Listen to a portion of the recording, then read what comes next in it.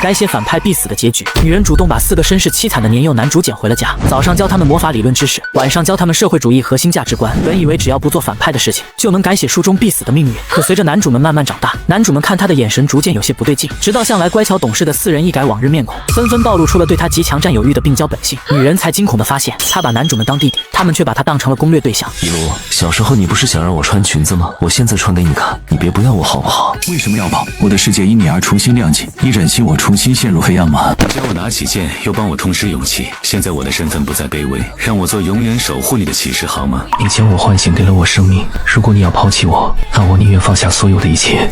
只因一路穿进了一本名为《圣斯洛魔法学院的天才们》的西幻小说中，成为了书里的恶毒女配不老魔女。原剧情中，原主在暗地里研究摄人魂魄的黑魔法，用神器发现主角们身上有强大的力量后，于是通过神器的定位，把还年幼的男主们抓起来，想要将其炼化。期间各种折磨，后面男主们纷纷逃脱，直到10年后，原主就被记仇的男主之一复仇杀死了。当时一路刚穿过来时，发现剧情还没开始，于是机智的他马上就搬到了大陆最东方的边陲小镇，做一个隐居森林的避世魔女，试图躲过剧情，没想到却躲不过必要的剧情点，还是让他遇到了其中一个年幼的男主。此时巷子深处，一个瘦弱的小孩靠坐在墙边，正大口咀嚼着手里的甜甜圈。快速吃完后，他刚想站起来，肩膀却被摁住了。我的甜甜圈好吃吗？小孩警惕抬头，只看到斗篷里模糊不清的面孔。一路垂眸看他思绪翻涌间有些出神，面前这个抢他甜甜圈的小孩，正是男主之一德莱尔维斯。他是维斯国王室最小的皇子，今年才6岁。小德莱尔生母是个犯了重罪的死囚，因为身份不被王室接受，于是他被秘密流放到了大陆最偏远的地方。这些人想让年幼的德莱尔自生自灭，可他非但没有灭亡，反而在鱼龙混杂的平民地区越来越疯长。他在极度艰难的成长环境下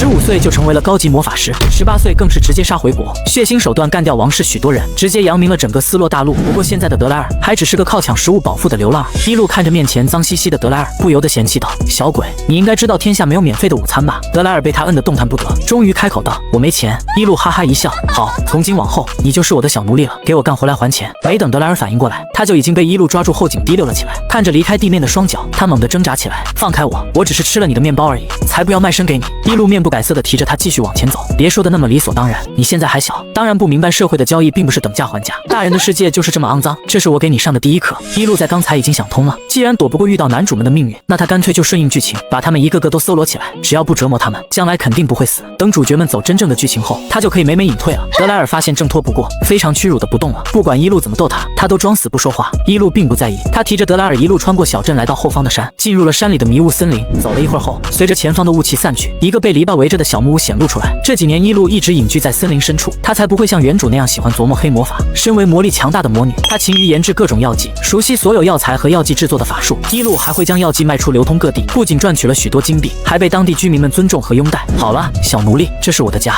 以后你就在这里生活了。一路把德莱尔放下来后，德莱尔脸都气红了。德莱尔喂，说到这他愣了下，没说出自己的姓氏。德莱尔是我的名字，我不是你的奴隶，我可以帮你干活，等还完债我就走。一路笑道：“好好好，德莱尔，不过你先别干活，你太脏了，洗完澡再工作，别弄脏我的房子。”德莱尔现在还是个有些顽皮的孩子，他哼了声：“你还说我脏？你穿个斗篷不是人，是不是奇丑无比？你这个怪人！”一路哈哈笑个不停，随后他将兜帽摘了下来，随着兜帽落下，如瀑布般的黑色长发倾泻而下。德莱尔的视线猝不及防对进了那双雾灰色的桃花眼中，苍白的皮肤给一路精致又美艳的容貌添了一些清乐，可她天生含笑的桃花眼和左眼睑下的泪痣又让人感觉多情。她不像是隐居的不死魔女，更像是生长于天地灵力之间的神秘精灵。我叫一路，是个魔女哦，看到我的真面目害怕了吧？一路点了一下看呆的德莱尔额头，走了，去洗澡。德莱尔都已经跟着一路进了木屋，才后知后觉的反应过来，他气得跺脚：“我才没有害怕，我只是觉得你应该不吃人而已。”一路闻言，手里的药水都差点没拿稳，他哭笑不得。魔女一族天生带有不死魔力，是非常强大的存在，于是就被人类忌惮，从而传出许多夸张的谣言。一路将手里的药水倒进刚放满热水的浴桶，绿色的药水瞬间将桶里的水染成深绿色，像是在炼制毒药一样。一路回头看站在浴室门口踌躇的德莱尔，嘴角勾起一抹微笑，紧接着语气故作森然道：“小鬼，我当然不吃人，但我喜欢把人炼化成药水，你这种年幼的小孩是我最喜欢的药材。”德莱尔的瞳孔猛地放大，下意识就想逃跑，被一路轻而易举抓住后拉到了浴桶跟前，他的笑声止也止不住，哈哈哈，逗你的，瞧你胆小的样子，这是加了药水的洗澡水了，你脏死了，赶紧给我洗个澡。德莱尔气得脸颊鼓鼓的，他太单纯，很容易被一路骗到，这让一路有种新奇感。德莱尔看向一直盯着自己的一路，终于有些难以启齿的开口道：“你出去啊！”一路这才恍然过来，德莱尔虽然才6岁，但养孩子要从小培养男女有别意识，还是要注重孩子自尊心的。有事喊我哦。说完，伊露就从浴室中出来了。门关上后，德莱尔松了口气，他将衣服脱下，露出身上密密麻麻的伤痕。1年前，德莱尔被王室的人流放到这个大陆最偏远的地方，为了生存，他每天混迹在鱼龙混杂的黑市和赌场，靠着抢来的食物饱腹，即使躲得很快，也经常被抓住毒打。从没有人像伊露这样，嘴上说让他还债，却没对他进行打骂，还把他带回了家。看着冒着绿泡的浴桶，德莱尔深吸一口气，一个猛子钻了进去，并没有想象中的滚烫和碰到伤口后的疼痛。德莱尔泡进水里后，浑身被一股温暖的力量包围，温和的魔力在他身上流窜，他的新伤口肉眼可见的快速结痂了。德莱尔诧异的看了又看，终于明白了过来，这是伊露为了给他疗伤而加入的治愈药水。他嘴上嫌弃他脏，实际为他准备的很周全。想到这，德莱尔感觉心脏也暖洋洋的。过了一会儿，浴室的门打开了，裹着浴巾的德莱尔躲在门口，他将脑袋探出来，视线搜寻到了一旁的伊露，小声说道：“我没有衣服。”伊露低头看他，愣了一下。洗去脏污的德莱尔白白净净的，五官和眉眼很俊朗，但还太稚嫩，而且太瘦了。原书对德莱尔的描述是如火一样热烈的人，他行事阴晴不定，又易怒易暴躁。沉寂的心在遇到女主后燃烧起来，从此他只在女主面前表现的傲娇又开朗。现在这团还很弱小的火苗落入了伊露手中，伊露在心里叹了口气，虽然将来是无所不能的男主角，但目前还只是个没什么心眼的可怜妻子，他就当在漫长人生中找些好事做，认真养孩子吧。伊露将手里的衣服举起来，是个小裙子，这是我小时候的衣服，你先穿着吧。说着，他还把裙子放在德莱尔身前比划了下，一脸认真的点头道：“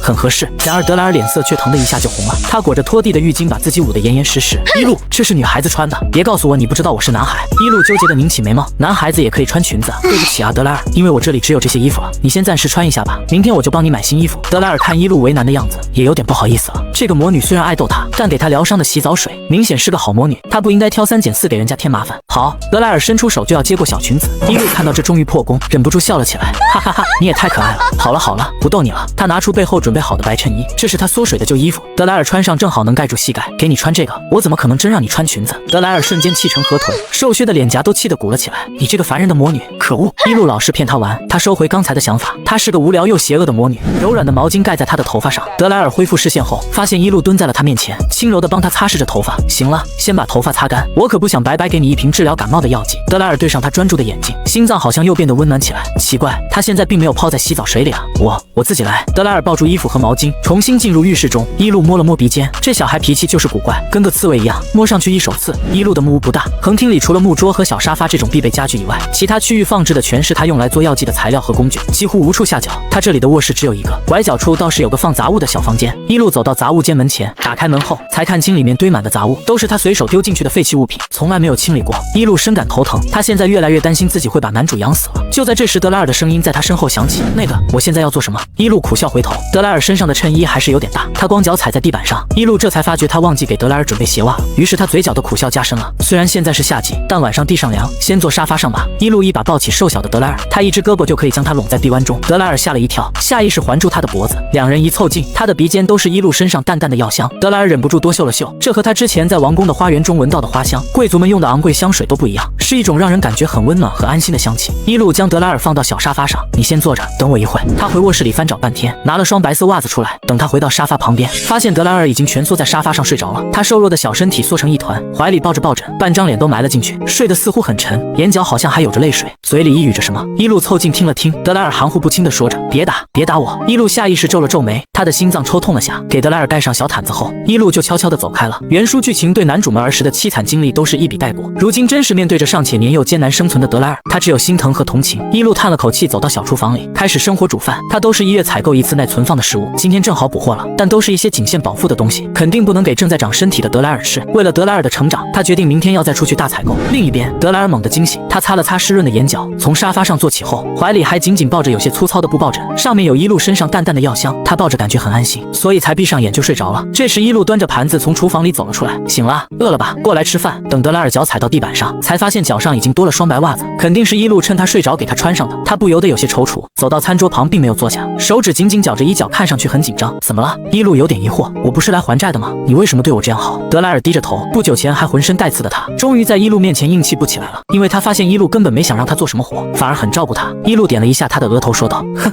小鬼，你还没反应过来吗？我其实是个人贩子，专门管你这种无家可归的小可怜，就等你长大后对我有用了，再狠狠压榨你。你现在又瘦又弱，我能指望你什么？”伊露不等德莱尔反应，一下抱起他放到椅子上，然后将冒着热气的甜汤汤和烤好的面包推到他面前，语气却依旧古怪。反正你现在是我的人了，不过我可没有压榨孩子的癖好，给我好好吃饭，长大后有你被我奴役的时候。德莱尔不用过脑子就能听出，伊露这是又在说逗他的反话，他肯定在一开始就没想让他还债。他愣愣地看着眼前散发香味的甜汤，饥一顿饱一顿的胃早已饿得抽疼，手的速度比他正在思考的脑子更快。等反应过来时，他已经狼吞虎咽地把面前的食物吃了大半。一直看着他的伊露见状撇了撇嘴，他递过去一杯温水，刚恢复正常饮食，不能吃太多，这几天先吃清淡点。德莱尔接过杯子，将水一饮而尽。他抬起头看向面前的人，理智和思绪终于回笼。伊露在屋顶暖光色吊灯的照明下，仿佛身披了层金纱。明明她只是穿着普通的白色粗布长裙，德莱尔却觉得她其实是天堂上高贵的神明。德莱尔想，这哪是人贩子，这是拯救他的神。伊露收拾好了碗筷，架着德莱尔的腰将他抱起来。很晚了，该睡觉了。德莱尔发觉自己又悬空起来，梗着脖子道：“你别再抱我了，我能自己走路。”伊露又哈哈笑起来，他已经享受起来抱孩子的乐趣，于是道：“好吧，等你长胖长高，我就不抱你了。”瘦得像骨架子一样的小孩没有拒绝的权利。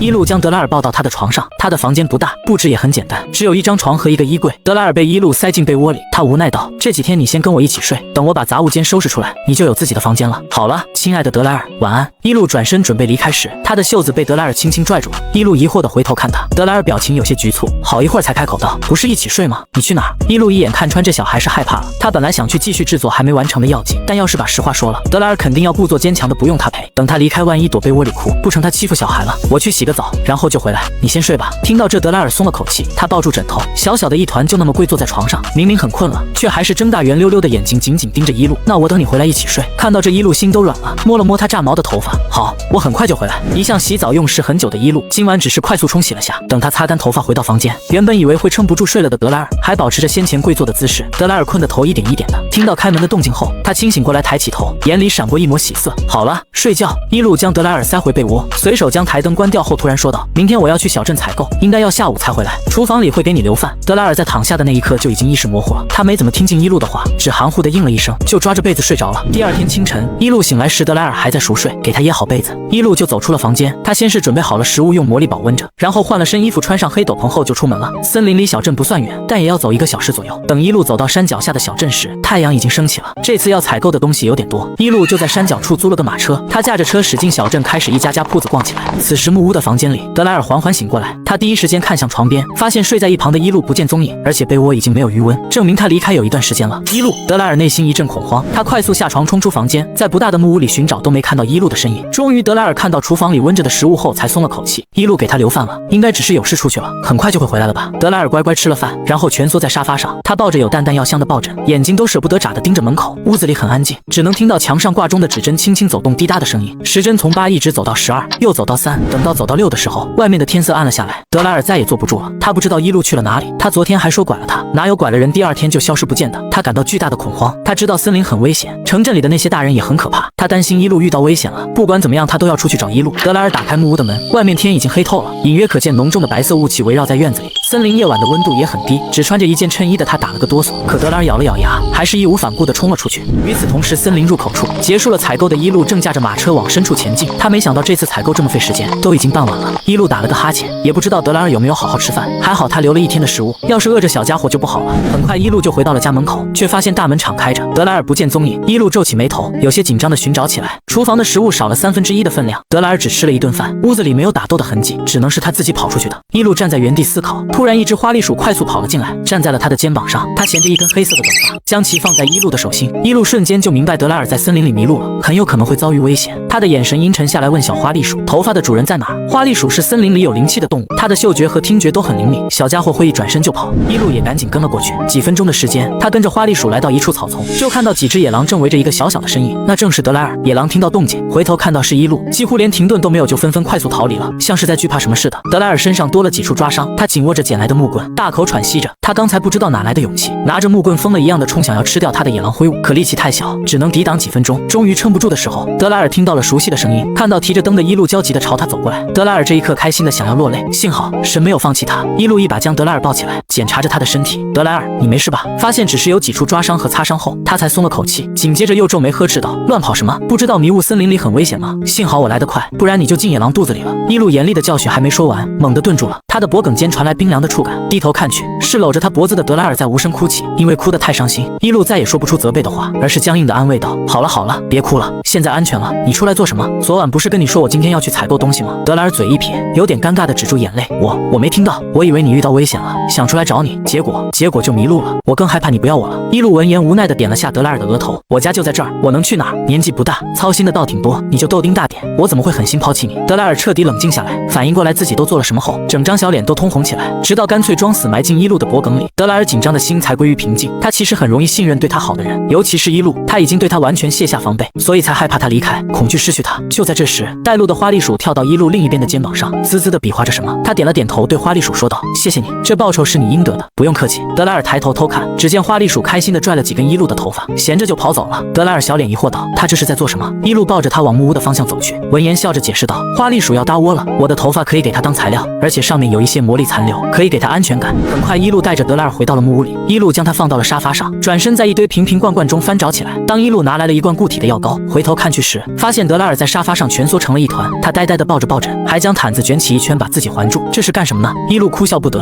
他将抱枕和毯子拽走，然后半搂着德莱尔在他怀里，打开罐子取出里面的药膏，涂抹在德莱尔的伤口处。德莱尔耳朵尖红红的，他一闻到有伊路味道的东西，就忍不住抱起来，想起那只花栗鼠。德莱尔恍惚觉得他也是在搭窝，伊路和他的一切都能给他安全感。伊路没注意到怀里小孩的情绪变化，药膏涂抹在伤患处的片刻，伤口就结痂变淡了。这是高级的外伤药，包括昨天倒进德莱尔洗澡水里的药剂，都是在大陆市面上千金难求的治愈药物，一路一瓶就能卖出上万金币。谁能想到刚开始养德莱尔才1天，就直接用掉了2份。养孩子真是个精细的活，只是一个娃就够让人操心了。一路不由得开始担忧起以后遇到另外3个男主的日子。看着德莱尔身上的衬衣都脏了，一路撇撇嘴，故作嫌弃道：“昨天才洗干净，今天又变成小泥猫了。”随后一路有些兴奋地拿出给他买的新衣服，看，小熊睡衣。一路拿起一套绣着棕色小熊的儿童睡衣，眼睛都亮了起来。考虑到孩子身体长得快，他这次出去采购也只是给德莱尔买了3箱的衣服而已，4季的各种款式和风格都有，这1年不愁穿了。可德莱尔不太明白一路兴奋的点，他只是愣愣地看着他亮亮的双眼。今天他的心情起伏太大，导致大脑有点宕机，身体只是一味地跟着一路的指示走。等迷迷糊糊重启思维后，德莱尔已经洗完澡，还穿上了那套小熊睡衣。他太瘦了，穿最小的尺码还是有些宽松。很晚了，休息吧，今晚给你讲睡前故事。说着，一路抱起了德莱尔。德莱尔已经免疫一路时不时就把他整个抱在臂弯里了，但听到睡前故事，他的眼里充满期待。他的母亲生下他后没多久就死了，他在无人问津的宫殿里孤独了很久。3岁时有一天偷偷出门，看到了同父异母的哥哥正缠着自己的母亲要听故事。德莱尔躲在门后偷偷听着，故事的内容他已经忘了，他只记得哥哥母亲温柔的笑声，还有哥哥撒娇的声音。从那以后，德莱尔才知道，原来世界很精彩，不仅有真实可见的东西，还有存在于人们讲述中的故事。一路将德莱尔抱到床上，给他盖上被子后，发现他的眼睛一直睁得溜圆。一路轻轻抚摸着德莱尔的额头，用缓慢又柔和的嗓音轻声对他说道：“好了，开始讲了。”从前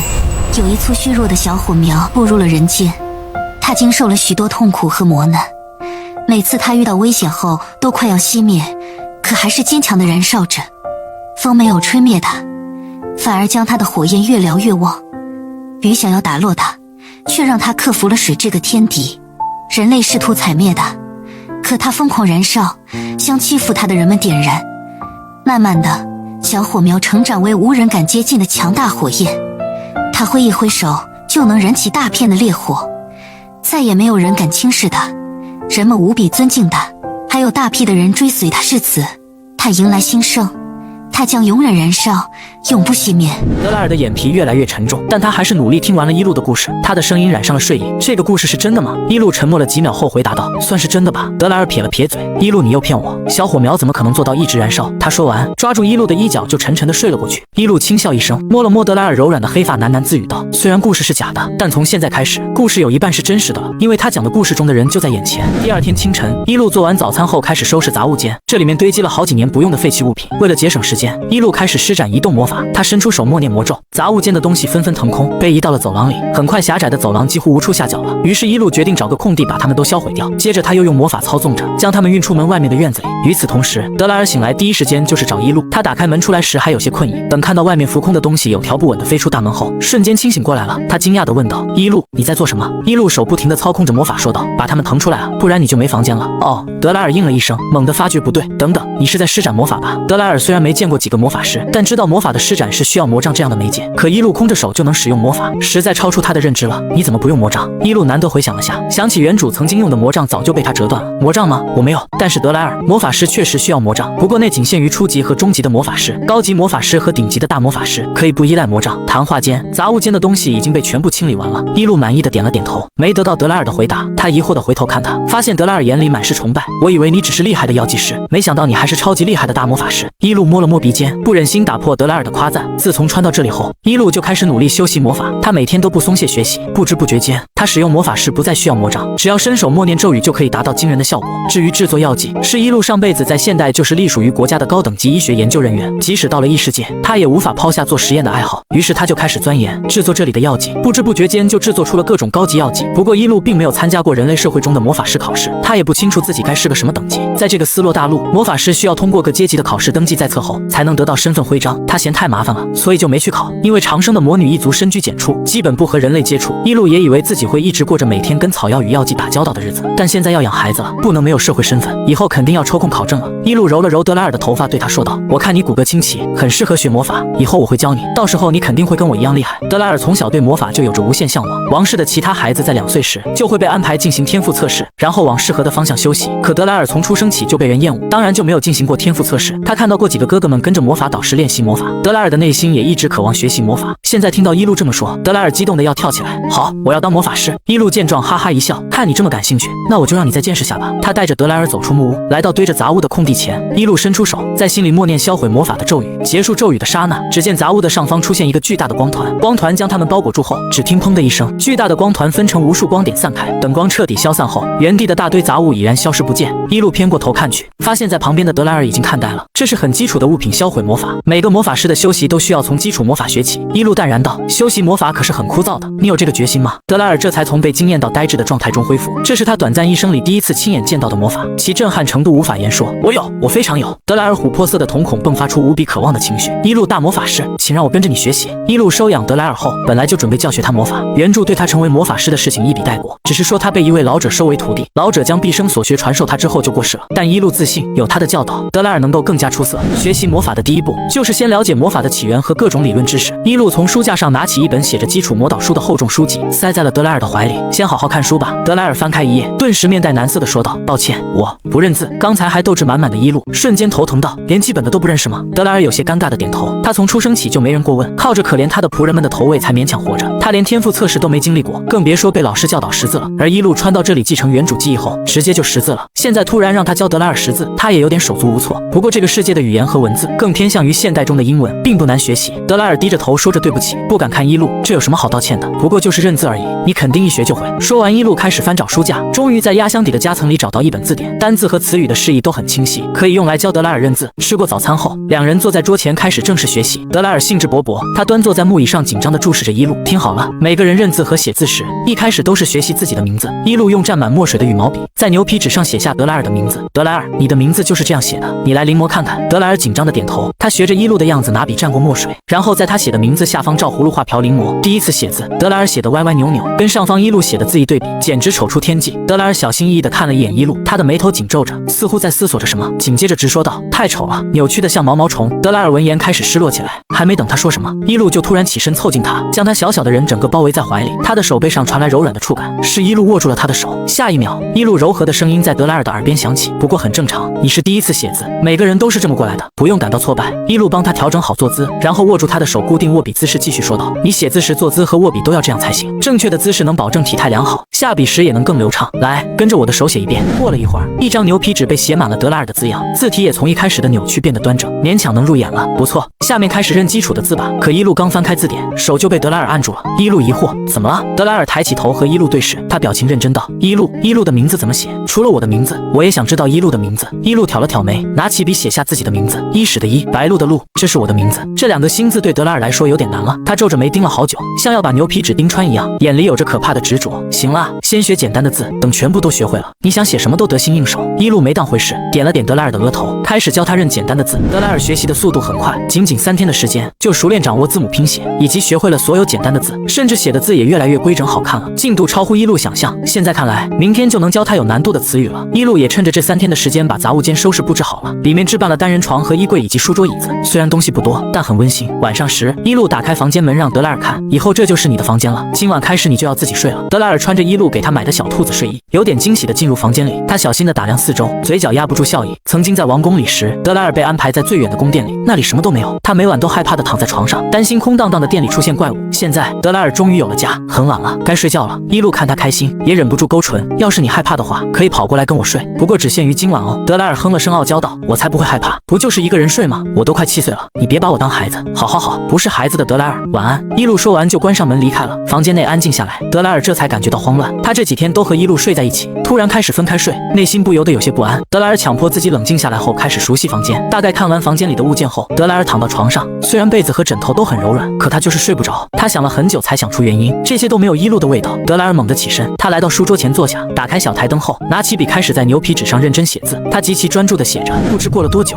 此时已经是深夜，一路终于炼制完了新的药剂。他伸了个懒腰，突然想起德莱尔，今晚他刚开始和他分开睡，不知道睡得好不好，于是他决定去看看。一路悄悄推开德莱尔的房门，发现书桌上的小台灯开着，而德莱尔居然伏在桌案上睡着了。一路看着趴在桌上的一小团，有些无奈。德莱尔睡得很熟，即使一路将他抱起来放到床上盖好被子，他也只是下意识调整了个舒服的姿势，继续沉沉的睡着，真让人操心。一路轻声叹息后，他回到书桌旁想关上台灯，发现桌上散着好几张写满字的牛皮纸，刚想感慨德莱尔真是用功，下一秒看清了纸上的字。牛皮纸上每张纸都只写满一路2个字。一路醉了，无用功。虽然嘴上这么说，但一路还是帮德莱尔收拾好书桌。离开房间前，他来到床边，抚摸了一下德莱尔柔软的黑发，然后轻轻在他额头落下一吻。晚安，德莱尔。平静的日子过得很快，又到了1月1次的采买日。一路带着德莱尔来到小镇的一家面包铺子前，面包铺子的老板将2大袋的面包递给一路，他照常拿出一个甜甜圈。一路大人，你这次买的量比之前多了1倍呢，给赠品。这次一路没接，他看向旁边同样披着斗篷的德莱尔，你拿着吃吧。老板这才注意到他旁边的小人，惊讶道，原来你有孩子了，都这么大了。德莱尔对这个小镇的所有居民都没什么好印象，他一声不吭地拿过甜甜圈，有点紧张地抓住一路的衣角。一路感知到德莱尔的情绪，于是快速和面包铺老板告别，然后带着他往前方走。一路边走边调侃德莱尔，你非要跟我一起出来，结果又怕人。德莱尔咬着甜甜圈，哼哼唧唧的不说话。这1个月以来，德莱尔已经完全将字认全。他识字后就开始看一路给的基础魔导书，他读书的速度很快，几本基础类的书都读完了。一路决定开始实践教学，今天出门除了采购必需品外，还要给德莱尔准备一个趁手的魔杖，顺带测试一下他体内的魔力天赋。7拐8拐后，一路带着德莱尔来到一条巷子的最深处，这里有一家鲜少有人光顾的魔法店铺，店门口上挂着等价等物交换的木牌子，还有一只猫头鹰倒立在房檐上。见有人来了，急促地叫了几声，一路用腾出来的一只手推开门，店内的光线很阴暗，四面墙壁都嵌着高至房顶的木架，中间的地方有一个半开放式的桌台，台后坐着一个醉醺醺的中年女人。她听到动静费劲地抬起头看过来，好一会儿才分辨出来人是谁。一路小姐。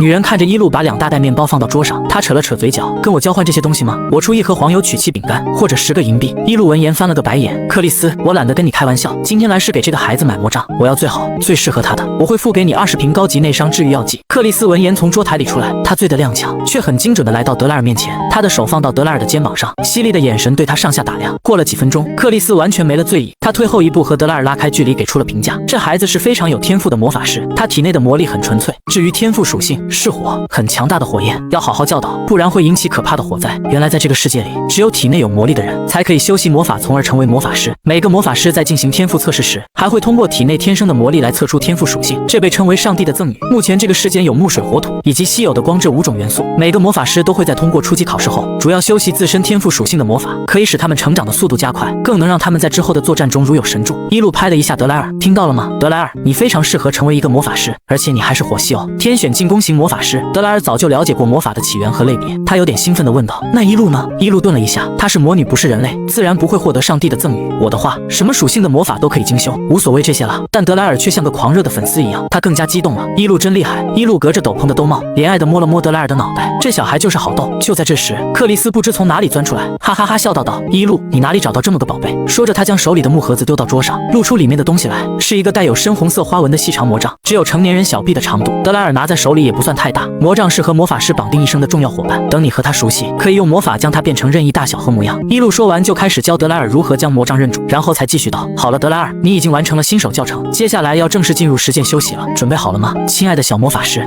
男孩此生最大的心愿就是被养大自己的魔女吸干魔力，然后在他怀里幸福的死去。然而如此简单的心愿却始终无法实现，只因为和他有同样想法的人还有另外3个男主。原来女孩穿成了不老魔女，是小说中折磨男主们最后被嘎掉的恶毒女配。在发现剧情还没开始后，她马上搬到了边陲小镇，试图帮男主们减少自己这一关磨难，结果还是遇到了年幼的男主。面前这个抢她甜甜圈的小孩就是男主之一的德莱尔，他是维斯国王室最小的皇子，今年才6岁。由于生母犯了重罪，他就被秘密流放到了大陆最偏远的地方，在极度艰难的成长环境下，年仅15岁就成了高级魔法师，18岁后更是直接杀回国，扬名整个斯洛大陆。不过如今的格莱尔还只是个靠抢食物饱腹的流浪儿。一路看着面前脏兮兮的小男孩，一脸嫌弃：“小鬼，你应该知道天下没有免费的午餐吧？”格莱尔被他摁得动弹不得。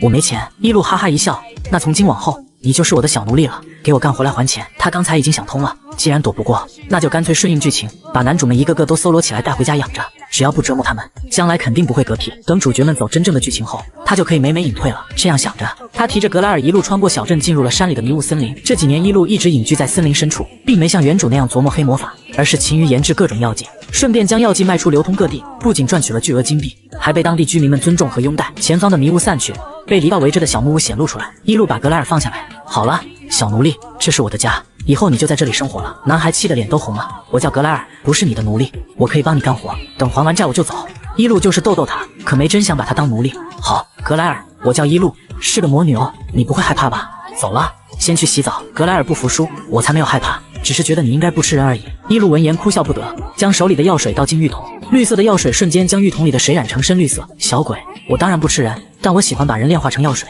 你这种年幼的小孩是我最喜欢的药材。格莱尔瞳孔猛地放大，下意识就想逃跑，被一路轻而易举抓住后拉到浴桶跟前。哈哈哈，逗你的，瞧你胆小的样子。哈哈哈，他的眼角都渗出泪水，苍白的脸色多了些红润。格莱尔又气得脸颊鼓鼓，他太单纯，很容易被骗到，这让一路有种新奇感。这就是养孩子玩的快乐吗？格莱尔看着他，终于有些难以启齿的开口：“你出去啊！”一路这才恍然过来，养孩子要从小培养男女有别意识，他还是要注重孩子自尊心的，于是果断关门出去。格莱尔终于松了口气，将衣服脱下，露出身上密密麻麻的伤痕。1年前他被王室的人流放到这里，为了生存每天混迹在鱼龙混杂的黑市和赌场，靠着抢来的食物饱腹，即便躲得很快，也经常被抓住毒打。从没有人像一路这样，嘴上说让他还债，却没对他进行打骂，还把他带回了家。看着冒着绿泡的浴桶，格莱尔深吸口气，一个猛子钻了进去，并没有想象中的滚烫和碰到伤口后的疼痛。他感觉浑身被一股温暖的力量包围，温和的魔力在身上流窜，新伤口肉眼可见的快速结痂了。格莱尔明白过来，这是治愈药水，感觉心里暖洋洋的。明明没泡多久，脸和耳朵却通红。他将半张脸沉入水里，迷迷糊糊认为应该是药效的原因。过了会儿，他裹着浴巾站在门口，小声说道：“我没有衣服。”一路见状愣了下，洗去脏污的格莱尔白白净净的，五官和眉眼很俊朗，但还太稚嫩，完全就是惹人怜爱的可爱孩子。原书对他的描述是如火一样热烈的人，行事阴晴不定又易怒易暴躁。沉寂的心在遇到女主后燃烧起来，从此只在女主面前表现的傲娇又开朗。现在这团还很弱小的火苗落入了一路手中，他决定不再让火苗忽明忽灭，他要让他在防风的壁炉中帮他缓缓将火焰升腾，再肆意燃烧。一路将手里的小裙子举起来：“这是我小时候的衣服，你先穿着吧。”格莱尔脸色疼的一下就红了：“这是女孩子穿的，别告诉我你不知道我是男孩子。”一路纠结的拧起眉毛：“男孩子也可以穿裙子啊？”“对不起啊，格莱尔，因为我这里只有这些衣服了，你先暂时穿一下吧，明天我就帮你买新衣服。”格莱尔见他为难的样子，也有点不好意思了，于是伸出手就要接过小裙子。一路终于破防，忍不住笑出声：“哈哈哈，你也太可爱了。好了，不逗你了。”他拿出自己缩水的白衬衣：“给你穿这个，我怎么可能真让你穿裙子？”格莱尔瞬间气成河豚：“你这个烦人的魔女！”软软的毛巾盖在他的头发上，一路蹲在他面前，轻柔地帮他擦拭着头发：“行了，先把头发擦干，我可不想白白给你一瓶治疗感冒的药剂。”格莱尔对上他专注的眼睛，心脏好像又变得温暖起来：“我自己来。”他抱住衣服和毛巾，重新进入浴室中，不一会儿便穿好衣服走了出来。“那个，我现在要做什么？”一路回头才发觉自己忘记给他准备鞋袜了。“先坐沙发上等我一会儿吧。”他回卧室翻找了半天，自己的鞋子都太大了，最后只能拿了双白色袜子。等回到沙发旁边，发现格莱尔已经蜷缩在沙发上睡着了，他瘦弱的身体缩成一团，眉头紧皱着，眼角好像还有着泪水，嘴里含糊不清地说着：“别打，别打我。”一路皱眉，心脏抽痛了一下，然后给男孩盖上小毯子，悄悄地走开了。他走到小厨房里，开始生火煮饭。自己平时都是1月采购一次可以饱腹的东西，但这些肯定不能给正在长身体的格莱尔吃，于是决定明天要再出去大采购。格莱尔猛地惊醒，从沙发上坐起后，怀里还紧紧抱着有些粗糙的布抱枕，上面有一路身上淡淡的药香，让人安心。醒了。一路端着盘子从厨房里出来：“饿了吧？过来吃饭。”等格莱尔脚踩到地板上，才发现脚上已经多了双白袜子，肯定是一路趁他睡着给他穿上的。他踌躇着走到餐桌旁：“我不是来还债的吗？你为什么对我这样好？”一路点了一下他的额头：“小鬼，你还没反应过来吗？我其实是个人贩子，专门拐你这种无家可归的小可怜，等你长大后再狠狠压榨你。”接着不等格莱尔反应，一下抱起他放到椅子上，将冒着热气的甜汤和烤好的面包推到他面前：“反正你现在是我的人了，不过我可没有压榨孩子的癖好，给我好好吃饭，长大后有你被我奴役的时候。”格莱尔不用过脑子就能听出一路这人又在说逗他的反话，愣愣地看着眼前散发香味的甜汤，等反应过来时，已经狼吞虎咽地把面前的食物吃了大半。一直看着他的一路见状撇了撇嘴：“递过去一杯温水。哎呦，慢点吃，刚恢复正常饮食，不能吃太多，这几天先吃清淡点。格莱尔接过杯子，将水一饮而尽，接着抬起头看向面前的人。明明只是穿着普通的白色粗布长裙，却像是天堂上高贵的神明，只要看一眼深陷泥泞中的人类，就能让那人奉他为至高无上的信仰。一路收拾好了碗筷，架着格莱尔的腰，将他抱到他的床上。这几天你先跟我一起睡，等我把杂物间收拾出来，你就有自己的房间了。他转身准备离开时，袖子被格莱尔轻轻拽住，男孩表情有些局促，好一会才开口：“不是一起睡吗？你去哪儿？”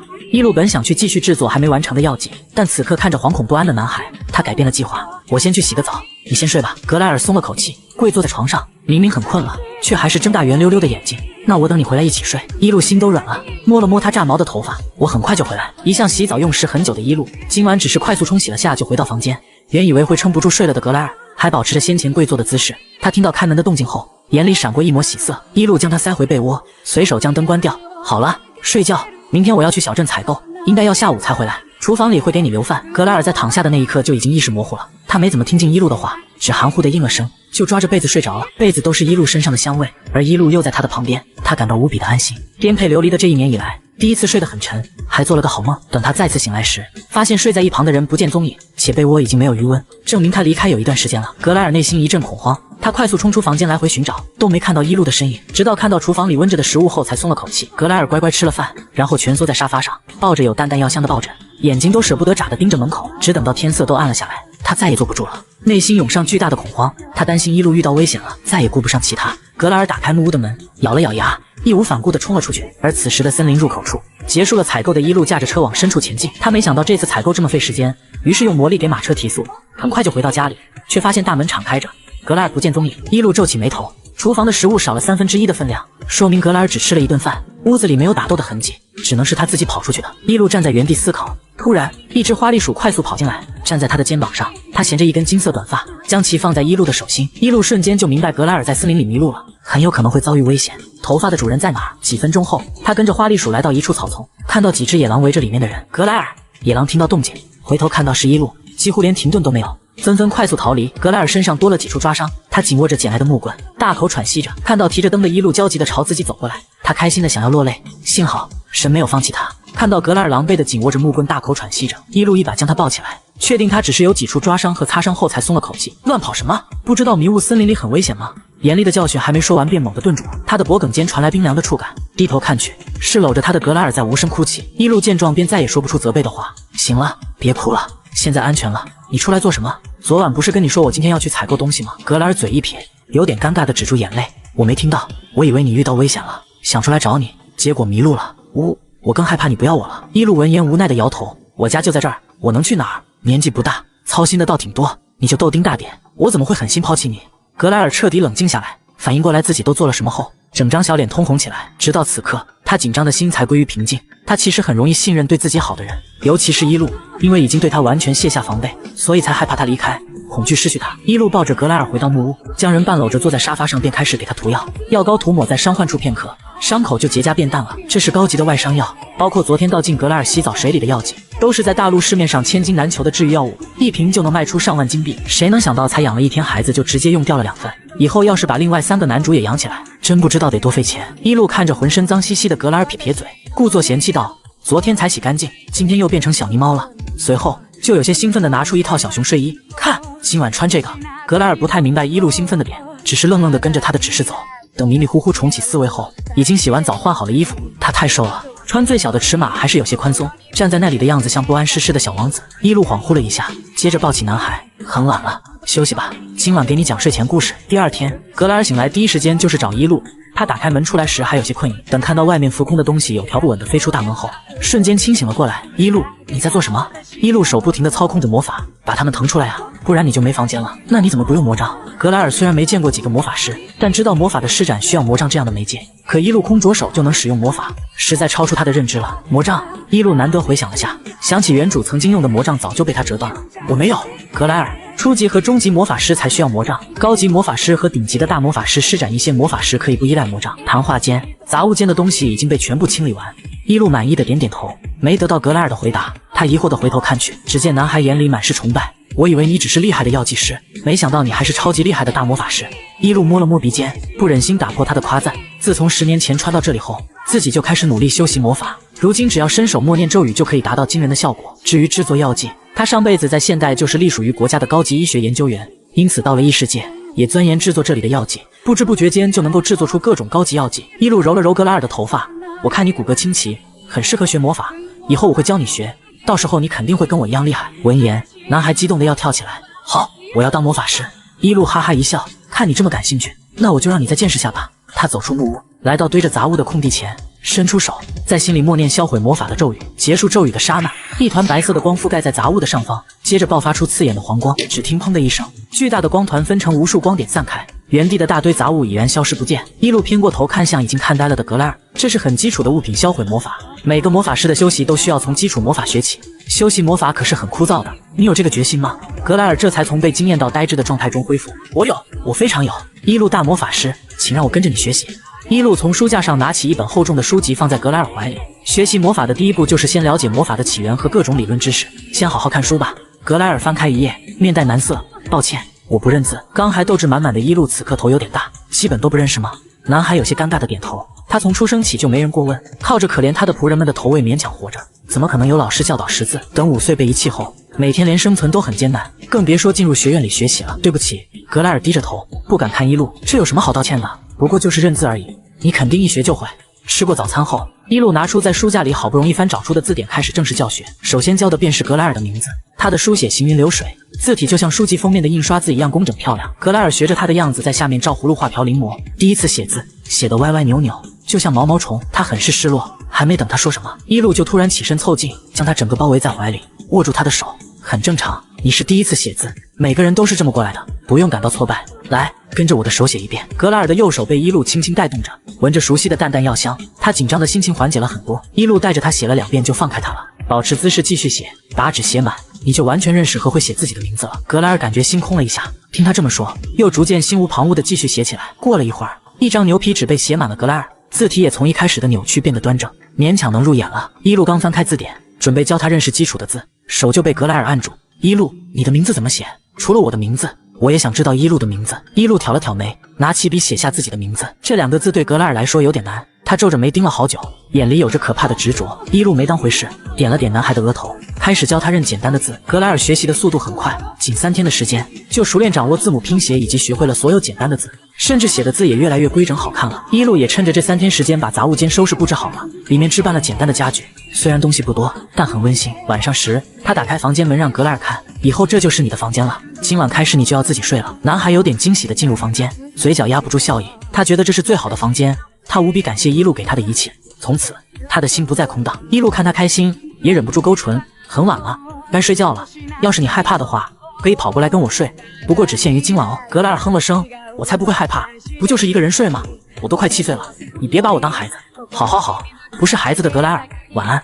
一路说完就关上门离开了。房间内安静下来，男孩这才感觉到慌乱。他躺到床上，被子和枕头都很柔软，可就是睡不着。他想了很久才想出原因，这些都没有一路的味道。格莱尔猛地起身，来到书桌前，拿起笔开始在牛皮纸上认真写字。他极其专注地写着，一笔一画的生怕出错，像是在誓言书上签字一样，落笔时无比虔诚。夜深了，一路终于炼制完了新的药剂。他想起格莱尔，不知道他睡得好不好，悄悄推开男孩的房门，发现他居然伏在桌案上睡着了。一路有点无语，将他抱到床上盖好被子，回到书桌旁想关上台灯，发现桌上散着好几张写满字的牛皮纸，纸上全都写满了一路的名字。平静的日子过得很快，1个月的时间，格莱尔已经完全认字和写得一手不错的字了。他识字后就开始阅读基础魔导书，几本基础类的书很快就读完了。一路决定开始实践教学，今天出门采买除了采购必需品外，还要给格莱尔准备一个趁手的魔杖，顺带测试一下他体内的魔力天赋。7拐8拐后，2人来到一家鲜有人光顾的魔法店铺。克里斯，今天来是给这个孩子买魔杖，我要最好最适合他的，我会付你20瓶高级内伤治愈药剂。克里斯从桌台里出来，将手放在格莱尔肩膀上，目光犀利地打量了他几分钟。这孩子是非常有天赋的魔法师，他体内的魔力很纯粹，属性则是火，很强大的火焰，要好好教导，不然会引起可怕的火灾。一路闻言拍了一下格莱尔，听到了吗？你非常适合成为一个魔法师，而且你还是火系哦，天选进攻型魔法师。格莱尔有点兴奋。那一路呢？一路顿了下，她是魔女，不会获得上帝的赠予，我什么属性的魔法都可以精修，无所谓这些了。男孩像个狂热的粉丝，更加激动了。一路真厉害，克里斯不知从哪里钻出来，将手里的木盒子丢到桌上，只见里面是一个带有深红色花纹的细长魔杖。伊路教格莱尔如何将魔杖认住。好了，格莱尔，你已经完成了新手教程，接下来要正式进入实践休息了，准备好了吗？亲爱的小魔法师。格莱尔闻言，双手紧握属于他的魔杖，中气十足的回应：准备好了，最强魔法师伊路大人。1天后，小镇后山的山顶上，伊路站在悬崖边上。格莱尔，飞行魔法师休息的基础，每个魔法师都要会飞起来，这样才能在之后的战斗中掌握主动权。他指了指悬崖下的高空，今天开始每天都要在这里练习飞行。昨晚我不是教给你飞行咒语了吗？来吧，飞吧。说完就把格莱尔推下了悬崖。格莱尔丝毫没有意外，他已经习惯伊路跳脱的教学方法，内心的紧张都荡然无存。等坠落到一半时，他在内心默念出咒语，心念之间手中的魔杖发出白色的光，飞行魔法召唤成功，他就这么悬浮在半空。伊路，我飞起来了，你看，我成功了。他死死盯着悬崖边上的人影，怕眼前的所有如同云层一样消散。下一秒，格莱尔猛地感到失重，整个人像断了线的风筝往下落去，没等他反应过来，就落入了一个温暖的怀抱，淡淡的药香将他拥了个满怀。起步不错，但要留神保持啊！一路抱着格莱尔往上飞，飞行魔法是有时效的，越强大飞行时间持续越长。你还是初学者，要注意间隔时间，咒语要多念几次。格莱尔紧紧与一路相拥着，高空之中，对方潋滟的桃花岩染上了一些水色，身后的云层随着他的飞起散开，像是降下凡尘来救赎他的神女。这一幕深深刻在了格莱尔的心中，让他永生难忘。一路抱着他飞回悬崖边上，这才发现他居然满目泪水。你怎么哭了？风沙很大吗？该不会是害怕了吧？格莱尔用力擦了擦眼睛，我才没有怕，我只是觉得飞行魔法很好，特别好，以后它就是我最喜欢的魔法了。一路抚平了他凌乱的头发，先休息下，我让你看看我最喜欢的魔法。他双手合十，紧闭双眼，放空思绪后默念出咒语。随着咒语的结束，淅淅沥沥的水滴落下，它们传播着治愈的魔力，使颓败的大地和植物变得生机勃勃。格莱尔感受到脸上的湿润，情不自禁地伸出手接住水滴，虎口上摩擦出来的小伤口瞬间被治愈不见。这是降下甘霖的魔法，它能给万物带来生机，像神明母亲的抚摸一般温柔，是我这一生最钟爱的魔法。一路微笑着伸手接住他降下来的甘霖雨露，只一小会的功夫，山间和小镇都已焕然一新，真如他所说般给予了人间生命的活力。格莱尔完全被这个魔法治愈了，他感觉内心无比平静和温暖。曾经他见到的人间是凶恶的环境，卑鄙的人类，而如今他觉得世间无比美好，这一切都因一路而改变，他也因一路而存在。转眼就是3年后的初夏，一路拿出一封信。3月初，他给自己和格莱尔报名了魔法师等级考试，如今收到了通知书，要在9月3号前到达莱布国。格莱尔对考试这件事没有异议，但他很疑惑一路为什么也要参加测试。一路心虚地摸了摸鼻尖，其实我是无证魔法师，毕竟你的监护人不能没有人类社会的身份，所以顺便也考下。第2天一早，他们就离开了迷雾森林，踏上了前往莱布国的路程。等出了所在小镇位于的小国家城门后，天已经黑透了。格莱尔坚持让一路先睡在帐篷里，自己来守夜，知道他性格执拗，一路也没跟他争。好吧，我先睡，等到后半夜换我来。这2天实在太累，他躺到帐篷里后很快就睡着了。格莱尔呆坐在火堆旁没多久，就听前面传来几道脚步声，见来人手里拿着大刀，他不悦地皱起眉毛。小鬼，马车里有什么值钱东西都交出来吧。几个络腮胡男人笑嘻嘻地说道。格莱尔第一时间看身后不远处的帐篷，见里面没什么动静，这才松了口气，接着面无表情地看向那几个人。想死吗？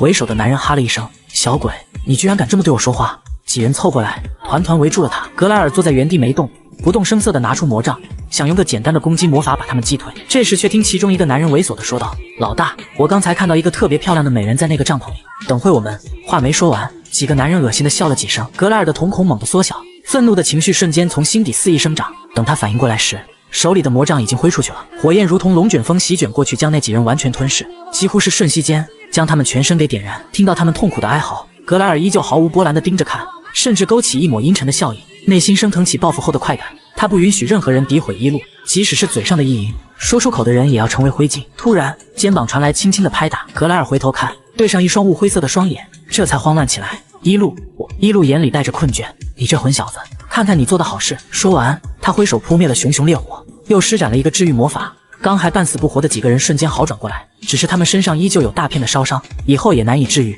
这是他们应得的教训。一路声音很冷，滚！格莱尔见状有点忐忑不安，你生气了吗？一路戳了戳他的额头，以后看场合，这是森林，只要一棵树起火就会引起火灾，小心火烛，不懂吗？格莱尔哽了下，显然没跟上他的思绪，只是愣愣地点了点头。一路其实早就被外面的动静吵醒了，本着锻炼一下的想法，看这孩子能不能自己应对突如其来的危险。谁曾想格莱尔不仅能应对，还差点把那几个普通人给嘎了。要知道魔法师在休息过程中最忌讳背负太多杀戮，这会影响自身魔力的纯净。一路有些头疼，格莱尔刚才使用的魔法很明显是火系的攻击魔法，可他一直给他教学基础魔法，他是什么时候觉醒的？格莱尔不安地抓住一路的手，眼神满是失落。我也不知道怎么了，突然就能控制那些火焰。等我反应过来时，他们就已经被卷进火里了。一路见状叹了口气，你体内魔力本就属火，很容易被点燃，之后碰到什么事都要冷静再冷静，不能冲动，好吗？格莱尔眼神清澈又愧疚。我答应你，你不要再担心了。一路疲惫地揉了揉眉间，我不放心你继续守夜了，我们一起休息吧。说着就把人拉进了帐篷里，给他盖上毯子。格莱尔已经好久没和一路一起睡觉了，熟悉的安全感袭来，很快就进入了梦乡。察觉到他睡着后，一路轻叹了口气。跟格莱尔生活了几年，他知道这小孩在面对未知的事情时会有些紧张，但刚才他操纵火焰时一点也不惊慌，显然证明他早就会火系魔法了，而且还瞒着自己。有些无奈地闭上眼，算了算了，孩子长大了，有自己的想法了，只要不闹太大，就随他去吧。1个月后，他们到达了莱布国周边某个沿海小国。一路正要带格莱尔去吃午餐，突然发现他因为玩水，手上多了些大大小小的划伤，无奈蹲下来给他的手施展治愈魔法。这一举动引起了周围几人的注意。为首的年轻男人走上前，这位小姐，我叫汉斯·布鲁尔，看到你会治愈魔法，我们队伍里有个年纪很小的弟弟突然生病了，找的医师都治不好他的病，所以想请您看看。放心，报酬绝对足够。一路看着他拿出来的1袋金币后挑了挑眉，先带我去看看那孩子，我要是情况而定。汉斯带着一路来到旅馆的3楼尽头，他先敲了敲门，亚安哥哥进来了。原本还神情恹恹的一路在听到这个名字后，瞬间清醒过来。门推开后，很浓重的汤药味扑面而来，房内的光线很暗。名为亚安的男孩正缩在床上。大人，这是我8岁的弟弟亚安·布鲁尔，他在4岁那年生了场大病后眼睛就看不见了，这段时间他又生病了，喝什么药都好不起来，麻烦您给看看吧。亚安半坐在床上一动不动，他身形单薄，肤色病态苍白，眼睛上蒙了白布，像是没有生气的精致玩偶，被主人掌控和摆弄。一路捕捉到亚安的眉头轻轻皱了下，于是让所有人都先出去。他坐到离他有些距离的床边，温和的开口：亚安，初次见面，我叫一路，很高兴认识你。男孩扯了扯嘴角，声音很冷漠，有多高兴？一路一时有些无语。亚安·布鲁尔是这本书的男主之一，他的人生经历是4个男主中最悲惨的，但也是逆袭翻盘最少的一个。他出生就觉醒了强大的光元素魔力，本该在家族的拥护下长大，可家族却只把他当成工具，利用他体内的魔力来提升家族成员的能力，使他们在战斗或等级测试前魔力大幅度提升，因此导致亚安在4岁那年身体亏空大病一场，然后他的眼睛和内心就彻底陷入了黑暗。原书剧情中，原主就是在亚安8岁那年通过神器定位把他抓走的，还没等炼化就被布鲁尔家族的人救走了。而亚安13岁恢复了视力后，用光魔法把布鲁尔家族的人屠戮干净，又在15岁成为雇佣兵后杀掉了原主。一路在看书时就对亚安这个男主做以评价，这束光不会照亮和治愈人心，而是会利落抹掉人脖子的光刃。他回过神，态度依旧温和。好吧，我承认我确实不高兴。亚安闻言露出一个了然的嘲讽笑意，我是来治病的魔法师，当然希望病人的病情不严重，很好治愈，可你的身体情况不太好，我心里肯定高兴不起来。亚安愣了愣，说话还是很冷漠。看来你是个无能的魔法师，你只需要告诉汉斯那些人治不好我就行了，他还是会付给你报酬。谁说我治不好了？我听起来像是没有职业道德的人吗？不办事就拿钱走人。说话间，他抓住了亚安的手腕，一股温暖的魔力从他的手腕流入4肢百骸，让他像是泡进了一汪暖暖的泉水里，身体忍不住向释放魔力的人靠近。等亚安回过神时，已经被一路搂在怀里了。他急忙推开，你给我用了什么迷惑的魔法？一路任由他挣开，真没礼貌。我是给你体内紊乱的魔力做了个疏通和检查，是你像个小八爪鱼一样扒着我不放。短暂的事态过后，亚安恢复了冷静。你检查完就知道我的病没办法治愈，赶紧走人吧。一路不由得在心里叹气，不愧是大一点的孩子，确实难对付。他现在只能先跟他建立医生和病人的关系，努力在这段时间让他卸下心防。一路叉腰站起身，音量放大了些。我说你这孩子太喜欢给事情做定论了，你给我听着，我能治好你现在的病。亚安没有丝毫回应，在刚才的魔力试探后，他就清楚这个女人能治好自己了。她的病因很简单，就是体内魔力再度亏空了，只需要给她输送魔力，就能让她身体恢复。再次使用光魔法，这对她来说当然不是好事，那意味着她又要被那些畜生利用。一路毫不意外他这个反应，挑眉道：我也能治好你的眼睛，让你重获光明，这样你也不在乎吗？话落，亚安的脸猛地朝向他，声音带着颤抖：你骗我！一路翻了个白眼，我不屑骗小孩，我保证能治好你的眼睛，但不是这段时间。我也知道你为什么生病，你可瞒不过我这个厉害的魔法师。良久，安静的房间终于响起亚安的声音：你要什么？一路也不跟他废话，我要你，帮你恢复光明的条件是你要跟我走，永远在我身边。这是他的恶趣味，他就喜欢趁着男主年幼时对他们说这些话。意料中，亚安依旧冷漠，再次垂下头：我拒绝，你离开吧。一路摊了摊手：好吧，你会拒绝我并不惊讶，但我答应了汉斯要治好你现在的病，可由不得你拒绝了。房门被敲响，等候多时的汉斯在门口问道：大人怎么样？一路将门打开，这孩子身体亏空太严重了，要治疗的话保守估计也要3个月。汉斯身后的年轻女人闻言急得跳脚：3个月？还有1个月等级考试就开始了，没有他怎么提升？汉斯急忙打断他：我们只能在这里待半个月，所以3个月时间确实太久了。他的魔力能在半个月内恢复吗？伊露眼神冷了下来，没办法，只能先保住身体。汉斯等人别无他法，只能让他先帮着亚安恢复身体，并又给出了1袋金币。伊露毫不客气地收下后，回到了在2楼租住的旅馆房间。格莱尔听到动静，嘴嘟得高高的。伊露，你为什么要管那些人的事？他们看起来就不像好东西。伊露赞同，他们确实不是好人。不过那个孩子是无辜的，你们就差1岁，可他比你消瘦得多，我实在不忍心。我答应汉斯帮那孩子恢复身体，不然他会死掉的。格莱尔闻言撇嘴，好吧。第2天，伊露端着托盘推门而入。早安，亚安，你醒了吧？先吃点东西吧。见对方不搭理他又去把窗帘拉开，把窗户推开，凉爽的海风吹来，将房间内难闻的药味都卷了出去，只留下淡淡的海水气息。接着将亚安身上的被子掀开，拿在手里抖了抖，毫无防备被暴露的亚安猛地坐起，对着他炸毛道：“还我被子！不还，你这房间一直不通风，被子都发潮了。今天日头正好，我拿去晒一晒，下午把它给你。”亚安抱着膝盖蜷缩成一团，情绪很快变得如一潭死水。随你。接下来给他喂饭也同样不顺利。好在伊露总有办法能拿捏住这个病娇小男孩。吃完饭后，伊露一把抱起他，我们出门吹吹海风吧。在你失明前有见过海吗？亚安的思绪有点飘忽，他下意识回道：“没有。”伊露这时已经抱着他走到海边，他烦躁的心情在听到海浪翻滚的声音、海水打湿沙滩的声音后，奇异般平静下来。脚下突然传来一阵冰凉，他回过神来，吓了一跳。伊露趁他放空时把他放了下来，让他站在浅滩上，切身感受海水流淌过双脚的感觉。见他有些慌乱，伊露按住他的肩膀，帮他再次站稳。别怕，你只是站在了沙滩上，海水很冰凉吧？耳边突然响起讨厌的伊露的声音，知道这人在他不会被放到奇怪的地方。亚安居然莫名的安心下来，他忍不住踩了踩脚下水，冰凉的海水随之溅到他的脚踝上，这是从未有过的体验。不知不觉间，亚安的嘴角勾起了一抹笑意。他忍不住踩了踩脚下，冰凉的海水随之溅到他的脚踝上，这是从未有过的体验。不知不觉间，亚安的嘴角勾起了一抹笑意。伊露抱着胳膊在一旁看着，见状有点心急道：“小子，原来你还会笑啊！”闻言，亚安的嘴角再次压了下来。伊露摸了摸鼻尖：“别这么冷漠嘛，我带你出来听海玩水，好歹给我点好脸色吧。”亚安终于开口道：“即使是这样，我也还是讨厌你。你这个可嗨嗨！”亚安的身体本就虚弱，突然吹风还玩水，肯定承受不住。伊露也没想让他玩太久，他把身上的披风解下来给他裹好。行了，回去吧。一听到要回去，亚安瞬间沉默下来，散发出很浓重的不想离开的怨气。伊露没给他拒绝的选择，一把抱起他往回走。今天的散心结束了。亚安抓紧领子处的披风带子，还是没说话。伊露失笑道：“但是明天还可以有。”亚安的手动了动，不过前提是你要配合吃药，不然你虚弱的身体没办法到海边玩，我肯定不会带你出门。亚安艰难的点头，我配合你。他还是不忘讥讽道：“你这个肮脏的魔法师，只会做这种威胁我的交易。”是啊，人在屋檐下，不得不低头。伊露笑嘻嘻道：“你敢不听我的话，我就剥夺你出门玩的权利。”亚安拗不过他，气得扭过脸去，不再面对他说话的生源处。手到回到房间里，亚安都没有察觉出哪里不对劲。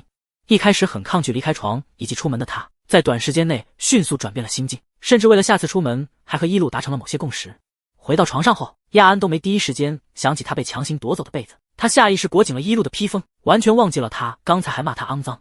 伊露在昨天就已经炼制好了针对亚安身体情况的恢复药剂，他把一瓶红色的药剂拿出来，还插上了一根木吸管，将其塞进亚安手里。喝药。伊露把吸管口放到亚安嘴边，表现好的话，明天让你在海边多玩会。亚安不搭理他，咬住吸管后开始喝药剂，入口居然是甜甜的味道，像是鲜榨的果汁一样清甜。他忍不住快速喝起来，一瓶药很快见了底。伊露得意道：“怎么样？这是我特制的果汁味药剂，专门针对生病的小朋友。”德莱尔刚到家那段时间身体很弱，伊露就想尽办法研制出好喝的药剂给他补身体。长久以来，他已经可以熟练使用这招哄小孩了。亚安抱着空瓶子有些恍神，他的身体经常生病，家族的人只会给他灌苦的能把胆汁吐出来的汤药，只要能让他迅速恢复，什么强效药都会被他们用到他身上。根本没人在乎亚安的感受，不会有人想那么苦的汤药他喝不下去。像伊露这样特意炼制甜味药剂的怪人，他第一次遇见。亚安低下头，难得快速回复伊露的话，只不过不太好听，不怎么样。你炼制这种药剂，肯定会让药效减半吧？我的身体根本没办法快速恢复了。伊露就知道他嘴里吐不出好话来，小瞧我，药效肯定正常发挥。还有，不管什么病都不能追求过快的恢复，这对病人身体伤害很大。你只是个孩子，我还没有那么丧心病狂，想加速医治你。听他这么说，亚安还是没动，不知道在想些什么。伊露将他手里的空瓶子抽走，最后我强调下，你别忘了我的企图，我这么想要你跟我走，肯定不能放任你病好后被汉斯带走。亚安终于有反应了，他气急败坏道：“我才不会答应你！你这个丑陋又肮脏的魔法师，你跟汉斯那些人没有区别。”说完，亚安将身上的披风扔了出去。一路一脸平静地接住披风，真不要，被子可要晒到下午。谁说我不要了？亚安的声音顿了顿，他看不见一路所在的具体位置，只能半跪在床上，胡乱抓了几把空气。一路不再逗他，把披风给他盖好。好了，闹腾半天了，睡会吧。药剂的药效上来了，亚安很快就眼皮沉重地睡着了。睡着了倒挺乖的。一路无语地扯了扯嘴角。亚安习惯在睡觉时蜷缩成一团，他太久没这么沉的睡着过了，嘴角下意识勾起，似乎做了个美梦。一路小心地将围在他眼睛上的白色布条取下来，他用魔力探查情况，得到的结果并不好。亚安的眼内像是一片干涸的枯地，如同他的精神世界般逐渐枯萎着。他的眼睛并不难治疗，难在亚安内心抗拒所有的一切，他的心理影响了身体，所以很难恢复。不知过了多久，亚安终于醒了过来。他先是摸了摸西周，发现被子已经重新盖到他身上后，松了口气，然后习惯性地钻进被窝里，将自己紧紧裹在里面。亚安几乎每天都这样待在床上，偶尔起来也是给汉斯那几个人强制提升魔力，然后就没人再找他了。他会一手枯燥的躺着或坐着，不知道过去多久，不清楚具体时间，甚至好几天都合不上眼，因为他不知道几点了，该不该睡觉了。亚安任由悲伤的情绪侵蚀心脏，可他无法再放空思绪了，脑子里居然全是美味的汤羹、舒适的海风、甜甜的药剂，还有讨厌的一路。亚安开始胡思乱想，突然他听到了房门开的声音，他有点期待，觉得是一路过来了。下一秒，他的期待就落空了。房间内响起汉斯伪善的询问亚安：“你今天好些了吗？”亚安躺着不动，不理汉斯。汉斯也不在意，他的声音冷下来：“好好配合那位大人的治疗，别再给我添麻烦了。都是因为你，我们这次的等级考试没办法提升魔力了。”汉斯抱怨道：“要是我这次考不上终极魔法师，又要等3年。”汉斯越说越激动，他见床上的人还是蒙着被子一动不动，突然又栽起来，上前就要把亚安揪起来。“我跟你说话。”亚安察觉出他的动作，生理性恶心到身体颤抖。此刻他脑中的思绪再次回归黑暗。叩叩，房门被敲响。汉斯瞬间止住动作，他回头看去，对上了一双带着笑意的桃花眼，于是立马换上友好的笑脸。“大人，这么晚了，您怎么来了？”一路端着托盘走进来，他笑意不达眼底。“亚安是我照顾的病人，我当然要负责到底，所以来给他送晚餐。真是麻烦您了。”汉斯精明的眼睛转了转，又拿出一袋沉甸甸的金币。“您真是个出色的魔法师。”一路接过钱袋，这次的重量比上次重了几倍。他挑了挑眉，有话手说：“汉斯毫不避讳道，您有没有可以提升魔力的药剂，要短期内快速加强的？”一路笑了笑：“当然有，我什么生意都做。明天我会把药剂给你，每天定量服用，肯定见效。”汉斯满意的离开了。一路转身想把晚餐放下来，却发现刚才还窝在被子里的亚安不知道什么时候坐了起来。他沉默的面向前方，攥紧的手能看出心情并不平静。一路端起汤羹，舀了一勺放到亚安嘴边。今天的晚餐是虾肉羹。随着他话音落下的，还有清脆的勺子落地声。亚安挥手打掉了一路对到他嘴边的勺子，然后脸撇到了另一边，不愿和他交流。勺子落在地上碎掉了，里面的汤羹也洒了出来，把一路今天下午才擦干净的地板弄脏了。一路沉默了几秒，他很清楚亚安为什么再次对他防备，无非是听到了他和汉斯的交易，更加深刻的意识到他们是一路人。一路叹了口气：“怎么了？不喜欢吃虾？”他觉得今晚没办法顺利喂亚安吃饭了，于是拿出绿色的药剂，插上吸管放到他嘴边。“那喝了要继续休息吧，这次是青苹果味。”亚安抿紧唇，想要再次打落身前的东西，这次被一路躲开了。他一个抬手把药剂举高，让亚安打了个空。“哎，打掉勺子就算了，药剂可不能打，这个贵。”亚安勾起唇角，嘲讽道：“汉斯给了你不少报酬吧？黑心钱赚了这么多，还需要在乎这瓶药剂的价值吗？”这回一路真的生气了，他不允许有人质疑他和药剂之间的羁绊。我可是良心药剂师，炼制的药剂绝对物超所值，赚的是成本钱。亚安不愿再理一路，他想重新回到被子里，却被猛地掐住了下巴。一路死死掐住亚安的下巴，将其抬高，很轻易的就让他被迫张开嘴，然后轻松压制住他反抗的动作。亚安无法说出一句完整的话。“放开！”一路语气阴森道：“亚安小朋友，看来是我这2天好脸色给多了，导致你对我有误解。实话告诉你，我根本不是有人类社会等级认证的魔法师，我是不知道活了多久的魔女。”“哎呀，你听说过魔女吧？”亚安的脸色瞬间苍白起来。他当然听过魔女，而且都是很可怕的传闻。所以我劝你别惹怒我，不管我和汉斯之间怎么样，我对你的治疗都绝对用心。一路说完，手接把手里的药剂硬灌进亚安的嘴里，发觉他想要吐出来，就捂住他的嘴，逼迫他全部咽了下去。亚安吞咽的太急，忍不住咳嗽了几声，一些药剂顺着嘴角流了出来。此时他无比狼狈，内心充满了厌恶和恨意。一路拿起手帕给他擦嘴，这次亚安没躲也没拍开，他只是用极其愤怒的语气道：“我恨你。”“恨吧，恨比爱长久。”一路笑着说道：“你要一手这么恨我，可别把我给忘记了。”亚安的胸膛剧烈起伏着，他气得不轻。第一次这么强烈的想活下去，想重新看得见。他要亲眼看看伊路现实中丑陋的样子，然后让他痛苦的死去。还有布鲁尔家族的那些人给他屈辱的一切，他都要报复回去。凭什么他们逍遥自在，他却只能默默死去？看来你想活下去了。伊路一手观察着亚安的反应，他提醒道：你这么弱小，可没办法报复我和汉斯那些人。既然想复仇，那就好好配合我的治疗。伊路说完就收拾好残局离开了。他可是很贴心的，知道亚安想一个人静静，于是给他足够的思考空间。伊路回到2楼，为了有安静的炼药环境，他在原先的客房旁新开了一间房，用来当炼药房。打开炼药房的房门，发现德莱尔叉着腰在房间里等他。怎么还不休息？伊路看了眼时间，都快10点钟了。德莱尔穿着伊路星给他买的小老虎睡衣，他刚洗完澡，头发湿漉漉的，刘海贴在额头上，还往下滴答着水珠，头发都不擦干。伊路拿来毛巾给德莱尔擦头发，把他的头揉得乱糟糟。小邋遢，德莱尔任由他的手作乱，他委屈到伊路：你这2天都不陪我。抱歉，我有些忙，过2天得空了陪你。伊路有些疲惫道：没想到照顾病人这个工作并不容易，又要操心他，又要分神炼药。两人距离极近，德莱尔看清了伊路眼底的红血丝，刚才还有点失落的心瞬间疼起来。这么辛苦干什么？非要尽心尽力吗？迎来他的是一个暴力。伊路认真道：废话，我收了钱的，肯定要用心了。好了，我要开始熬制新的1锅药了。德莱尔撇了撇嘴，就这么站在他旁边，看他在大缸里依次加入药草。越看他眉头皱得越深，等到伊路几经开始搅拌时，终于忍不住问道：伊路，你不是要治那个小孩的病吗？为什么？伊路笑意盈盈打断他：啊，这个不是给亚安炼制的药剂哦。第2天上午，伊路端着托盘来到3楼尽头，发现门口站满了人。为首的汉斯见他来了，惊喜地上前道：大人，昨天说好的，懒得和他交流。伊路将挎包递给他，汉斯打开来看，里面满满塞着10几瓶药剂，光是透过瓶身看瓶中的药水，就能感受出这是魔力纯净的高级药剂。汉斯眼睛一亮，太感谢您了。伊路皮笑肉不笑道：这半个月内，我会每天都给你提升的药剂，你们都要好好喝下去啊。不用他提醒，汉斯几人就几经快速分掉了包里的药剂，他们迫不及待地打开一饮而尽。随后每个人眼里都闪过惊艳的光。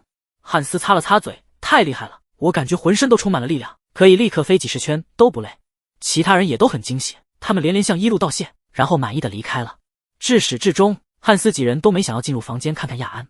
伊路庆幸他们没进去，昨晚他好不容易刺激到亚安想要活下去，现在他正需要缓和的时间。推开门，伊路意外地看向坐在床边的瘦小人影：亚安，你起来了。亚安昨天几经想明白了，只要他还如此弱小1天，不仅他的命掌握在别人手里，他还要经受各种折磨，那还不如早点恢复身体，这样才有力气找机会复仇。他发誓绝不会放过欺辱他的所有人。其实想清楚了，亚安对伊路也还是厌恶魔女，我是不会原谅你的。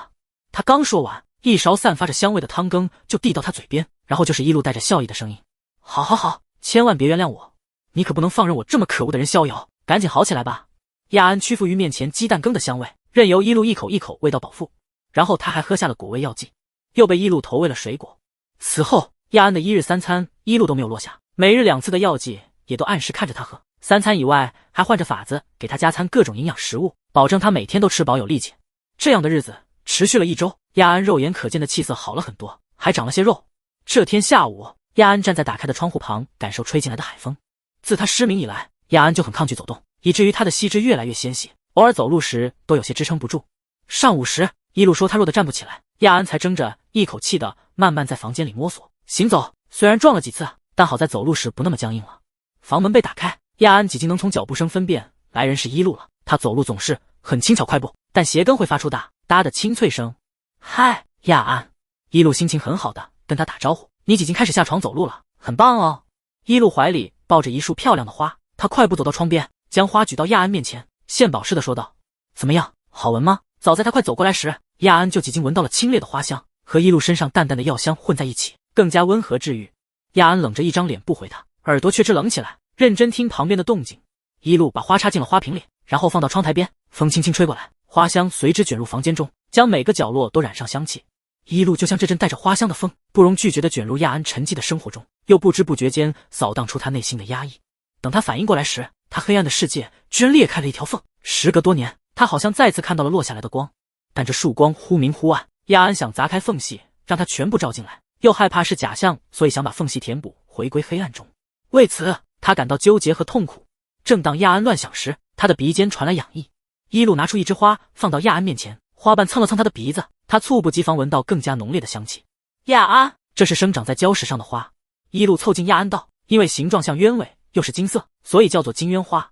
它生命力很顽强，不管在哪里都能活下去，即使枯萎了，浓郁的花香也能留下很久，礁石也会染上它花瓣的金色。自然真的很神奇，每个植物、动物都各有特点，可它们都有一个共同点，那就是在危险环生的世界存活下去。即使活得痛苦、压抑，可也能呼吸空气，感受风和阳光。唯有活着才能去做想做的事，就算要死，也要在世间留下来过的痕迹，就像金鸢花一样。一路说完，把手里的花别在了亚安的耳边，花瓣蹭到了他的脸颊，留下了点点金色。突然，吹进来的海风变得剧烈了些，亚安深棕色的头发被吹得凌乱起来，他耳边的金鸢花也松动得摇摇欲坠，马上就要掉落下来。亚安摁住了他，他把金鸢花重新别好在耳边上，还用手嘘嘘接着，生怕它真的掉下来。窗边站着的两人相对无言。良久，房间内响起亚安有些沙哑的声音：“你这样拥有漫长生命的人，也会执着于在世间留下痕迹吗？”随后响起的是一路带着笑意的温和回答：“每个人留下痕迹的方式不同。亚安，也许你就是我想留在世间的痕迹呢。”亚安不再说话，两人没有再交流，但有什么再次悄然地发生变化了。亚安黑暗世界中的裂缝再次变大，一手以来无法完全照进来的那束光不再被阻挡，手地照进了黑暗最深处，落到了他的身上。现在即使亚安想要把裂缝填补，让世界重新回归黑暗，他也无法做到了。这2天海面起了大风，当地人在海边立了警示牌，并且告诫大家晚上时会有暴风雨，不要再出门。晚上的时候，一路躺在床上看书，他看得入迷，没注意到隔壁床铺那边一手闹腾的动静停了下来。突然，一颗毛茸茸的小脑袋钻进一路展开的书本里。德莱尔挨到一路的怀里，他语气哀怨道：“一路，我都2天没出门了，好无聊。”一路揉了一把他的头发，要有暴风雨了也没办法，无聊你就看书。对了，要笔试的那些理论知识你都会了吗？一路以前很鄙，家长总是3两句就扯到要孩子好好学习，现在他也偶尔这样了。会了。德莱尔扬起头扯着嗓子道：“我这几天都几经背会了，你也太小瞧我了。”是吗？一路怀疑道：“我这2天可没有见你背过，每次看你都是在瞎闹腾，你要是考0分，就别说是我家的孩子。”德莱尔清澈的琥珀眼里满是哀怨：“你这几天一手忙着照顾那个小孩，哪有空见我？”一路心虚的摸了摸鼻尖，他轻咳一声：“好了，就算没我监督，你也要好好努力。”他拍了拍旁边的位置：“行了，好久没给你讲睡前故事了，快来。”德莱尔眼睛一亮，瞬间把不愉快抛之脑后，他钻进了一路的被窝里，乖乖的躺好。一路把台灯关掉，然后轻拍着德莱尔，开始很应景的讲睡美人童话故事。这时海面起了风浪，暴风雨也突如其来，将王子的船打翻。一路话音落下，窗外就响起了几道雷鸣。轰隆的雷声过后，剧烈的暴风雨随之而来，狂风暴雨拍打着玻璃窗，发出剧烈的响声。好厉害！德莱尔几经困得睁不开眼了，外面真的下雨了。这是一路的魔法吗？傻瓜！一路刮了一下德莱尔的鼻子：“我又没有言灵，今晚本来就要下雨，这只是应景而已。”德莱尔迷糊的应了声，一路又继续讲了几句故事，他就彻底沉睡过去了。一路不由得感慨，这孩子从小睡眠质量就好，外面不管怎么闹都吵不醒他。他也闭上眼睛准备睡觉。亚安在暴风雨夜中失去了光明，至此他恐惧和憎恶每一次暴风雨。快要睡着时，一路的脑中突然闪过一段文字，是他曾经看原著时多看了几遍的剧情。一路猛地坐起，心脏剧烈跳动，久久不能平息。他想起来了，原著剧情有提到过，亚安是在一次暴风雨夜中失去了视力，自那以后他每个暴风雨的天气都坐立难安，甚至会有自残行为。亚安是在20岁遇到女主后，女主陪着他度过暴风雨天才好转过来，可他现在才8岁，一路做不到让他硬生生扛着这样的创伤痛苦。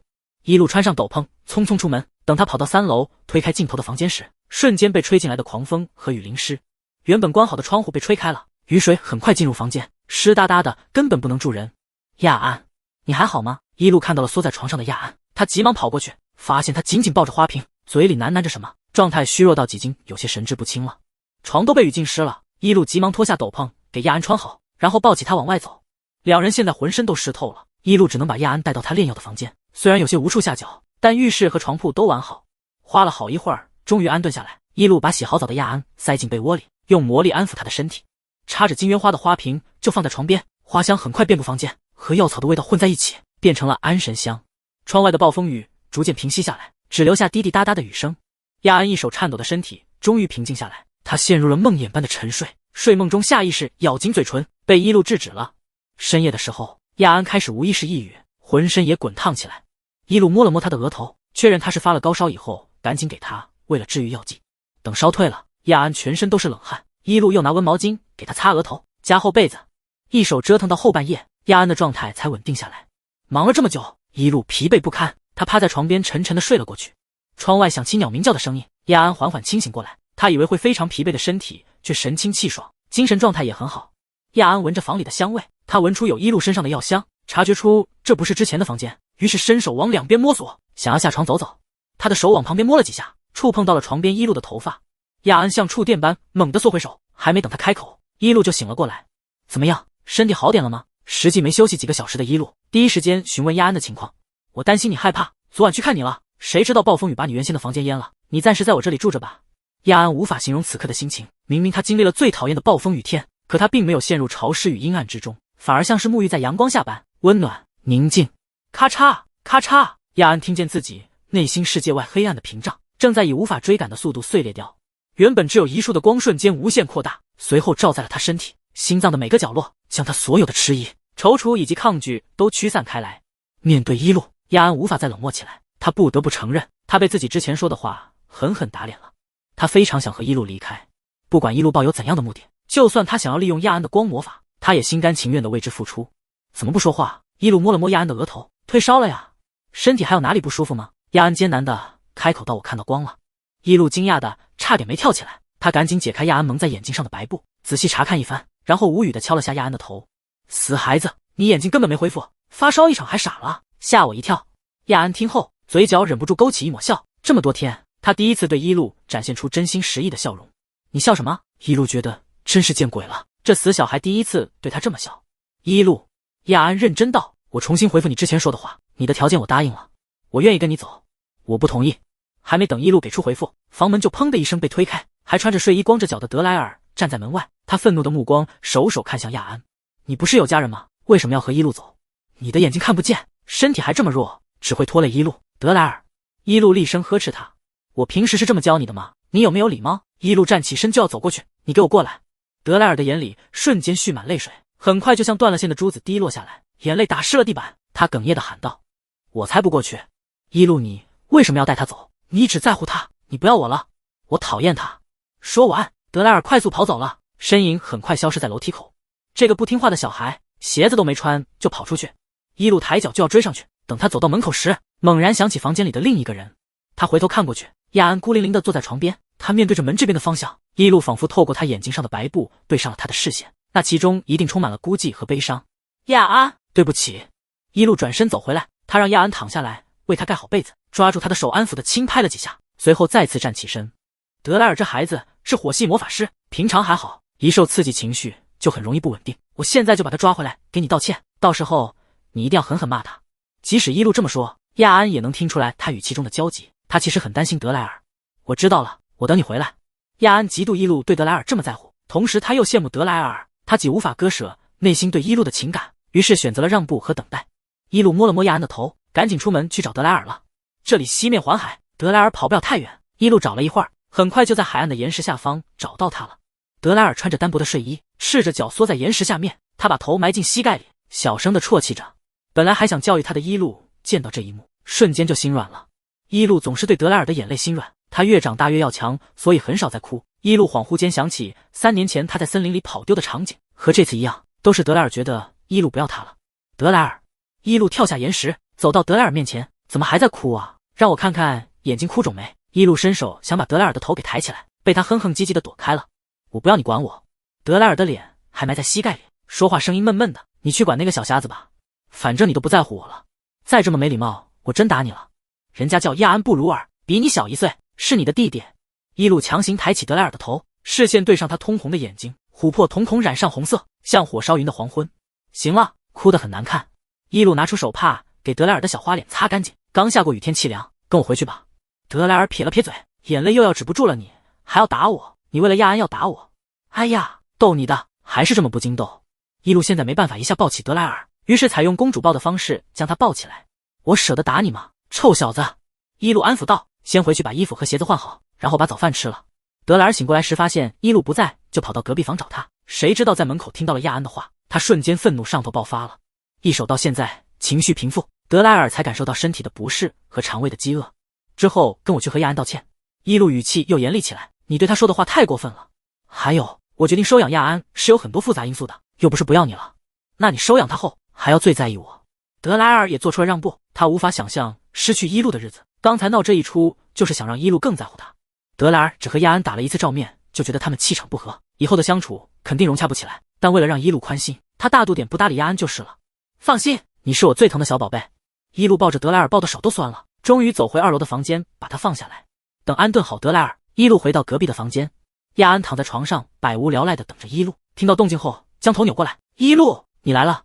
伊露把他抱起来往外走，我在3楼重新给你开了个房间，去那里休息吧，这里都是药草味，应该闻不太习惯吧。亚安没说话，他想说他很喜欢这个房间的气味，和伊露身上淡淡的药香很相似，给他安心的感觉。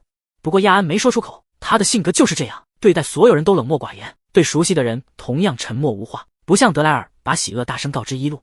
亚安虽然看不见德莱尔的样子，但他知道自己和这人肯定不会和谐，无所谓，他只要有伊露就够了。来到新的房间，亚安显得有些不安，他像只在熟悉气味的领地里才能安心的小动物一样，开始到处乱走，好几次险些撞到墙。伊露见状，悄悄站在亚安的不远处，等他摸索着走过来撞进伊露怀里时，将他一把抱住。哈哈，抓住你了。伊露蹲下身抱住亚安，笑道，走进我的陷阱里了吧。亚安顺势抱紧他，贪婪地闻着他身上熟悉的香味。他没有丝毫的惊讶，因为眼盲他的听觉和嗅觉都很敏锐，早在伊露走来时就察觉到了，是他心甘情愿走进这个名为伊露的陷阱之中。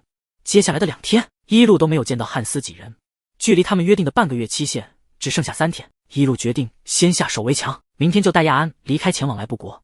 只要能顺利离开这个国家，伊露就有很多种方法藏匿亚安，布鲁尔家族的人如何也找不到他。晚上收拾好东西后，伊露来到亚安的房间，他亲吻了一下亚安的额头。晚安，明早我会带你离开这里。听到终于要和伊露一起走了，亚安露出期待的笑容，在他转身要走时，伸手死死抓住了他的裙摆。怎么了？伊露回过头，亚安有些结巴道，你低头。伊露听话的低下头，和亚安面对面。他还想说什么，脸被亚安的小手轻轻摸了摸。没等他继续问，亚安快速地凑上前亲了一下伊露的脸颊，然后他像鱿鱼般迅速退开，钻入被窝中，一动不动地装死。伊露是感受温润触感的几秒后，才意识到亚安亲了他，这是亚安第一次那么主动靠近他。伊露知道亚安的性子很内敛沉默，他很多时候需要根据亚安的小动作来猜测他的想法，基本都能猜对，但伊露没猜到刚才亚安的举动是要亲他。这个脸颊吻剪熟把伊露萌化了，他还以为这孩子永远都不会大胆表达了。这是给我的晚安吻吗？知道亚安现在非常害羞，伊露只是笑着说道，谢谢你亚安，这是我第一次收到别人的晚安吻。被窝里传来很闷的一声回应，躲在里面的亚安感觉整个人都要熟透了，说不定他身上已经开始冒烟了。明天见。伊露说完就关上房门离开了。房间内归于平静，亚安激动地辗转反侧。明天就可以和伊露离开了，他可以不再面对布鲁尔家族的人，可以每天都和伊露在一起。伊露还答应他帮他恢复眼睛，他可以看到世界，看到伊露的样子。以后他的光魔法只给伊露用，他想要多少都给，就算把他掏空他也甘之如饴。亚安脑中幻想出伊露汲取了他的全部魔力，最后他躺倒在伊露怀里死去的场景。想到这里，亚安呼吸都粗重起来，他的心脏开始剧烈跳动，他居然为这个幻想而兴奋不已。亚安的意识逐渐模糊，他沉沉睡了过去。砰砰砰，亚安被窗外的风声惊醒。海边在深夜突然起风，撞得玻璃窗砰砰作响。亚安坐起身来，他耳朵很尖的听到开门声传来，以为是伊露过来了。亚安刚想说话，听到房内响起的脚步声后，脸色顿时变得苍白。啪嗒啪嗒的脚步声逐渐靠近亚安，这不是伊露轻快的打走路声。亚安急忙想躲回被子里，却被人大力抓住肩膀，将他钳制住。亚安，你怎么换房间了？害得我们好找。耳边响起了汉斯的声音，亚安感到恶心和反胃，晚上被伊露投喂的水果都要吐出来了。汉斯皱眉看着剧烈挣扎的亚安，好了，跟我们走吧。亚安听后心瞬间冰凉，走去哪儿？汉斯不耐烦道，当然是去莱布国，你知道我们这次要去那里参加等级考试吧？我们在那里找到一位可以快速恢复魔力的魔法师，比现在给你治疗的女人厉害多了。不，亚安挣扎着，放开我，我不走。他还没等到明天，伊露还没带他离开，他怎么能就这么和他错过了？他好不容易看到了光，难道就要再次陷入永恒的黑暗中吗？在被汉斯打晕前，亚安的心里充满了对这个世界的恨意和不甘。上天为何对他如此残忍？他折磨他，冷眼看世人剥削他，最后在他快抓住光明前扼杀他。他冷笑着嘲讽亚安，对他施以警告，你看，你生来就要一生凄惨，这是我给你的命。凭什么？凭什么？伊露被窗外的狂风惊醒了，虽然离开亚安房间前关紧了窗户，但他还是准备过去看看。伊露，旁边床铺的德莱尔突然开口，他的嗓音很沙哑，嗨，我好难受。一路赶紧过去查看，德莱尔发起了高烧，嗓子也肿了。让你别天天在海边撒欢跑，生病了吧？嗓子都发炎成什么样了？他一边教训，一边快速准备药剂和温水毛巾。德莱尔小时候经常感冒发烧，近年身体素质才提高很多。他呜咽一声：“你凶我，我好想哭啊！”我说的不对，是谁天天在沙滩那里打滚，还扯着嗓子乱跑？一路阴阳怪气道。他手里动作不停，熟练地为德莱尔喝药，又拿毛巾给他敷额头。德莱尔想哭却哭不出来，他浑身无力地任一路摆布。这场病来得太突然了，他之前还嘲笑亚安是病秧子，现在他也重感冒了，真是报应不爽。德莱尔一生病就很粘人，抓着一路的手不放，嘴里还喃喃着他的名字。在德莱尔每次生病时，一路都陪在他身边，这次也不例外。他时不时回应着德莱尔，脑子里浮现的却是亚安孤零零缩在床上的场景。等德莱尔睡着后，就去看看亚安怎么样了吧。一路这样想着，沉沉地闭上了眼睛。再次醒来，原本坐在床边的一路躺到了床上，身上盖着厚厚的被子。德莱尔，一路有些头疼的起身，发现德莱尔几经穿戴整齐，端着早饭过来了。你病好了？德莱尔身体素质很好，病来得快，自然好得也快。他神采奕奕道：“是啊，后半夜醒来的时候，见你趴在床边睡着了，就把你放到床上睡了。”一路几点了？德莱尔把早饭放到桌上。8点。一路赶紧起身，今天要启程，我去接亚安。他快步来到3楼，推开亚安的房门，长发被迎面吹来的风拂乱，一些发丝吹到他的眼睛前，试图遮挡他的视线。但一路还是看清了房内的情况，里面空无一人。原本该在床上等着的亚安不见了。摇晃的马车里，气氛压抑。一路的眼神阴沉，雾灰色的眸子染上阴郁的黑色，他脸上没有一丝表情，平常习惯勾起的嘴角都压了下来。旁边的德莱尔气愤道：“我就说，那群人看着就很烂，他们居然趁你不注意带走了亚安，实在是卑鄙。”一路抬起手，德莱尔闭上嘴，半晌，他又问到一路：“现在怎么办？”亚安不见了，肯定是汉斯带走了他。离约定时间还有3天，汉斯这么急切的在深夜带上亚安离开，一定是出现了什么事，而且这件事对亚安很不利。德莱尔也能将事情分析出来，他皱眉道：“亚安不会有事吧？”德莱尔虽然讨厌亚安，但这人可是一路指定要的，要死也得死在一路收养他之后。在汉斯那些杂虫手里，草率出事算什么？一路终于说话了，他的声音里带了些狠厉：“不会有事，但是他们这次触犯到我的底线了，我不会轻易放过他们。”这些天一路给汉斯几人的药剂，其实都是慢性毒药，喝了之后魔力会突然上涨，药里的毒会趁此侵蚀全身，手到毒药深入后，体内的魔力会被永远溶解，最后变成废人。一路原本给他们准备的量足够毒遍布全身，大概会在1个月后彻底毒发。可意外发生，他们少喝了几天的毒药，剂量不够的情况下，只会让他们的魔力被压制。一路早在之前就做了准备，所以不担心亚安的生命再次受到威胁。他只是觉得亚安这段时间肯定又要吃不好，睡不香了。他好不容易给人养出点肉，又要被汉斯几人霍霍没了。需要我把他们烧成灰烬吗？德莱尔听一路这么说，激动地坐守了身体。迎接他的是一个暴力。一路语气软绵绵地训斥道：“警告你多少回了，不许用火魔法伤人。你别以为我不知道，你早就会火系魔法了。我不说是想着好好锻炼你，谁知道你越来越控制不住情绪。”德莱尔瞬间委屈道：“对不起，我只是觉得我还太弱小，所以才偷偷休息。我想早点变强保护你。”混小子！一路翻了个白眼，然后躺倒在德莱尔大腿上：“你只要健康成长，就是对我最好的回报。”一路毫无负担地享受着德莱尔的吸枕，他调整了一个舒服的姿势：“别乱动，我睡会儿。”德莱尔的身体僵硬起来，他这几年飞快抽条长个，身上也有了一层薄薄的肌肉，一手以来都待在一路怀里和身后的他，猛地意识到他已经可以让一路依靠了。德莱尔低头仔细看一路的睡颜，想把这一幕永远记在心里。他额前的发丝垂下来，遮挡住眼睛，同样掩住了眼里复杂的情绪。我想回报你更多。亚安清醒过来，他被汉斯拽着进入了什么地方，然后被带到一个人面前。那人用尖细的指甲戳着他的脸，疼得他将头偏了过去。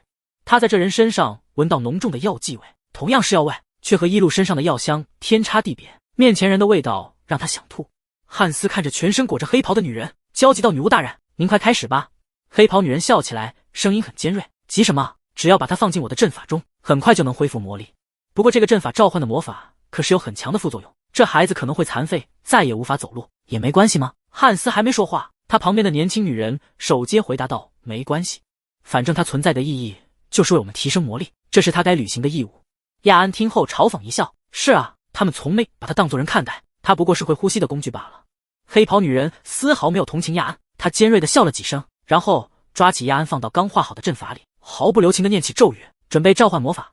亚安想站起来逃走，但他浑身无力，根本起不来。想起一路之前说他弱，不由得自嘲一笑。他确实很弱，无法反抗一切，不过是只可以被任何人随意捏死的蝼蚁。眨眼间，咒语几经生效，圆形阵法瞬间迸发出刺眼的亮光，被召唤出的魔法散发着浓郁的黑气，光是看着就感觉不祥，明显是禁忌的黑魔法。黑色的魔力腾身而起，在融合成一团后，瞄准阵法中亚安的心口。他正要手钻进去时，隐形在亚安额头处的黑色印记浮现出来，随后白色的屏障笼罩住他的全身，将黑魔法猛地反弹过去。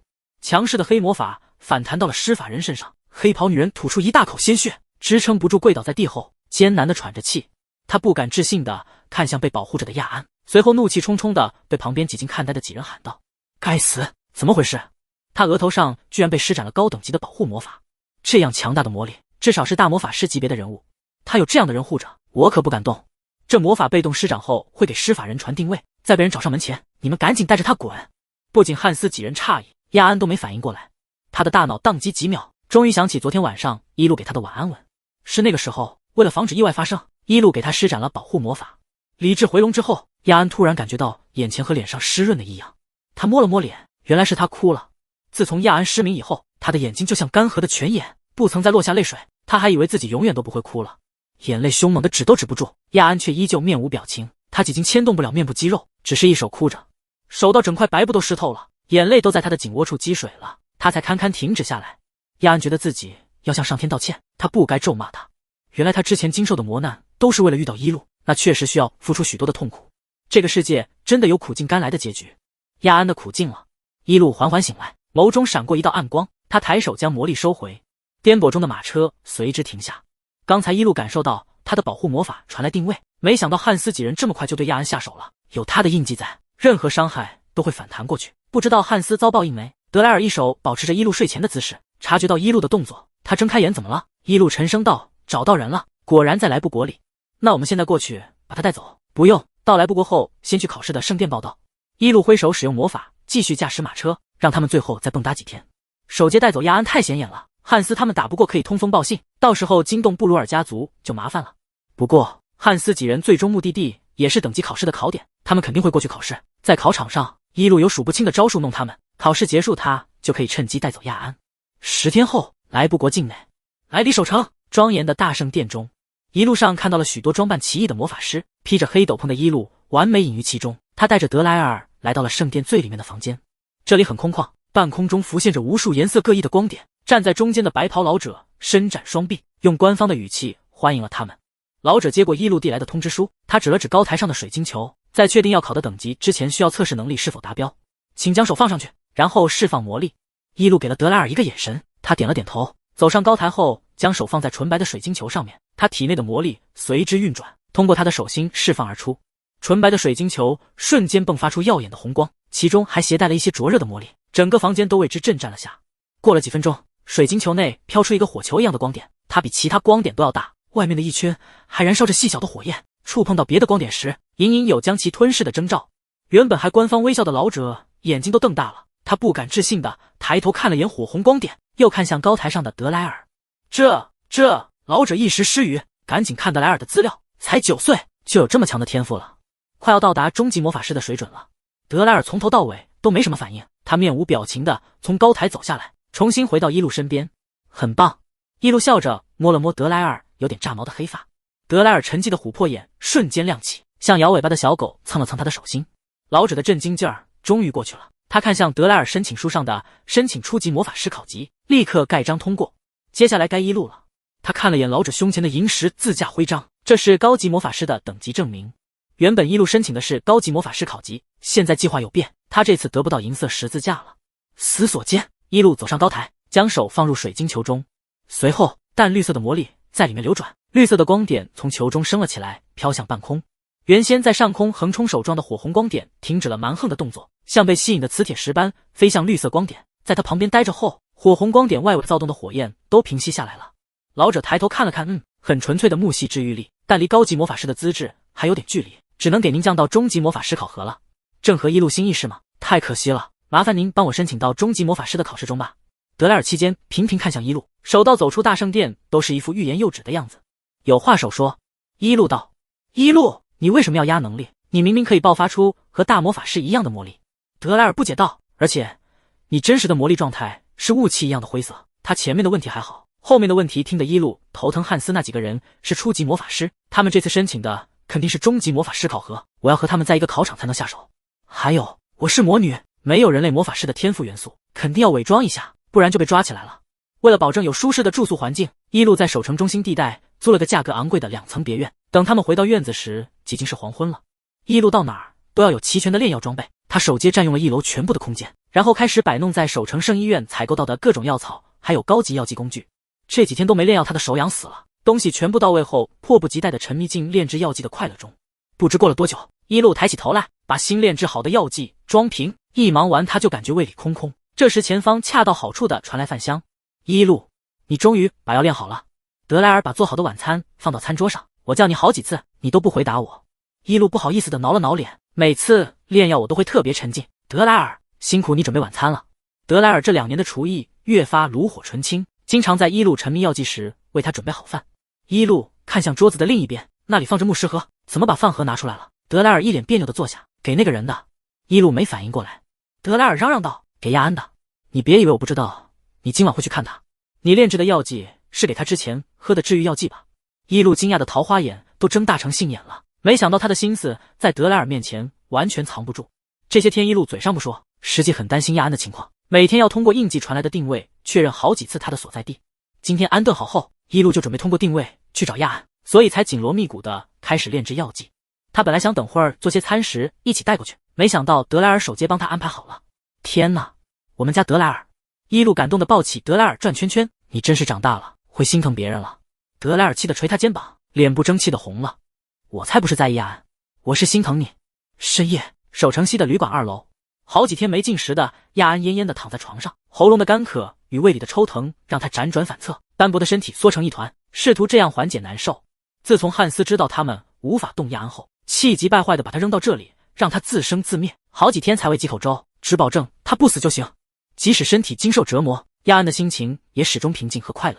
亚安知道一路一定会找到他，带他走，他不会放弃他的，他要撑着一口气等一路来。砰的一声，窗户被打开，一路提着包袱跳了进来，月光洒在他的发丝、脸颊上，为他披上了一层柔和的白纱。一路轻快地跳下来，快步走到床边，他还没开口，床上的亚安就像疯了一样朝着生源处扑过来。一路稳稳地接住亚安，将他抱在怀里。他惊讶道：“亚安，你怎么了？”亚安的声音颤抖着：“一路，你终于来了。”一路有些愧疚：“抱歉，我来晚了。”“不，没有。”亚安摇头：“是你保护了我，你又救了我。”一路想起几天前触发的那个保护魔法，严肃到那天到底怎么回事？有人撑腰。亚安毫无顾忌地把当天的事情复述完，然后又道：“汉斯他们没办法动我，应该会联络上家族里厉害的魔法师过来，但他们至少需要半个月的时间。不用怕，没人能伤害你，我也不会让他们再带走你。”一路安抚地摸了摸亚安的头：“过几天我亲手处理掉汉斯那些人。”亚安突然问道：“你要杀了他们吗？”一路听出他的弦外之音：“不用担心，我杀他们很容易。”想起汉斯，亚安语气冷下来：“可他们死了的话，布鲁尔家族的人会追上来。”一路毫不在意道：“哼，他们不会发现，就算追上来，我也全弄死了。他们都欺负过你。一路，我会自己报仇。”亚安不会忘记这些年的屈辱，他不会让布鲁尔家族继续逍遥。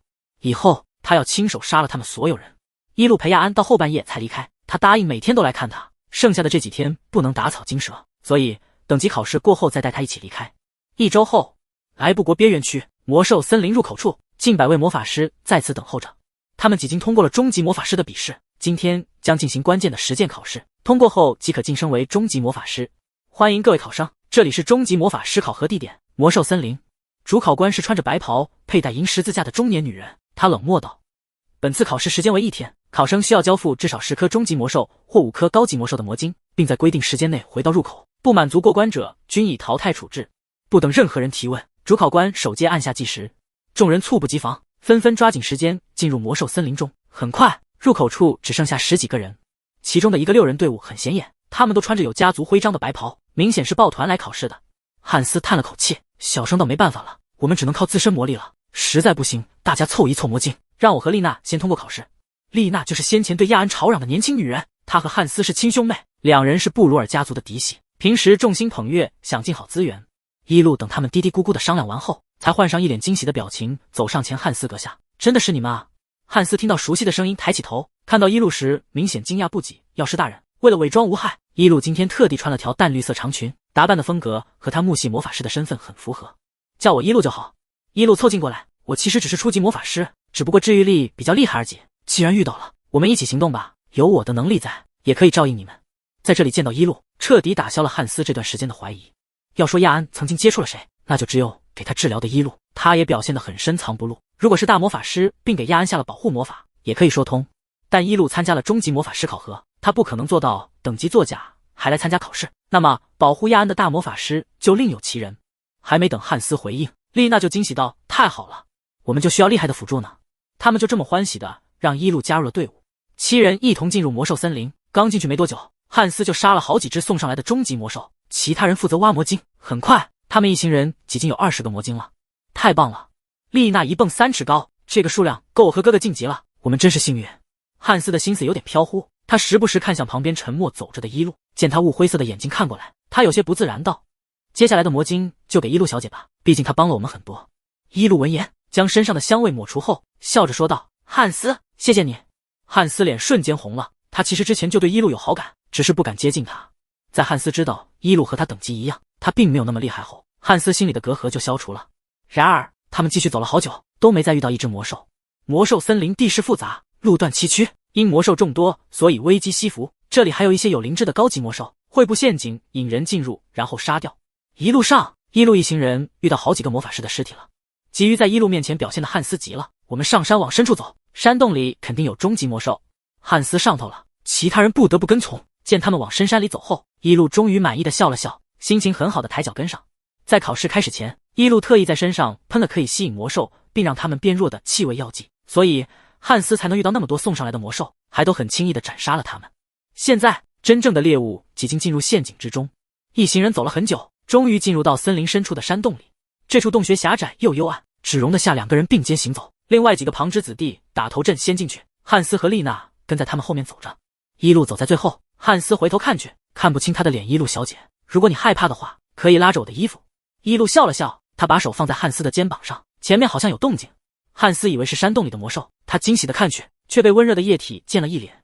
等眼睛适应昏暗的环境后，汉斯这才看清前方几个打头阵的人被不知名生物咬掉了头，鲜血从脖子里喷涌而出，无头的身体向后倒去。汉斯吓得拉住丽娜躲开了，他从小养尊处优，哪见过这样血腥的场面，再也顾不上在一路面前装绅士了。快跑，快跑！这个山洞里肯定有高级魔兽。汉斯和丽娜想要往回跑，被一路笑着拦住了。为什么要回去？汉斯，你不是说要帮我拿魔晶吗？汉斯都快被吓尿了，他终于清醒过来，还拿什么魔晶？我根本没打过几只魔兽，这里面的魔兽肯定会杀了我们的，快走啊！一路站在原地不动，他有点苦恼的自言自语道：“失策了，不小心让几个人死了，不是我弄死的，没什么关系吧？”汉斯意识到哪里不对，一路，你在说什么？我说。一路嘴角一手挂着笑，眼神却很冰冷，他伸出手来，手心中的灰色魔法光团越来越大，将汉斯和丽娜笼罩进去。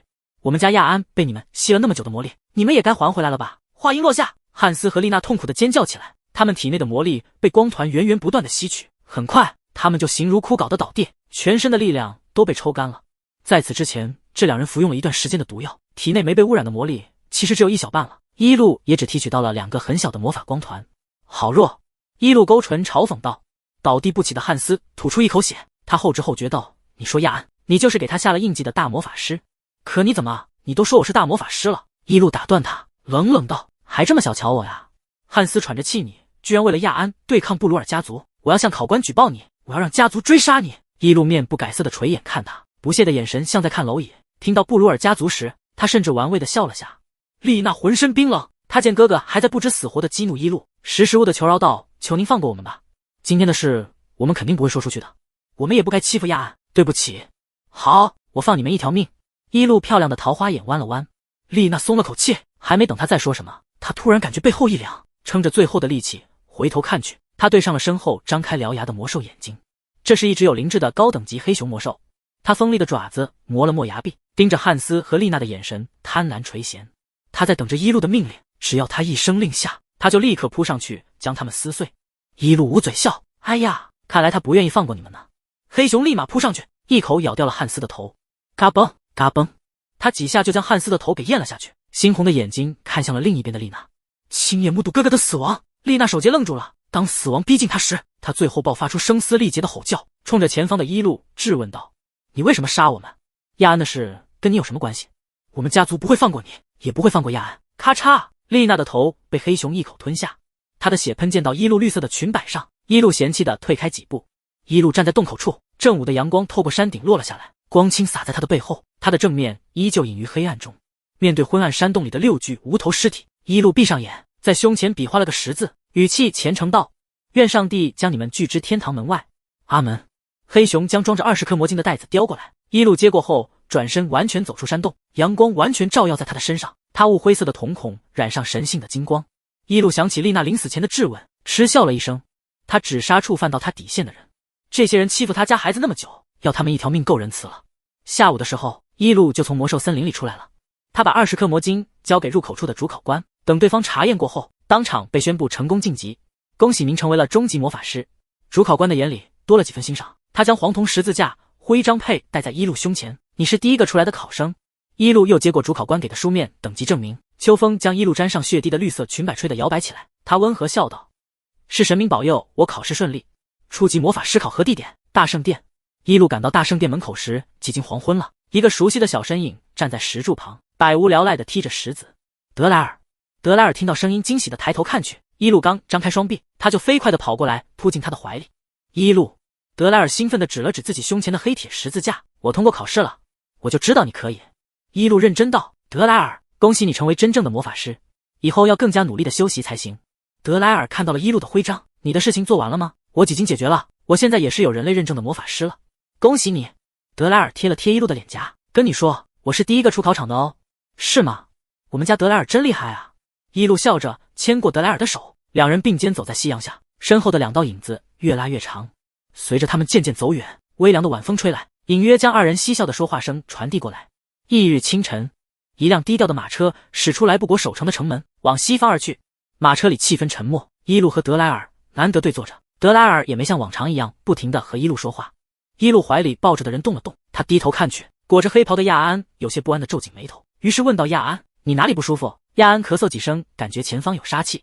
伊露看向对面一手瞪着亚安的德莱尔，呵斥道：你又皮痒了。德莱尔不服气地收回视线，他都好久没被伊露抱在怀里过了，亚安一来就被他抱着，真是越看牙越痒。昨晚伊露就把亚安接过来了，今天一早就带着他启程准备离开莱布国，从此以后亚安真正由伊露抚养了。亚安靠在伊露的怀里，感受着他有力的心跳，他很快安心下来。伊露，我们会去哪儿？我们再往西走。以前我和德莱尔住在大陆最东方的偏僻之地，现在要前往大陆的北边诸国，在那里定居。伊露回答道。为什么不带我回你之前的家？亚安只是随口一问，对他来说，有伊露在的地方就是家。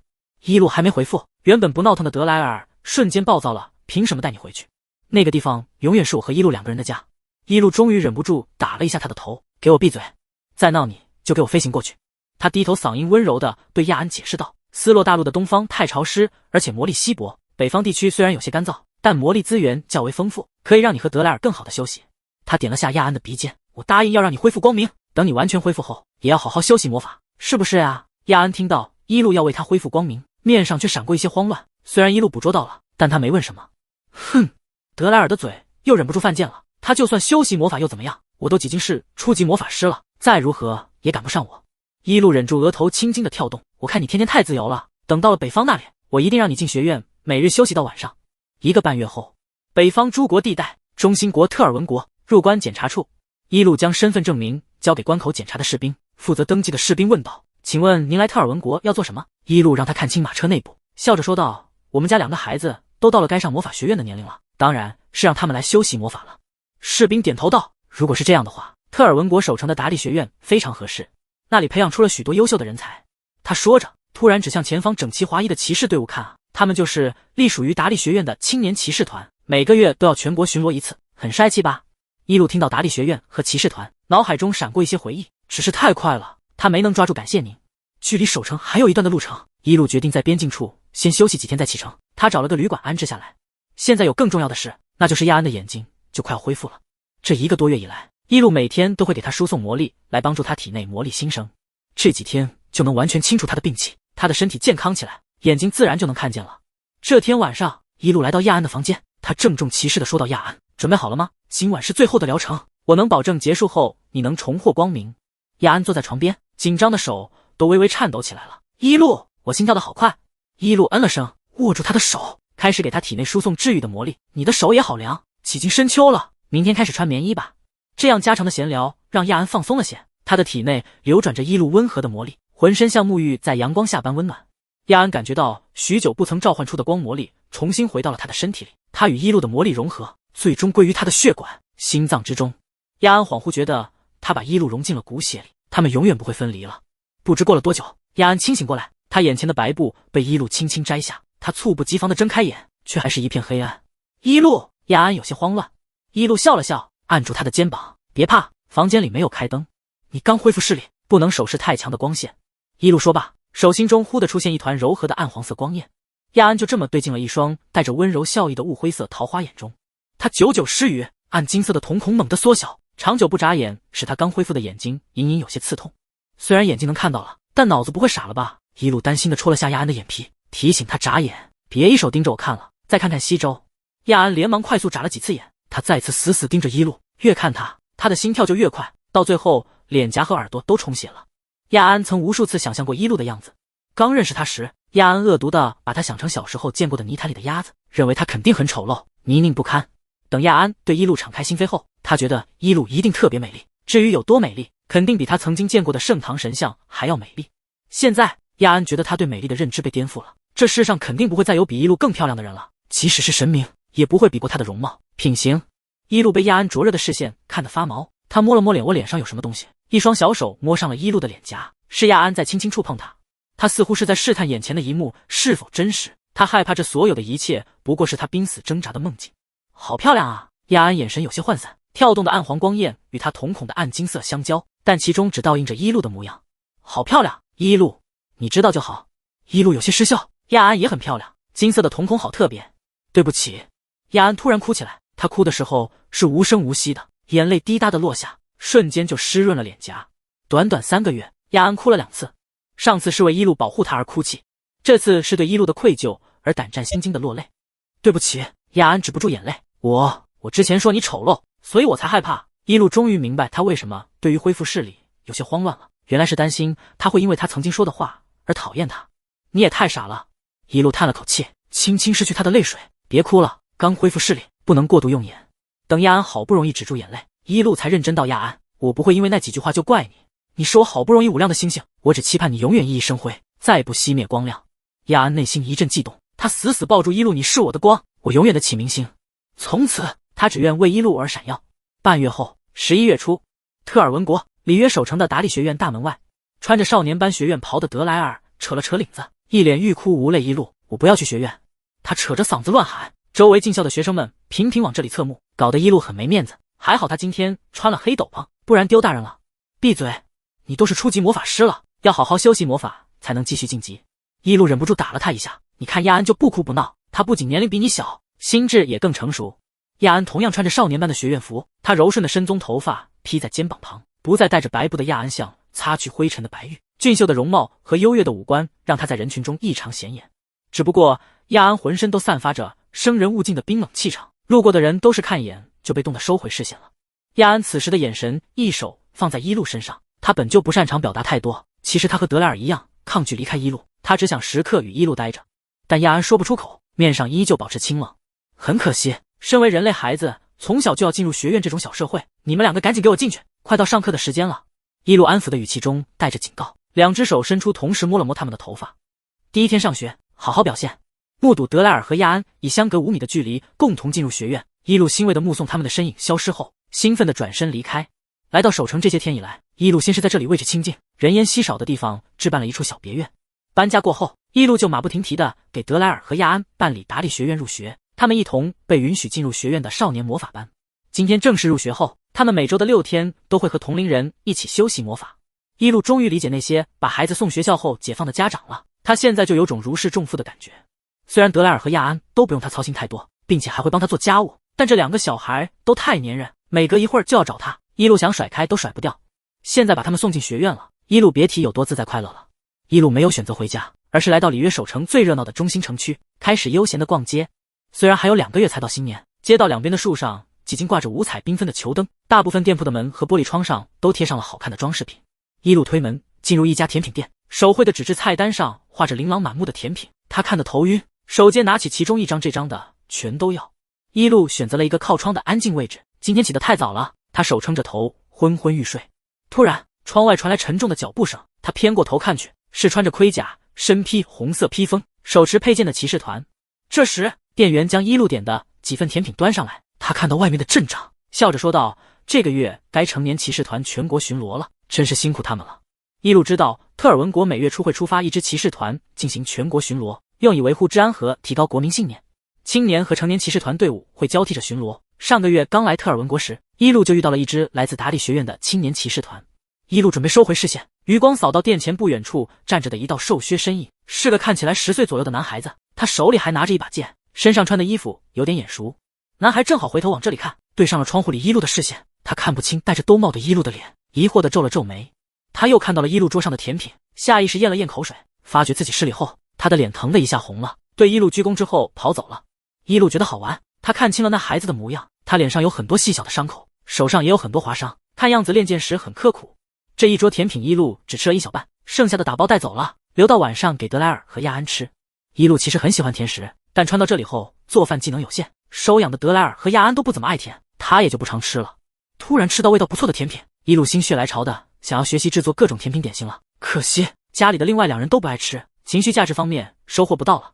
下午时，一路正在厨房研究如何和面加糖，突然接收到了一则魔法传讯。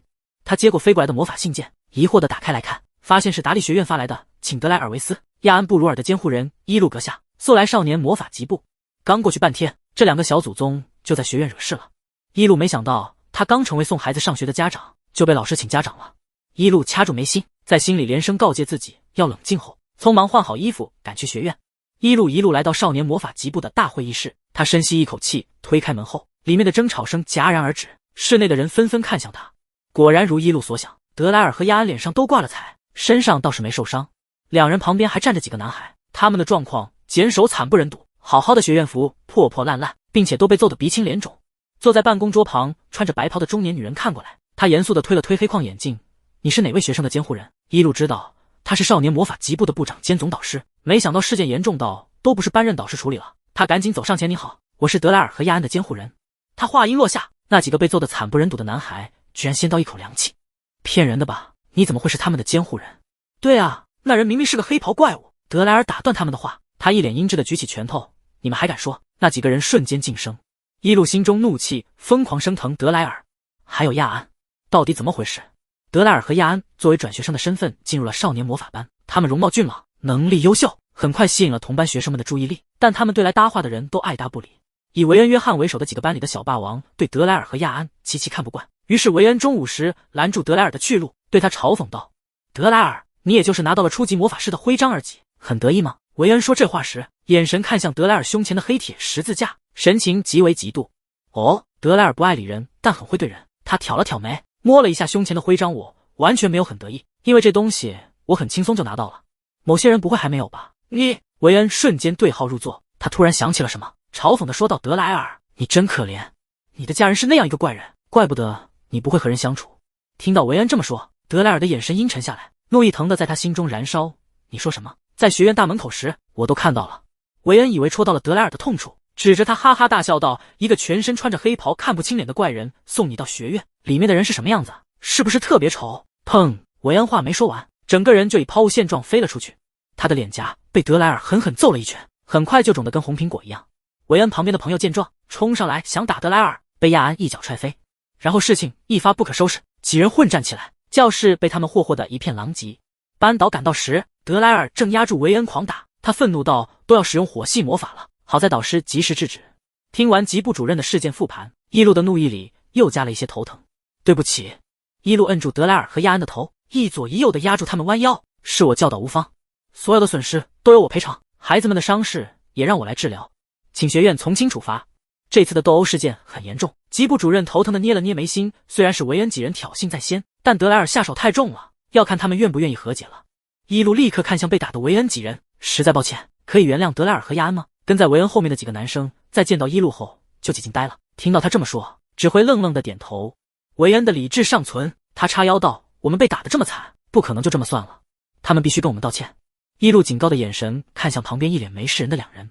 德莱尔听到维恩这么说，火气又上来了，他刚想跟他们对骂，就听旁边的亚安开口道：“对不起，不应该打你们。亚安说这话时依旧面无表情，语气冷漠。他不允许任何人诋毁伊露，但他更不会让伊露为难。这在德莱尔看来就是背叛，虽然他们本来就没有有意亚安你这个混蛋，怎么能？德莱尔转头看到伊露为难的表情，立马转变话头，我也很对不起，不该冲动打人。维恩得意的点头，这还差不多。伊露笑着走过来，用治愈魔法帮他们疗伤，很快他们的伤口就恢复了。他站起身道：“好了，维恩同学，现在该你们向我道歉了。”正震惊于伤势快速恢复的维恩愣了愣，什么？伊露表情无辜道：“德莱尔之所以打你们，是因为你们侮辱我在先吧？只是穿了黑斗篷就被说成怪物，我好伤心啊！难道你们觉得自己没有错吗？”面对伊露笑意盈盈的脸，维恩脸羞愧的通红，对不起，我不应该那样说你，请原谅我。后面的几个男生也纷纷道歉。伊露轻轻摸了摸他们的头，知错能改，大家都是好孩子，请以后和德莱尔还有亚安好好相处吧。他们第一次来到学院休息，还不太会和别人交往，你们要多多照顾他们呀。维恩一拍胸脯，请放心，以后我们和德莱尔、亚安就是朋友了。这话把德莱尔膈应的表情都扭曲了，但他看到伊露这么努力帮他维护关系，心里说不出来的酸涩，终究是没说什么。这件事最终的处理被定义为同学口角斗争。和解后，伊露出了赔偿教室损坏的钱，然后就准备带着德莱尔和亚安回家了。对了，级部主任推了推眼镜，指向一手待在角落里毫无存在感的男生，其实是这位少年骑士班的同学，先试图制止这场斗殴的。他帮维恩挡住了几次德莱尔的攻击，要不然的话，维恩都被打得站不起来了。伊露才往那边看过去，角落里的男生身上也有几处轻伤，只是脸上和手上的伤口更多，倒不显眼了。这不是他上午在甜品店外看到的馋嘴小男生吗？怪不得伊露觉得他身上的衣服眼熟，他穿的是达利学院的骑士班制服，原来他也是这里的学生。谢谢你。伊露走过来，你被德莱尔误伤了吧？真是抱歉。男生从伊露进门到他完美处理完事情，就一手专注地看着他。见盯着的正主猛地走过来，他吓得后退到了墙边，和他拉开距离。没事，男生不敢手势伊露，没有被误伤到。别骗我了，这伤口那么新，还带着魔法气息，只能是德莱尔做的。伊露拉过男生的胳膊，用魔法治愈好他的伤口，顺带把他脸上和手上的划伤给治疗了。男生英挺的眉眼和棱角分明的五官完全显露出来，健美朗目的容貌似挺拔的柏树，深蓝色的眼睛像闪耀的繁星。谢谢您。他真诚的道谢，我真没做什么，还麻烦您帮我治疗。不用客气。伊露拍了拍他的肩膀，差点忘了，我把德莱尔叫来向你道歉，你给我过来。德莱尔不情愿的走过来，对不起。男生很社恐，多说一句脸就通红了，没关系。伊露随口一问，你叫什么名字？看起来和德莱尔差不多大。约泽文佩里。伊露猛然发觉过来，他这段时间太松懈了，他是意外遇到亚安的，以至于他忘记了为剧情的相遇提前做好准备，好久都没带神器了。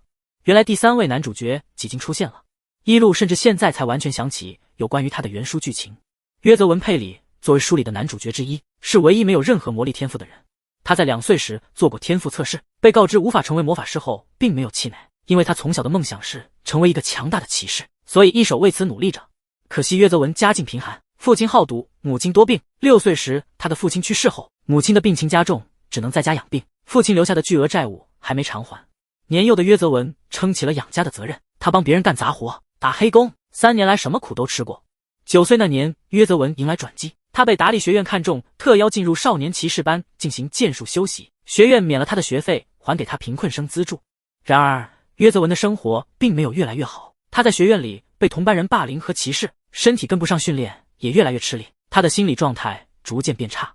10岁那年，约泽文的母亲不治而死，他自责不己，内心越来越自卑。一手到13岁落选青年骑士团选拔，他才恍然大悟过来。约泽文重新拿起剑，他的天赋很强，即使没人教导也能优秀出色。17岁时，他进入达利学院的青年骑士团，15岁时成为骑士团团长。约泽文成年后，进入大陆中心国，参加大陆最强的骑士团选拔后，成功当选，次年成为统领的团长，被称为大陆最强骑士。约泽文20岁那年，进入了圣斯洛学院进修和选拔人才，却意外遇到了让他心动的女主。他一手恪守妇礼的心为女主动摇，对她一见钟情。他是原书中存在感最低的男主，因为他温柔克制的性格，所以很少和女主有更多进展，被读者们戏称是最怂男主。伊露却很喜欢约泽文，他是在战场上铁血无情的最强骑士，守护的职责被他刻进了骨子里。正因如此，他一手默默无闻，禁欲又克制地守护在喜欢的人身后。和其他人不同，约泽文受到的磨难大多来自于原生家庭，只有让他转变自卑的心理，才能让他继续前进。约泽文，好孩子。伊露回过神来，又摸了摸约泽文的头发，今天太仓促，明天我再来找你。德莱尔用身体挤开约泽文，头蹭了蹭伊露还没收回去的手，像只可怜巴巴的小狗。一路，你还找他干什么？都给他疗伤了。约泽文不好意思的挠了挠脸，是的，我已经很感激您了。一路忍无可忍的拍了一下他的头，你给人家添了那么大的麻烦，我怎么过意的去？一路扯着德莱尔和亚安回去了。约泽文站在原地，一手看着他们离去的背影，眼里闪过一丝羡慕。回到家后，一路拿起鸡毛掸子就冲着德莱尔打过来，把他打得上蹿下跳。一路，德莱尔捂着屁股乱跑，你为什么只打我不打亚安？你给我过来！一路气得敲桌，是你先动的手吧？德莱尔还要继续乱跑。这场追逐战停止于烤炉冒起了烟，一路烤的饼干糊了。一路看着烤架上失败的曲奇饼干，叹了口气，还说拿给那孩子吃呢，要重新做了。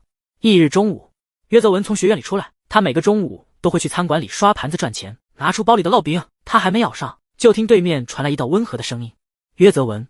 约泽文立刻听出声音的主人是谁，他诧异的回头看，对上了站在街对面的一路的视线。一路今天穿了条白色长裙，手里拿着伞和纸袋，他走上前来，怎么不在学院食堂里吃饭？约泽文大方道，中午要去餐馆打工，而且食堂的餐食太贵了，出不起餐费。说完，他才有点窘迫的低下头，抱歉，一路失效。这有什么好抱歉的？前不久刚下过一场小雨，路边都是积水的坑。一路和约泽文并肩走在街道上，约泽文很小心地避开水坑，他不想让水溅起来弄脏一路的裙子。你打工的餐馆味道怎么样？一路自然地开口问道。约泽文又想说抱歉了，然后及时止住了，没有吃过，但看起来还不错。好，那我午饭就在那里吃了。一路笑了笑，他跟着约泽文拐过街角，来到一家客人很多的餐馆门口。约泽文赶紧上前为他推开门。一路挑了挑眉，谢谢。约泽文真是绅士。约泽文的耳朵尖通红，他昨天听到德莱尔喊一路的名字了。没什么，一路大人。一路走进去前敲了一下他的额头，叫我一路就好。等他们进入餐馆后，约泽文就去后厨开始刷盘子的工作了。一路没打扰他，他坐下来开始点餐。等食物到后尝了口，牛肉鲜嫩，味道很可口，确实是个不错的餐馆。一路用完餐后等了一小会，就见到约泽文从后厨里出来，手里还拿着今天的报酬，他粗略的估计应该是10个银币。约泽文要回学院去了吗？一路走过来。约泽文有些惊讶，一路大人。不，一路，你还没离开吗？一路嗯了声等你。约泽文还没问，一路就把手里的纸袋递给他曲奇饼干。约泽文连连摆手，我实在无法接受您的好意。一路扔到他怀里，今天突然叫你打扰你吃午饭了，给你的赔礼。他看到约泽文没来得及吃烙饼，他肯定是饿着肚子洗了一中午的盘子。约泽文的肚子适时的叫起来，他闻到了袋子里饼干的香气，再也无法拒绝。谢谢您，我很喜欢甜品。一路推开门，两人一同从餐馆里走出来，外面下起了小雨，他打开伞罩住自己和约泽文，随后道，我也喜欢，最近正在学习制作甜品。可惜，一路真情实感的叹了口气，我家里的2个孩子都不喜欢甜食，我缺一个提供情绪价值的试吃员呀。约泽文太饿了，打开袋子拿出一块黄油曲奇咬了一口，惊呼道，好好吃。一路感动的摸了一下他的头，怜爱道，那我们就这么说好喽。约泽文将整块曲奇都咽下去后，才反应过来，说好什么？刚才不是说了我缺一个试吃员？一路笑着说道，今天开始你来担任。约泽文惶恐的手都不知道放哪儿了，不，我怎么可以？好了，不顺路了，快去学院吧。走到分岔路口，一路一把将手里的伞塞到约泽文手里，他脸上挂着明媚的笑容，明明是阴沉的雨天，却像身在晴朗的天空之下。一路周身的魔力将落下的雨滴隔开，形成一道发光的屏障，他像是独自站在聚光灯下的漂亮主演，回过头对周围的路人挥手告别后，潇洒的转身跑走。约泽文觉得自己就是那个路人。从小，约泽文就把人生看作一条平行线，这条线和很多人相交过，他的父亲、母亲，甚至学院里霸凌他的同学。现在约泽文的心中再次出现2条平行线，一条是他，另一条发着光的平行线是一路。一开始这2条线完全平行，后来发光的线逐渐倾斜，想要与约泽文的线相交，他就要成为主演身边有姓名的配角了。但约泽文不敢靠近，他的身份太卑微了，只会让万众瞩目的主演的聚光灯变暗。黄昏时，学院的学生们放学离去，少年魔法班门口，一脸局促的约泽文攥紧手里的伞，频频往里面看去。过了一会儿，一个走路风风火火的黑发少年冲了出来，他差点撞到门口的约泽文。抱歉。德莱尔头也不回就要离开，却被身后的人喊住了。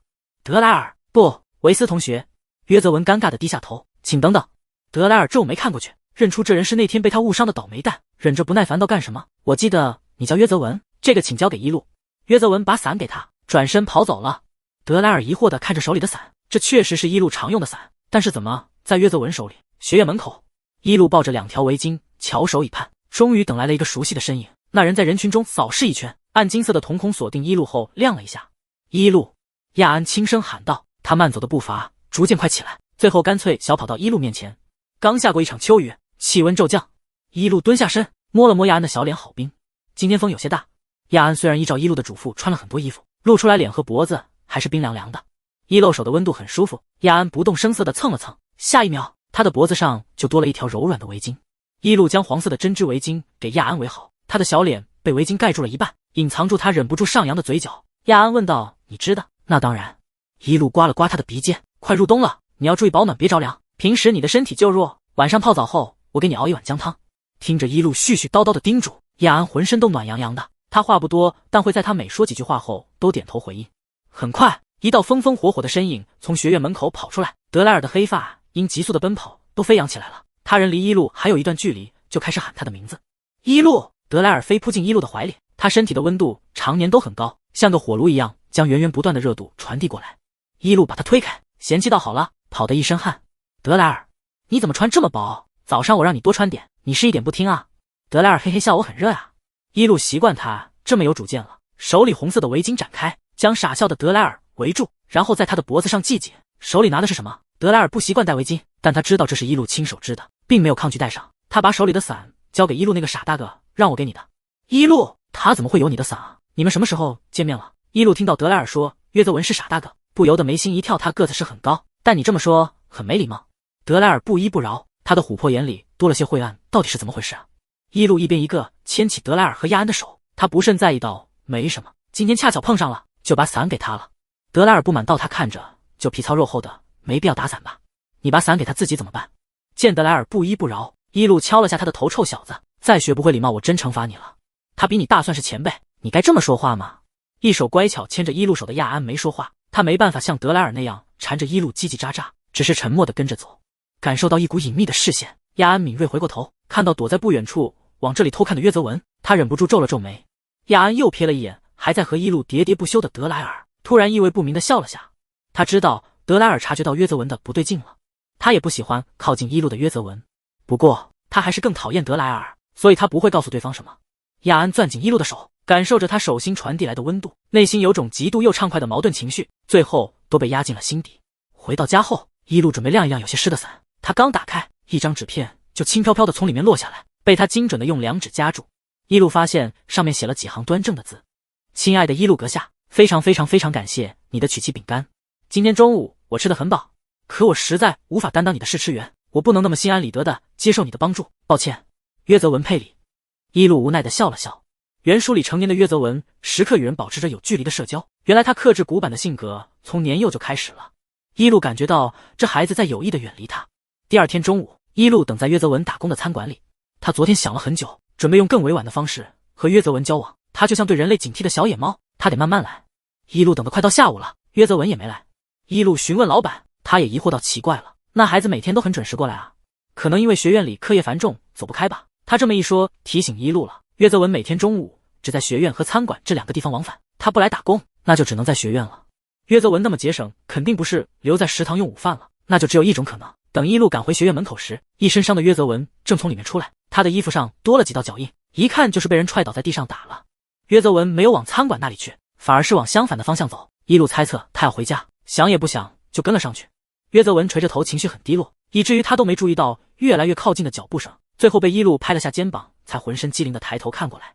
一路，约泽文吓了一跳：“你怎么在这里？我昨天不是几经啊？”他下意识觉得一路不会再来找他了。几经给我写了信。一路抱起胳膊，好笑道：“能当面交流，我才不会用书信，这样怎么能清楚别人的心意呢？比如现在这种情况。”一路弯下腰，摸了摸约泽文被打得肿起来的脸颊：“我只能在与你面对面的时候知道。”约泽文感觉到温和的魔力抚摸过他的脸颊，随后他的伤就恢复了。他赶紧退后抱歉：“但是不用了。”“你为什么总在说抱歉？不累吗？”一路无语道。他装作不经意地提起：“其他伤不用治疗，你家里人看到会担心的吧？”约泽文似乎想到了什么，明显愣了愣，然后有点局促地靠近一路：“那麻烦您了。”“不麻烦，举手之劳。”一路一挥手，约泽文身上的伤就没有了。有时候伤势太严重，用训练当作借口也是糊弄不过去的吧。约泽文的心思被一路一眼看穿，他结巴道：“抱歉，我的母亲身体不好，我不想让她担心，所以才说谎，别再跟我说抱歉了。”一路准备离开：“那你回家吧，我走了。”他没问约泽文的伤到底怎么回事，被谁打的，也不打听他的家庭情况，只是跟着他走了半路，追上来给他疗伤。约泽文原本紧张的心放松下来，他很感激一路和他保持的距离感，这让他没必要再次揭开血淋淋的伤疤。约泽文回过神时，一路几经离开了。他的心失落了下，然后赶紧往前跑去。穿过几条狭窄的小巷，约泽文进入了守城的贫民窟中。他的家就是位于最里面的2间破屋子。约泽文推开门走进去，房间里虽然只有一张床和一个小桌，但收拾得很干净。床上半躺着一个消瘦的妇人，她脸色是病态的苍白，一边做着手里的活，一边咳嗽着。母亲，约泽文赶紧上前抢过她手里的东西。我不是说了让你好好休息吗？你怎么又在干活？莉亚虚弱的笑了笑，天冷了，想给你织个围巾。怎么今天中午回来了？约泽文打开小桌上放着的保温罐，见里面的粥只少了一点，他不由得红了眼眶。您怎么不好好吃饭呢？这样病怎么能好？莉亚突然剧烈咳嗽起来，她用手帕捂住，遮盖住上面的血色。乖孩子，母亲今天不太饿，你下午还有训练吧？快回学院去吧。约泽文清楚看到了莉亚带血的手帕，他没有点破，而是强颜欢笑道：好，您要好好休息，我今天训练时院服弄脏了，换下衣服就走。约泽文越说越哽咽，他怕自己手贱哭出来，转身就跑走了。约泽文完全忘了换衣服这件事，他就这么顶着脏兮兮的衣服跑回了学院，整个下午的训练都有些心不在焉。终于等训练课结束，约泽文刚想走，就被几个人堵住。为首的男生恶劣道：约泽文，你自愈能力挺强啊，中午才被我们打得鼻青脸肿，下午就没事了。他举起拳头，那我再给你。约泽文眼睛一亮，他一个闪身躲过男生的拳头，疯了一样往前跑。对啊，他的伤是一路治愈的，他是很厉害的魔法师，说不定他可以救母亲。约泽文疯跑到院门口，即将迈出院门时，他的脚像灌了铅一样沉重的停了下来。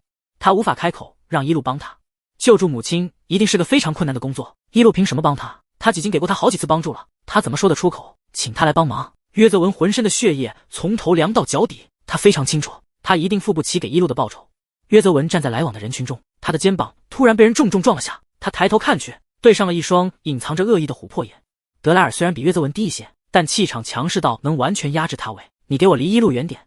约泽文垂下深蓝色的眸子，没有说话。德莱尔继续嘲讽到中午的时候，我都看到了，你被人打得不敢还手，你这样的人真的配当骑士吗？连拔剑反击都做不到。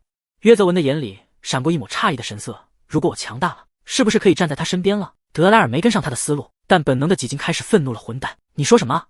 约泽文突然想起他唯一可以给一路的报酬，那就是他自己。他可以成为一路永远的奴隶，他想怎么对他都可以。他可以证明自己的能力，然后请求一路接受他，帮助他。约泽文再也听不进德莱尔骂骂咧咧的话，转身就往学院里面跑。德莱尔气的都要控制不住火焰了，他难得和一手冷眼旁观的亚安搭话，那个蠢货什么意思？亚安目睹全程，他内心感慨德莱尔的愚蠢，这次终于施舍般提醒他了。你点醒他了，他说不定还得谢谢你。蠢货。周日，学院休假日，一路从清晨起就开始沉浸式炼制药剂，一手到下午他才结束工作，将炼好的药装进玻璃瓶中，从自我的状态中回归。他把药剂装进背包中，准备前往地下黑市把它们卖掉，顺便再给亚安挑个合适的魔杖。自从他魔力恢复开始正规的休息后，市面上找不到适合光魔法的法器，但黑市这种价高者得的地方一定有。德莱尔从上午开始就一手待在一路旁边的沙发上，见他准备出门，他第一时间跑过来，一路带我一起出去。一路戳他的额头，指了指对面桌上看书的亚安，你给我待在家里好好温习功课。你看亚安就很刻苦，你有他一半用功我就放心了。德莱尔气得牙痒痒，亚安没有在认真看书，他时不时就往你这里看。被德莱尔戳穿的亚安丝毫不窘迫，他干脆放下书，站起身走过来，用很轻的语气道：一路早点回来。一路摸了摸他的头发，走了。德莱尔见拗不过，开始哼哼唧唧。他眼尖的注意到一路脖子上的蝴蝶项链，一路好久不见，你戴这条项链了。察觉到亚安的视线也放在一路的项链上，德莱尔回以他一个挑衅的眼神，意义明显，这可是只有我知道的事。亚安懒得理德莱尔这个蠢货，他只专注地看着一路，路上小心。好，你们乖乖看家。一路的这条项链就是用来辨别主角之力的神器，自从意外遇到约泽文后，他就不敢再懈怠，于是每天都带着。一路挥手和他们告别，他刚离开家，原本还站得很近的德莱尔和亚安立刻分开，一个疯跑进院子里开始给药草浇水，一个冷着脸开始收拾一路炼制完药剂后留下的残局。一路今天穿着黑斗篷，他要去的地下黑市在守城的边缘区，那里很混乱，无人管辖，鱼龙混杂的人聚集在那里，显眼的人很容易被盯上。将近2个小时的车程后，一路到达了边缘区。这里的街道和周边的建筑都很破败，透露出一股灰暗气息，街边的行人大多行色匆匆，所有的一切都和中心区域完全不同。一路是第一次来这里，他依照着地址往巷子深处走，这里的道路根本不是地图上画的那样浅显易懂，弯弯绕绕的脏乱小路很多，他很快就迷失了。一路走入了一片面积狭窄拥挤的住宅区，这里应该是守城的贫民窟，地图上没有画贫民窟这个标记点，他不知道该怎么走了。而且这里的人见到一个穿黑斗篷的人进来，纷纷警惕地回房关门，一路连一个可以问路的人都没有。正当他头疼的时候，身后传来一声犹豫的询问：“请问您需要帮助吗？”一路回过头，是一个抱着木盆的妇人，她身形极其消瘦，脸色和眼神都带着无法让人忽视的病态。只一眼，一路就知道她的生命将近。这人身上几近有死气了，他的病完全侵蚀了他，他的生命力正在逐渐褪去。莉亚咳嗽几声：“抱歉，我唐突了。”一路这才接话道：“不，是我失礼了，我想去这个地方，您知道怎么出去吗？”莉亚接过他递来的地图：“你要去这个店铺啊？我家孩子就在那里打零工呢。”一路看到莉亚木盆里熟悉的学院制服，猛地反应过来，这里是约泽文的家，面前的女人就是他病重的母亲。原书剧情中，约泽文的母亲在他10岁时病逝，从此以后他一蹶不振。现在的约泽文10岁，他母亲的状态明显命不久矣，剧情的转折点就快到了。听着莉亚轻声给他指路，一路不忍地垂下眼睑：“谢谢您，要多保重身体。”一路拍了拍莉亚的肩膀，转身离去。莉亚猛然感觉身体一阵轻松，病痛长久的折磨让她很虚弱，她现在却觉得浑身暖洋洋的。抬头看去，天空阴沉沉的，并没有太阳。一路走了一会儿，终于来到地下黑市的入口。这里表面是一个杂货铺，最里面的门通往黑市。暗门前站着一个年纪很小的侍应生，正是在这里打零工的约泽文。他看着走近的黑斗篷人，伸出手道：“大人，请交10个银币的入场费。”一路将20个银币放入他的手心，伪装声音道：“本大人瞧上你了，过来服务我，结束给你更多的小费。”侍应生的职责就是陪伴，一路给了钱，约泽文要自然跟着他进入到黑市里面。这是一个庞大的地下市场，鱼龙混杂的摊子随意的到处摆着，想要淘宝的人们就在摊子前挑挑拣拣，还有一些人贼眉鼠眼的打量着来往的人，试图从他们身上捞点东西。黑市中除了不允许打架斗殴外，其他的行为都默许，以至于这里的卖家们品行极差，漫天要价都是最友好的交流方式了。这里不通风，各种难闻的气味接踵而来，最重的就是烟味。一路忍不住捂住鼻子，他看向旁边神态自若的约泽文，有些惊讶道：“你倒不害怕？说起来，这里可不是你一个孩子该来的地方。”约泽文对这个大方的神秘老板莫名有种亲切感，他如实道：“我在这里打工很久了，穿着侍应生制服，不会有人对我怎么样的。”一路将沉重的背包丢给他：“哪里收药剂？”约泽文的力气很大，抱着药剂并不吃力，他往前走为一路引路：“大人，那里有一个来自拍卖行的铺子，比较靠谱。”铺子老板是个精明的中年男人，他仔细查看了包里的15瓶药剂，越看越心惊，面上却不显还不错。我出5万金币。从来没见过这么多钱的约泽文顿时瞪大双眼，他悄悄看了眼旁边没有反应的黑斗篷老板，对这人充满了佩服。约泽文不了解也知道，药剂能卖出这么高的价，这位老板肯定是个厉害的药剂师。一路的声音冷了下来：“小子，拿回东西走。”约泽文虽然不理解，但反应很快，一把将装满药剂的背包从老板手里抢过。老板有点尴尬：“10万，行了吧？守城拍卖行的生意不好做啊。”一路冷冷道：“关我什么事？”一路毫不留情的大步往前走，约泽文赶紧跟在他旁边。老板急得跺脚：“行了，行了，20万金币，看您是能炼制出高级药剂的药剂师，我们拍卖行教您这个朋友，我可给你多加钱了。”一路这才停下脚步，他没回头：“小子，给他。”约泽文在听到老板喊价10万时都几近震惊死了，听到成交价后反而惊到麻木了事。约泽文很谨慎的等老板把钱袋子交给他后，才将药剂递了过去。约泽文抱着沉甸甸的钱袋子，有些落后于一路的脚步：“大人，您真厉害。”一路走得稍微慢了些：“小子，我卖的是高级外商药剂，1瓶的起步价就是1万金币。他刚才开的15瓶5万金币，完全是把我当傻子。”约泽文满脸崇拜，随后他想起了什么，眼神又暗淡起来。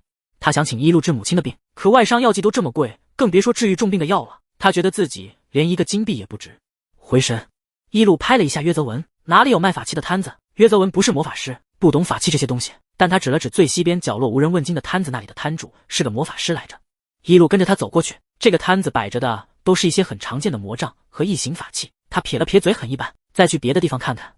他转身想走，身后一道苍老的声音叫住了他：“慢着。”一路回过头，他对上了一双浑浊的眼睛，年迈的老者向他挥了挥手：“我这里还有别的好东西，价高者得。”老者浑浊的眼球转向约泽文怀里抱着的钱袋子：“你想要什么？”一路表示怀疑，是和光元素魔法师的法器，你有吗？老者低沉的笑了笑，他摊位旁边堆了一个黑色的大袋子，他在那袋子里翻找起来，半晌，手中多了一本纯白封皮的书。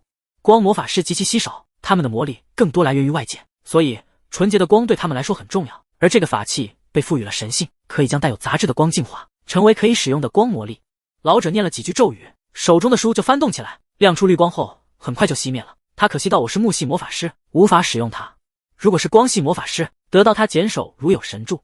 一路从他拿起那本书开始，眼睛就移不开了。他能感受到这个法器中蕴含的强大魔力，它是非常适合亚安修习光魔法的助手，而且它的主要功能是净化，也能避免亚安以后用光魔法杀人的可能性，指引他往干净的修习道路上前行。一路冲约泽文挥了挥手，示意他把钱袋子给老者，这里面有20万金币。这个法器我要了。约泽文再次被震惊，不过是被一路的阔绰惊讶到，他后知后觉反应过来，这位老板既然能卖出高价药剂，那一定很有钱才对。老者接过来一路的钱袋子，不需要那么多钱，我再附赠你一个礼物吧。不等一路表态，他手接把书和一个木盒子扔给了他。一路将书收好后，仔细端详了下手心大小的木盒子，他没感受到什么东西，尝试打开也失败了。这什么玩意儿？他皱眉，这个东西自从我拿到手之后就没人能打开过，不过我保证里面是个宝贝。老者如实道，你要用魔力打开，如果失败，那就是不认你为主，你可以还给我。算了，不管怎么样，我收下了。一路随手扔进背包里，他有收藏稀奇古怪物件的爱好，真打不开那就做他的藏品。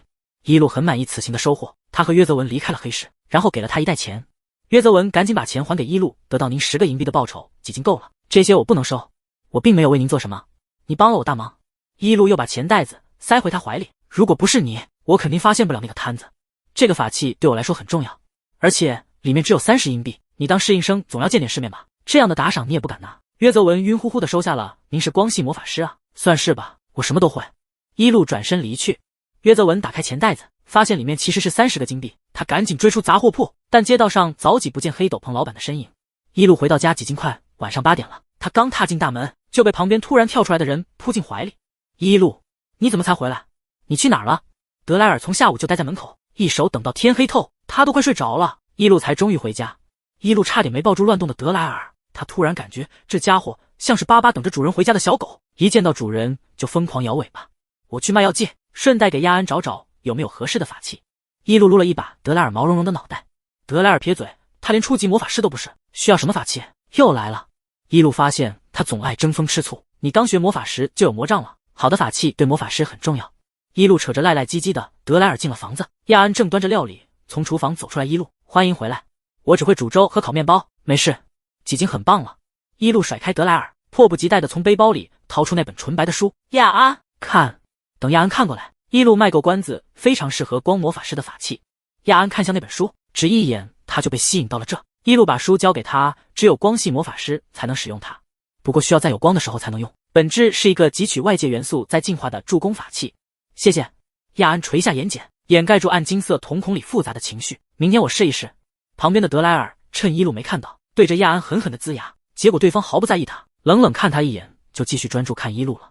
德莱尔气急败坏，却无计可施。他翻了翻一路的背包，拿出里面的木盒子，疑惑地问一路：“这是什么？”一路这才想起这个木盒子，说是用魔力可以打开，如果打不开，就是他拒绝认主。德莱尔先询问他：“我可以试试吗？”一路本来就没把这东西当回事，你试试。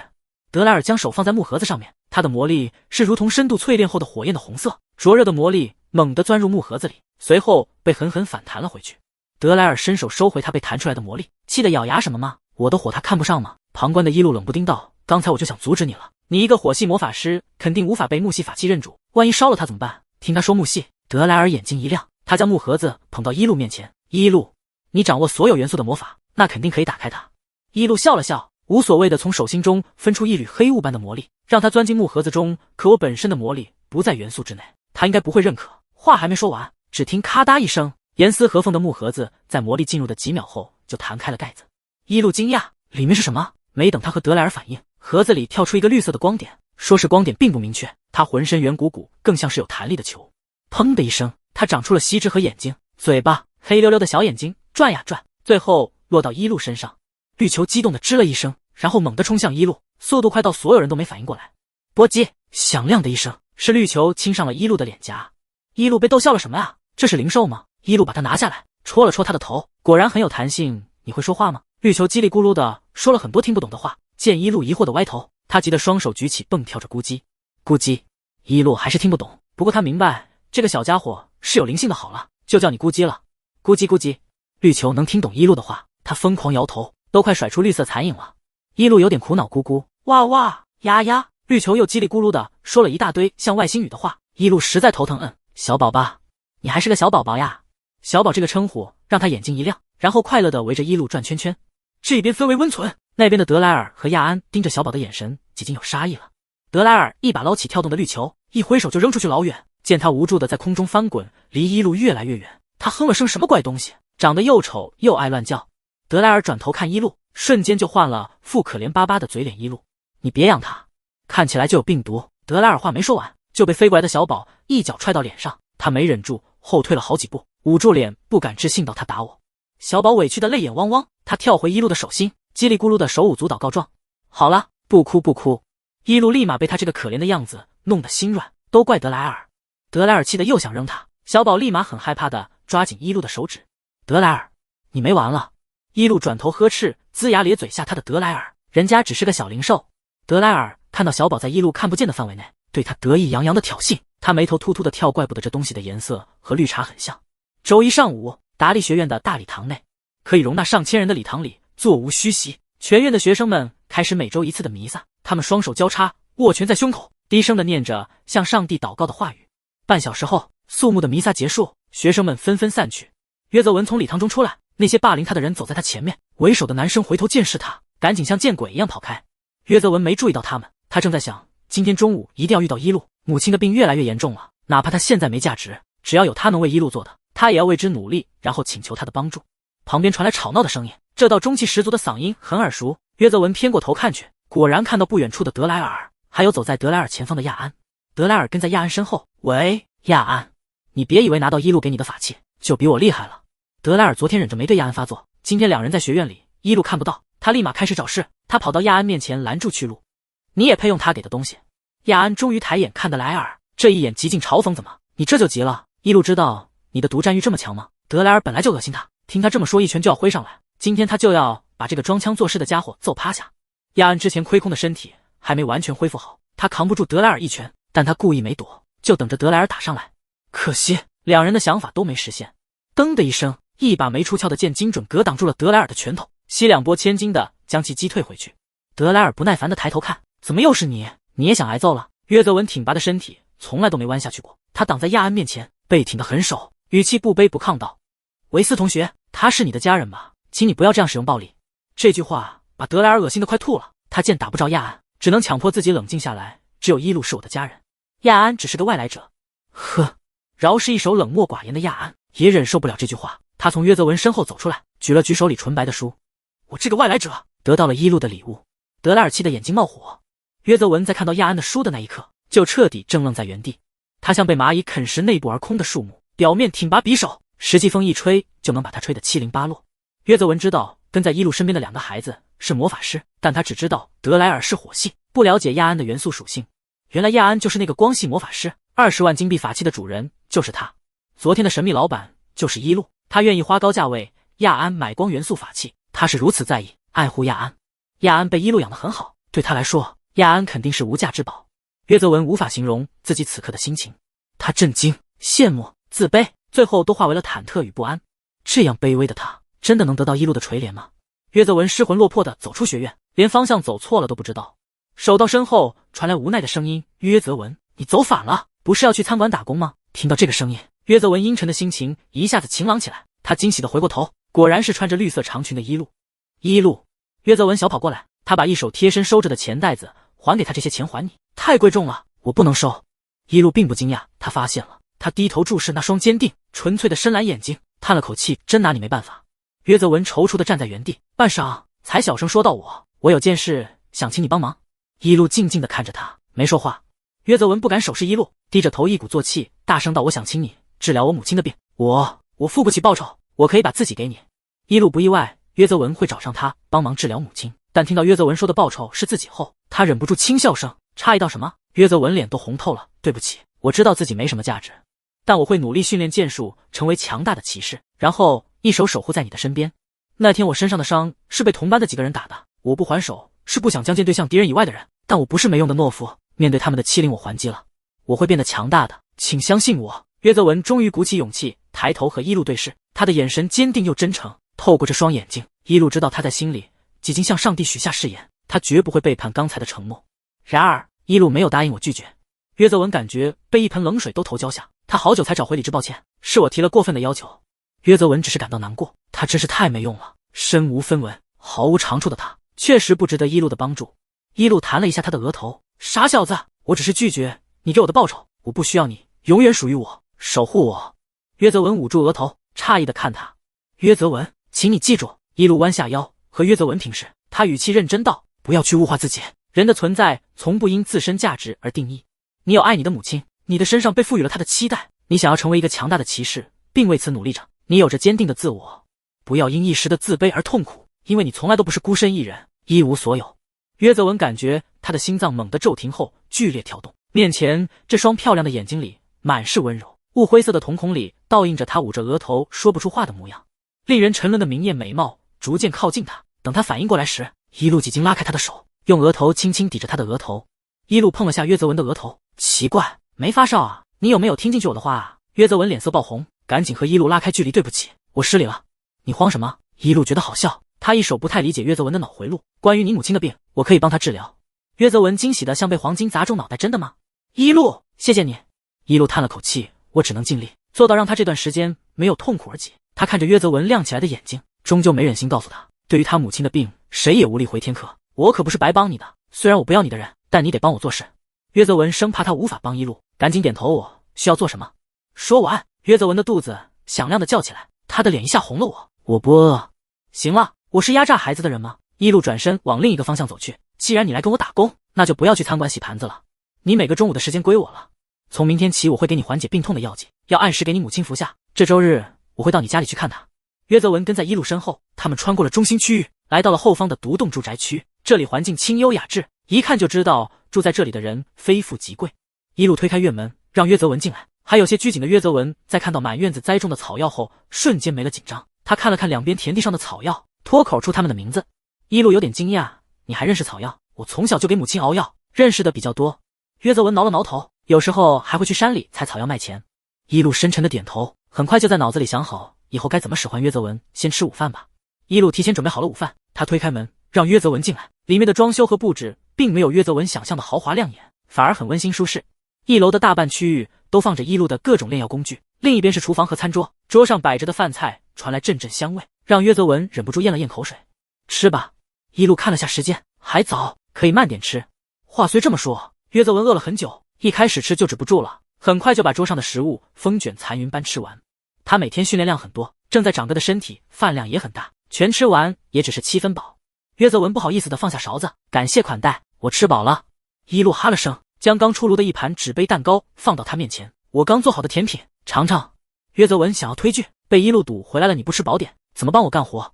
约泽文无法抗拒面前小蛋糕的香味，他拿起一个迫不及待地咬了口，被入口柔软香甜的味道感动到了，好美味。一路得意地叉腰，很受用约泽文的反应，我可是立志成为甜品大师。约泽文给足了情绪价值，你起步就是甜品大师了，以后肯定可以成为甜品师第一。一路哈哈笑了几声，他看约泽文无比顺眼和怜爱，见他嘴角沾上了奶油，弯下腰拿手帕帮他擦像小花猫。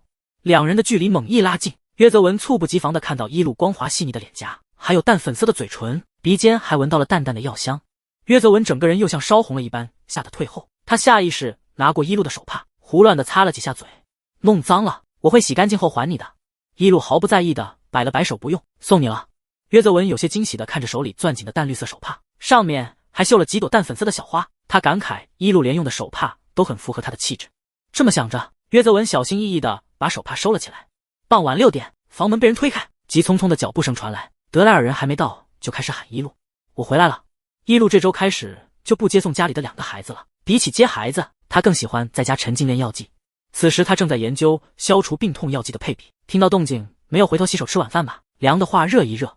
德莱尔兴奋地跑过来，他身上还穿着学院的黑袍，一挥袖子传来了硝烟味。一路赶紧拿着试剂退后几步，他这才注意到德莱尔脸上黑乎乎的，像在地上滚了一圈。你这是怎么了？德莱尔嘿嘿一笑，今天下午我们进行了魔法实践对战，我赢了哦，真厉害，我们家德莱尔肯定能赢，你可是年级前几的佼佼者。一路放下手里的工作，拿出手帕给德莱尔擦脸，同时担忧道，没把对方打出问题吧？我是年级第一。德莱尔纠正一路，当然没有，他只是飞出去几米而已。一路有些头疼的收回手帕，德莱尔一手暗戳戳的看他，第一时间看到他用的纯白手帕了。一路怎么不用那个绿色的手帕了？你不是很喜欢吗？我嫌弃你。一路没与他说太多，不敢让你用我的绿手帕，弄脏了怎么办？德莱尔哼了声，虽然觉得奇怪，但也没问了。他拿起水壶往外走，趁天还没黑，我先去给草药田浇水除草。一路继续开始研究试剂，他听后随口道不用了，已经做过了，你快去洗手吃饭。还有，我不是说了让你和亚安结伴回家吗？怎么他现在还没回来？一路不是不知道，这两个人都是表面和谐，就算两人不结伴回家，也会在一条路上走。亚安这么晚还不回来，让他有点担心。德莱尔自动忽略一路问亚安的话，他诧异的瞪大眼睛。做过了，你给草药浇水，除草除虫了。中午的时候，约泽文把这些工作都出色的完成了。一路毫无心理负担的把功劳揽在自己身上，当然不用你帮忙了。这在德莱尔耳朵里听来就是我不需要你了。他急了以后，你不许做这些，我来做。好好好，一路心想，下次约泽文来让他整理药剂柜和书房好了。亚安回来没？德莱尔终于不情愿的提起了亚安，他早就回来了，一手在院子里没进来而已。他在我后面跟我回家，很恶心。一路打了一下他的头，你们就住在一起？什么叫跟你后面？两人说话间，亚安进门来，他暗金色的瞳孔晦暗不明。一路，今天有谁来家里吗？一路心虚的摸了摸鼻尖，他还不太想让他们知道约泽文的事。没有啊。亚安嗯了声，没有再问。第二日中午，约泽文依照着记忆跑到一路的家中，他此时正在采草药，肩膀上还站着一个绿色的小球，他有着手和脚，正在手舞足蹈的说着话。一路，约泽文跑过来，撸起袖子就要开始给药田除虫，被一路拦住了。先去吃午饭，对了，以后你不用做这个工作了。一路头疼道，德莱尔昨天非闹着说他要负责药田的工作。约泽文顿时有些不知所措，那你就帮我整理药剂柜和清洗工具。一路把话说完，转身往屋里走去。你母亲今天的情况怎么样？约泽文一路跟着他来到药缸前，他抿了抿唇，母亲今早昏睡着，这几天都没什么胃口，只吃了几口粥。一说到母亲的病情，约泽文雀跃的心一点点沉寂下来，他不是傻子，能感受到母亲生命力的快速流逝。知道了。一路听后，在筐里挑挑拣拣，找出几颗绿色的草药扔进药缸。那你要多吃点饭长得更高，你母亲才会放心。约泽文被安慰道，他的眼神放到一路肩膀的绿色小球上，这只球也正在警惕地打量他。他黑溜溜的眼睛盯着约泽文，最后对他吐了吐舌头，扭过身子不看他了。这个是小宝，那天老者送我的木盒子被我打开，他就从里面跳出来了。一路把小宝放到手心里抚摸，忧郁道，他很嗜睡，一天才醒来2个小时，而且什么东西都不吃，真是难养。中午很快过去，约泽文做完一路安排的工作，准备离开回学院。一路叫住他，把一个背包交给他，每天1瓶，如果有异常及时告诉我。约泽文感激地接过，他觉得一路真厉害，只听他描述几句病情就能炼制出针对母亲病情的药剂，殊不知他们在之前就见过了。约泽文背着包一路跑回学院，他下午有训练，于是手奔教学楼后训练场。正在班里上理论课的亚安坐在靠窗的位置，他手撑着脸，百无聊赖地往窗外看了一眼，看到了楼下飞奔而过的约泽文。他怀里抱着的皮质背包上挂着一个毛绒小兔的挂件，随着他奔跑的动作一晃一晃。那是一路的背包，上面的兔子挂件是他用织围巾剩下的毛线勾的，被他随意挂在了包上。手到约泽文的身影消失，亚安也没有收回视线。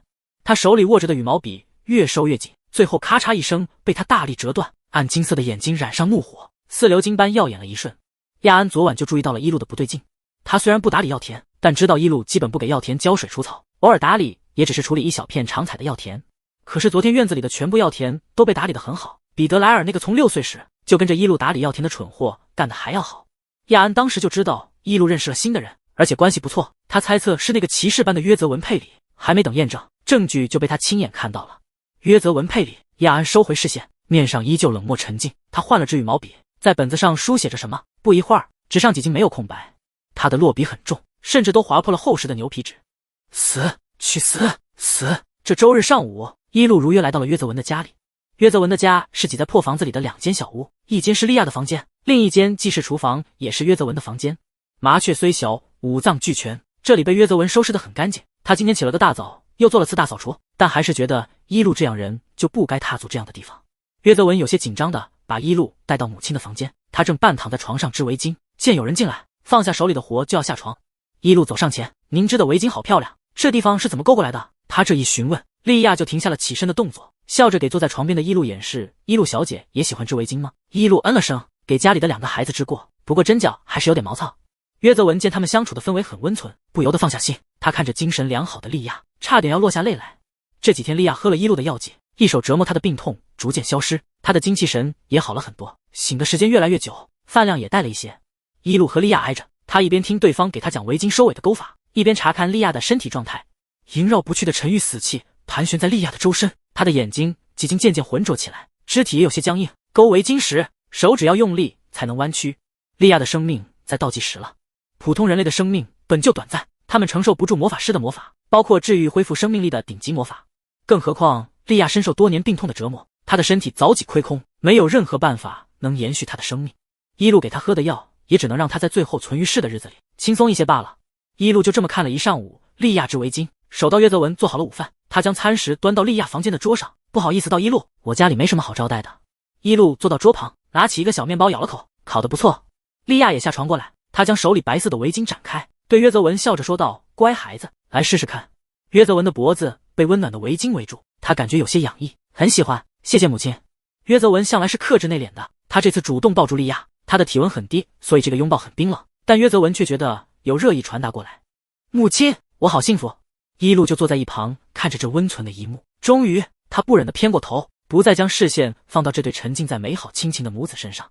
这一刻，一路才真正感同身受，为什么约泽文在母亲离世后一蹶不振地消沉了3年。得到后失去，比从未得到更让人钻心刻骨。在即将失去前得到的幸福，也不过是一砸就碎裂的镜中花。即使是拥有漫长生命的魔女，在面对人类的生老病死时，一路也不禁动容。下午时，一路从几近睡着的莉亚房间中离开，他没在另一间屋子里看到约泽文，于是出来找他，很快就在房后的一片空地上看到他了。说是空地也不尽然，中间有一棵雪橇树，这是大陆北方常见的树木，每逢秋季就会开花，到冬季后就会结出饱满的果实。雪橇花是粉白色的七瓣花，它开得很繁茂，花瓣却会很轻易的就会落下，行人从树下经过时，很容易就会沾染上一身粉白花瓣。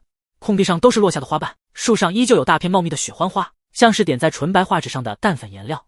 这里是破败贫民窟唯一得色彩之地。约泽文就站在树的另一边，挥动着手中的剑，他练得认真刻苦，每一招都很凌厉到位。剑花翻转间，粉白花瓣落在他的鼻尖，他这才停下来将其拂去。约泽文注意到不远处的一路，他赶紧收起剑往他这里跑。一路，你怎么过来了？我以为你已经回去了。我确实准备回家，想和你告个别。一路垂眸看他，帮他拂去头发上的花瓣。这还是我第一见约泽文练剑，果然很厉害啊。约泽文经不住一路的夸奖，他的脸红透了。我会努力练习，有朝一日成为强大的骑士，保护母亲和你。一路摸了摸他的头，好，除了你母亲外，现在你的身上又多了一份期待了，会不会压力太大了？不会。约泽文看向一路的眼神无比坚定，他拍了拍胸膛，这是我的动力才对。一路拿过他手中的剑，他利落地转了一个剑花，笑着说道：为了锻炼身体，我之前有练过一段时间，不过只学会了一个绣花招式，用来转换心情。一路走到雪橇树旁，一只手握着剑，另只手扶住腰，往后弯下，随后腰部和大腿发力，带动着他舞动，旋转起来，手中的剑随之挥舞，晚出道剑花。他绿色的裙摆如同绽放的花，这朵美丽娇艳的花持着锋利的剑，绽开的花瓣就像危险的剑刃，一个不察就会被这迷人的美丽而夺走性命。约泽文眼也不眨的看着在簌簌落下的雪橇花下舞剑的一路，粉白的花瓣并没有落到他的身上，而是经过他身边飘洒而开。此刻他再次看到了那数聚光灯，漂亮的主演正在肆意起舞，舞台上方为他降下点缀的花瓣，让他更加万众瞩目。而这一幕，约泽文不再是路人，他成为了台下的观众，并且是离主演很近被他注意到的幸运观众。约泽文在注目的过程中，猝不及防对进了一双神秘的桃花眼中，是主演将视线放到了他身上，他对着约泽文笑，还向他走了过来。他感觉自己这个幸运观众头上也要有聚光灯了。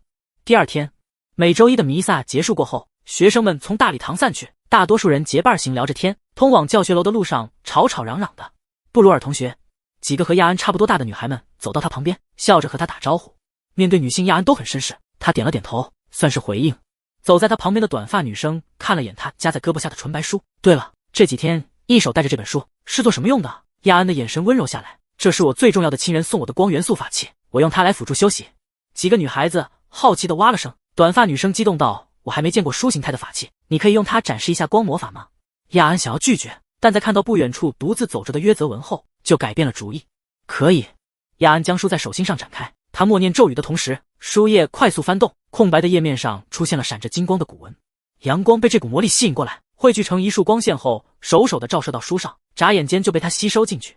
被净化的光从书里重新而出，这道光本该被亚安手接纳进身体里，却突然化作一道光刃，尽手向斜后方飞去。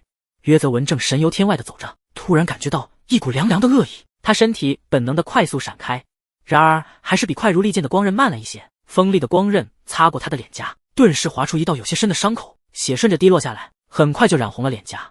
那道划伤约泽文的光刃化作光点，消散在半空中，头顶的阳光依旧静静地洒落在学院上方，似乎什么都没发生。约泽文胡乱的用手擦了擦伤口，他察觉到发出这道攻击的方位，抬头看去，对上了一双毫无情感的暗金色眼睛。短发女生惊呼一声：“抱歉，你没事吧？”约泽文摆了摆手，他仍然注视着亚安，心中莫名有种对方对他充满恶意和恨意的感觉，可他想不明白为什么。亚安终于开口，他的语气冷漠：“抱歉，我的魔法突然失控了，我和你去医护室吧。”“没关系，我去洗洗就好。”约泽文的血很快止住了，“快去上课吧。”亚安抿了抿唇，再次看了他一眼，就和那几个女孩一起离开了。约泽文这才感觉到脸颊的刺痛，他摸了摸伤口，忍不住嘶了声。刚才他要是没躲开，那道光刃绝对能划开他的脖子吧。中午的时候，约泽文来到伊路的家里，他轻车熟路地推开房门走进去，以为会在炼药的伊路此时躺在沙发上，他手枕在头下面睡着了。伊路黑色的裙摆垂落在地上，他闭着眼睡觉的模样恬静温柔，正午的阳光透过落地窗洒在他的身上。此刻，岁月静好的时光具象化了。约泽文轻手轻脚地走过去，将毯子盖在他身上，正想悄悄退后，手腕却被他抓住了。“谢谢。”伊路缓缓睁开眼，雾灰色的瞳孔半眯着，像只慵懒高贵的猫。“不过我几经醒了。”伊路坐起身，注意到约泽文脸上的伤口，看起来很深的鲜红的一道伤。“你在训练的时候受伤了？”约泽文没有告诉伊路实情。“被剑划伤了，下次小心些。”伊路打了个哈欠，手伸过去给他治疗，却感受到了他伤口上残留的些许光魔力，真的是被剑伤到了。约泽文不会说谎，他只能装作等着伊路治疗的样子，闭上眼，嘴里胡乱说：“是的，下次我会小心的。”伊路的眸子沉了沉，终究是没说什么，治愈好了他的伤。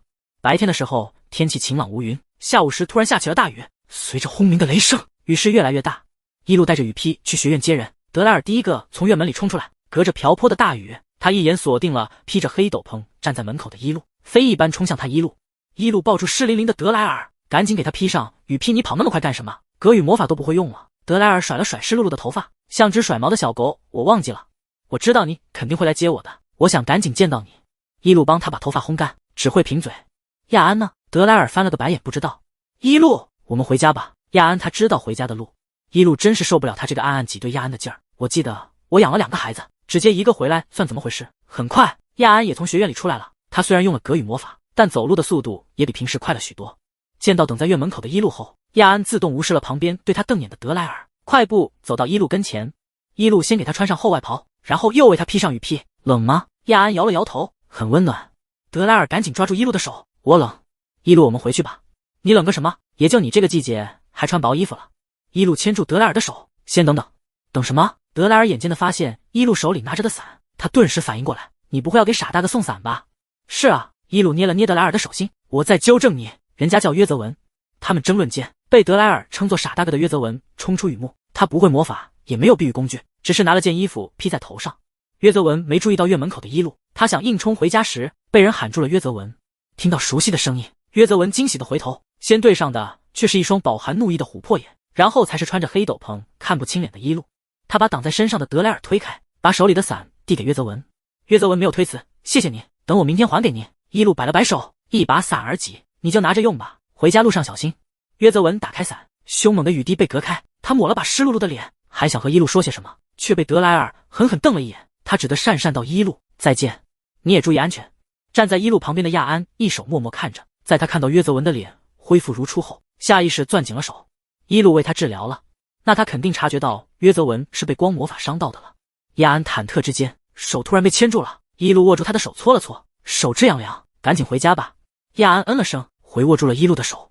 约泽文打着伞跑回家，他先是换了衣服，熬了一些粥后，端着碗敲了敲莉亚的房门。他推开门进去，莉亚居然倒在了地上。约泽文手中的碗掉落在地，碎裂开来，他赶紧冲上前，“母亲！”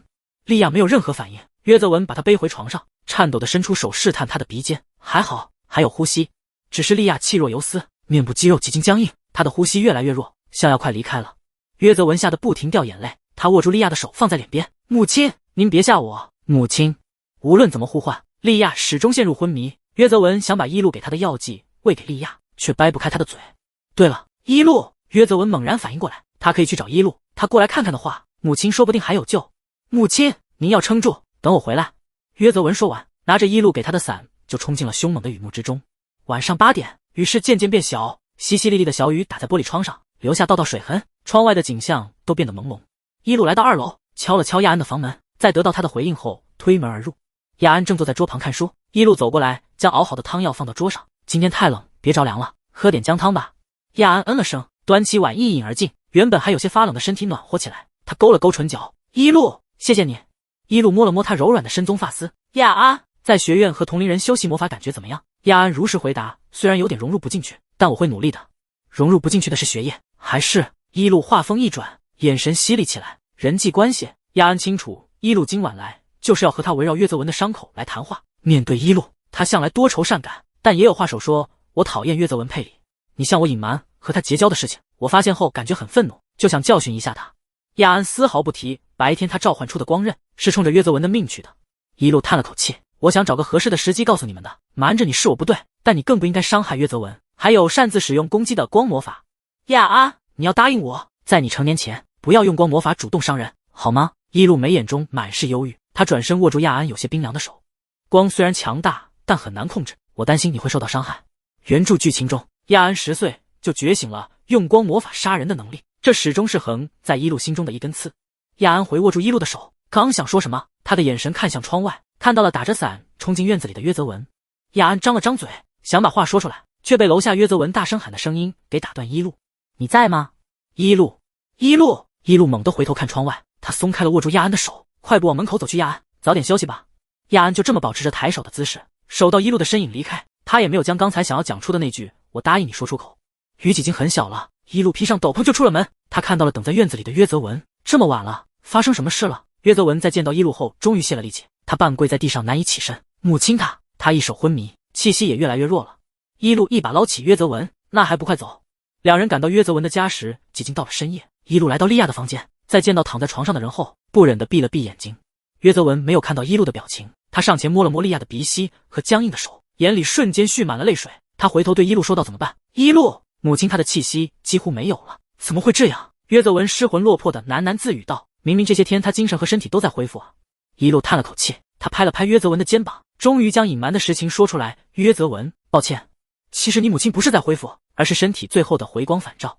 约泽文的大脑处理信息变得极其缓慢，什么意思？莉亚是常年经受病痛的普通人类，魔法师无论如何也挽救不回她的生命。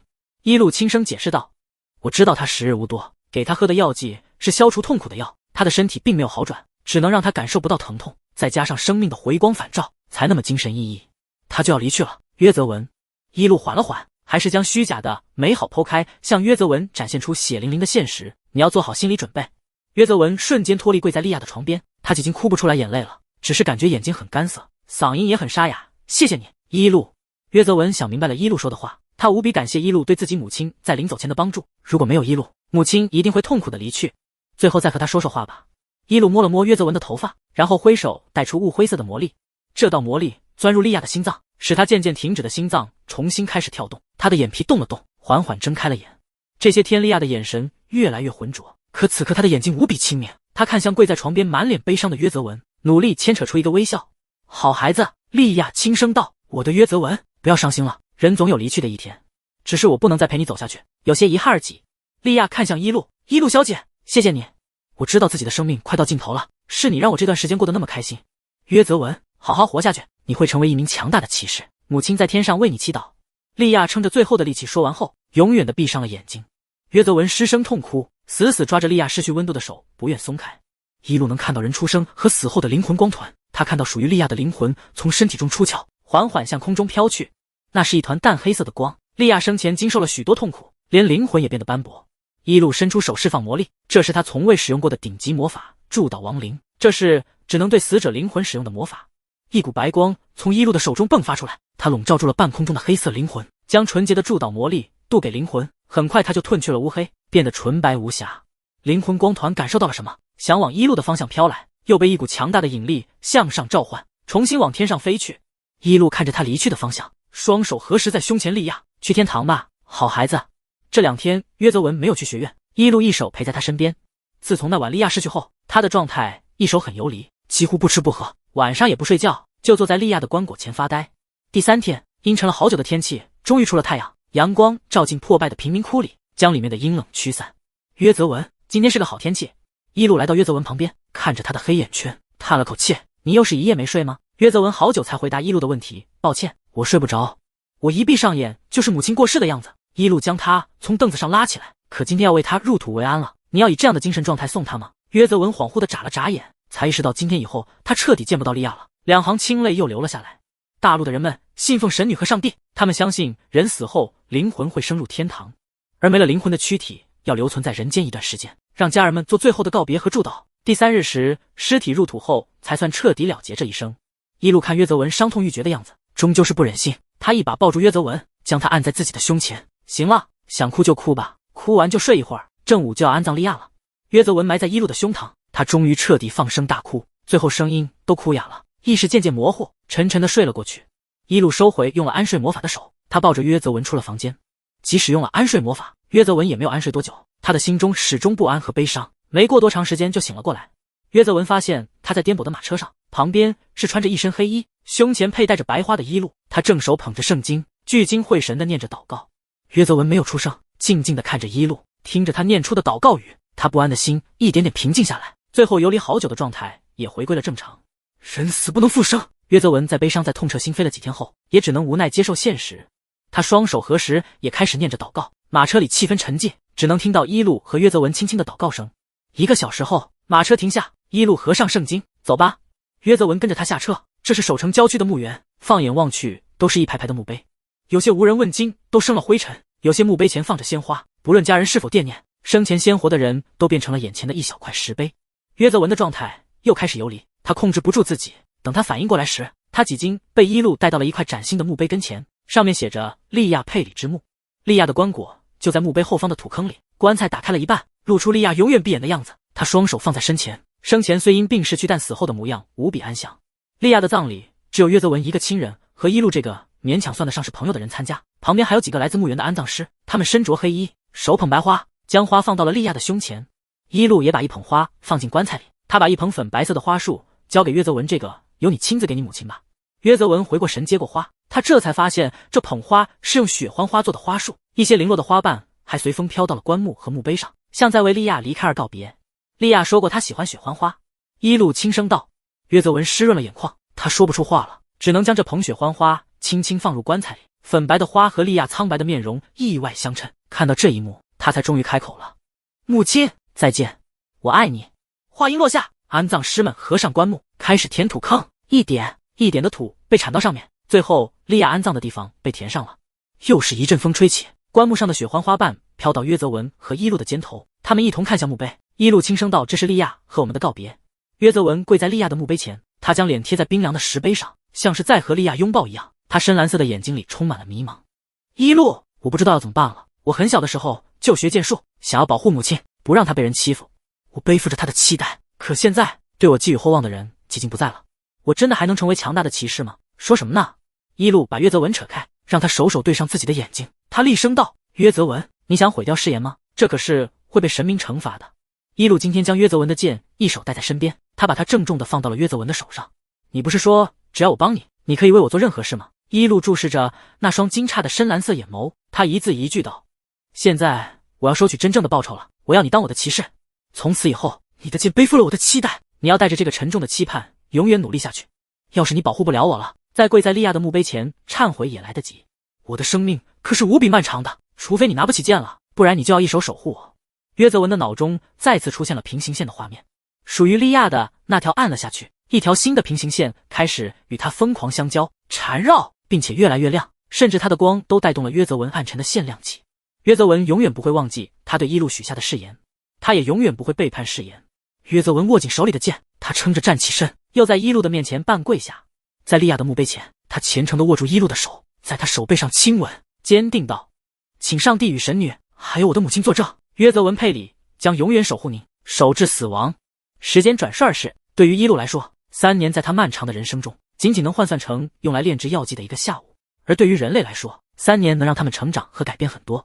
砰砰，彩带满天飞舞，随着大礼堂的钟声敲响，站在台中央的数名少年开始进行青年骑士般的受礼仪式。站在第一排中间的鹤发少年个子最高，崭新的白色骑士服将他的身姿衬得更加挺拔匕首。等导师把徽章戴在他的胸前后，约泽文立刻迫不及待地抬头在前方的席位上找着什么人。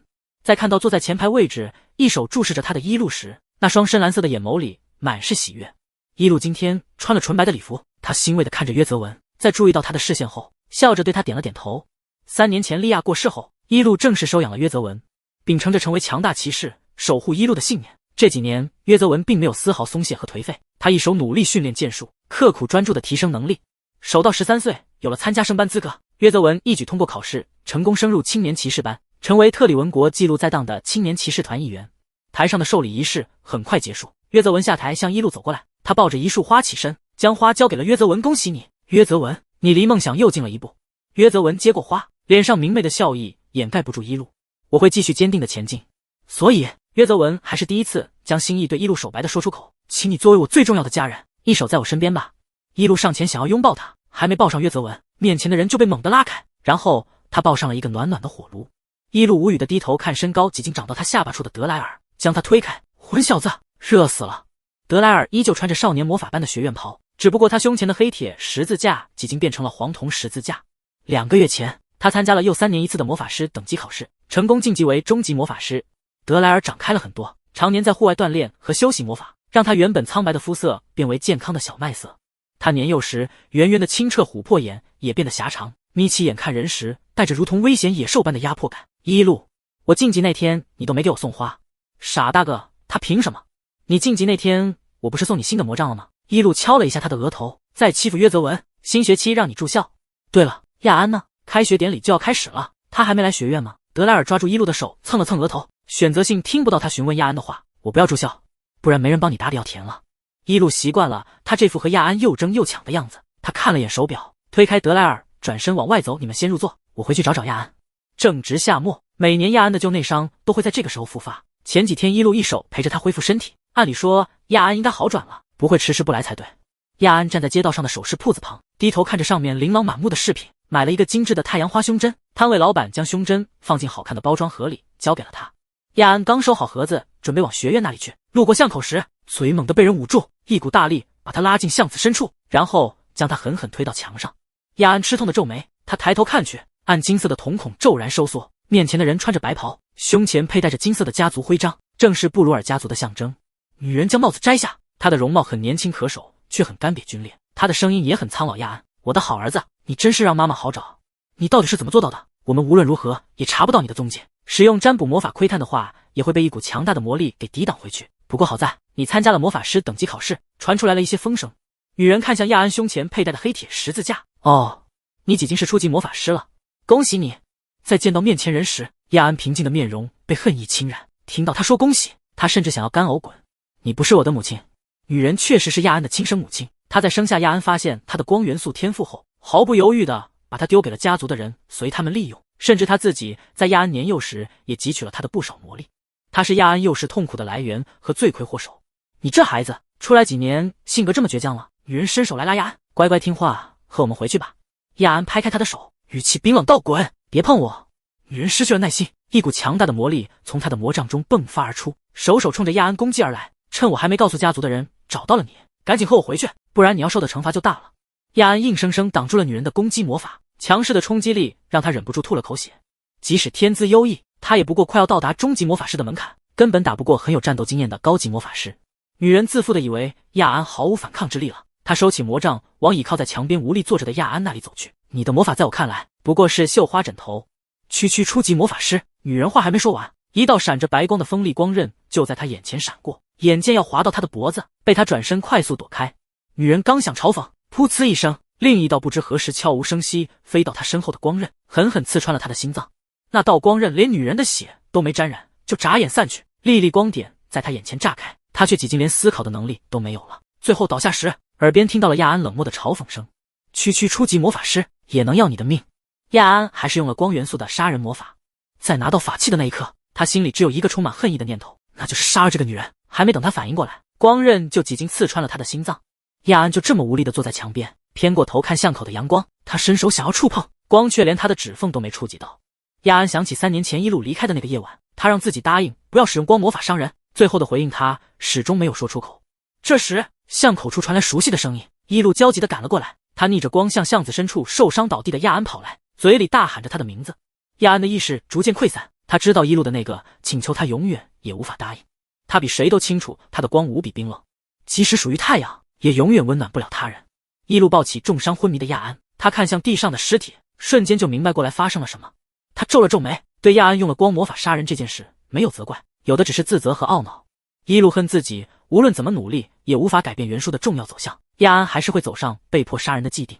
一路没有丝毫犹豫地使用了销声匿迹魔法，眨眼间女人的尸体灰飞烟灭。一路将亚安带回家疗伤，忙了一下午，终于稳定住了她的伤势，但是她一手昏迷不醒，即使一路为她渡魔力也无济于事。一路将魔力探入亚安的精神世界里查看，发现她的灵魂光团忽明忽灭，很不稳定。她正处于自我厌弃的巨大痛苦中，就算下意识接纳一路探进来的魔力，也没办法唤醒她。一路收回魔力，疲惫的站起身，她踉跄几步向后倒去，被人稳稳地扶住了。一路，你还好吗？约泽文担忧地握住一路的手，他的手很冰凉，他下意识搓了搓。发生什么事了？发生了些意外。亚安他现在没办法清醒过来。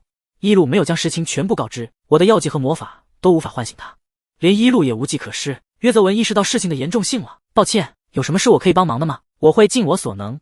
一路沉思片刻，眼睛一亮，他激动地摁住约泽文的肩膀，我可以进入亚安的精神世界唤醒他，只是需要精灵的祝福才能使用精神类魔法，这类魔法非常难成功，有了祝福也只有1半的成功率。不过亚安很接纳我的魔力，我有信心唤醒他。约泽文，这段时间你帮我照顾亚安，我最晚1周就会回来。约泽文不懂一路说的这些，但他想为他分担，于是点头道，我会照顾好亚安，你要小心。一路急匆匆地往门外冲去，他跑到书房翻找了半天，找出一个复杂花纹的卷轴，将其展开后，里面的繁琐阵法图展现出来，他马不停蹄地在书房空地上画了起来。阵法画了一半，书房的门被猛地推开，德莱尔头发都跑乱了，看到一路几经在画阵法了，他气得吼了出来，一路，你想干什么？精灵的世界你都敢去？你不要命了？魔幻的斯洛大陆中存在着一个隐秘的空间，那里生存着寿命极长、天生强大的精灵，他们生于天地间，成长于神秘的自然世界，不与人类有任何往来。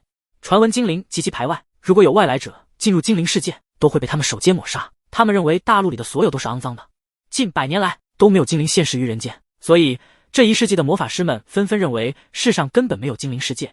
一路知道精灵世界一手存在，他很久以前得到了通往那里的卷轴阵法，本来是藏品，现在要使用了，而且第7个男主角也在那里。算算原书剧情的进度，确实该一路这个恶毒女配和他相遇了。一路手上动作不停，很快繁琐的阵法就被他完美复刻出来。他向里面注入魔力，灰暗的阵法开始发光，魔力向西方蔓延，很快就启动了1半的阵法纹络。一路，你非要去，那就带上我。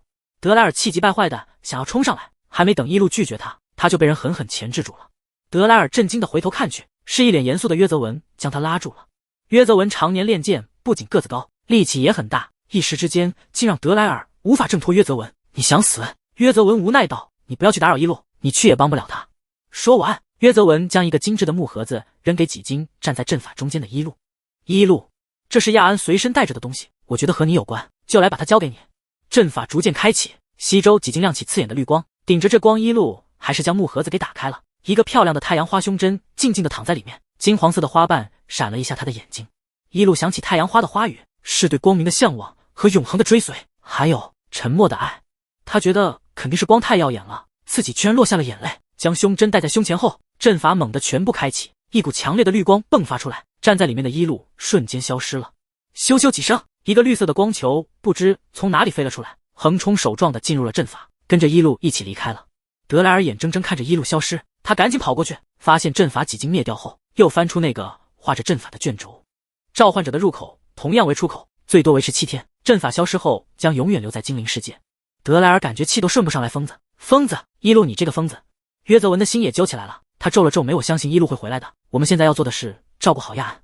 德莱尔看着约泽文转身离去的背影，无能狂怒地喊了一句，谁要照顾那个拖油瓶？我要在这里一手等着一路回来。一路睁开眼睛，被眼前绿野仙踪般的世界震惊了。这个地方像是童话故事中的仙境，随处可见的奇异植物发着淡淡的绿光，高耸入云的巨树枝叶繁茂到遮掩住了天空，闪蝶停留在五彩缤纷的花朵上，听到动静后扑棱着飞起，留下点点光影。一路走在鹅卵石小路上，他看着地上随处可见的珍稀药草，眼睛都放光了。不过他没有伸手触碰，而是顺着路继续前进，肩膀忽的一沉，他惊讶地偏过头看去，小宝，你怎么跟过来了？每天只有几个小时是清醒的绿色光球，来到这里后非常的欢快，他左顾右盼，像是回家了一样，蹦跳着对一路说了许多话。一路，这里是我的家，欢迎你来到这里。小宝蹭了蹭一路的脸颊，这是我的灵魂体，我的本体是精灵世界的小王子，你是特意送我回家的吗？一路先是惊讶他居然能听懂一首咕叽哇啦的小宝说的话了，然后猛然想起精灵世界的小王子不就是人类？你怎么来到的这里？不远处出现了几个穿草衣的精灵，他们容貌非常俊美，耳朵又长又尖，眼睛是像盐湖般清透的绿色。精灵们举着弓箭对着伊露，眼里毫不掩饰对他的杀意说话。伊露刚要开口，小宝就飞上前，都给我住手！伊露是我的客人。看着面前叉腰的滑稽小球，为首的精灵眨了眨眼，不敢相信道：小殿下。这个称呼也让伊露皱了皱眉。伊露，你不要怕，跟我来。小宝欢快地对伊露招手。伊露沉默地跟着蹦跳的绿色光球，精灵们虽然对他有敌意，但也不得不收起弓箭，跟在他旁边一起往前走。不知道走了多久，他们终于穿过了那片奇异的森林，眼前豁然开朗，前方是一个绕满绿藤的城堡。和森林的感觉不同，城堡萦绕着沉沉的死气，周边植物都黏黏的。绿球跳到伊露的手心，我们进去吧。几个精灵上前为他们推开城堡的大门，大殿内空荡荡的，只正中间摆放着一张纯白色的床，床的周边堆满了花，只不过都几近枯萎。伊露越走近床越紧张，她剧烈跳动的心脏甚至都影响到了听力，耳边都是砰砰的声音。等她终于走到床边，看清了上面的精灵后，心脏似乎都不会跳动了。床上的白发精灵双手放在胸前安详地沉睡着，她的容貌极其美丽，雌雄莫辨到第一眼无法认清性别。她的耳朵并不像其他精灵一样又尖又长，而是耳朵尖的地方尖锐了一些，忽略俊美异常的容貌，看起来与寻常人类没什么区别。这个沉睡的精灵看上去很年幼，虽然和10几岁的人类孩童差不多年纪，但未来的真实寿命要比人类长久得多。绿球迫不及待地跳进床上精灵的身体里，片刻后，一手闭着眼的精灵颤动了几下白色的睫毛，缓缓睁开了眼睛，第一时间看向了旁边的伊露。与此同时，伊露隐藏在衣服里的项链猛地发烫，差点灼伤她的皮肤，这疼痛让她彻底清醒过来。相处了3年的小宝居然是精灵王子的灵魂，来到精灵世界让他阴差阳错唤醒了沉睡的第7位男主角。陆丽音是原书中身份最特殊的男主角，他是精灵世界王室唯一的王子，母亲却是一个普通的人类，生下陆丽音没多久就因病逝世了。精灵王痛失爱人后郁郁寡欢，等陆丽音5岁时就离开了精灵世界，至今没有任何消息。精灵世界至此动荡不已，如果不是效忠于精灵王的下属们维护着秩序，王位早就易主了。陆丽音的不幸也因此开始，她被人暗害，陷入沉睡，灵魂不稳地飘荡到人类的地界上。大陆的灵气很稀薄，导致她无法长久清醒，她就这么昏沉多年，终于回到了精灵世界。醒来才12岁的她没有被臣民们欢迎，反而是被觊觎王位极久的亲叔叔再次伤害，对方篡位后将她赶出了精灵世界，她又回到了人类大陆上流浪。幸运的是，陆丽音身体里流着1半的人类血液，她可以修习魔法和练习剑术。她又因精灵血脉使她非常受动物的喜爱和信任，就那么一手在各种危险的森林中历练，一路颠沛流离到18岁，成为大陆第一个驯服神级魔兽的驯兽师。彼时，陆丽因重新回到精灵世界，手刃了王位上的叔叔，继位成为新的精灵王。不服气的逆党都被他杀了个干净。陆丽因在精灵世界待了2年，觉得无聊，重新回到人类世界。收到圣斯洛学院的邀请后，决定进去休息几年。然后陆丽因在里面遇到了命定的女主，一手笑面虎的她化身黏糊糊的哭包绿茶，天天跟在女主身边，时不时就撒娇吸引她的注意力，还偷亲她。陆丽因是原书中最敢推动亲密度的男主，再加上混血和美强惨的设定，非常受读者们的喜欢。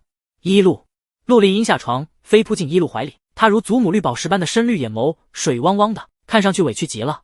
终于能抱到你了，每天轻飘飘的跳着，真是太难受了。伊露还在头脑风暴，按苏醒的剧情节点来说，现在的陆丽因12岁，并且很快要被亲叔叔暗害，踹出精灵世界。他有2个选择，一是请求陆丽因给他精灵的祝福，然后带着他离开；二是在7天内帮陆丽因稳固地位，然后得到精灵的祝福，再询问他是否和自己离开。如果他想要在灵气充沛的精灵世界修炼的话，他就独自离开，这是最好的结果。伊露不觉得陆丽因会为他放弃这里，他将来怎么样都会成为人类大陆的驯兽师，然后遇到女主，他和伊露的交集本就没有必要。思绪至此，伊露几经选择了第2种。他和绿球小宝相处了3年，感情很深，无法让他得到想要的东西后，就拍拍屁股走人。如果斗不过，那伊露也可以带上陆丽因先跑路，君子报仇10年不晚。见到陆丽因苏醒，一手跟着他们的几个精灵惊喜地跪倒在地，恭迎陆丽因殿下。伊露回过神，看向埋在他怀里的白发绿眸小精灵陆丽因。陆丽因眨了眨眼，马上就要哭了。伊露，你怎么不叫我小宝了？伊露的手一顿，最终没有放到陆丽因的头上。在这里，我还是叫你的名字吧。你不喜欢我了？陆丽因嘴一撇，要开始掉小珍珠了。你喜欢那个叫德莱尔暴躁狂是不是？以前在家的时候，他总是把我丢出去。陆丽因还想说什么，被身后的声音打断了殿下。他不耐烦地回过头，看向为首的精灵西格。什么事？西格高大强壮，浅绿色的眼眸带着隐藏不住的凶厉，这是经过无数血腥战斗才会有的眼神。他就这么狠厉地盯着一路，即使不杀这个人类，也不能让他留在精灵世界里。万一他别有所图呢？一路挑了挑眉，他毫不畏惧地对上西格的眼睛，并没有和他争论。你们不是已经感受到阵法的力量了吗？我本就是有所图才来到这里的，无需隐瞒什么。西格听后手猛地握紧，他再次杀气腾腾的想要对一路动手，被陆丽音呵斥了回去。然后陆丽音看向一路，你想要什么？只要我可以做到，我一定会帮你。亚恩的状况岌岌可危，一路可以现在就让陆丽音给他精灵的祝福，但他只是捏了捏陆丽音的耳朵。先不说这个，站在西格身后的漂亮女精灵开口道：西格，不管怎么样，这位小姐都是我们的恩客，你太无礼了。殿下几经苏醒，我们先把消息昭告出去吧。说完，女精灵转身打开大门，想要出去。她还没踏出去，一支利箭就手朝着她的命门射了过来。女精灵很快反应过来，快速闪身躲了过去。她诧异地看向利箭射出的方向，城堡外站着无数个精灵，他们手持弓箭，纷纷对准了大殿内。见女精灵躲过试探的攻击，不等里面人反应过来，数支利箭齐齐射出。西服！西格大喊一声：“小心！”西服眼神一凛，挥手打出一个结界，将利箭挡住。只不过结界支撑不住太久，很快就要碎裂掉。西格和其他精灵赶紧过去帮忙，他们合力召唤出一个结界，保护住了整个城堡。外界的攻击一时攻破不了，城堡外的精灵群见状隐匿进森林里，等待结界力量削弱后再进行下一轮攻击。终于有了喘息的时间，西服震惊道：“他们是维卢克的手下。维卢克是精灵王的兄弟，在精灵王在位时与他兄友地宫。精灵王消失后，维卢克表面上对陆丽音很照顾，暗地里害他魂魄离体，漂泊人间。”西格冷笑一声，自从王离开后，维卢克就一手野心勃勃壮大势力，现在殿下回归，他可以光明正大争夺王位了。结界可以撑一段时间。西服看向陆丽音：“哥哥，你保护殿下先走，我们在这里顶住。”西格想要争论，被一路打断了。我也不想打扰你们兄妹谈话，不过现在看来，谁也走不成了。话音落下，城堡一圈都出现了穿着白衣的精灵，他们手持奇怪形状的武器，类似人类用的魔杖。随着他们嘴里念念有词的吟唱，魔杖里射出一道道刺眼的绿光。这些光狠狠击打在结界上，仅一轮攻击，结界就肉眼可见的碎裂出道道纹络，不出3轮就会被彻底攻破。该死！西格赶紧上前修补结界，殿下才刚苏醒，他们就这么迫不及待。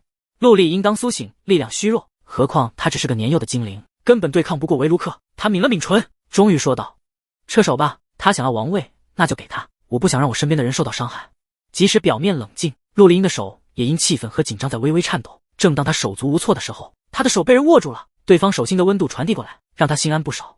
一路依旧手持前方，没有看陆丽音，他紧紧握着陆丽音的手，语气淡然道：“真意外，居然一来就被卷入精灵世界的王储之争了。”听他这么说，陆丽音的眼神暗淡下来。他刚想说什么，暴脾气的西格大声吼道：“你要是害怕，可以召唤阵法离开。”与此同时，城堡外的结界支撑不住，完全碎裂开来。随着灵力的消散，无数道攻击手冲向城堡大殿，像有眼睛般追踪着殿内的他们。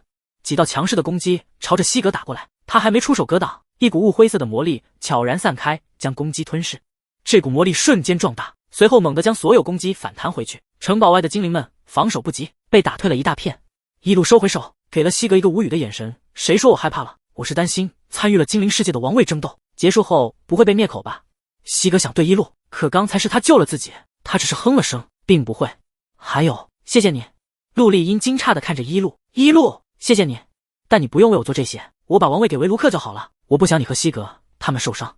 一路举起他和陆丽音一手紧紧牵着的手，笑着说道：“这种争斗必须有一方被消灭，才能彻底停止。就算你把王位给维卢克，他也不会放过你和维护你的精灵们。所以我们只能和对面不死不休了。”而且一路总算接受了眼前的小精灵就是他宠了3年的可爱绿球，总不能让我家小宝受欺负啊！陆丽音本来就存于眼眶很久的眼泪瞬间落了下来，汹涌的像是山间深处的绿潭瀑布，呜呜呜！我还以为你因为我是精灵就要疏远我了。行了，小哭包，你的眼泪要淹死我了。一路一边和他说话，另一只手也没停下。在战斗中，他从来主张一击毙命，在那群精灵措手不及时，更为强大的雾灰色魔法如咒语般向他们打过来，数个精灵被击中后瞬间灰飞烟灭。这是来自大陆顶级魔法师的杀人魔法攻击，即使对面的是天生强大的精灵，也同样适用于这个魔法的被击中后必死原则。一路抬手间再次扫杀一大片精灵，他雾灰色的眸子里隐隐有兴奋的光闪过，这种收割人头的快感让他压不住笑意。哇，杀脆皮好爽！城堡外的精灵们见状赶紧撤退，不再向一路展现方位。没了可瞄准的活体攻击目标，魔力自动回到了一路的身体里。他也不恋战，挥手布出一个纯白色结界，只从结界上的光就能看出，这是个坚不可摧的屏障，不是和他旗鼓相当的存在，根本不可能攻破。西服震惊地看着这一切，人类世界里居然有这么强大的魔法师。他上前握住一路的手，一路，谢谢你救了哥哥，你帮我们保护殿下，是精灵们的朋友。一路看出西服的疲惫，安抚道：先休整吧，不知道什么时候还要再战斗呢。除了大殿正中的一张床和上方落灰的王座，城堡空荡荡的，什么都没有。几个精灵就地休息，恢复灵力。一路抱起陆丽音，把她放到床上。你刚苏醒，身体还太虚弱，睡一会儿吧。陆丽音本来想说她不困，但头一沾枕头就迷迷糊糊的了。一路，请你陪在我身边。他和一路牵着的手，一手没松开，即使快要睡着，眼睛也还是半睁着看他，生怕他会消失。一路坐到床边，睡吧，小宝。陆丽音终于沉睡过去。一路这才将视线放到大殿门处坐着的几个精灵身上，以西格为首，一共6个精灵，他们很明显是忠于精灵王的拥护者。原书里有提及到关于这些精灵的下场。维卢克从12岁的陆丽音那里抢夺到王位后，将前任精灵王的手下们尽数斩杀，没有留活口。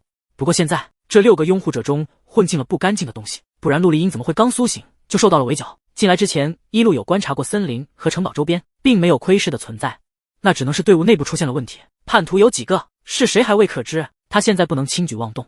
有一路的结界在，城堡外风平浪静，城堡内也异常沉默，大家都不说话，只紧张地注意着外面的风吹草动。整整3天，维卢克的手下们都没有再发动攻击。第7天清晨，一手沉睡的陆丽音缓缓醒来，他第一时间看向床边，在没有看到熟悉的身影时惊慌起身，他赶紧下床想要寻找一路，却见他和西服从旋转楼梯处下来。一路和西服的头发都半湿着还没干，他见陆丽音跑过来，将他抱起，总算醒了，身体有哪里不舒服吗？西服笑着打趣道：这几天一路一手守在殿下身边，只刚才和我一起找地方洗了个澡，殿下就醒了。看来殿下不管在什么状态下都能察觉到一路在不在。陆丽音待在一路怀里，他伸出鼻子嗅了嗅，突然不安起来，刚想挣脱一路的怀抱，被旁边的西服摁住了肩膀。殿下，西服挑了挑眉，淡绿色的眼睛平静和陆丽音对视。怎么了？陆丽音突然安定下来，他摇了摇头，还是从一路怀里下去了。一路叹了口气，一手这么下去不是办法，现在陆丽音也醒了，我要去城堡外面看看，有结界再不会出事，只要你们不主动出去就行。西服，你好好照顾陆丽音。西服点了点头，将陆丽音抱起来，放心吧，城堡内这么安全，殿下不会有事。待在西服的怀里，陆丽音乖乖的不动了。一路打开大殿的门，城堡外依旧风平浪静，他独自走了出去，穿过了纯白的结界。一路的身影消失后，其他几个精灵站起身，西格抱着胳膊站在门口，我们时刻守着保护好殿下，总不能让那个人类全都处理了。另外3个精灵都应了一声，只有一个站在最后面角落的精灵没有吱声，他存在感一手很低，小麦色的皮肤上有一些雀斑，也只有这一个特征能让人记住了。西格不会忽视任何一个同伴，他疑惑地看过去，科尔，你怎么不说话？科尔笑了笑，随后突然抱起掐住了旁边精灵的脖子，一个用力就扭断了他的头。科尔，西格瞬间警觉地退后，举起弓箭对准他，你做什么？一阵雾气升起，长着雀斑的科尔在雾散去后变成了一个高大俊美的精灵，他眉骨处有着一条显眼的伤疤，无机智的眼睛盯着面前的西格。西格倒吸一口凉气，维卢克竟不知什么时候混进了他们的队伍中，这几天一手跟在他们身边保护陆丽音，而他们都没察觉到不对劲。那个女人终于走了。维卢克眼神阴鸷，如果不是她在你们身边碍我事，王位早就是我的了。西格终于意识到这几天的违和感，殿下刚苏醒，城堡外就出现了维卢克的手下，并且那些精灵都是被契约的强大精锐，能迅速调遣的只有维卢克。他们中的叛徒是觊觎王位极久的维卢克。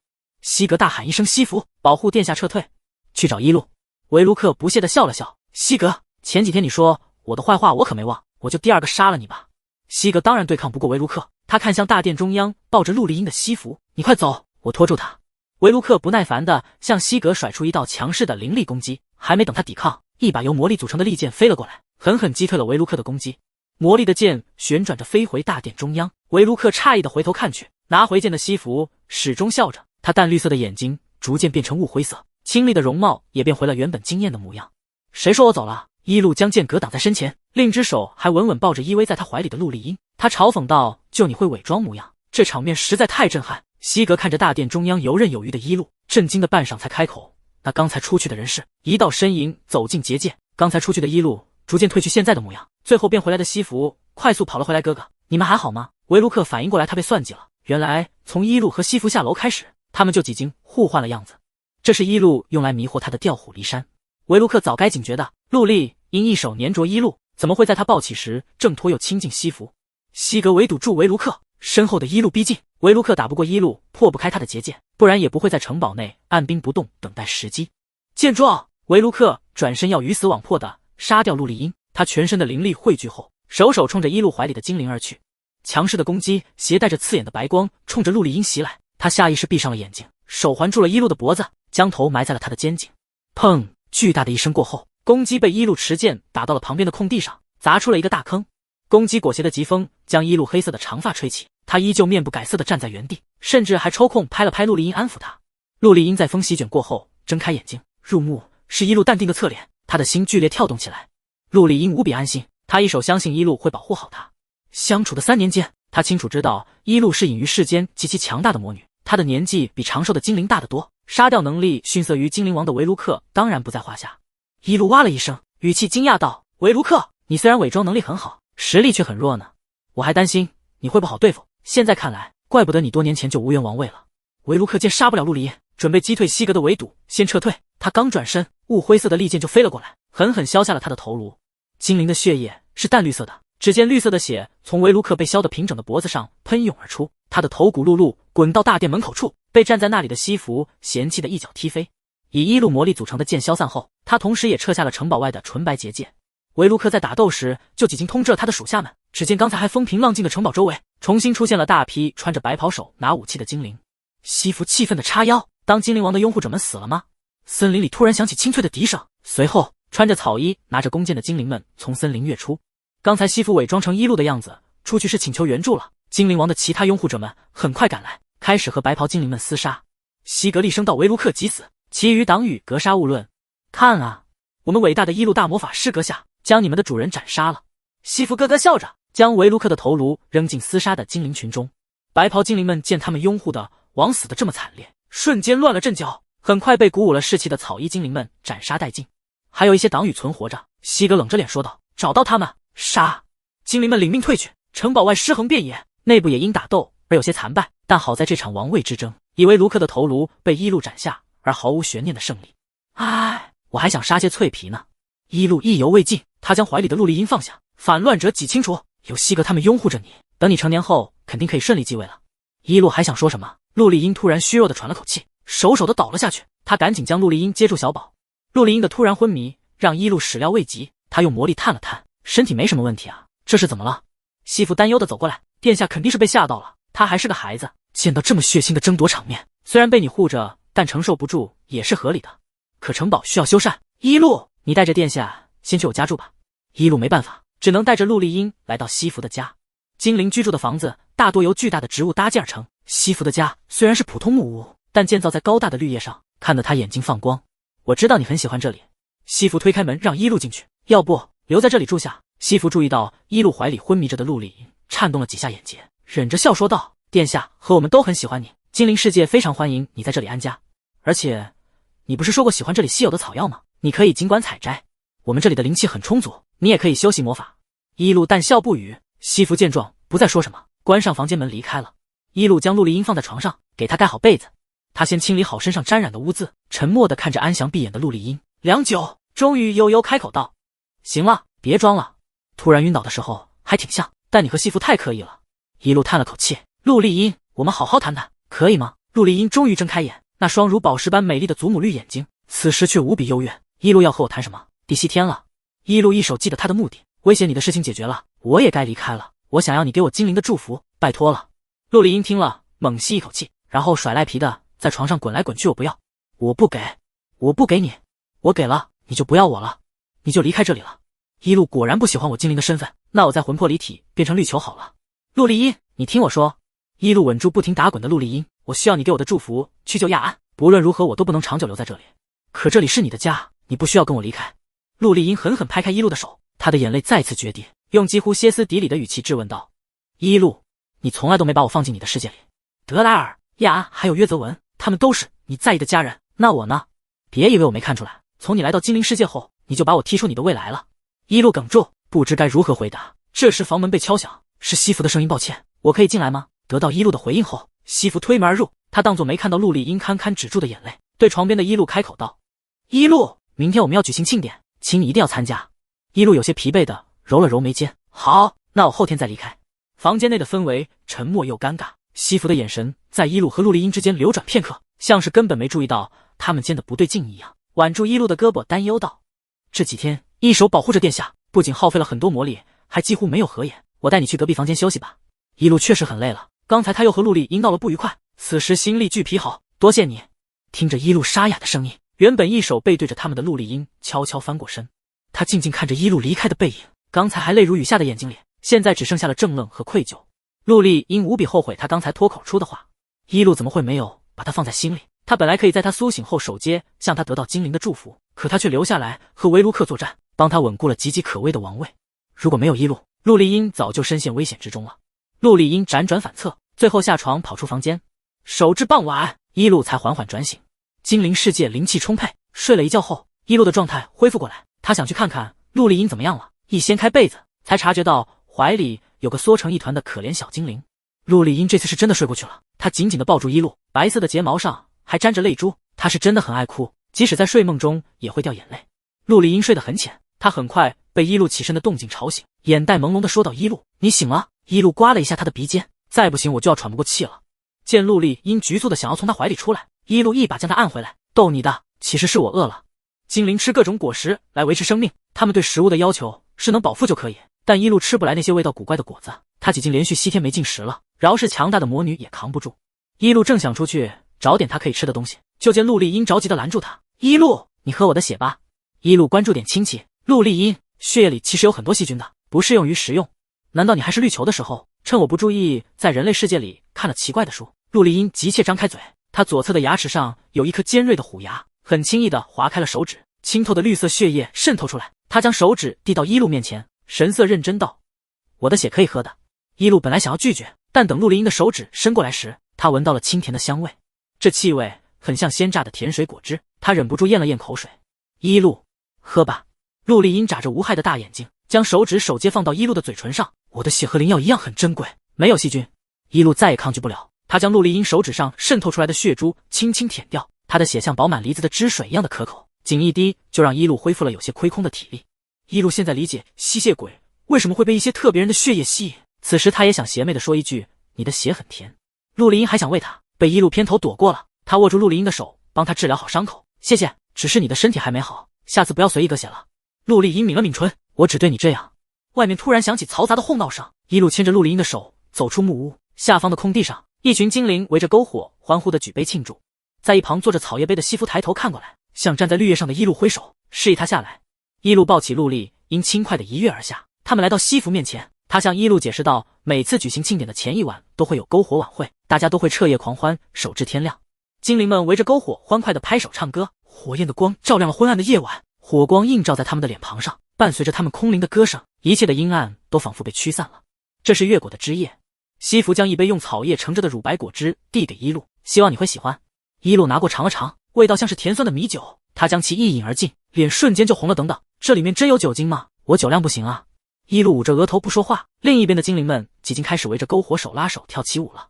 他们欢快的呼声传来，这样的热情让他本就开始加快的心跳如雷般剧烈跳动起来。一路，要不先回去？西服上前扶住一路，却被他一把扯进怀里。西服猝不及防地听到一路剧烈的心跳，不知怎么他脸红了起来。一路，你真的醉了。一路拉着西服的手，又拉住了旁边陆丽英的手，三人手拉手围成一个小圈，在他的带动下转到篝火旁，和精灵们一同围着火堆起舞。一路漂亮艳丽的脸染上一层薄红，像落日晕染的余晖，她常带笑意的桃花眼中多了些肆意，此刻像个天真的孩子般笑着，举起双手舞动着。陆丽英和西服的手被他的动作带动着举起来，火光照在他们略有些惊讶的脸上。很快，他们被一路的快乐感染，跟随着一路的动作跳起来。陆丽英从未见过这样的一路，她曾作为一个绿球和一路相处3年，在每日醒来的几个小时中，或见到沉浸炼制药剂的他，懒散躺在某处看书的他，又或是和德莱尔几人待在一起，听着他们吵吵闹闹的他。面对家里的3个孩子，一路一手是他们强大的避风港，他给予他们情绪价值，是他们物质和精神的唯一支柱。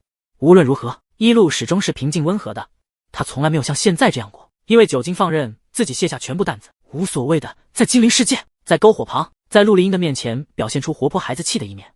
即使篝火的热浪扑到陆丽英的脸边，他感觉到浑身莫名的滚烫，也不曾将视线从一路身上移开半点。陆丽英无比想要时间停止，永远留住眼前的这一幕。他想要火焰把他焚烧至灰飞烟灭，这样他一生的最后都定格在了如此鲜活的一路身上。他的手要永远牵着一路不松开，和他一起升上天堂或堕入地狱。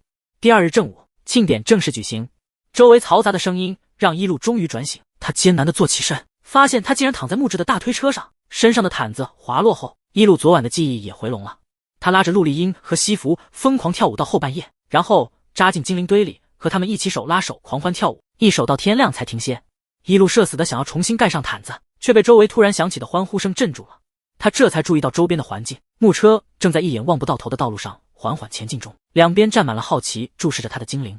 木车头上站着熟悉的小身影，陆丽音穿着金光闪闪的长袍，她略显稚嫩的眉眼严肃认真。见一路醒了，她终于笑起来了，然后伸展双臂大声道：子民们，他就是斩杀维卢克的英雄。一路阁下。陆丽音走下来，将一个由各种花编织而成的草衔花环戴在一路的头上，花环最上方有一颗祖母绿宝石，它在阳光的照射下闪出漂亮的光。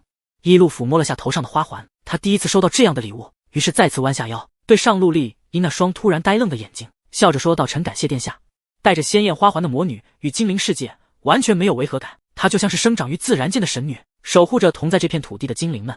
他们拥戴她，敬重她，视她为唯一的信仰。陆丽音的眼神一手放在她的信仰身上，连身边愈来愈烈的欢呼声都要听不到了，她耳边愈加清晰的是一路的笑声和她的心跳声。木车继续前进着，两边的精灵们开始朝正中的车子扔鲜花，五彩缤纷的花朵被扔上车来，有些花被扔偏到了路上，花的海洋快要淹没车上的一路和陆丽音了。一路趁陆丽音看着他发呆，一把将他举高至头顶，突然离地腾空的陆丽音吓得眼睛都睁大了，她深绿色的瞳孔里倒映着下方一路的笑颜。怎么了？举高高？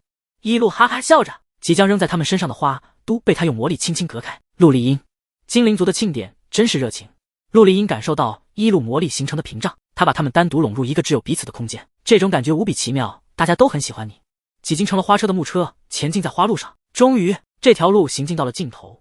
道道烟花升起后在空中炸开，蔚蓝的天空被染上缤纷的色彩，花火砰的响起后星星点点的散落下来，光点在彻底消散之前化作由灵力组成的蝴蝶，扑簌着翅膀飞向两边。壮观的烟花不断的升起炸开，一路看得目不暇接，他的瞳孔倒映着美丽的烟火，连眼睛都舍不得眨了。在巨大的烟火声中，陆丽音突然凑近，在一路耳边说了些什么，他的声音太轻，被炸开的烟花给掩盖住了，一路没怎么听清。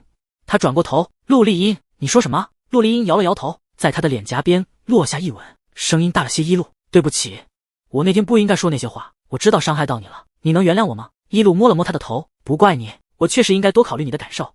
一路和陆丽音相处的时间几近在倒计时，他们彼此都清楚目前的情况下没有办法互相陪伴，一路无法在精灵世界里久留，陆丽音现在的身体不能去往人类世界，他们只能暂时分别。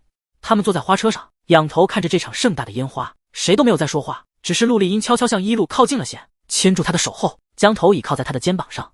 典礼结束后几近是晚上了，一路抱着熟睡的陆丽音回到修缮好的城堡里，只一天这里就变了样，不仅内部布置的极尽奢华，连外围蔫蔫的植物都恢复了生机。一路抱着陆丽音来到2楼，进到他的新房间里，将她放在床上后，他转身准备去隔壁的客房，可陆丽音在睡梦一手不愿放开他的手，无奈之下他只能躺到陆丽音的旁边睡下。小崽子！一路将陆丽音挡在眼前的白色碎发拂开，我也舍不得你啊。翌日清晨，陆丽音还在熟睡，一路给她掖好被子后轻手轻脚的离开。他走出城堡，和外面的2个精灵告别。西格兄妹几经等了有一会儿了，一路开始在大门外的空地处画阵法，很快他就将反锁的阵法再次复原出来。在注入魔力启动之前，一路一脸尴尬的对西服开口道：西服，能不能帮我个忙？一路，请你尽管开口。西服拍了拍胸脯，一路轻咳一声，你可以给我精灵的祝福吗？我来这里就是为了这个。一路在陆丽音对他说完那些话后，就打消找他要祝福的念头了。这里这么多精灵，他可以请他们帮忙，没必要让陆丽音觉得为难。西服一口答应下来，他握住一路的手，刚想传递灵力，却惊讶到一路，你身上已经有精灵的祝福了。一路诧异，怎么会？真的？西服在一路身上摸了摸，最后手停在他的左脸颊上，印记就在这里，而且这个祝福倾注了主人的心意，在危难关头可以保护你。一路突然想起在昨天那场烟花下，陆丽音亲吻过他的脸颊，原来那个时候陆丽音就已经赠予他精灵的祝福了。一路轻笑道，孩子懂事了。一路不再耽搁，当即在阵法里注入魔力，阵法的纹络逐渐被魔力启动，周围的一圈迸发出耀眼的绿光。一路走进里面，他下意识往2楼的窗户那边看去，却见他离开前还熟睡的陆丽音不知什么时候趴在了窗口看着他。他那双深绿的眼睛里蓄满了泪水，在看到一路要离开时，汹涌的眼泪终于落了下来。一路看得心就疼，他向陆离音挥手，好好在精灵世界修炼，等你强大后再来人类世界找我。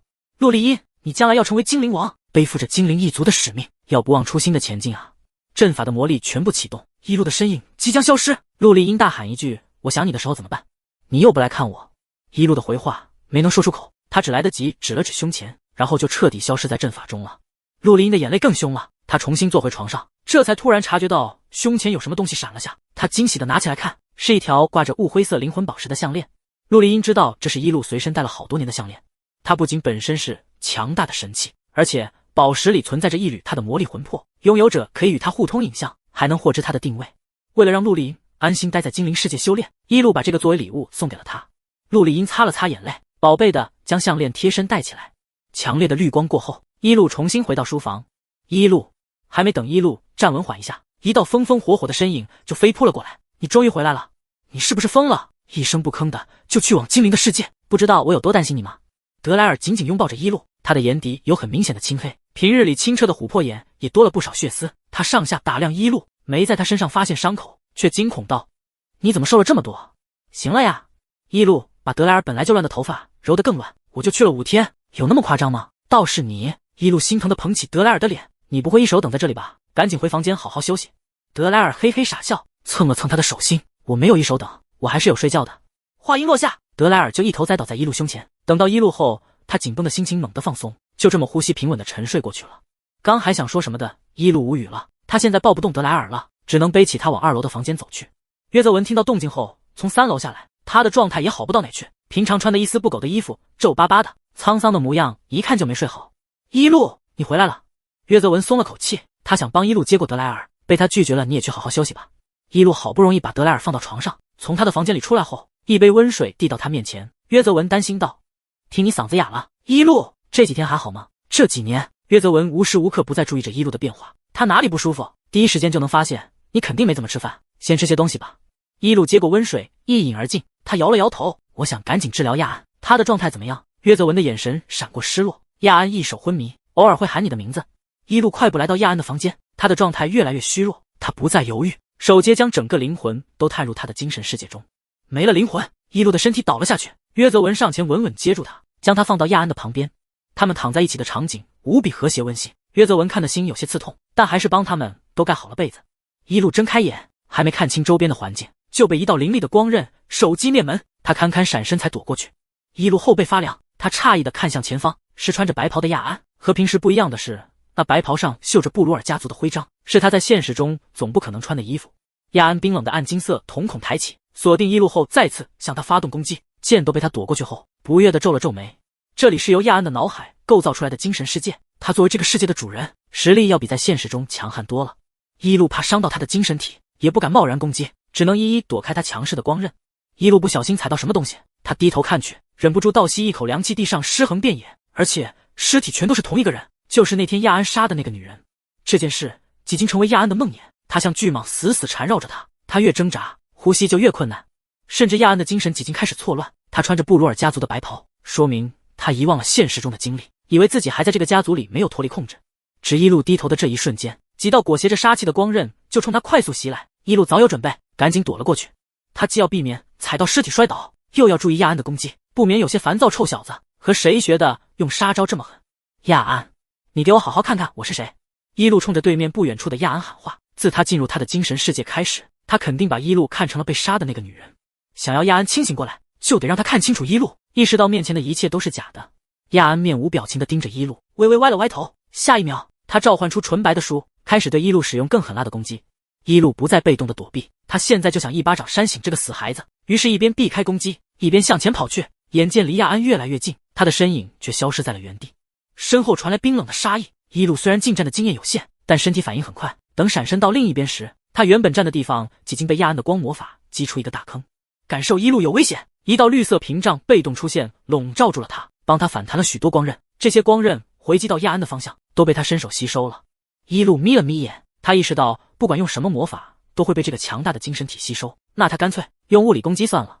只一个思索间，一路就快速跑到亚安面前，他惊诧的瞪大瞳孔，显然没反应过来。亚安来不及再次消失，左脸就狠狠被打了一巴掌。一路收回手，无奈的笑了笑，死孩子，非得扇你大嘴巴子，你才舒服是吧？自一路抚养亚安以来，他就没打过他，平常都是捧在手心，倒惯的他这副样子。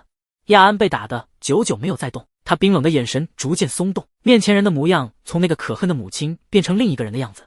他没有第一时间想起一路，但松懈了全身的力气，放弃对他再进行攻击。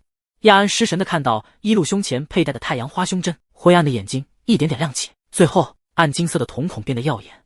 他身上的白袍消散变成达利学院的黑袍院服，地上的无数个女人尸体也随之灰飞烟灭，混沌的精神空间开始坍塌，一切都在快速泯灭。唯有一路稳稳站在亚安面前，他始终嘴角挂着笑意，看着他的眼神带着从未改变的疼惜和怜爱。一路伸开双臂对亚安说道：“亚安，我亲爱的孩子，别再陷入那个梦魇了，那不是你的错，无论你怎么样，我都爱你如初。”亚安瞬间落下眼泪，飞奔进了一路的怀里。时光如白驹过隙，又是一个3年后的初夏。青年魔法级部的魔药课上，德莱尔快速调制好了真心话药剂，一脸不耐烦地递给旁边的微胖男生。维恩惊喜地接过，感谢我善良的、无比厉害的准高级魔法师德莱尔大人。黄昏时刻的钟声敲响，德莱尔烦躁的表情猛地转变，快速收拾起桌上的药剂瓶，转身就要冲出教室。旁边的维恩还在和其他人炫耀看，有了这瓶真心话药剂，我就能知道雅娜喜不喜欢我了。我还给他写了好几封情书，等会一起交给他。听到这些对话的德莱尔十分不屑，进入青春期的少年们情窦初开，整天都沉迷在暗恋、告白或失恋中，简手无聊至极。维恩看到了德莱尔鄙夷的表情，他感觉有被冒犯到。德莱尔，我对雅娜的感情可不是玩玩而已，我是真的喜欢她，我喜欢看她的喜怒哀乐，看到她和别人亲密会吃醋嫉妒，这些你懂吗？他晃了晃手上画着爱心的情书，算了，你这样实力强大的魔法师不在乎这些，明天你就要参加高级魔法师考试了，祝你加油吧。听到维恩说起明天的等级考试，德莱尔转身就跑出教室，他像风一样往学院门口奔去。明天的考试，一路会和他一起参加，他今天还会来接他回家。都怪维恩说的那些废话，耽误他更早见到一路。学院门口，一路提着2大袋东西，百无聊赖地等着德莱尔。一路突然察觉到不远处的一股视线，他抬头看去，对上一个少年的眼神。他穿着青年级部的蓝色院袍，看起来16、17岁。见一路看过来，红着脸跑了过来，请收下。少年将一封粉色的信交给一路，然后头也不回地跑走了。一路看着封面画着爱心的情书，淡定地挑了挑眉，他感慨青涩的感情真是美好，这些年他也有过追求者，或被他拒绝，或莫名远离了他。一路将情书放进纸袋里，再次抬头看去，不知何时出现的德莱尔几经站在了他面前。15岁的德莱尔几经比一路高出一点了，宽阔的肩膀，健壮结实的胸膛能将他严实的挡住，健康的小麦色皮肤让他凌厉的五官更加锐利，狭长的琥珀眼垂下来，看人带着沉重的压迫感。一路，德莱尔德眼里似有火苗燃起，你收他的情书做什么？混小子，吼这么大声！一路耳朵都震了下，他将手里的重物交给德莱尔，人家孩子的心意，我总不能当面扔了吧？德莱尔任劳任怨地帮他提东西，趁他没看到，把那封情书拿出来扔了，还不忘踩一脚什么心意。他看来就不安好心。好了，早点回去，明天还要参加等级考试。一路习惯性的想伸手摸德莱尔的头，胳膊都伸出来了，却发现够不到，他有点怅然若失道：“我都摸不到你的头了。”德莱尔见状，低下头主动触碰一路还没收回的手心，他像爱撒娇的犬类蹭了蹭他，这样可以吗？你呀，以后不要乱吃醋了。一路宠溺的笑了笑，伸手捏了捏德莱尔很有弹性的脸颊，再乱扔我的东西，新学年真让你住校。德莱尔顿时急了，我不要住校，那2个恶心的家伙没办法帮你打理好药田的。一路自动忽略他对亚安和约泽文拉踩，敲了下他的额头，那你给我乖点，都这么大人了。然后手到回家和叶几深了。德莱尔都没和亚安、约泽文起冲突，他一手待在2楼的房间里，向一路表现他暂时性的乖巧。一路从浴室里出来，刚换好睡裙，房门就被人敲响了。他低头擦拭着湿漉漉的长发，进。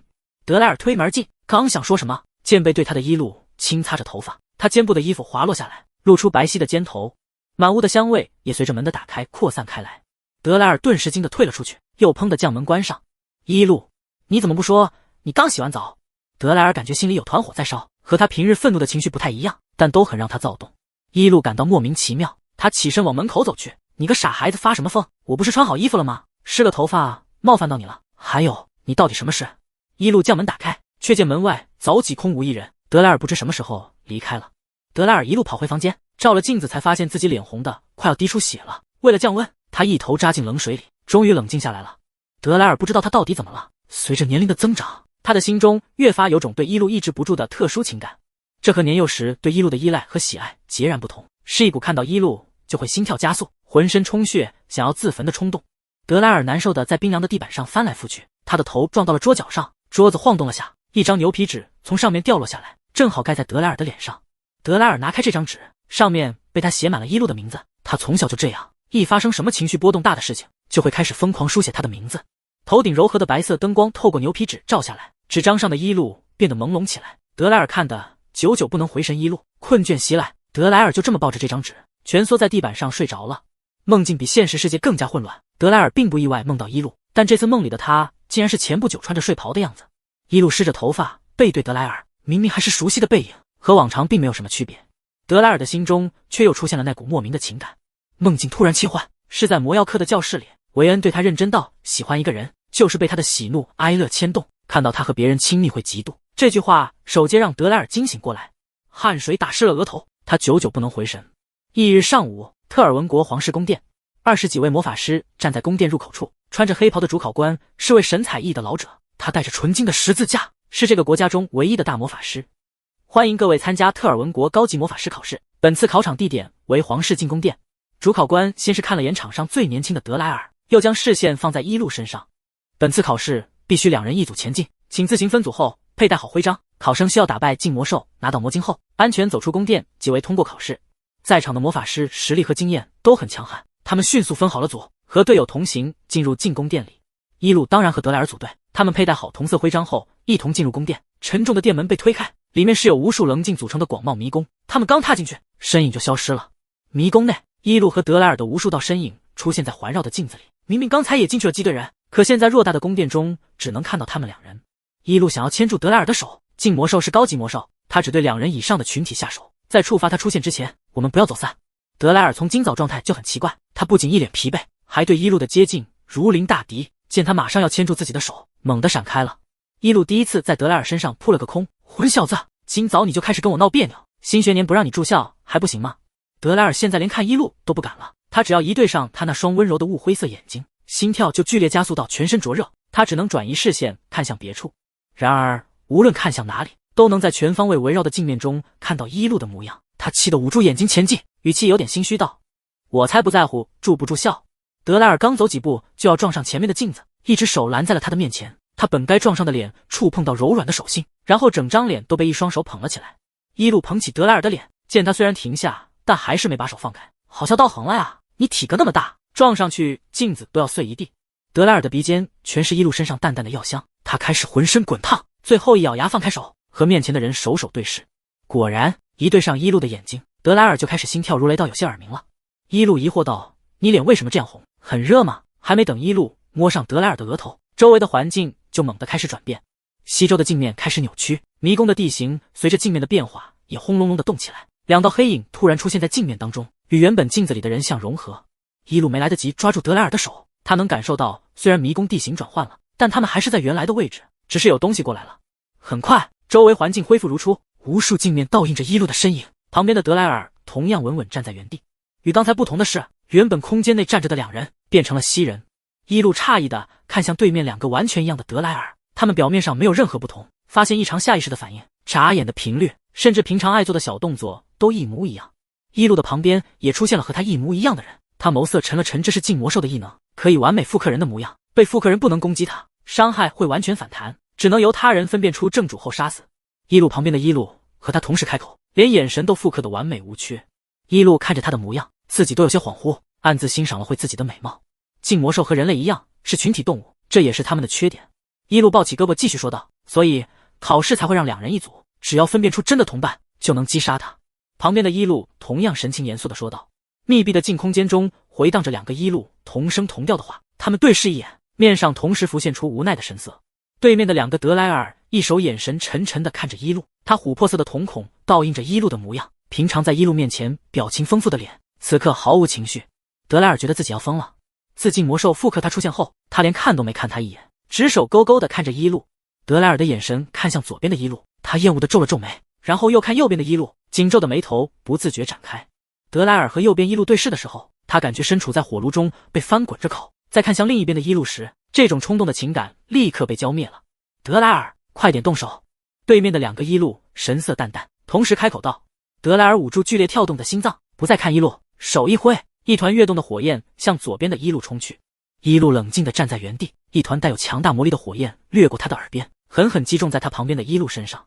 火焰缠身的镜魔兽尖叫着变回原本一团漆黑的本体，他想要挣脱逃回镜子，却被卷上来的火苗彻底吞噬，手到他灰飞烟灭，一颗像六棱镜的晶体浮现在空中。一路笑着接过魔晶，对面的2个德莱尔却不乐意了，冷脸的他终于跳脚道：喂，一路，别说你没认出我，要真是这样，我就离家出走。一路无奈的笑了笑，他随手一挥，一股化作利刃的雾灰色魔力就以迅雷不及掩耳之速，精准击穿右边方位德莱尔的胸膛。伪装的镜魔兽甚至没反应过来，化作本体的黑影碎裂开来后，一颗透明的魔晶飞向德莱尔，被他一把接住。2道魔法的剧烈攻击使西周的镜空间真正开始抖动，他们脚下的镜地面裂开缝隙，随着噼里啪啦的脆响，接二连三的镜面炸开，碎片险些划伤站在中间的2人。德莱尔愣神地站在原地，不远处的一路稳稳立于碎裂的空间中，碎片不仅没伤到他，还被他轻巧地躲过。只眨眼间，刚才还有些距离的人就出现在他面前。一路刚才还温柔地笑着，见他这副模样，眉间染上担忧。德莱尔，快过来！一路向德莱尔伸出手，这次他没再矫情地躲开，而是一把握住后紧紧扣住他的手指，生怕他松开。德莱尔看着游刃有余带他离开碎裂空间的一路，原本以为会再次跳动的心脏，此刻却无比平静。德莱尔的身体和血液不再像灼热的火炙烤他，而是温暖的泉水涌入，治愈了他。他的脑海中再次想起维恩的话，喜欢看他的喜怒哀乐。一路这时偏过头看他，眼神和表情又开心又得意。怎么样，我厉害吧？我可是一眼就认出哪个是真的你了。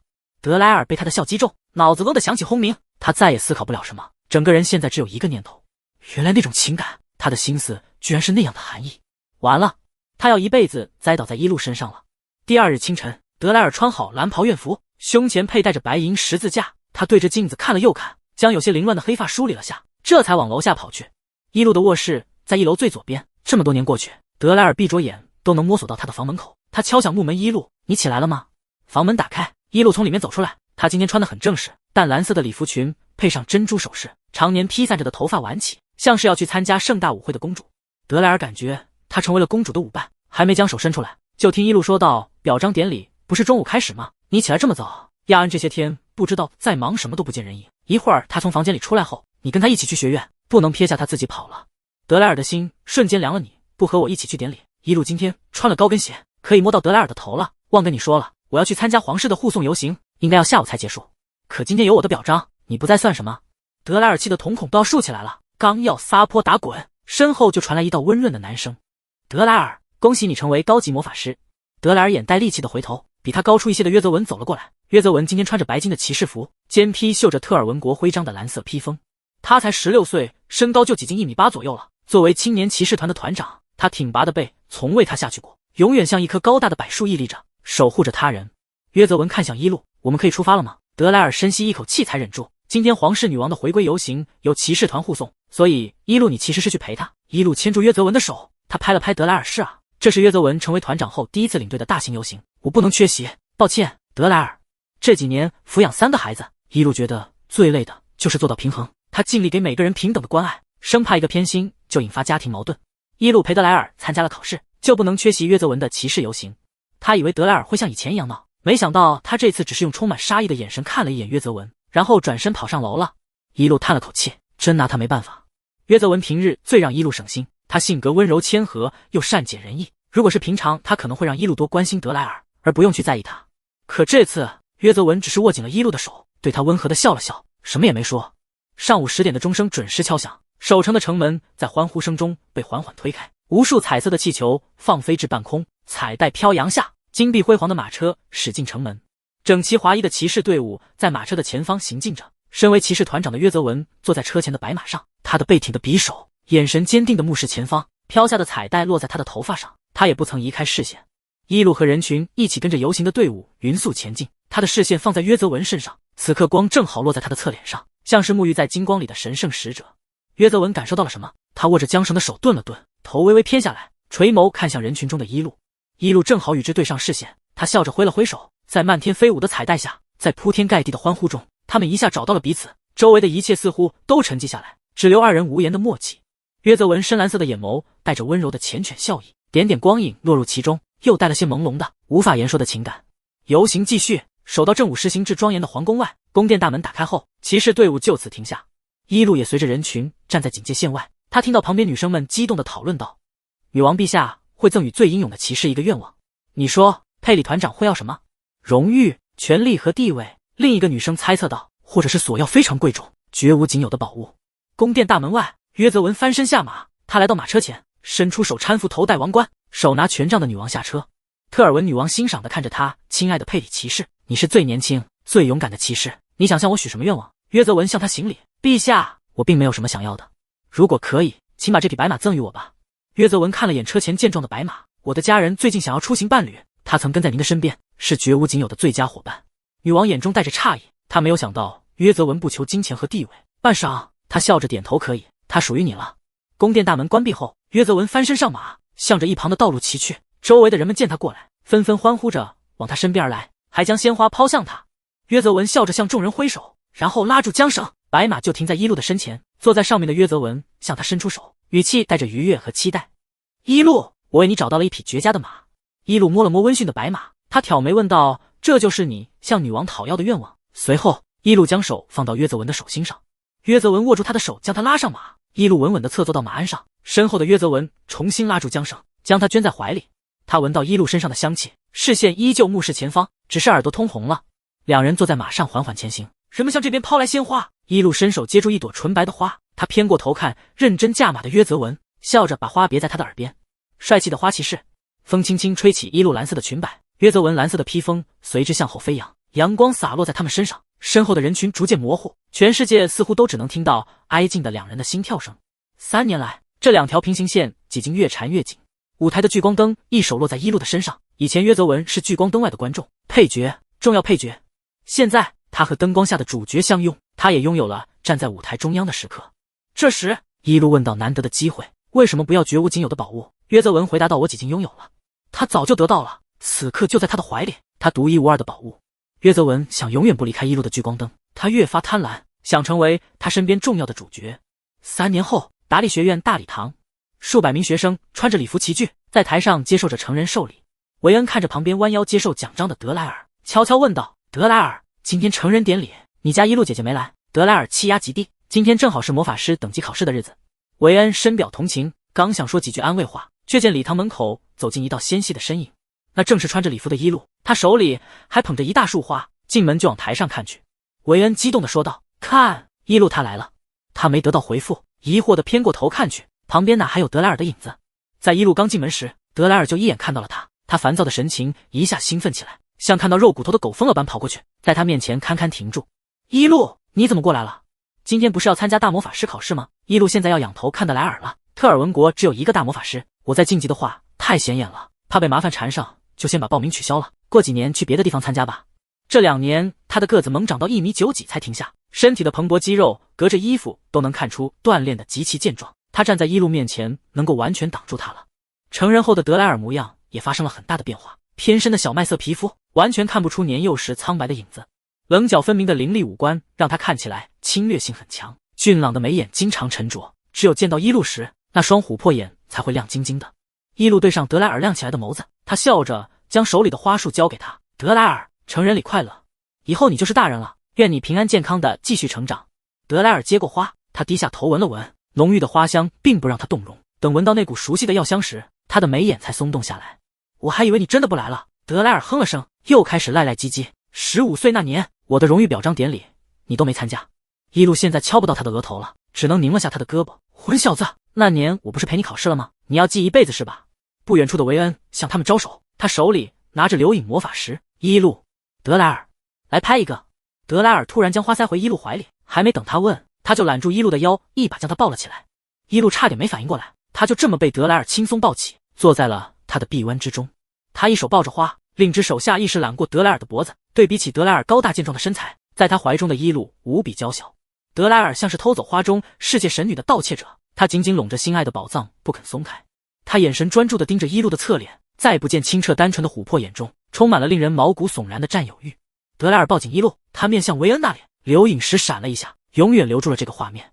拍过以后，一路才回过神。“好了，放我下来。”一路觉得时间真是像流沙般逝于掌心。10几年前，才6岁的德莱尔瘦小到像猫一样，他一拎就能把他抱在臂弯里。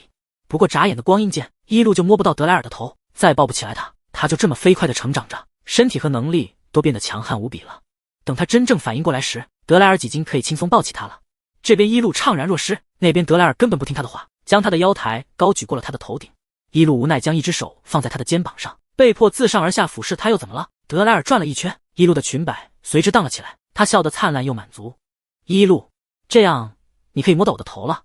伊露刚才还怅然的内心瞬间被快乐的情绪填满，他叹了口气，将手放在德莱尔的黑色短发上揉了揉。傻孩子，真的长大了呀。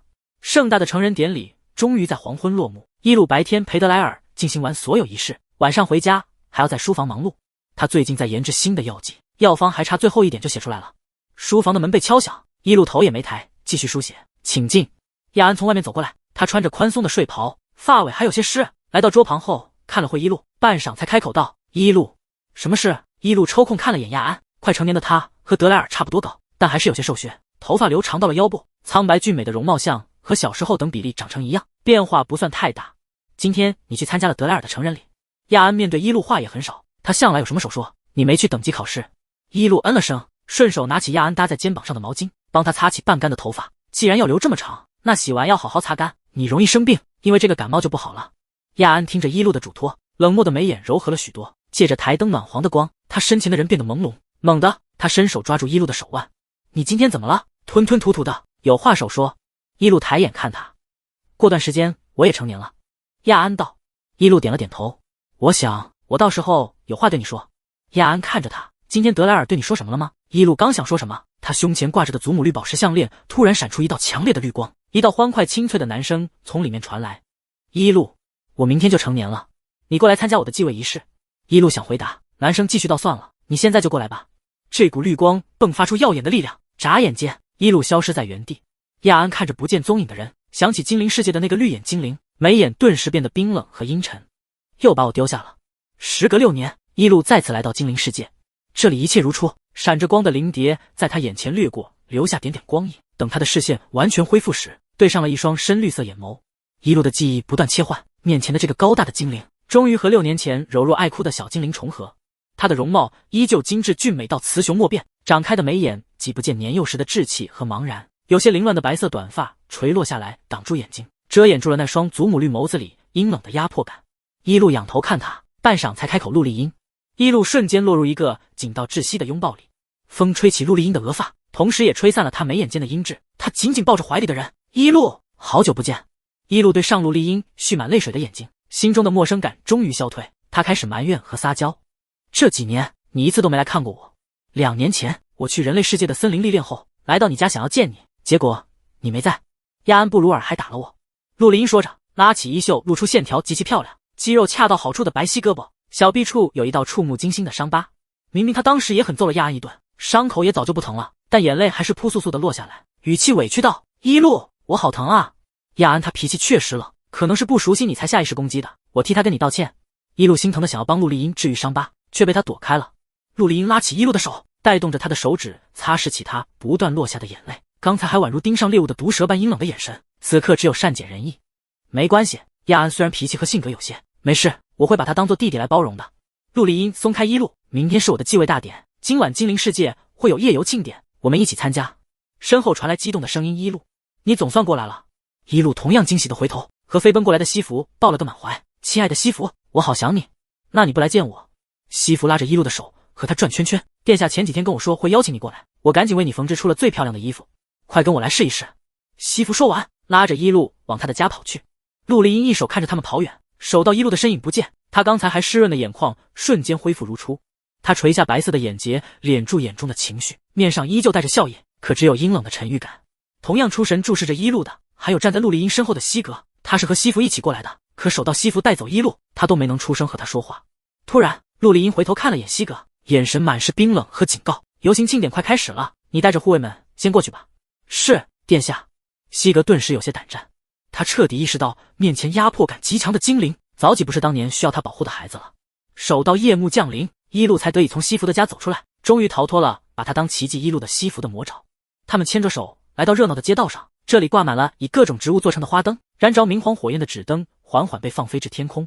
灯越来越远，带着精灵们对新生即将到来的期盼，化作像是繁星般的漫天光点。一路抬头看着这一幕，没注意到旁边的西弗几经离开，他还差点撞到前面的精灵。有谁按住了他的肩膀？西格不知何时脱离了护卫队伍，来到一路面前小心。一路这才回过神，西格，好久不见。西格没有任何变化，他静静注视着面前的一路，几乎要忘记呼吸。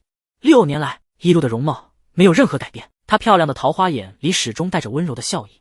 此刻，她穿着西服精心赶制的白色花裙，层叠的裙摆上别满了鲜艳的花，侧扎的马尾辫上也有花朵做点缀，但在她美丽的容貌下，这些都沦为了模糊的背景板。一路还是西格记忆中那个温和恬静的她。你手里拿的是什么？西格的心跳猛地加速，他将手里一手拿着的淡绿色花束递到她面前。这是西灵花，生长在精灵世界的盐湖泊边上。盐湖泊是最纯净的圣地，精灵族视西灵花为纯洁爱情的象征。话至此，西格向一路递出的这束花代表的意思完全明了。一路，我为几年前对你的无礼道歉。西格紧张的快要窒息，在你走后，我经常想起你，后悔没跟你好好告别。这次我不想错失机会了，不管怎样，我不想再留下遗憾。花灯下，一路灰色的眼眸始终平静，他真诚的和西格对视。抱歉，请收回这束花吧，我不是接下他的真正人选。西格的心情顿时失落下来，他将花束收了回去，正想说什么时，一路又缓缓说道：西格，我也没办法接受你的道歉，当年的事你并没有错。当时陆丽英昏迷多年，精灵世界动荡不已，正是因为有你和其他拥护者们的坚守，精灵世界才能重归和平。新的精灵王还没稳固根基，你们勇敢忠诚，一定可以陪着他继续走下去，共同守护住这片净土。一路看向周围开始欢呼跳舞的精灵们，笑意中带上了欣慰。其实你心中的花是因清除反叛者后的安乐而萌芽，它并不是为我而开。尚在迷茫中的西格随他看向无忧无虑的精灵们，终于明白了他的意思。是啊，原来是这样。西格感觉风沙迷了眼睛，他胡乱抹了几下后，突然看到一路身后不远处的白发精灵，他释然的声音有些沙哑。一路疑惑的嗯了声。西格这次完全手视了一路的眼睛，余光看到他身后的陆丽英抬脚走来，他快速又坚定道：你真的很值得被所有人喜欢。说完，西格转身跑回前方的护卫队伍。下一秒，陆丽英将一路圈在怀里抱住，他这句话确实没说错。陆丽英抱着一路，她轻嗅着一路身上的香气，还是那股让人安心的淡淡药香。这么多年，你没有丝毫改变。一路，陆丽英像个虔诚的信徒，小心翼翼问道：你心中的花为谁而开？在等待一路回复的短短几十秒内，陆丽英又期待又惧怕，她怕听到那几个讨人厌的家伙的名字，像个胆小鬼一样想逃避接下来的回答。迟迟没等到一路的回应，陆丽英又不满了：你不理我。陆丽英，看，一路终于说话了。他手上不知道什么时候多了一盏纸灯，里面的火焰由雾灰色的魔力组成，透过黄纸却是明亮的白色。许愿灯。陆丽英看向散发柔和白光的纸灯，我还以为你几经放过灯了。突然，他的右手被一路抓住，一路按着陆丽英的手将其放到纸灯的托底下，他的眼眸中倒映着这抹光亮，随后带动着他的手一起将纸灯放飞。燃烧着他魔力火焰的白色纸灯缓缓升入空中，他随风飞向半空，往更远的地方快速飞去。在升至最高点时，一路回头看了眼挨近他的陆丽英。准备好了吗？陆丽英终于移开一手，注视着他的视线，看向夜空。5、7，一路开始倒计时。当当当，此时广场上的铜钟被敲响，12点几到，新的一天来临了。3道钟声代替了一路的最后3声倒计时。钟响结束后，夜空中的那盏即将消失的纸灯突然炸开，化作漫天的烟花，将夜幕染上缤纷的色彩。黑沉的夜空像被书写的纸张，被一行烟花字填满。生日快乐，亲爱的陆丽英。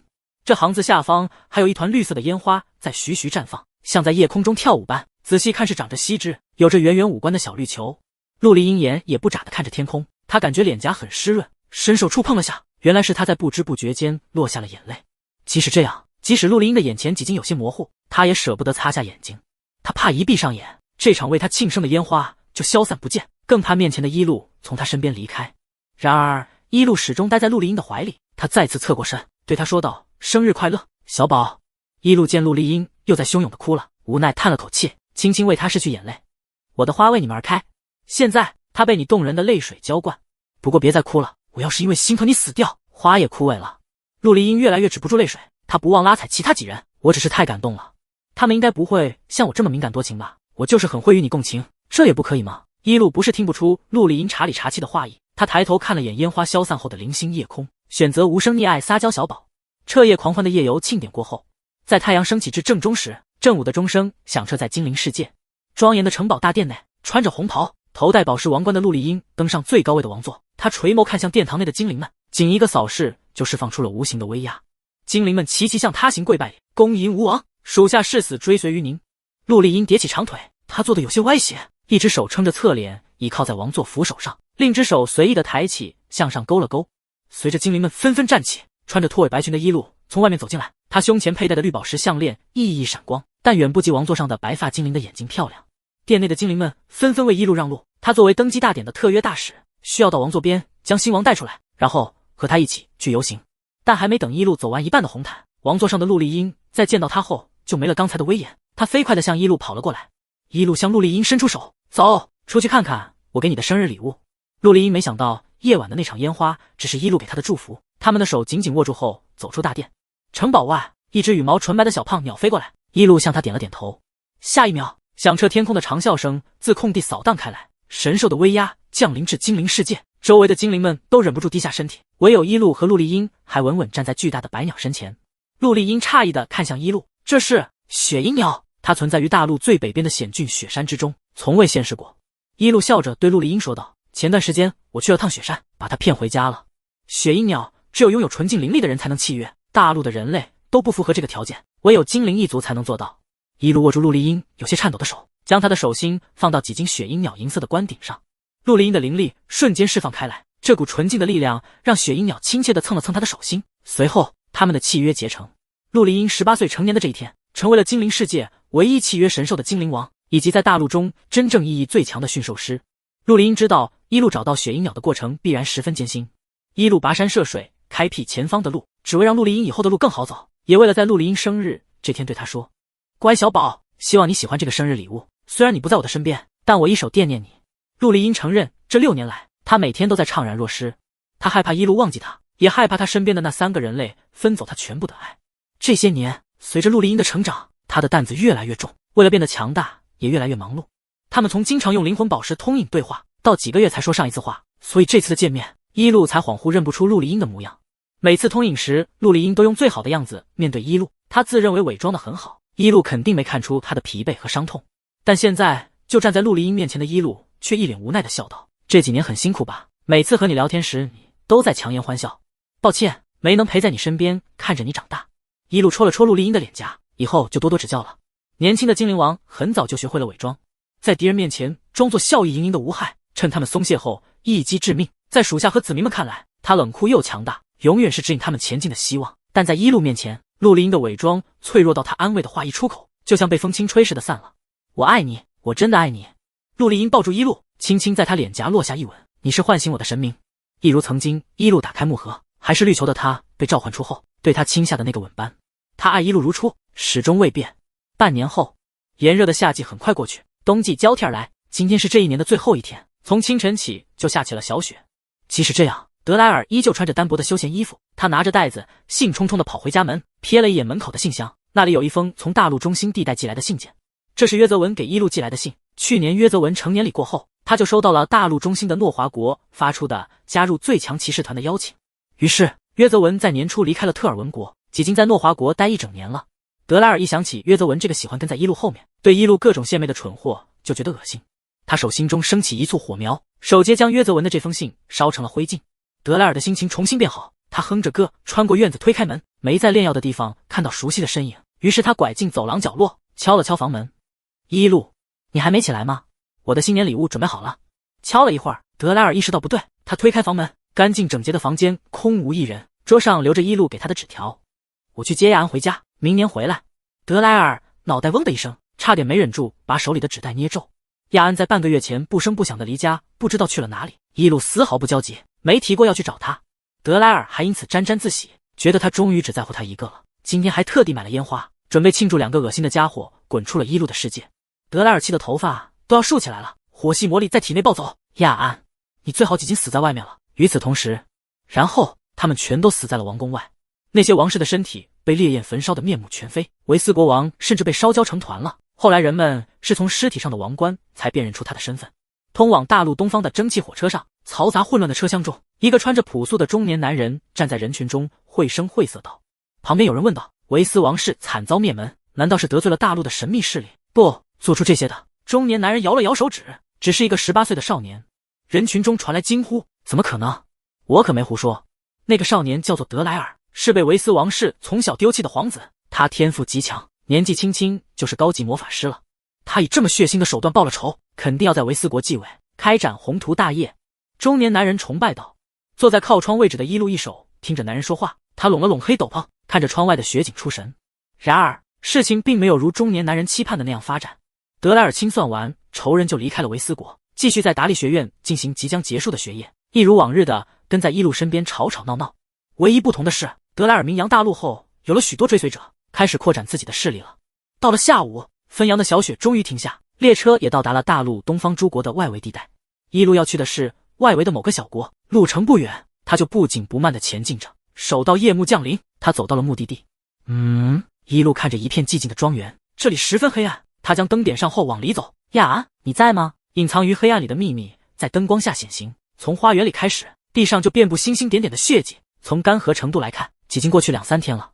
伊露进入到庄园里面，这里昔日的奢华只剩残破的狼藉，所有的地方都溅上了大滩的血迹，旋转楼梯的扶手都被染红了。伊露踏上斑驳血迹的楼梯，走到了2楼。这里比大厅更惨烈，从走廊开始就是触目惊心的血迹，雪白的墙上、昂贵的壁画上都喷溅上了血。有人吗？伊露已经不再呼喊亚安了，而是开始认真的巡视。温和的嗓音回荡在这个遭遇了灭门的地方。还有人存活吗？伊露将所有地方都转完了，他没得到任何回复，于是重新回到1楼大厅。楼梯处突然传来响动，一块地板被人推开，里面的人从地下空间探出头，打量着几经脱下黑斗篷的伊露。他眼睛一亮：您是来救我们的吗？伊露回过头看这个10几岁的少年，雾灰色的眼眸带着温柔笑意。是啊，原来你们躲在地下室了。还有多少人存活？少年没听出他话的不对，如果是意外发现的人，肯定会先问发生了什么，可他毫不惊讶，只在乎多少人活着。只有10几个人了。少年哭着说道。一个金色眼睛的长发男人突然闯进来，几乎把家族的所有人都杀了。我带着其他人躲到了地下室，这才逃过一劫。少年上来后，地下室剩余的人也跟着他回到大厅中，他们全都是10几岁的青年，见总算安全了，开始疯狂咒骂和哭泣。他是亚安，几年前叛逃了布鲁尔家族，这个忘恩负义的叛徒。他为什么要杀我们？明明是他私自离开的。孩子们，我太同情你们的遭遇了。一路打断他们的咒骂，将一些食物分给他们。他怜惜地说道：你们饿了吧？吃完后我送你们去别的地方。他们对漂亮善良的伊露毫无防备，拿起食物后就大口地吃了起来，手倒恢复了些力气。刚才的少年才激动地问道：您是要带我们去安全的地方吗？话音落下，少年突然呼吸急促地跪地，猛地吐出大口的鲜血，其他人也都纷纷难受地倒地，很快就没了呼吸。少年的体质比较好，他撑到了最后，但视线已经彻底模糊了。他看向前方站着的伊露，反应过来食物有问题。为什么要杀我们？你是谁？伊露没有回答他的这2个问题，他走上前拍了拍少年的肩膀，不是说好了吗？送你们去别的地方，那里能见到你们死去的家人。随后扑通一声，失去呼吸的少年死不瞑目地倒了下来。黑沉的夜空下，一道瘦削的身影站在死寂的墓地中，他久久立在那里，连雪花再度飘落都没察觉到。哒哒哒，轻快的脚步声从不远处传来，由远及近的到达亚安身后。还没等那人开口，亚安就沙哑地说道：伊露。提着灯的伊露诧异道：为什么知道是我？亚安无奈回头，通过灯光和伊露对视，因为从很久之前就知道了。从很久以前，亚安就将伊露的脚步声刻在记忆里了，这么多年他从未辨认出错过。伊露上前一步，帮他拂去肩头的雪，又给他披上斗篷。事情都处理完了，还来这里做什么？亚安握住伊露的手，他指尖的温度居然很烫，有人在我没来之前就过世了。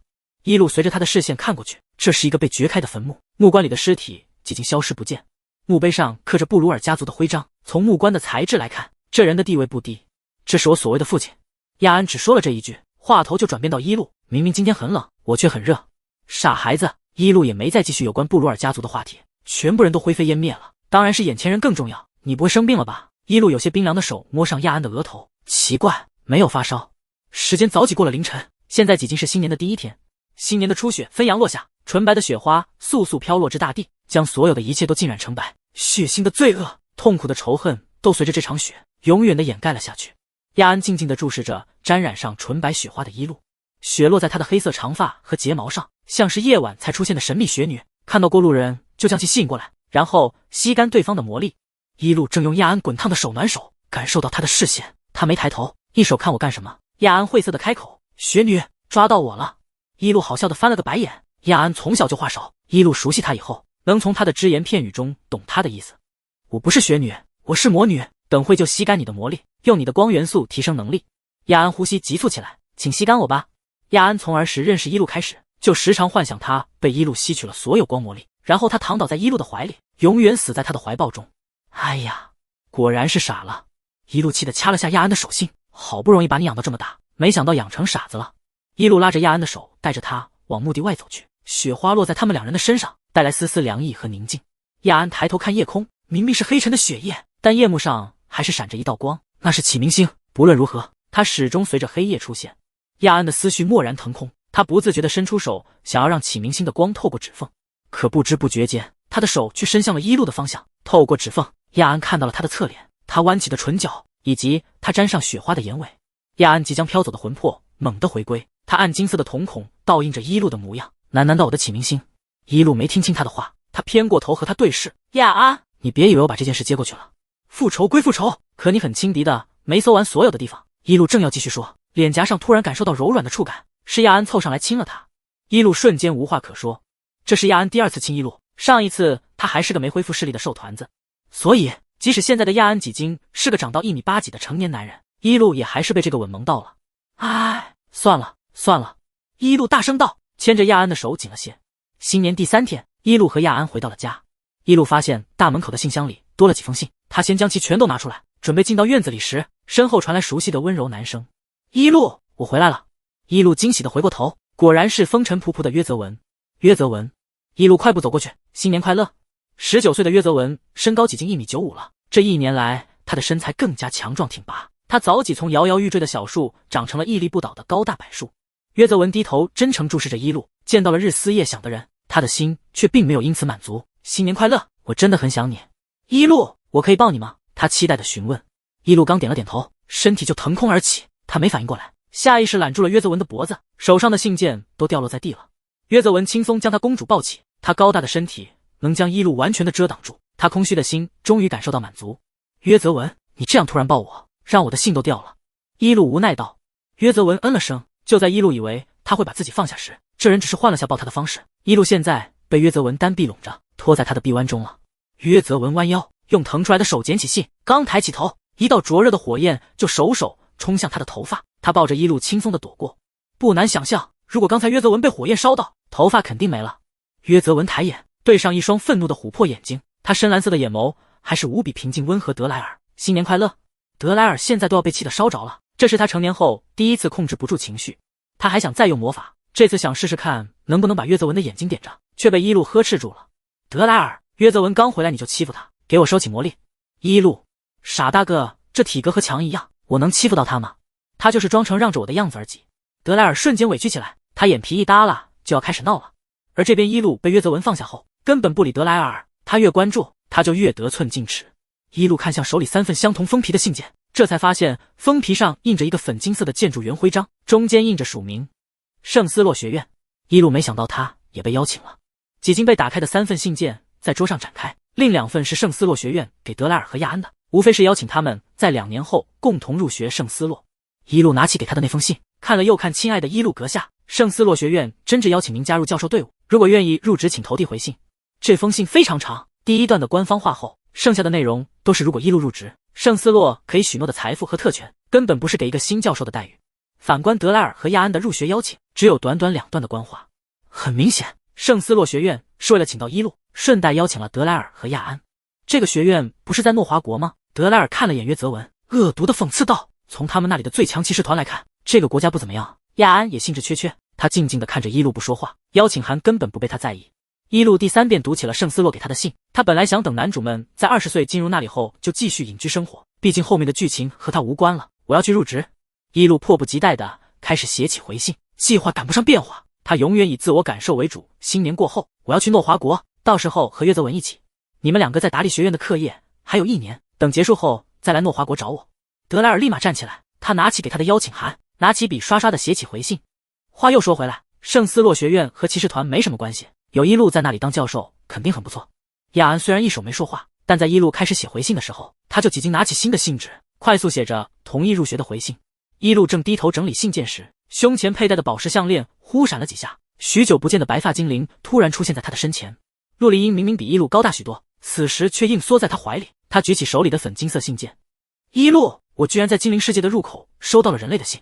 圣斯洛学院是什么地方？一路震惊于圣斯洛不仅将他调查得很清楚，连精灵世界也在他们的熟知中，是斯洛大陆顶尖的魔法学院。还没等一路把话说完，两道攻击一左一右的向他怀中的精灵袭来。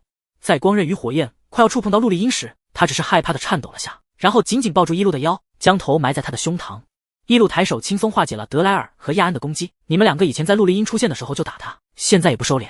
陆离英这才抬起头，他深绿的眼眸闪着阴冷的光，死死盯着旁边的亚安。在和他对上视线后，双方的眼神都杀意尽显。一路，没关系的，虽然亚安之前就用光魔法打伤过我，但我把他当弟弟来看，不会和他计较的。陆离英脆弱一笑道，我会去圣斯洛学院入职，等2年后你和德莱尔、亚安一起入学吧。一路怎么会听不出陆离英在拉踩亚安？他揉了揉他的头发，无奈叹气道，乖，大家好好相处。陆离英委屈的嗯了声，自他突然出现后，原本还能维持表面和谐的氛围瞬间被打破。安静的房内，西道复杂的目光放在一路的身上，然后又同时在空中与其他3道视线交汇。他们眼中对一路复杂的情感、强烈的欲望，瞬间转换为对其他几人的杀意。随后，他们纷纷厌恶地移开视线。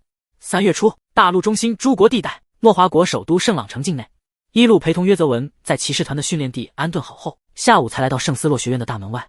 首都城1/3的面积都被圣斯洛学院占据，比王宫还要气派的大门缓缓推开，无数辉煌壮观的粉金色建筑静静矗立在学院内，它们环绕着正中间的威严雕像，是几百年前圣斯洛学院的创建人诺圣斯洛大魔法师。接待一路的是圣斯洛的副院长贝洛密斯奇，他虽年过半百，头发花白，但身板匕首又神采奕奕。贝洛胸前佩戴着刻有3条杠的黄金十字架，代表他3阶大魔法师的身份。一路阁下，好久不见。一路几经跟着他进入了雕像正后方的欧式大楼中，他疑惑的上下打量贝洛，抱歉，我们以前见过。贝洛叹了口气，你果然不记得我了。20多年前，我去往东方诸国历练时，还在黑市里买过你的外伤药剂。你还是叫我的名字吧。现在我几经年逾60，你的容貌却丝毫未变。魔女一族果真拥有不会老去的容颜和生命啊！一路这时几经跟着他进入到1楼的接待区内，他接过贝洛递来的圣斯洛学院魔药理论实践教授聘用合约，快速浏览后将魔力引入，迅速缔结了契约。看着贝洛将合约收起，一路迫不及待地问道，贝洛，那个东西什么时候给我？2个月前，在圣斯洛寄来的邀请信中，除了承诺会给一路优越的待遇外，还会赠予一样他不可能会拒绝的礼物——诺圣斯洛留下的神级药剂的配方卷轴。一路求了多年，都寻不到有关神级药剂配方的踪影。圣斯洛学院完全拿捏了他的软肋，用这个当做鱼饵手接，让他咬上了钩。贝洛推了推无框眼镜，镜片的反光遮掩住他精明的眼神。先等下，合约上不是写了听从我院安排的一项任务后发放吗？一路教授，现在有个棘手的事情需要你帮忙，等你完成后，我肯定会把配方卷轴交给你的。什么事？一路对上贝洛笑而不语的奸诈表情，内心顿悟了，他比人类活得久又怎样？终究算计不过他们。有一个和你家那几个孩子同龄的女孩。贝洛笑盈盈道，天赋能力极强且罕见，学院向他发了好几次邀请，都被他拒绝了。唉，好苦恼。如果是一路的话，一定可以把他招揽过来。他是不可多得的人才，你也不想看他泯然众人吧？一路麻木道，我去试试。他叫什么名字？个人信息给我。贝洛将早就准备好的信息递给一路。尤加林克罗。翌日清晨，今天守城的天气很阴沉，白雾弥漫在城市的各个角落。隐于寂静之地的教堂几经打开了门，穿着白袍的年轻修女清扫着门前的落叶。2道身影走到他身后，女孩回过头，见是2个穿黑袍看不清脸的人，顿时警戒起来。教堂这几日不接待外来的客人，为什么？不是开门了吗？一路将兜帽摘下，伸手将女孩金发上的落叶拂去。还是你排斥外来人？尤加林对上一路带着笑意的桃花眼，又看了眼他旁边同样摘下兜帽的约泽文，最后他又看向一路，进来吧。一路跟在他身后，平静地观察着周围的环境和前方的女孩，开始回顾起原书的剧情。原书女主尤加林克罗今年几近18岁了，她从小和收养她的教母以及同是孤儿的女孩们生活在教堂里。尤加林虽然是水系魔法师，但却能操纵极为罕见的金魔力，拥有可以窥探时间与预言的能力，再加上她十分刻苦，手至现在几经成为了强大的魔法师。即使过得清贫困苦，尤加林也一手坚守着守护家人，成为伟大魔法师的初心。一路和约泽文走进教堂之中，他看了眼尤加林胸前佩戴的黄铜十字架。去年一手被尤加林视为母亲的教母因病逝世，他因此错过了等级考试，现在还是中级魔法师。教堂被打扫得很干净，几个穿着修女服的年幼女孩正在擦拭着木椅，见尤加林进来，笑着朝他跑过来，围着他撒娇。刚才还冷着脸的尤嘉玲笑得灿烂，和小女孩们亲切地说话。她戴着厚厚的镜片，并不能让人看清她的眼睛。好了，我们有客人来了，把大家都喊出来，准备做弥撒吧。过了一会儿，所有女孩齐聚在教堂中，也不过30人左右，她们大多年幼天真，只有几个是和尤嘉玲差不多年纪的成年女生。一个短发的高个女生走到尤嘉玲身边，她警惕地看了眼几经在位置上坐好的一路二人。尤嘉玲，他们是谁？尤嘉玲安抚道：小心，这是今天来做弥撒的客人。放心，我觉得他们不是坏人。没人再说什么，大家纷纷落座。尤嘉玲拿着圣经站在正中的神像旁，带领着众人开始向上帝祈福和祝祷。空旷的教堂大殿内，只能听到诵读圣经的虔诚声音。快要结束时，教堂的门被人踹开，10几个穿着黑袍的人闯了进来，手奔正中的尤嘉玲而去。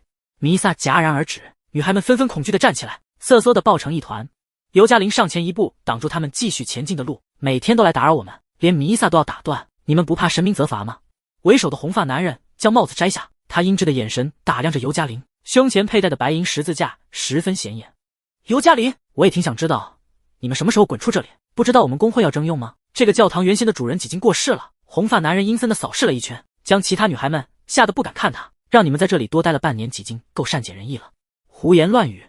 尤嘉玲愤怒道：我们的教母是过世了，但也没把这处教堂交给你们过，这里的主人当然还是我们才对。有人嗤笑道：尤嘉玲，你真是不懂规矩，几经没有人护着你们了，不管是哪个魔法师公会都会盯上这里的，你们还不如早点离开。尤嘉玲想用魔法击退他们，却听红发男人威胁道：你可以和我们开战，但你的家人们能和我们抗衡吗？尤嘉玲顿住了，她抿紧唇，回头看了眼瑟瑟发抖的女孩们，妥协道：再给我些时间，你们今天就快点滚。红发男人不耐烦的想要甩他一巴掌，他的手还没碰到尤嘉玲，就被飞来的沉重剑鞘狠狠打中。他吃痛的看向不远处的角落里，先看到的是刺眼的锋利剑芒，随后才对上一双带着杀意的深蓝色眼睛。尤嘉玲趁此机会退后几步，挡在其他女孩们的身前，以防护不及时他们。约泽文将剑横在身前，冷声道：你再敢动他们，我会割断你的喉咙。红发男人认出了约泽文，于是不敢再轻举妄动。他的视线看向约泽文身旁的黑发女人，她依旧捧着圣经在轻声诵读着，手到诵读完毕，才将圣经合上。强盛国家果然很有意思。一路笑意盈盈地站起身，身旁的约泽文为他侧身让路，他缓步走到红发男人面前。这里的魔法师公会可以像强盗一样恃强凌弱，我都不曾见到过。原书剧情中，尤嘉玲一开始拒绝了圣斯洛学院的入学邀请，是因为他想安顿好所有家人，再专注投入魔法。可没等他找到机会，他从小生活的教堂就被强盗一样的魔法师公会掠夺而去，他的家人们都被驱逐了。尤嘉玲虽然强大，但无法庇护住教堂里的所有女孩，极力挽救也还是让一些女孩丢失在人海中。他从此发誓要强大，要有权势，这才接受了圣斯洛学院的邀请，开始风一样提升自己，逆袭卑微的地位。尤嘉玲的生命力就像野草，她从不觉得自己卑微落魄，她永远坚韧向上，不被困难打倒，凭借着自身的强大去努力，拥有了权力，做到了永远守护好家人的誓言。一路非常欣赏他，即使不是贝洛安排这个任务，他也会帮坚强生长的野草们熄灭掠夺的火焰。思及至此，一路笑着拍了拍红发男人的肩膀，雾灰色的眼眸带着不达眼底的笑意。我帮你们询问了上帝，他说你们现在离开的话，暂时会相安无事。红发男人没说话，先是打量了下一路，看到他胸前佩戴的白银十字架后，这才嚣张地开口道：即使有最强骑士团的团长为你撑腰，你一个高级魔法师也没资格命令我。我们曼陀公会是诺华国第一魔法师公会，高级魔法师数不胜数。红发男人不屑地扫视一圈教堂里的女孩们，我劝你一个女人就少抛头露脸，乖乖被骑士团长保护吧，得罪曼陀公会的下场你承担不起。其他的黑袍人听了，顿时哄笑起来。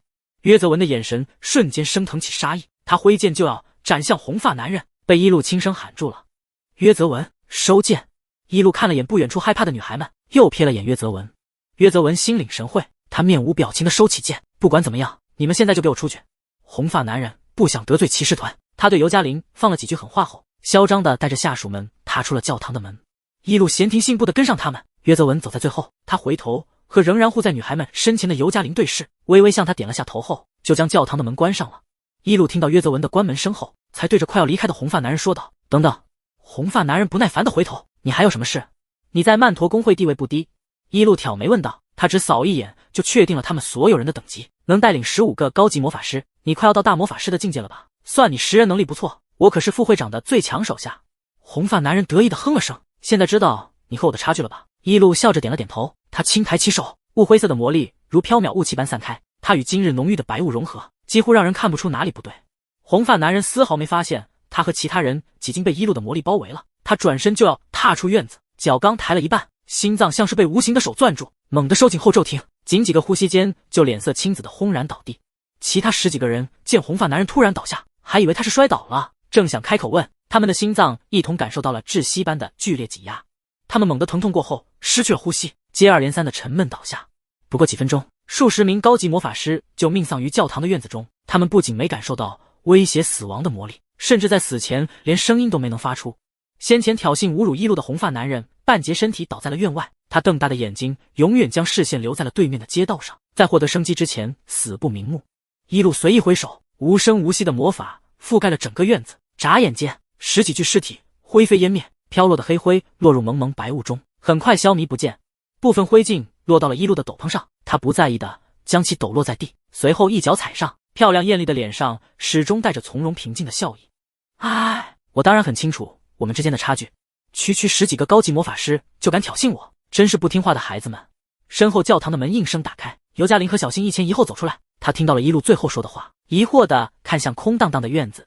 什么孩子们？一路回头看尤嘉玲，发现她脸上有一道细小的伤口，于是走上前帮她治愈。尤嘉玲，我是圣斯洛学院的新任教授。一路，尤嘉玲的眉头皱了皱，我不会去圣斯洛。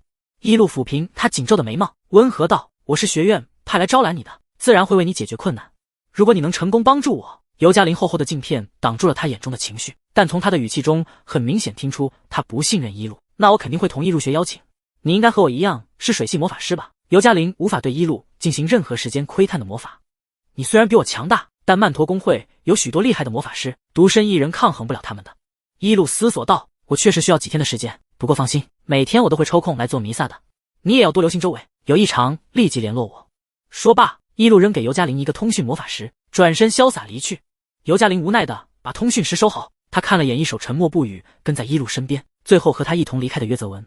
旁边的小新庆幸地说道，一路和佩里团长关系匪浅的样子，应该是他和骑士团来保护我们吧。尤嘉玲没有说话，他手诀并不是如小新说的这样。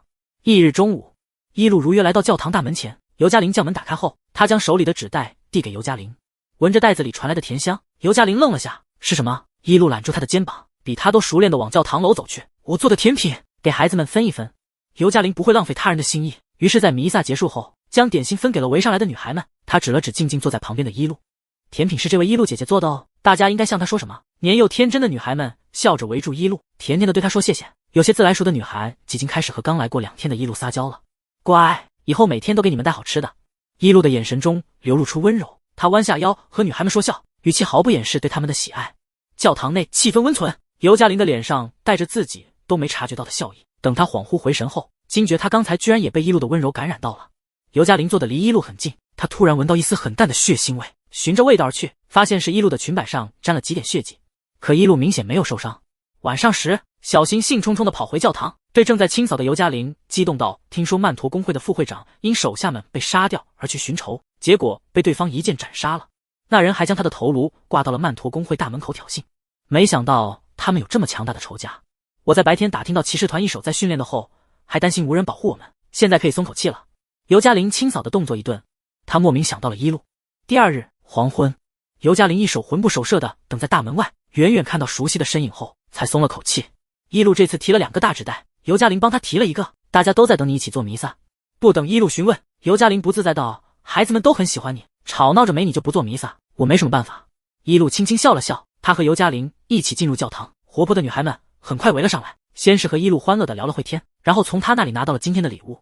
尤嘉玲看着一路给大家的精致银手镯，担忧道，不行，太贵重了，这都是我精挑细选的，孩子们这么喜欢，你别扫兴啊。一路佯装生气，看了眼尤嘉玲，然后拉过她的手，亲自帮她戴上雕刻着清新花纹的银手镯。银手镯拥有着平安幸福的美好寓意。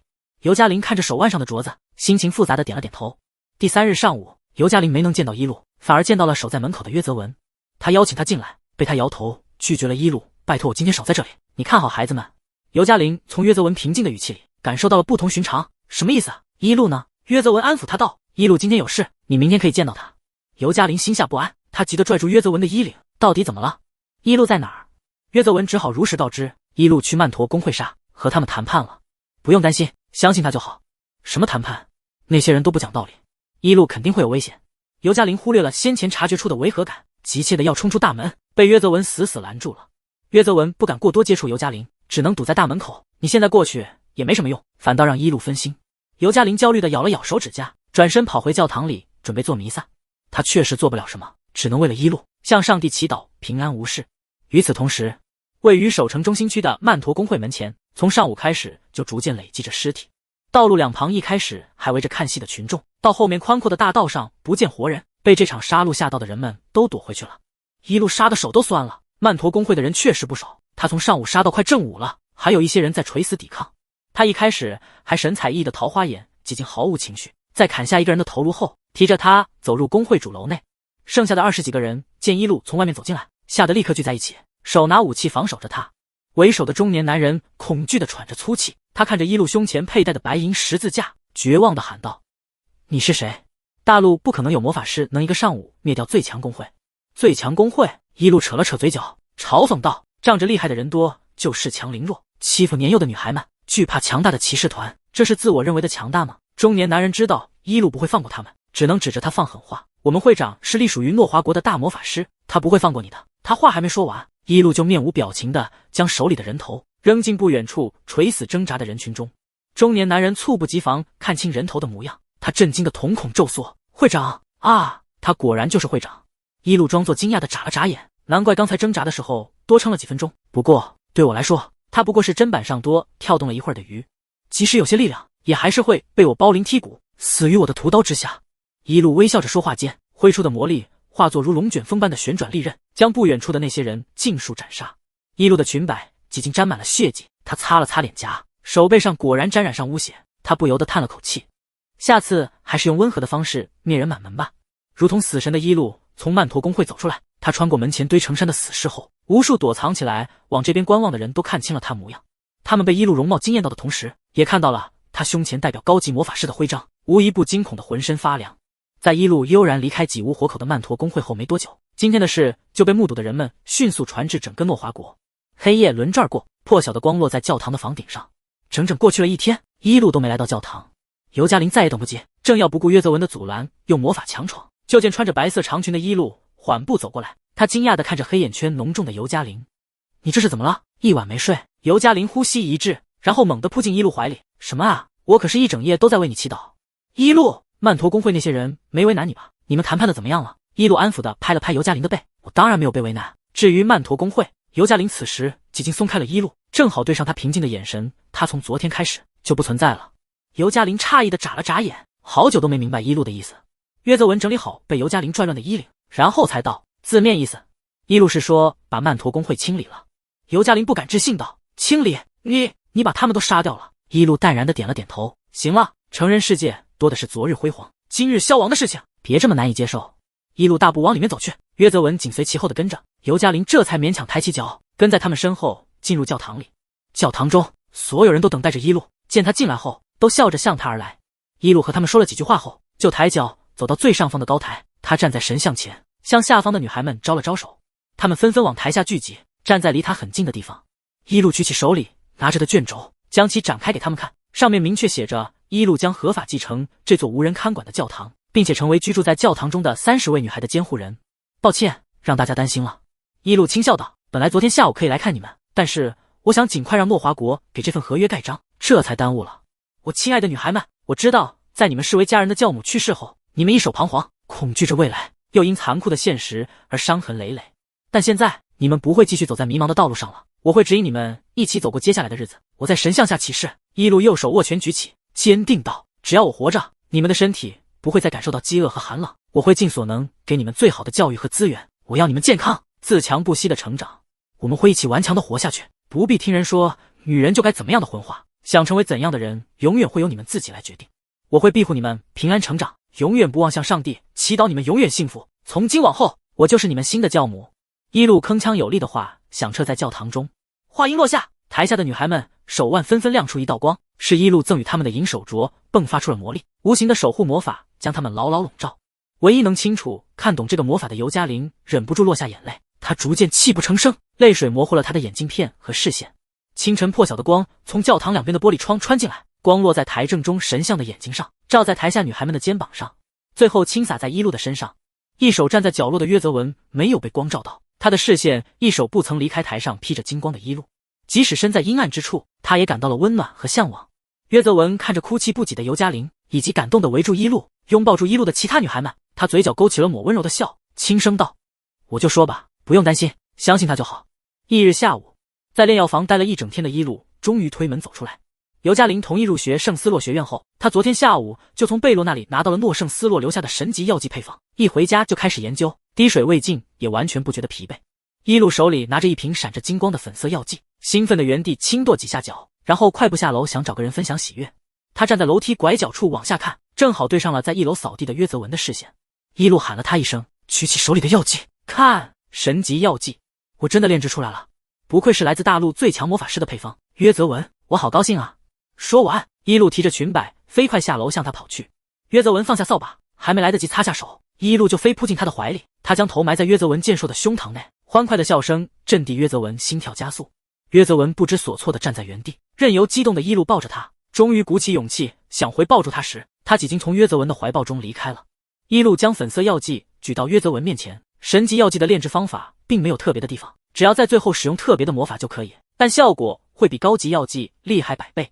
因为是第一次炼制，我选择了无害的怜爱药剂。顾名思义，喝下该药剂后，会对第一个见到的人产生喜爱和怜惜之情，并且无法抗拒对方的要求。现在需要人喝下，实验有没有效果？约泽文听完，伸手想要拿过药剂，被一路躲开了。傻瓜，不管怎么说，这都是未知的试验品，我怎么可能让你冒险？高级的怜爱药剂可以持续半个小时，如果我喝下后效果超过2天，那就是成功了。一路说完，仰头一口气将手里的药剂喝完了，然后一路再次对上了约泽文的眼睛，他雾灰色的眼眸始终平静淡然。约泽文从他喝药剂开始就紧张不解，他对上一路手勾勾的眼神，下意识闪躲，不敢看他怎么样。成功了，一路现在的心特别凉。他看着约泽文，内心的情感完全没有什么改变。他居然失败的这么彻底，这对从炼药起就未出现过差错的一路来说，堪比世界毁灭般的打击。一路沉痛的闭了闭眼睛，刚想说出实情，再睁眼就看到偏头不敢看他的约泽文耳朵通红，他爱逗小孩的恶劣因子又颤动了，于是嗯了声道：“成功了，约泽文，我现在看你感觉充满了怜爱之情。”约泽文还是不敢看一路，他莫名觉得很热，下意识扯了扯领子，鼻尖突然闻到熟悉的清香，他吓得扭头看过来，手对上一路带着笑意的桃花眼。此刻两人的距离极近，差一点就要再次相拥。你都多大了，还这么容易害羞？一路以前喜欢逗约泽文，但他总是会脸红到冒蒸汽，怕他昏厥过去，这些年也没再逗他玩了。好了，你快向我提要求，如果我有拒绝的意识，那就是失败了。约泽文现在快昏过去了，他的心脏跳动得极快，平常提剑杀敌的手软到颤抖。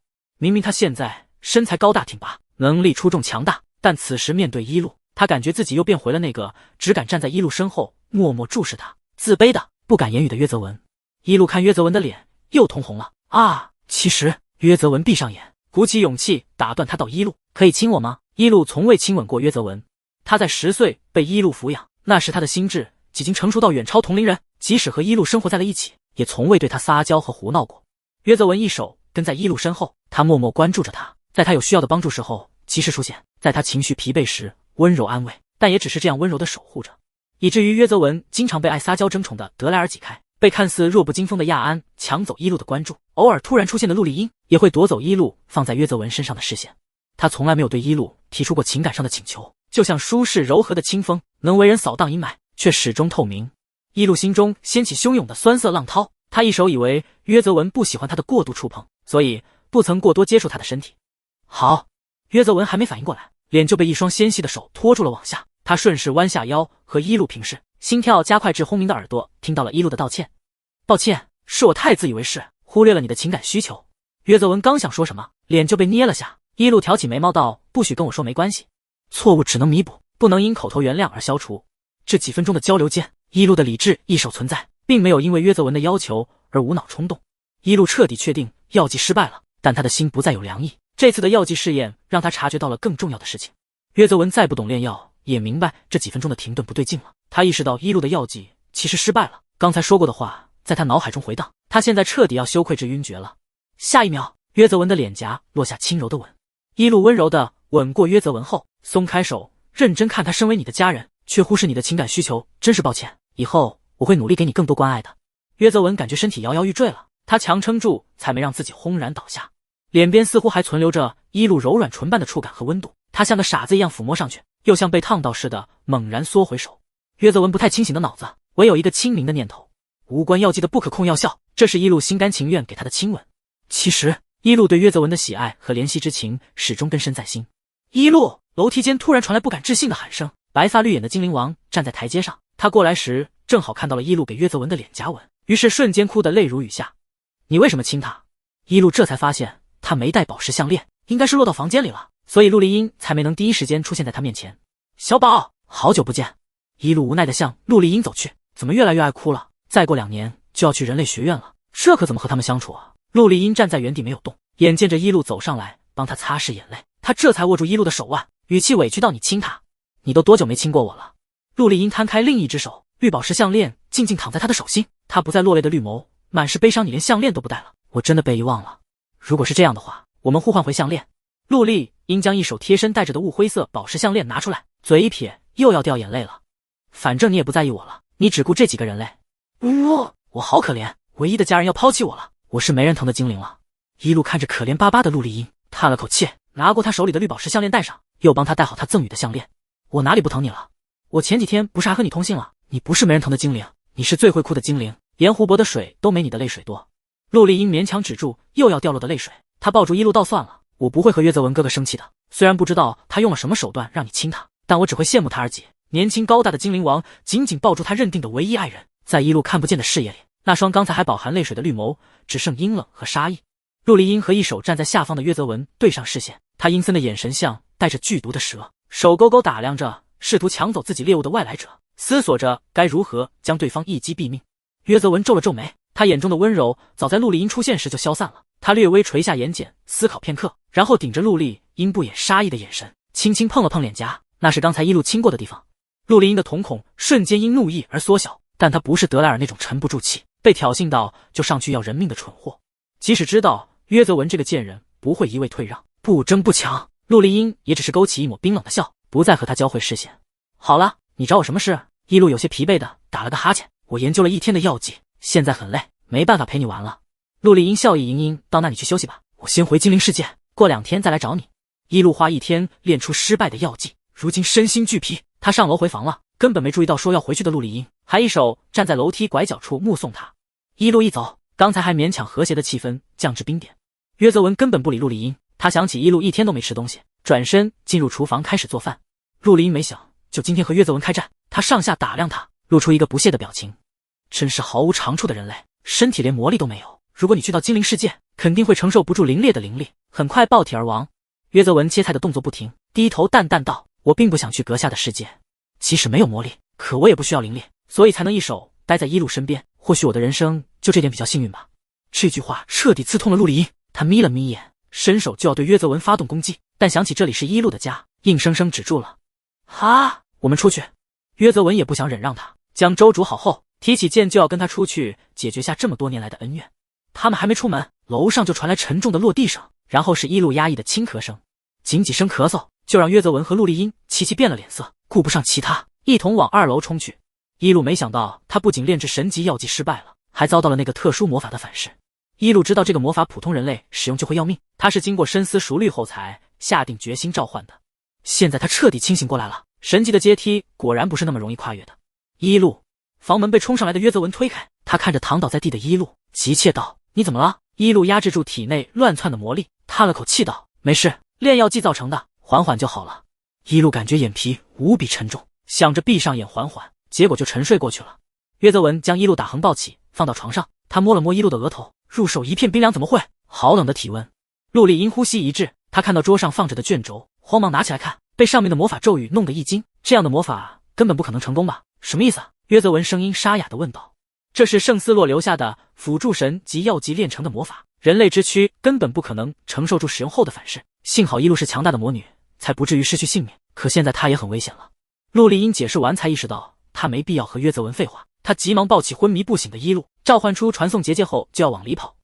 我要带一路去精灵世界，灵力可以维持他的生命力。他说的是维持而不是救治。约泽文立刻站起跟在他后面，你没有办法救他吗？除非使用该咒语的人自己醒过来。陆丽音这次是真的落下泪水了，你还不滚开？一路肯定会醒来的，我要陪着他。约泽文几经将脚迈入结界中了，他感受到凛冽的灵力如尖刀般割着他的身体。我相信一路会醒过来，他不会就此永远倒下的。但我也要陪伴在他身边，我要一起去精灵的世界。陆离音觉得约泽文疯了，可他几经抱着一路穿越过结界了，眼见约泽文也要完全进来了，他最后警告道：“你是没有魔力的人类，进来会死的。虽然我巴不得你死，但可不想你死在精灵世界，你自己想清楚了。”这边约泽文几经完全进入到精灵世界中，他的身体依旧挺拔匕首，不曾因巨大的阻力而弯下腰。能在死前看到一路，这也是我为数不多的幸运了。约泽文的五脏六腑都要被精灵世界的灵力给震碎了，他口中涌上一股腥甜，嘴角溢出一丝鲜血，被他不在意的用手擦去。约泽文握紧手中的剑，他看着陆离音怀里的一路，视线却越来越模糊，于是无奈叹息了，看来真的要死了。早知道再要一个更长久的亲吻了，活该。陆离音冷笑一声，抱紧一路后转身就往城堡里面走去，他才不会管约泽文，反正他马上就要死在精灵世界里了。身后猛然迸发出一道强烈的白光，陆离音诧异的回头看，带着强大魔力的保护罩拢住了约泽文，察觉到他生命正在流逝，保护魔法被动触发了。这是魔女的守护。魔女一族不仅无法获得上帝赠予的元素能力，他们也不受魔力的亲近和祝福，想要使用保护类的魔法必须付出精魄。带着魔女灵魂祝祷的保护魔法极为强大，被守护的人无异于得到了免死护盾。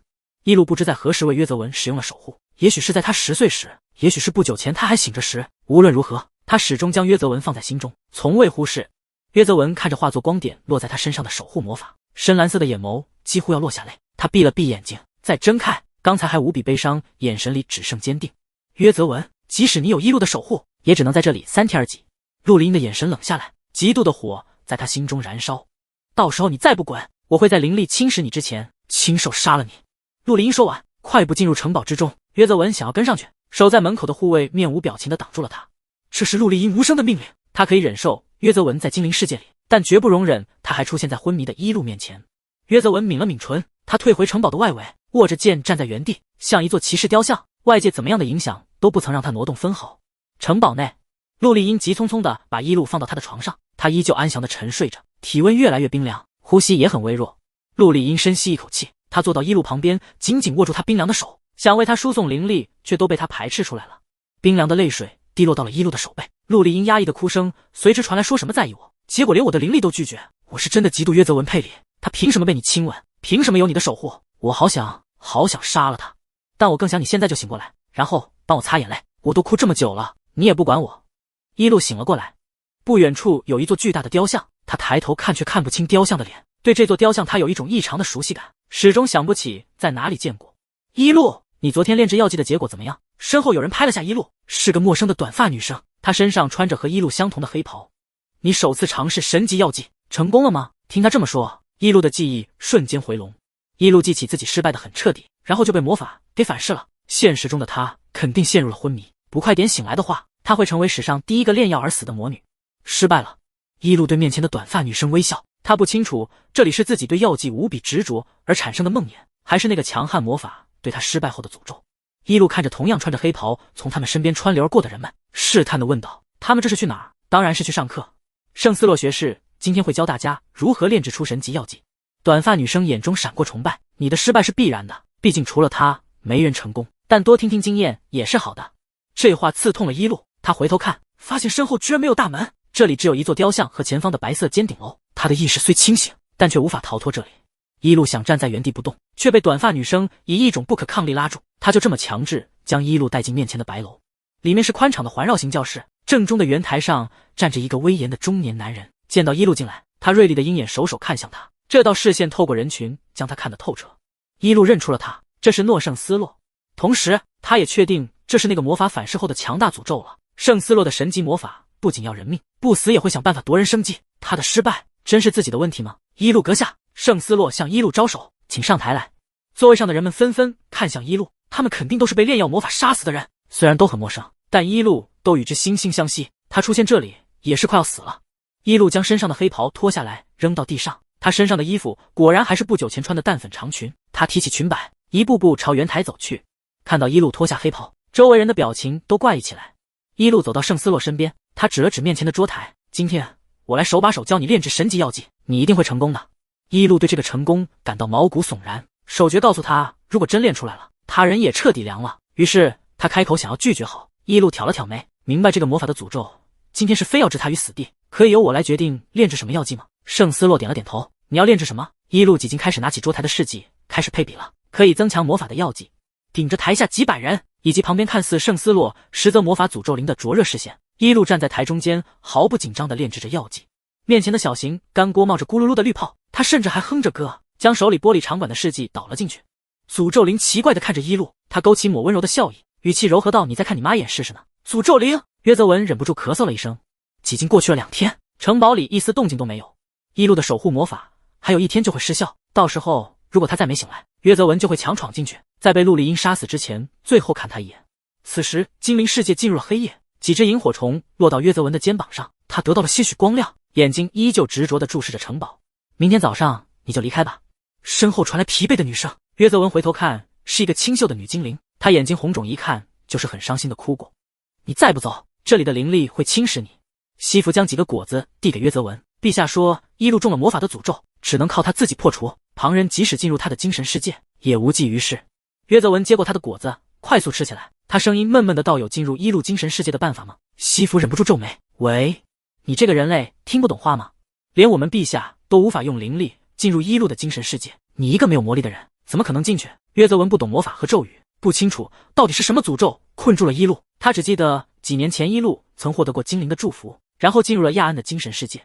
精灵的祝福可以让我进去吗？约泽文的眼眸始终平静，我相信一路会醒来，但我有些话想立刻对他说，我怕在我死之前没有机会。拜托你，请告诉我方法。一路炼制好了增强魔法的药剂，他只需要再次使用那个致命的魔法，就能成功让它成为神级药剂。代价是他永远留在这里。一路阁下为什么犹豫了？诅咒灵看着一路炼制出来的绿色药剂，堪称完美的高级药剂，但距离神级药剂还差一些。你知道该怎么做吧？身为药剂师，毕生所求的一定是炼制出神级药剂，这一定也是你的愿望吧？以前是。一路淡然地回答道，现在我的毕生追求变了。说完，他将手里的药剂一饮而尽，毫不掩饰自己眼中的野心。现在的追求是由我来创造神级药剂的炼制魔法。一路挥手，强势的魔力从手心中倾泻而出，眨眼间便笼罩住台下的众人。他们的眼神瞬间惊恐起来，起身想要逃离魔力圈中的范围，却被死死困在座位上，动弹不得。果然，一路带着笑意的声音响彻空间内，你们都有自我意识，这是由无数亡灵组成的诅咒空间，他们都是生前用了炼药魔法而死的人，死后灵魂自愿留在这里，任诅咒灵发号施令。他们不仅冷眼目睹相同遭遇人的灵魂永远留下，还成为了诅咒灵的帮凶。圣斯洛学士留下的魔法不可能会是这样。一路沉声道，他看向旁边面无表情的诅咒灵，是你的存在影响了魔法的真正效果。那又怎样？诅咒灵冷笑道，他们都是可以往生的灵魂，你敢杀吗？一路不等他把话说话，展开的手猛地握成拳头，随着这个动作，笼罩住台下亡灵们的魔力骤然落下，将所有亡灵都碾成灰烬。亡灵尖叫消散之间，一路笑着看向旁边再次沉默的诅咒灵，好了，现在我让他们不得往生了。小怨灵，接下来该你了。一路对诅咒灵使用魔法，却发现魔力被他轻易吞噬。一路，再给你最后一次机会，是留在这里，还是彻底死亡？别挣扎了，在我的世界里，任何魔法都伤不到我。一路眨了眨眼，他握紧的拳头始终没有松开，反而狠狠冲着诅咒灵的脸打去，砰的一声将他打倒在地。我手展开是魔法的力量，手握紧是自身的力量，不管怎样都不会任谁在我面前嚣张。精灵世界的天亮了，现在是一路昏迷的第3天。约泽文走了一整夜，终于在天蒙蒙亮时到达了盐湖泊边上。这是一片淡绿色、清澈见底的湖泊，西林花生长在湖泊边上，清晨的露水滴落，打湿了约泽文的鞋面。盐湖泊充沛的灵力正在飞速侵蚀着约泽文身上的守护魔法，他是没有丝毫魔力的人类，并不被他所接纳。但是西服对约泽文说，盐湖泊是精灵神的化身，只要以心跳停下，也无畏的虔诚向他许愿，即使是人类也有机会得到他的垂怜和祝福，从而实现愿望。约泽文将剑别在腰间，只在母亲墓碑前下跪过的膝盖，毫不犹豫地在盐湖泊边跪下。他从来不曾弯下的腰在湖泊前极地的弯折下来，一手挺拔匕首的腰板随着身体的动作塌下来，零碎的刘海挡住约泽文的视线，西林花上的露水滴落在他的头发、眼睫上，最后顺着脸颊滑落，像是汗水，又像是他无声的眼泪。如果真的有精灵神，请让我见到一路，我想在最后的时间看到他，这样死也无憾。约泽文感受到心口骤然的疼痛，像是有什么在硬挖他的心脏。他强撑道，请求您让我见到一路，我知道我无法帮到他什么，但我只想至死守护在他的身边。约泽文的意识越来越模糊，最后脱力倒在了西林花海中，手边的西林花被他无意识地抓在手心，它亮起淡绿色的光，落入约泽文的额头。你杀不死我！被一路摁住狂揍的诅咒灵嘲讽地看着他，我不仅不会被魔力和灵力杀死，也不会死于赤手空拳之下。一路打累了，骂了声后就狠踩住诅咒灵的胸口。你别忘了，只有这片空间是你的地盘，其他范围都是我的精神世界。诅咒灵没懂你什么意思，意思是有外来者进入的话，我能察觉到。蠢货！白楼的大门硬是开，狼狈但神情坚定的骑士手握着剑站在门口，他一眼就看到了台中间同样有些凌乱的一路。两人对上视线，一手隐忍的约泽文终于红了眼眶，一路却仍然平静。他展开紧握的手掌，魔力将约泽文手中的剑瞬移飞来，被他利落的接住。一路的脚仍死死踩住诅咒灵的胸口，在他惊恐的视线中缓缓拔出锋利的剑。小怨灵，你说强大的人类骑士的剑能不能杀穿你？剑身反光出他兴奋的带着怒意和杀戮的雾灰色双眼，剑尖指着诅咒灵的额头，随后利剑一个下沉，就狠狠刺穿了他的头颅。咔嚓咔嚓，诡异的空间在诅咒灵死亡后迅速消散，伴随着空间碎裂声的还有急速又沉重的奔跑声。约泽文向一路跑了过来，他觉得自己快要死了，再不行动就真的没机会了。他将一路紧紧抱入怀里，像要把他融入骨血里，淡定的眼神不复存在，深蓝的瞳孔有些猩红。一路，请让我就此长眠在你的怀抱里吧。周围的空间变为纯白之地，一路被约泽文紧紧拥抱着，他疑惑地眨了眨眼，等了一会儿，明显感觉到抱住自己的人体温升高后，才问道：傻孩子，突然间说什么奇怪的话？意识到死亡并没有降临后，约泽文的脸迅速变红，他松开一路，不敢看他，你昏迷了3天，大家都很担心你。你在精灵世界待了3天，一路皱眉，将手放在约泽文的额头，你该离开了，我有事要做，过段时间会回去，帮我照看教堂的女孩们。约泽文捂住眼睛，再不好意思看一路，想对他说的话再也说不出口，他只能沉闷地嗯了声。去圣斯洛替我向贝洛请假，帮我打理好药田，给德莱尔和亚安写封回信。一路事无巨细地交代着事项，手到说完，约泽文也没把手放下，他上前将约泽文的手拿开，笑着对上他错愕的眼睛，轻声道：谢谢你，约泽文。为什么执意要进入我的精神世界，甚至不惜向精灵神求助？一路在刚才触碰到他额头时就察觉到了异常，我害怕再也见不到你了。约泽文垂下眼睑，我相信你能醒过来，可心中总有恐慌感，只有见到你才能安心。一路，你没事就好。一路一手笑着，他注视着约泽文，突然点了下自己的脸颊。约泽文，你也从来没有亲吻过我。约泽文呼出的气息都变得灼热，他下意识想回避，却硬逼自己冷静下来，然后心一横的闭上眼，低头胡乱的在一路的脸颊落下一吻。一路只感觉到轻如羽毛般的触感拂过，他总是被这样的吻萌到，于是心绪不稳，精神晃动起来。再睁开眼，他猝不及防地对进了一双悲伤的深绿眼眸中。陆丽英平常总是落泪的眼睛雾蒙蒙的，虽然没有掉下眼泪，但却无比绝望。一路，陆丽英的眼神瞬间亮了起来，她不敢置信地戳了戳一路的脸，不是吗？一路无奈地坐起身，不应该戳你自己的脸吗？眼见陆丽英要哭，一路赶紧捏住她的眼尾，好了，天天就知道哭，我这不是没事吗？陆丽英的眼睛被一路拉成眯缝眼，她委屈地哽咽道：可你差点出事，你心里到底有没有我？用那样危险的魔法时，你就不想想如果出现意外我该怎么办吗？这么多年来，陆丽英的控诉只要开始就很难停下来，她吸了吸鼻子，控诉的话题马上就要到你更在乎谁上面。一路盯着陆丽英精致俊美的脸出了神，她现实中昏迷3天，又在精神世界魔力透支，身体早就虚脱了。他莫名敏感起来的嗅觉闻到了陆丽英身上的香味，此时他在一路眼里像一块松软的小蛋糕。一路，你为什么手勾勾地盯着我？陆丽英打开的话匣子猛然关上，她有些茫然地和一路对视，你哪里不舒服吗？陆丽英，你先离我远点。一路试图远离陆丽英，在快要和他拉开距离时，猛地被他拉回怀里，他彻底没力气了，只能埋在陆丽英的胸膛里，听着她有力的心跳。他精神有些恍惚到忘记精灵世界不能补充体力了，我还是先回去休息几天吧。陆丽英瞬间明白一路到底怎么了，在他看不到的地方，他脸上的表情晦暗起来，眼神手勾勾地盯着怀里的人，毫不掩饰其中的侵略性。一路越闻，陆丽英越饿，他想通过项链手接传送回家，手腕却被陆丽英一把攥住了，他温热的指腹在一路的腕口摩擦，带来阵阵痒意。一路莫名有种被阴冷野兽盯上的后背发凉感，他深吸一口气，语气沉沉道：陆丽英，你聋了？一路，你好凶。陆丽英语气委屈道，手上动作却很利落的将领口拉开，露出白皙的肩头，你不需要我吗？一路下意识咽了咽口水，他扶额道，小宝，我真不是吸血鬼。陆丽英不回答他，他的指甲狠狠将肩头划开，淡绿色的血液从伤口处渗出，带着甜香味和强大力量的精灵王之血，几乎没有人能抵抗得住。一路的瞳孔都有些涣散了，等他回过神时，他几经扑到陆丽英身上，吸过好几口她的血了。陆丽英的血液像是清甜的果汁，其中强大的灵力让伊路很快就恢复了体力。他的理智终于在饱腹后回笼，有了力气后，第一时间推开陆离英。用完我就丢。陆离英在伊路抬头看他时，就切换回欲哭无泪的可怜模样。伊路，我好疼，你太用力了。伊路本来想训斥的话咽了回去，他叹了口气，帮陆离英治疗好伤口以后，不要这样了，我对你的血真的没抵抗力，万一我失控了，你会很危险。我只是不想你那么痛苦，我这样心疼你，难道还做错了？你果然不爱我了。陆离英轻轻将头抵在伊路的肩膀，抓起他的一缕长发，捏在手心，更加清晰地闻到了他身上的清香。他很轻松的就能将伊路完全圈在怀里，垂落下的白色碎发遮挡住眼神里强烈的占有欲，闭了闭眼睛后，才将这股情绪压制下去。陆离英半天都没听到伊路的回复，他低头看向怀里的人，发现他早就闭上眼睛睡了过去。力气猛地恢复充足后，他又懒散的困倦起来。平常总带着笑意的漂亮桃花眼，此刻紧闭着，无法睁开看到陆离英幽怨的眼神。伊路，你还真的用完就丢啊？陆离英叹了口气，他依旧拥抱着伊路，带着他一起躺倒在柔软的床上。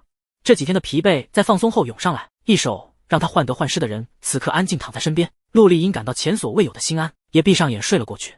他们相拥而眠，窗外传来几声清脆的鸟叫，一只白胖的鸟团子飞进来。他钻进沉睡过去的伊路和陆离英中间，汲取着他们温暖的体温。伊路在精灵世界待了3个月，偶尔回去看下尤嘉玲和孩子们，再看望下每天都在忙碌训练中的约泽文，然后就又回去开始研究药剂。精灵世界的药材都很稀有，再加上充沛的灵力，很适合作为炼药的圣地。伊路几乎每天都在配药和创新神级药剂的魔法，但进展都不太好。每当伊路使用魔法后，药剂即将闪出金光时，这光也只是一闪而过，然后就回归于死水般的平静。这天临近黄昏，伊路看着又失败的药剂，烦躁地将药水倒回干锅中。圣斯洛大人，为什么你的生命如此短暂？长生的魔女也会感慨人类的生命吗？带着冷气的怀抱将伊路圈住。陆离英明明个子很高，却总喜欢将头搁置在他的肩膀上，做出依赖他的样子。伊路，你都忙碌一天了，明天再继续吧。这3个月来，陆离英每天都会来找伊路，还时常黏在他身边。他每天的心情都像泡在蜜罐里一样甜蜜。陆离英做梦都不敢想伊路会在精灵世界陪他这么久，这样的生活让他敏感脆弱的心都坚硬了起来。伊路按了按眉心，暂时先停下来吧，我要离开这里了，过段时间再来看你。陆离英刚才还甜蜜的心变得冰凉。为什么？你明明没什么事要忙。为了避免争风吃醋的麻烦，伊路找了个借口，我得回学院授课，不然贝洛要生气了。乖，你好好修炼，明年我们就能在学院里常见面了。陆离英委屈到欧了声，目送着伊路传送回去后，眼神瞬间充满了戾气。伊路回到家后，简单收拾了下行李，就往门口赶去。他戴着帽子，步履匆匆，踏出家门后，低头快步往前走，完全没看到坐在大门外的黑袍人。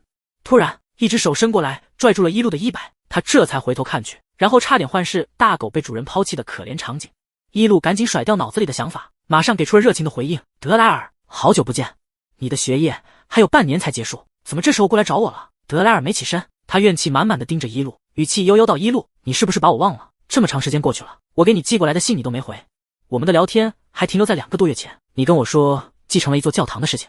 德莱尔越说越气，最后那双琥珀眼都染上恼意，感觉下一秒就要冲上来咬人了，你必须给我一个解释。伊路知道德莱尔是要他表态度，于是他提了提手上的行李，无奈道：我记得马上到你的生日了，正准备回特尔文国找你。混小子，我什么时候忘记过你？德莱尔瞬间开心起来，他终于站起身，抱起伊路，一下子就将他悬空抱在怀里。哼，这还差不多，别得寸进尺了。伊路敲了一下他的头，他看了眼天色，已经晚上了，先回去再说吧。德莱尔没动，他伸出手，礼物。伊路对他无语，但还是将一个包装精美的盒子拿了出来。生日快乐，这下你总满意了吧？德莱尔赖赖唧唧道。绿眼怪说他生日的时候，你为他放了烟花。伊路已经习惯德莱尔对其他几个人起外号了，怎么说他都不改。那你想要什么？德莱尔别扭又耍赖的撇过头，我不管，你就不能想想我喜欢什么吗？伊路有点头疼的掐了下他的肩膀，努力回想这么多年和德莱尔相处的场景，回忆更多定格在他还是个6岁孩子时，初次和他学习魔法的模样。德莱尔在会飞后说过他最喜欢的魔法就是飞行魔法，在那之后他确实没有辜负伊路的期望，将飞行魔法修炼的出神入化。自那之后，伊路再也没带着德莱尔共同飞起过了。你不是喜欢飞行魔法吗？伊路只能想起这个了，他是德莱尔少有的手接说出来的喜欢。准备好了吗？没等德莱尔准备，伊路下一秒就使用了飞行魔法，他用了更多的魔力将一旁的德莱尔腾空带起来，他们还保持着拥抱的姿势，眨眼间便飞到了半空中。德莱尔的瞳孔微微放大，显然还没反应过来。伊路莫名想到了那个家里大狗被抱起后总会错愕的说法，现在德莱尔完全符合那种样子。伊路释放出的魔力很温和，飞到半空后速度就降了下来。德莱尔这才回过神来，伊路，这真的是在飞吗？我真要打你了，这是城区，你还想超速飞行吗？德莱尔手一展开，他的魔杖显形出来，随着他的咒语放大后，将两人拖了起来，然后以迅雷般的速度向天空处飞去。德莱尔的飞行魔法快到眨眼间就掠过了一大段距离，他们手接穿过云层，看清了夜晚出现的星星，在星光下急速的飞行起来。耳边的风呼啸而过，将一路的黑色长发吹得凌乱。他伸手压了压头发，偏过头看向旁边始终注视他的德莱尔。一路的桃花眼落入点点星光，他兴奋地准备开口。德莱尔期待他说出些什么，却听他道：原来有魔杖带着飞这么爽，坐在上面比手愣愣飞轻松多了。德莱尔笑容僵硬，他气愤道：一路，这不算你给我的惊喜礼物吧？一路觉得他真是难对付，于是操纵飞行魔法改变轨迹，同时对德莱尔道放出火焰。德莱尔听话的将火焰沿着他飞行的轨迹释放出来，灼热又明亮的火焰通过一路悄悄放出的魔力，延长了燃烧时间。在几道极限拐弯的飞行后，一路的飞行回归正常。他的魔法猛地带动着德莱尔往后退，让他能够看清刚才用火焰化的东西。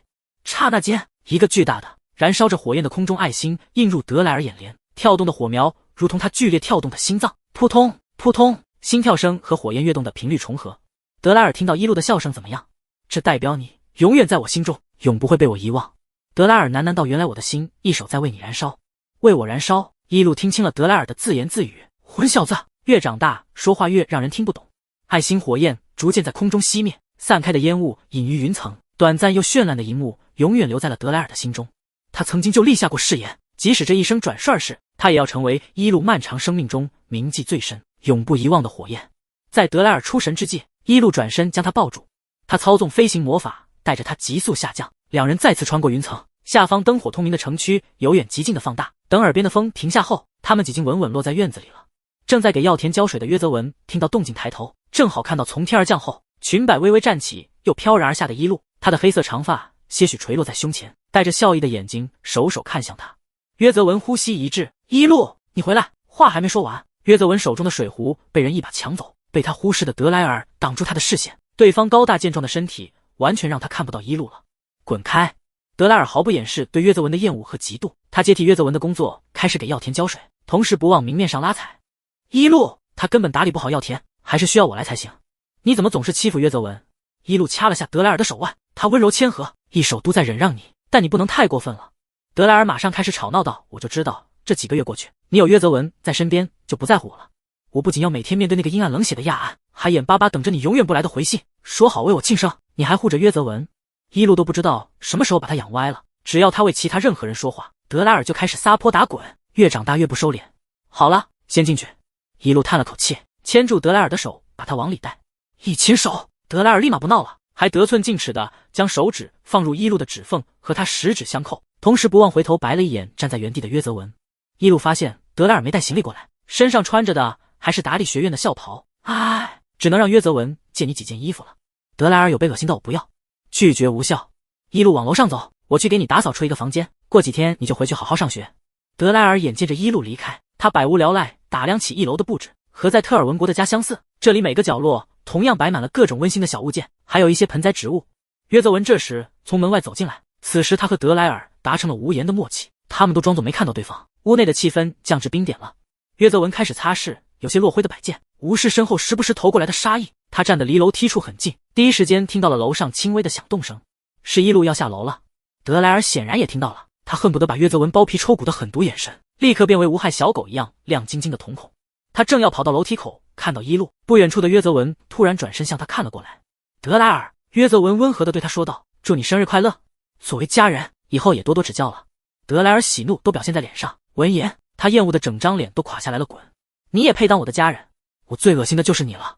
德莱尔最讨厌的就是约泽文，他看透了约泽文克制的背后隐藏的深沉欲望，这是来自同类的相互排斥。他非常确定约泽文就是个伪君子，却没办法揭穿他，所以才总是气急败坏。德莱尔，正巧下楼的一路听到了德莱尔说的话，他头疼的呵斥道：你再这样，明天我就把你送回去。真是惯得你无法无天了。一路站在比德莱尔高一些的台阶处，狠狠地敲了一下他的头，又把他炸毛的黑色短发揉乱，跟约泽文道歉。德莱尔感觉被约泽文算计了，一如既往的没办法戳穿他，气得瞳孔都竖起来了，嘴上不情不愿道对不起。浴室在2楼的拐角，我刚才放好水了。一路警告地盯着德莱尔，上去洗澡，别再胡闹了。德莱尔不服气的哦了声，他每次闹都是不触碰一路底线的，眼见他真的要发火了，听话的上楼洗澡去了。伊露嗡嗡的耳边终于清静了，他头疼又疲惫地揉了揉眉心，太阳穴处突然贴上温凉的指腹，是约泽文走上来为他按揉起抽疼的头。伊露睁开眼，微微偏头看了眼身后的人，对不起，都是德莱尔太过分了，委屈你总是忍让他。如今身高快要接近2米的约泽文站在楼梯口处都要稍微低下头，娇小的伊露被他完全圈进来，让他空虚的内心迅速满足起来。没关系，德莱尔只是性格太守而已。约泽文继续动作，轻柔地帮伊露按揉太阳穴。他鼻尖传来他身上的香味，手指感受到他细腻的肌肤，莫名的冲动从心底手涌上指尖，让他的手都忍不住微微颤抖起来。他不是性子手。伊露没注意到约泽文的异样，他继续吐槽德莱尔越长大越急躁，什么事都要争宠，受不了他。伊露突然想起什么，抓住约泽文的手，示意他停下，还得麻烦你给我几件衣服，暂时给德莱尔穿。约泽文刚才还波涛汹涌的心猛地平静下来，他深呼一口气后才回答道：没问题，我去拿给他。伊露叹气道：为了避免出现意外，我和你一起上去吧。伊露跟在约泽文身后一同上楼，在来到他的房门前时，他明显感觉到约泽文的身体僵硬了，他猛地反应过来，孩子长大了，作为家长要尊重隐私。我在门口等着。好，我很快就出来。约泽文耳朵都红了，进去后不忘将门关上，然后慌忙收拾起有些凌乱的桌子。桌面上散落的全是伊露的画像。伊露将衣服放到浴室门口，敲了敲门，德莱尔，衣服。门手接从里面打开，热腾的水汽蒸吸而出。德莱尔穿着松垮的浴袍，精壮的小麦色胸膛裸出大半，水滴从脖颈处顺着腹肌滑落，隐于更深处。他平常总是凌乱的黑发湿漉漉的垂下来，狭长的琥珀眼在见到伊露后睁圆了些，难言的欲望隐藏在瞳孔深处。他低沉的开口道：我才不想穿傻大哥的衣服，那你穿我的裙子。伊露将衣服塞进他的手里，将干燥的毛巾扔到他的头顶，擦干头发就回房休息吧。德莱尔抓起毛巾胡乱的擦了擦头发，然后又甩了甩，有些水滴都溅到伊露脸上了。他抹了下脸，下意识将心里话说出口：不许乱甩狗毛。说完，伊露沉默了下，怕德莱尔发现他总是把他幻视成调皮大狗，赶紧转身欲走。啊！德莱尔半干的头发凌乱的炸起来，他意识到哪里不对，摁住伊露的肩膀：为什么说我的头发是狗毛？伊露，你把我当成什么了？伊露无奈的转过身，他终于忍不住了，将展开的手掌放在德莱尔面前。他之前就听人说这是狗狗测试，疑惑的狗狗会主动将手掌或头放到主人手心。如果德莱尔不这么做，伊露发誓以后再也不把他幻视成大狗了。不怪他，怪这小子总让他有这样的错觉。德莱尔正一只手抱着衣服，他不解地眨了眨眼，然后微微歪头，将另一只手放入伊露的掌心，小麦色的大手完全盖过他纤细的手掌。干什么？伊露摇了摇头。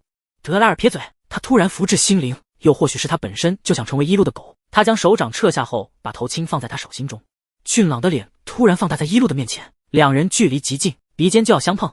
这次伊露清楚看到了德莱尔眼中逐渐显现出来的复杂欲望。他看不太懂这眼神的具体含义，但有种被凶猛野兽盯上的感觉。于是他的手指微微弯曲，挠了挠德莱尔的下巴，像在安抚狗狗一样。他开口道：德莱尔。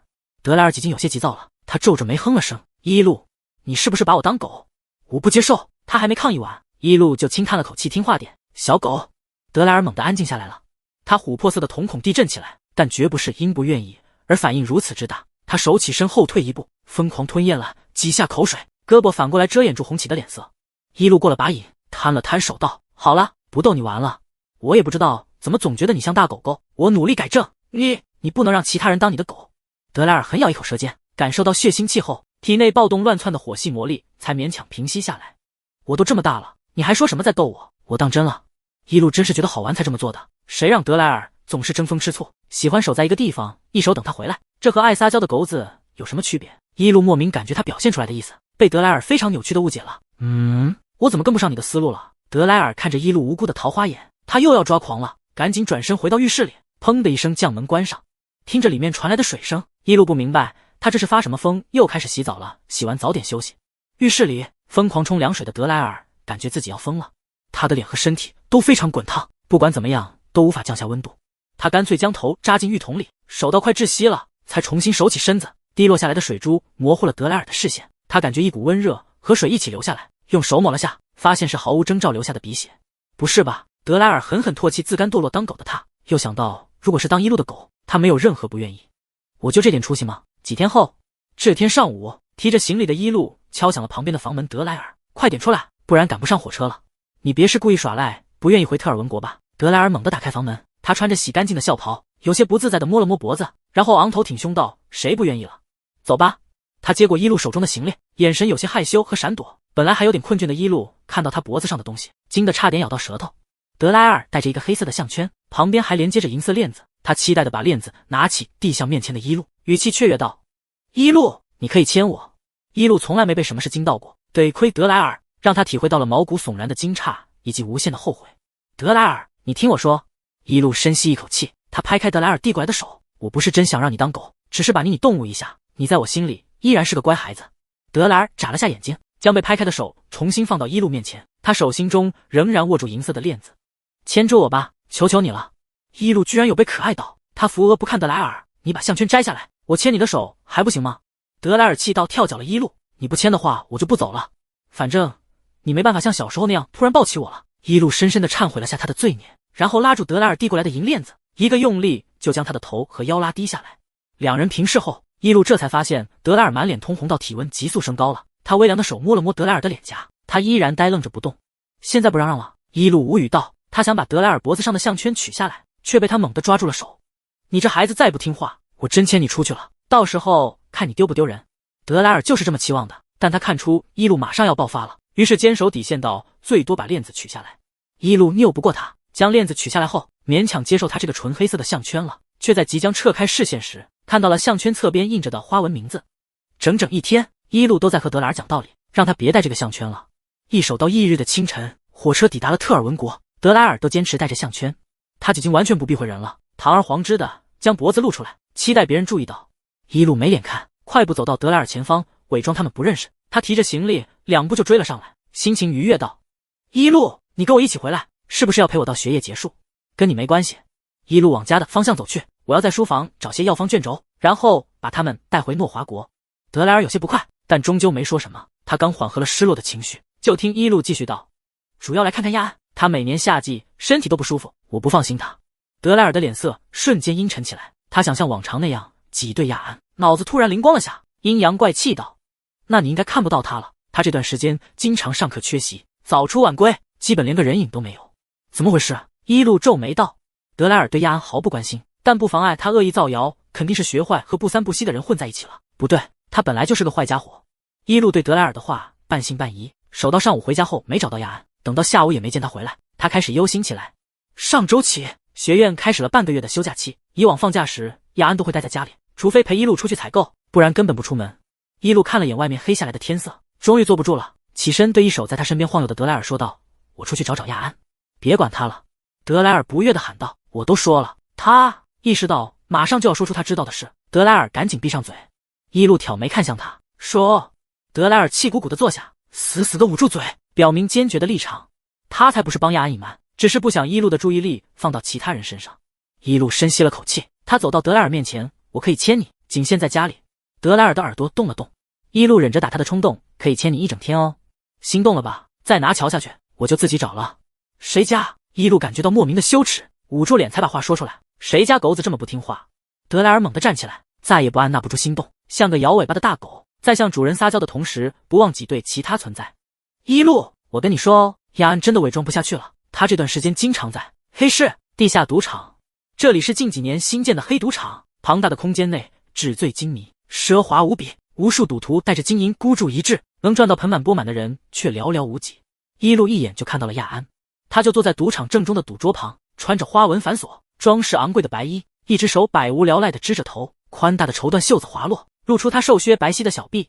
亚安的棕色长发随意披散着，几缕发丝垂落在脸边，被他不在意的拂去，毫无生机的暗睛瞳孔沉郁地看着面前的赌徒。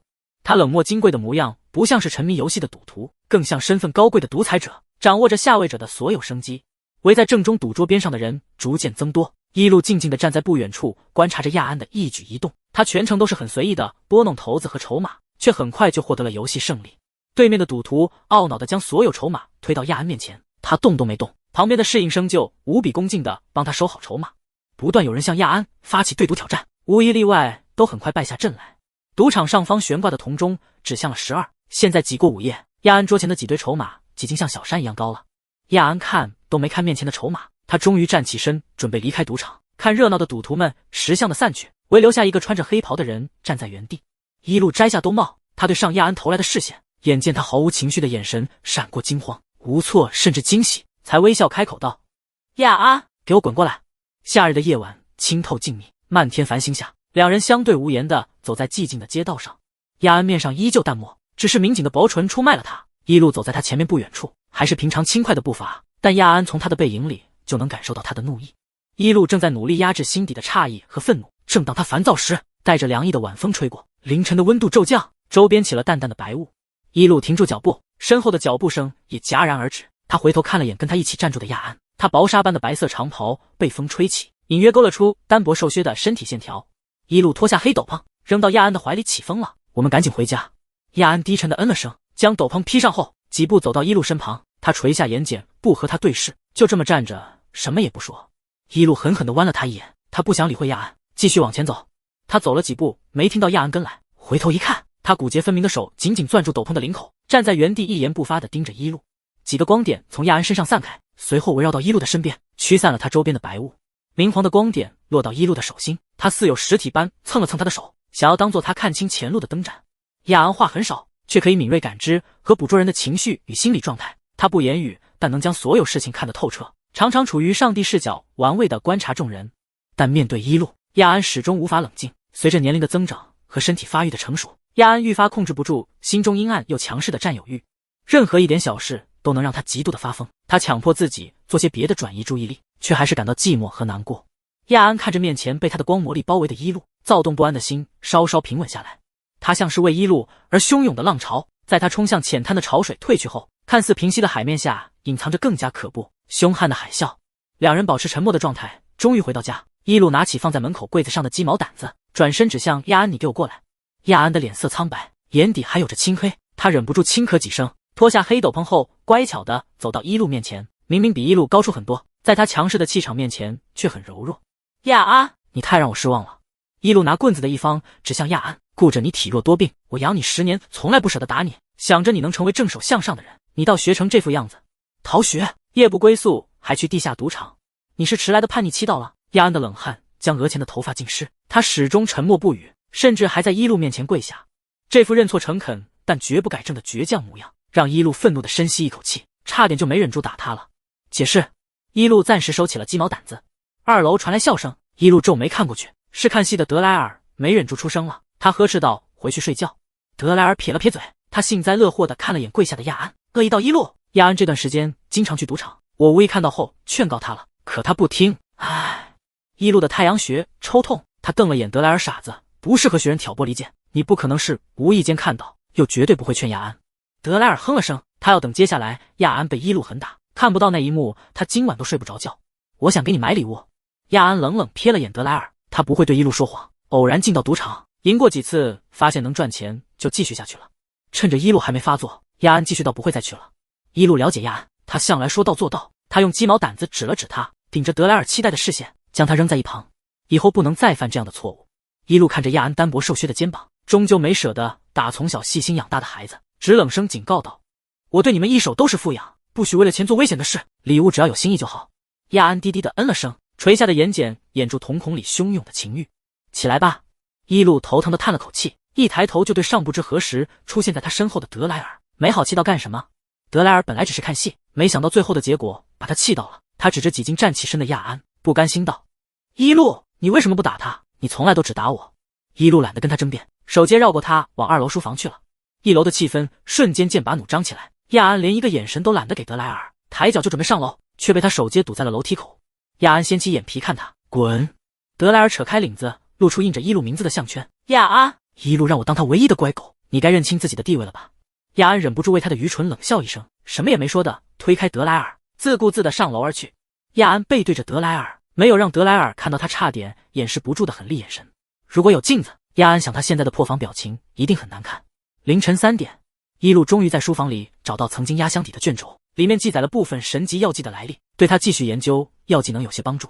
这时，一路听到门外传来的轻微脚步声，他将门打开，看到了昏暗走廊里站着的瘦削身影，皱眉道：“亚安，怎么还不睡？”亚安往一路这边走过来，他穿着轻薄的睡袍，刚洗好的长发还往下滴着水珠，脖颈处的领子敞开至白皙的胸膛，湿着的眼睫毛弯翘起来，让他一手冷漠的眼睛看着有些无辜。一路原本还隐于心底的怒意，在看到他这副样子后猛地消散了。他说不出这是种什么感觉，他对亚安始终有着怜惜之情。去我房间。亚安就这么跟着一路走下楼，进到他的房间里。这里保持着原样，甚至一点灰尘都没有。因为德莱尔经常进去打扫，还悄悄对着一路的东西睹物思人，将他的房间当成他的私人领域，像执着标记气味的野兽般不容他人觊觎和侵占。一路拿来毛巾帮亚安擦头发，依旧嘱咐道：洗完头要及时擦干，不然会感冒的。亚安坐在一路的旁边，任由他擦拭着自己的头发，在发丝挡住视线时微微眯起眼睛，等眼前清晰后，他才厌足地扫视着一路的房间。守到现在，他因被德莱尔挑衅而疯狂躁动的心才安定下来。即使德莱尔在严防死守，亚安也能轻而易举攻破他试图独占的领地，并轻松得到领地里被他视为宝物的主人的怜爱。一路几经擦干了亚安的头发，拿起木梳帮他轻柔地梳理着。他将手指穿过他柔顺的长发中，突然回忆道：我还记得第一次给你扎头发时，给你的披肩发绑了低马尾，还系了漂亮的蝴蝶结，那时候你还想扯下来。一路忍不住笑道，被我威胁后就没敢。亚安向来能迅速理解一路的意图，他低声道：现在无论你怎么对我的头发，我都十分乐意。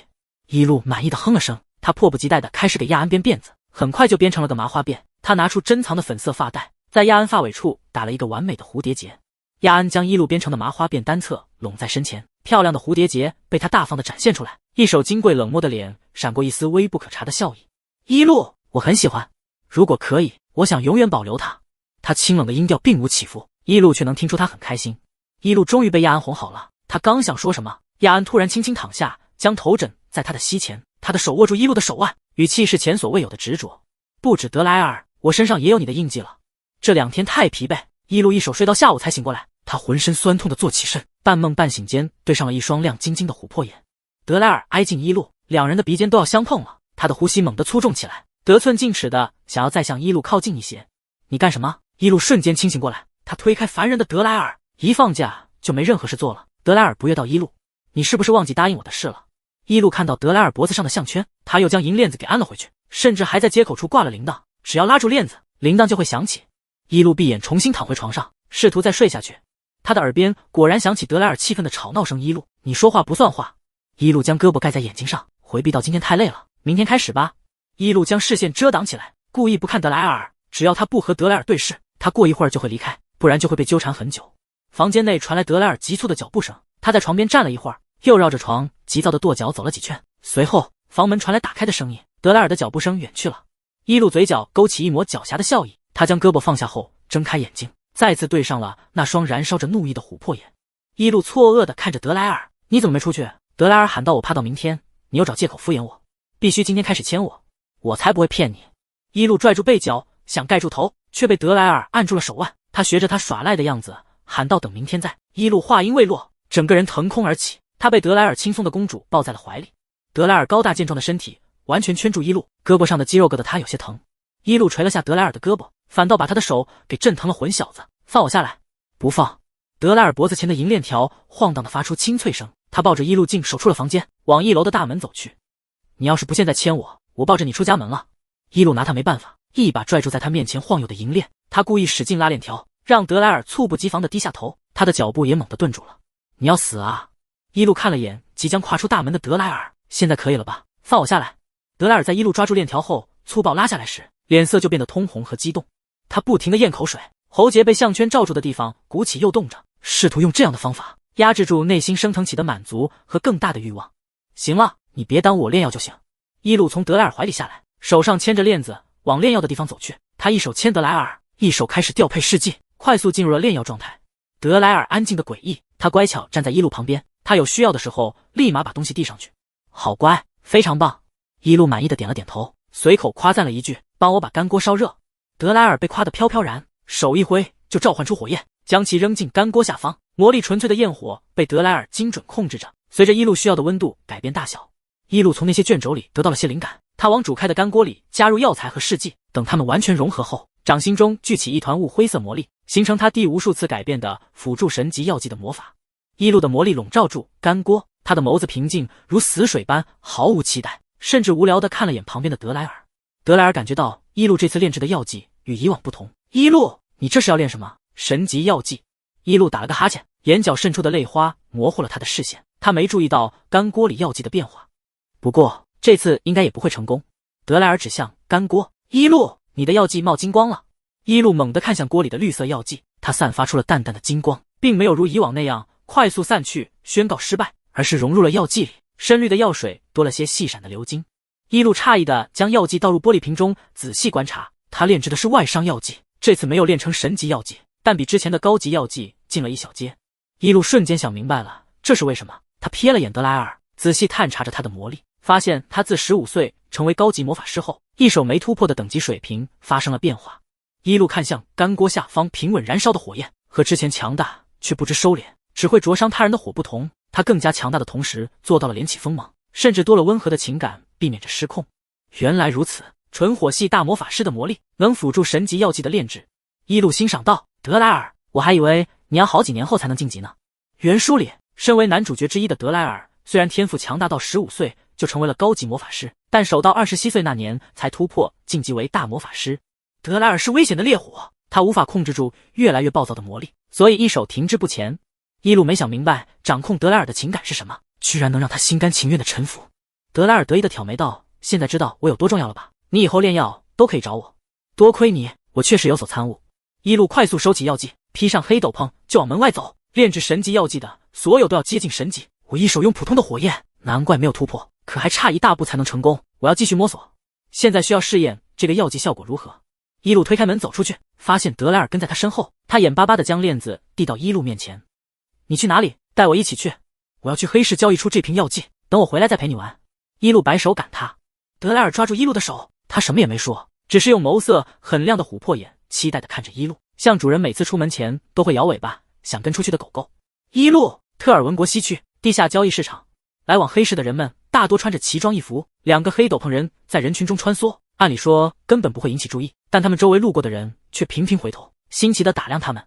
一路几经从麻木到接受了，他身后跟着同样穿着黑斗篷的德莱尔，不同的是他手里握着银链的尾端，此时正牵着德莱尔前进。两人的体型差让其他人好奇地看过来，都在感慨一路的侍从真是高大威猛，还有人猜测德莱尔是一路在斗兽场里买下的最强决斗士。德莱尔全身的血液都沸腾起来了，他感觉身体灼热到要烫伤了，虽然他被人看不清脸，但也十分满足了。我是迫不得己。一路扯了扯嘴角，他牵着德莱尔来到黑市中心的拍卖行里，发现这里的人挤不是熟悉的面孔。几个月不来，拍卖行大洗牌了。算了，我要卖这瓶高级境界药剂，需要买家返瓶，将效果详细告知我。拍卖行的侍应生接过一路递来的绿色药剂，他仔细打量了片刻，眼里闪过一抹震惊。随后他又认真观察了下一路和他身后的德莱尔，谄媚道：大人稍等，我将行长请来，让他和您详谈。一路随意的坐下，德莱尔站在旁边一手注视他，像个凶煞的守护兽。守到年轻的行长匆忙而来，他才稍稍转移了下视线。一路看着面前不过30岁的金发男人，果然不是之前和他熟悉的中年行长。曾经的行长为了留住一路这个供货员，给他开过很多好处，为了保证在一路来后第一时间认出他，还送他一个昂贵的贵客胸针。金发行长看见一路胸前佩戴的蓝色胸针，丝毫没有反应。大人，您的药剂确实值得称作高级境界药剂，这一瓶我很愿意出3万金币，外加送您1箱珠宝，您意下如何？一路懒散的用手支着头，宽大的斗篷袖子滑落，露出他白皙细灵的手腕。他拒绝的意味明显，以前的行长可是开价一瓶高级药剂5万金币，外加送我高级法器。虽然我不在意你们的拍卖行换主，但你不能把我当傻子耍，看来我得换一家交易了。一路抬了抬手指，旁边的德莱尔一会抢过行长手里的绿色药剂，等一路起身后跟在他身边，两人一同往外走去。在一路快走出门口时，不远处传来急切的挽留声，等等，一切都好商量。那我开价50万金币，外加2个高级法器。大人，我真的够诚意了。市面上从未出现过高级进阶药剂，反响如何还不好说。如果可以的话，我们长期合作后，我出更高的价。一路对这个结果勉强接受，他转身走回去。德莱尔将药剂放在桌台上，向行长伸出手，不耐烦道：废话那么多，赶紧给钱。金发行长笑着点了点头，他先将药剂小心地收起来，然后拍了拍手。眨眼间，一路和德莱尔周围就多了一群凶神恶煞的男人。有必要吗？一路扫视一圈，确定他们大半都是高级魔法师，没想到这个拍卖行易主后，请的打手们实力都这么强悍了。哼，以前行长的规矩和贵客，在我这里什么都不是。金发行长抱起胳膊，嚣张道：小姐，这里是黑市，本来就是黑吃黑，你觉得凭你和你的侍从能平安的在这里交易出高级进阶药剂吗？一路看了眼被金发行长装进口袋露出一个头的药剂，深以为然道：是啊，这里本就是黑吃黑的交易地，都是之前的行长太有原则，让我对黑市的人性都抱有期待了。金发行长不屑道：你确实是顶尖的药剂师，不过毕竟是一个柔弱的女人，下次出门要多带侍从保护你，这次就当我给你的教训，以后你就不要来西区的黑市了。说完，他突然感觉到强烈的杀意，这道视线太凶烈，像要将他大卸八块一样，让人无法忽视。他有些怵的向视线处看过去，是一路牵着的看不清脸的高大男人。不，一路轻笑道，我旁边的这位可不是我的侍从。一路松开牵着链子尾端的手，刚一放手，德莱尔就像离箭的弦冲上去，以极快的速度用火焰收割周围人的性命。看到金发行长漠然惊恐的眼神，一路才缓缓将话说完。这是我家的恶犬。仅仅几分钟的时间，德莱尔就将所有打手处理掉了。他下手干净利落，一团火焰下去就将他们烧得灰飞烟灭了。一路走到孤立无援的金发行长面前，先把药剂拿了回来，然后顶着他恐惧的视线思索片刻道，把他打个半死。还没等金发行长求饶，德莱尔就几经冲上去对他狠揍，几下就将他打得难以喘息。很快，刚才很嚣张的男人此刻只能躺在地上无力挣扎，他的膝肢都扭曲了，口中渗出鲜血，生命眼见正在流逝。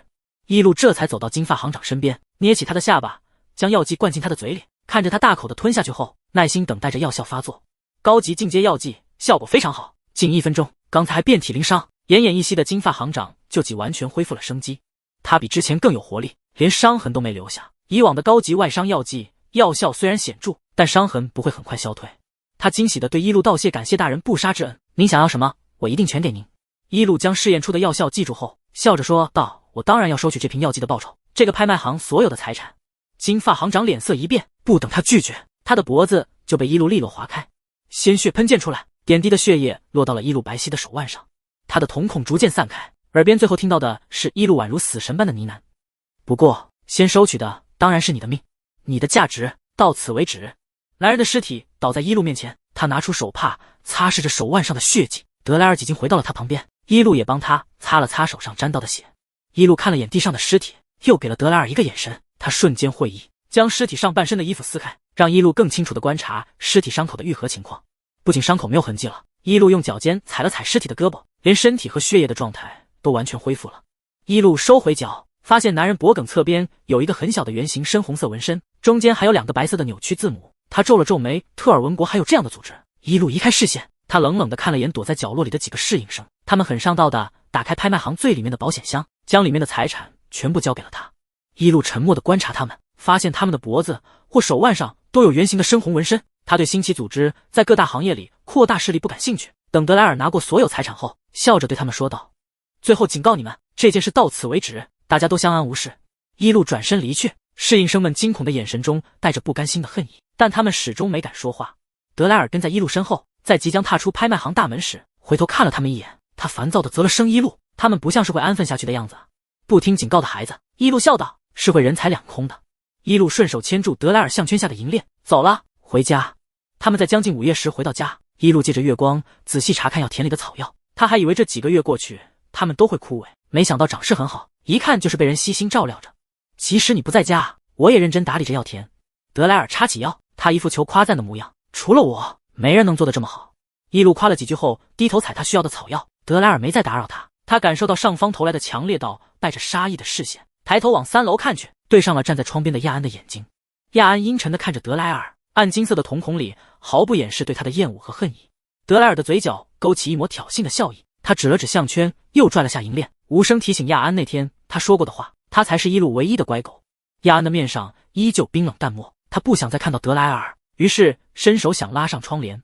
德莱尔注意到亚安的动作，他看着几经采好草药的一路，叫了他一声，怎么了？一路回头看他。德莱尔再次强调道，这些药田我有在很好的打理。我知道。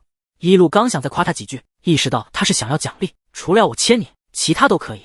德莱尔迫不及待地指了指嘴角，在一路杀人的目光下，勉强重新指向脸颊。他期待地低下头，如所想般，一路踮起脚尖靠近他，在德莱尔的脸颊落下轻轻一吻，像轻柔的羽毛拂过，挠得他心痒难耐。在这个静谧的夜晚，月光洒落进院子里，一路短暂的脸颊吻过后，朦胧的月光披在他和德莱尔的肩膀上，这一幕被他赋予了圣洁美好的祝福。德莱尔如愿以偿地获得了亚安破防到凶厉的视线，面对德莱尔数次明晃晃的过分挑衅，他再也无法继续伪装成冰冷的模样。亚安松开准备拉上窗帘的手，另一只手中的羽毛笔被用力折断，他多希望断掉的是德莱尔的脖子。此刻落在两人身上的纯白月光在亚安眼里无比刺眼，他伸出手势放出魔力，手心的魔法团将今夜的月光全部吸收。眨眼间院子陷入黑暗，一如亚安被激怒到无法理智的心脏汹涌的嫉妒和黑沉的占有欲迅速侵蚀了他。达利学院的假期很快结束。周一上午，伊路陪同德莱尔和亚安一起来到学院里。他在大礼堂参加完他们毕业学期的开学典礼后，从导师那里拿过毕业生徽章，正要帮面前的亚安戴上，一道风风火火的身影冲上前挡住了亚安。德莱尔炸毛的黑发脑袋凑上来，在伊路面前弯下腰，期待道：“伊路，先帮我戴上。”伊路帮德莱尔戴上徽章，不忘打一下他的头。为什么总抢些没必要的先后顺序？伊路推开即将耍赖的德莱尔，给亚安戴上徽章后，温柔地帮他整理有些凌乱的衣领。他的手腕被亚安轻轻抓住，他的指腹摩挲在伊路的腕口，像是有话要说，却仍然一言不发地看着他。怎么了？伊路疑惑地看向他。亚安拿出一个烫金信封递给他，明天的晚会你可以过来吗？伊路打开来看，明天有达利学院为毕业生们准备的祝祷晚会，在首城中心区的大教堂举行，除学生外的人员需要拿邀请函参加。伊路本来准备今天下午就启程回诺华国，但这是亚安第一次主动邀请他参加活动，为了孩子的健康成长，他马上答应下来了。我很期待。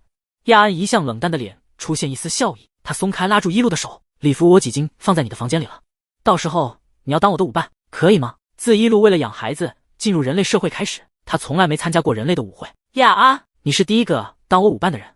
亚安呼吸一致，你也是我的唯一。伊路没在意两个词的差别，他还想和亚安说些什么，旁边就挨进了一个体温很高的火炉，他嫌弃的退后几步，混小子，你又怎么了？德莱尔将烫金邀请函递给他，伊路，明晚来当我的舞伴参加晚会吧。在德莱尔过来后，亚安带着温存的眼神瞬间冰冷起来，在听到他说的话后，嘴角勾起一丝若有若无的嘲讽笑意。明晚我会来。伊路推拒了德莱尔的邀请函，但我已经答应做亚安的舞伴了，你可以找其他人。德莱尔诧异的看向亚安，在对上他嘲讽的眼神后，眼里顿时燃烧起怒意。亚安淡漠的看着德莱尔，他心情很好，难得愿意对他说一句话，是无声的口型。活该，别以为只有你会抢。翌日下午，距离晚会开始还有几个小时，毕业班的学生们都提前放学回去准备了。德莱尔飞奔回家，想再和伊路撒泼打滚，让他松口当他的舞伴。他急切地敲了敲伊路的房门，半晌没得到回应，推开门进去看了看，桌上放着空的丝带礼盒，伊路也不见人影了。首城东区首饰店内，伊路认真挑选着耳环和项链，最后选中了珍珠的细闪饰品。年轻的女店主和他相熟，将首饰盒递给他后打趣道：“好久不见你来我这里买东西了，今天有什么好事？”没什么。伊路忍不住笑了笑，我们家孩子长大了，邀请我今晚做他的舞伴，当然要好好打扮。女店主看了看他这一身黑袍的穿着，疑惑道：“那你穿什么去？不买件漂亮的礼服吗？”伊路收紧黑袍领口，不用担心，我已经穿上了。恶意的窥探视线从伊路身后投来，他回头看向玻璃窗外，几道人影快速闪过，视线随之消失。伊路推开门走出首饰店，他环顾一圈后没什么发现，安静的街道上也只有零星的几个行人。他看了眼不远处的钟楼，距离晚会开始还有很长的时间，于是他悠哉地拐入另一条街道，进到了一家美发店里。2个小时后，伊路推开美发店的门，接近傍晚的天气开始起风，他将兜帽戴上后，快步往首城中心区的方向走去。几道人影从隐秘的角落里急速掠出来，眨眼间便跟上了走路拐角的伊路。在他即将走到东区的主干街道时，一道冰冷又苍老的声音叫住了他。伊路闻声回头，他站在拐角和街道的交叉口中。傍晚将至，黄昏晕染出的深红与橙黄光线落在他的黑袍上，又被黑色吞噬。什么事？伊路平静道。面前的几人穿着各异，但脖子上都有圆形的深红纹身。为首的老者将魔杖亮出来，蓄起的红色魔力对准了前方的伊路。寻仇！几天前你杀了我们拍卖行的行长，还掠夺了那里所有的财产。话音落下，半人高的火系魔法球冲着伊路袭来，热浪让他裹紧黑袍，在他手抬起的瞬间，即将打中他的火球熄灭消散，连让他改变方位都没做到。唉，明明听进去警告就能活下去。伊路看了眼时间，还有2个小时晚会就要开始了，为什么有些孩子总是不听话？我今天赶时间，明天登门拜访可以吗？回应他的是数道强势的魔法攻击。这几个人都是即将到达大魔法师级别的高级魔法师，一起用最强杀招对付伊路，势必在瞬间置他于死地。伊路再一抬手，一道雾灰色魔力形成的利刃向他们飞来，孤零零的利刃让他们放松了警惕。在他们轻敌的几秒内，看似没有威胁的利刃以肉眼难以捕捉的速度弯曲飞行起来，几下就利落地穿过了这几人的心脏。尸体轰然倒地后，时间才过去不到1分钟，伊路满意的拍了拍手，转身准备离去。这时，前方不远处的房梁上出现了无数道身影，他们身上都带着深红纹身，且都是等级不低的战斗系魔法师。去他的！伊路弯了弯唇角，这到底是什么蟑螂组织？首城中心区大教堂内，距离晚会开始还有10分钟，参加这场晚会的人员基本都挤到齐，紧闭的教堂大门不再有人进来。乐手们挤进在台上准备起来，随着琴弦的调配声，下方的学生们兴奋地交谈起来。这场即将开始的晚会气氛越欢快，角落处的人气场就越阴冷。亚安今天穿着金白色的长燕尾服，棕色长发半扎在脑后，胸前和袖口处都佩戴着昂贵的宝石。他本就清冷金贵的气质更加贵气，像王宫里身份尊贵、受人追捧的王子，收获了不少欣赏的视线。亚安心不在焉地看了眼教堂大门。一路对所有事向来说到做到，要是他没按约定参加晚会，那肯定是遇到了棘手的事。如果时间到后一路还没来，他就守街离开去找他。不远处和维恩几人站在一起的德莱尔，把嘲讽和担忧两种情绪都写脸上了。他一边在心里讽刺亚安今天应该无法和一路共舞，一边担心一路现在是否安全。距离晚会开始还剩5分钟时，一道黑影缓缓走到教堂大门外。一路摘下兜帽，他黑色的长发微卷，侧边头发编了花形的辫子，然后用蝴蝶流苏的宝石发带挽了起来。一路拿出珍珠耳环和项链，不慌不忙地戴了起来。突然身后袭来一道攻击，一路一边戴耳环一边偏过头看去，原来是刚才攻击他的人之一。他不久前杀了那么多人，难免有漏网之鱼，但没想到这人即使快死了，撑着最后一口也追上了他，生命力真是顽强。一路的笑意不达眼底，他戴好耳环后，雾灰色的魔力散开，将眼前人利落的杀死后，将其灰飞烟灭。一路走到大门前，将邀请函递给侍者，大门缓缓打开，他将沾满血却只能闻到血腥味的黑袍用魔力悄然处理，黑袍下的纯白礼服显露出来，这是一条极为漂亮的人鱼击纱裙，裙摆上点缀着细闪的透明钻石，收腰处的繁琐花纹隐隐闪着金色的光。一路提着裙摆进入教堂里，他身上最后一丝血腥味被魔力驱散，前不久的杀戮被完全的隐藏住了。此刻他展现在众人面前的唯有这副惊艳美丽的模样。一路微微抬眼看去，手接就对上了正对面亚安的视线。亚安看着穿上他送的礼服的一路，暗金色的瞳孔似有流金闪过，他几经完全拜伏在一路的裙摆下，她像月光女神一样圣洁美丽，是他一生都渴望得到的光。大门在一路身后关上，晚会正式开始。悠扬的琴声响起，台上的乐团奏响了欢快幸福的绝妙音乐。一路提着裙摆走向亚安，他也朝他快步走来。在两人只剩一步的距离时，亚安俯身弯腰向一路伸出手。同样站在不远处的德莱尔向一路跑来，在他快要到一路身边时，他的手放在了亚安的手心之上，被亚安牢牢地握住了。台上轻快悠扬的音乐到达最高潮，年轻的魔法师们都牵住了自己的舞伴，在纯白的灯光下彼此对视，又跟随着音乐声缓缓起舞。德莱尔孤零零地站在外围，他的视线始终跟随着一路，在看到开始他和亚安牵手共舞时，阴沉的表情终于忍不住扭曲妒恨。教堂里柔和的白光落在德莱尔身上，他可怜又狼狈的模样在灯光下无所遁形。他像是被抛弃的丧家犬，眼睁睁看着主人和别人离开，想追上却只能被迫留在原地。亚安察觉到了德莱尔对他嫉妒和憎恨的眼神，他冷漠地抬眸看去，隔着跳舞的人群与他对视后，伸手搂住了面前人的腰。一路突然和亚安拉近距离，他听到了亚安加快的心跳声，于是伸手摁了摁他的心口。怎么了？亚安搂住一路的腰带动他转身，他的白纱裙摆转出圆弧后被圈在了亚安的怀里。一路耳边传来了亚安剧烈的心跳声，又听到了他的回答：我很紧张。一路跟随着音乐的节奏再次转回来，他重新与亚安面对面后看过去，他却还是清冷淡漠的表情。亚安暗金色的眸色比以往亮了些，瞳孔里倒映着一路的身影，在和他对视后颤动了下。一路潋滟的桃花眼里含着温柔的笑意，即使是全国最昂贵且唯一的绝美礼服裙，也只能成为点缀她美丽的陪衬，甚至远不及她的笑容动人。这条裙子是你要送我的礼物吗？音乐声停下，一路的话让亚安回过神，他人生中的第一支舞在此时也即结束。他还死死地抓着一路的手，仍然手勾勾地看着他。亚安，你的紧张情绪还没过去吗？一路无奈地问道。他还以为自己足够了解亚安，可他今晚复杂又灼热的眼神实在让他看不懂。是礼物。亚安沙哑着声音回答他。谢谢，我很喜欢。一路从亚安的怀里退出来，我会给你回礼的，我现在就要回礼。亚安很少的话基本都对一路说了，他说完后站在原地静静看着他。好吧，别眨眼。一路展开空空如也的手心，对其轻轻吹了口气，一颗圆圆的明黄五角星突然出现，它漂浮在一路手心上缓缓旋转着，然后被亚安身上的光魔力给吸引了过去，飘到了他的手上。这是许愿星，一路笑着说道，对他许下的愿望可以成真哦。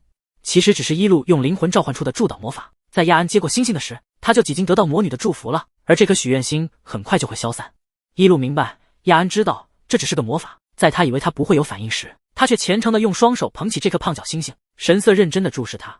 见状，一路疑惑地歪了歪头，亚安在这时突然深深地看了他一眼，像要把他的样子刻进心里。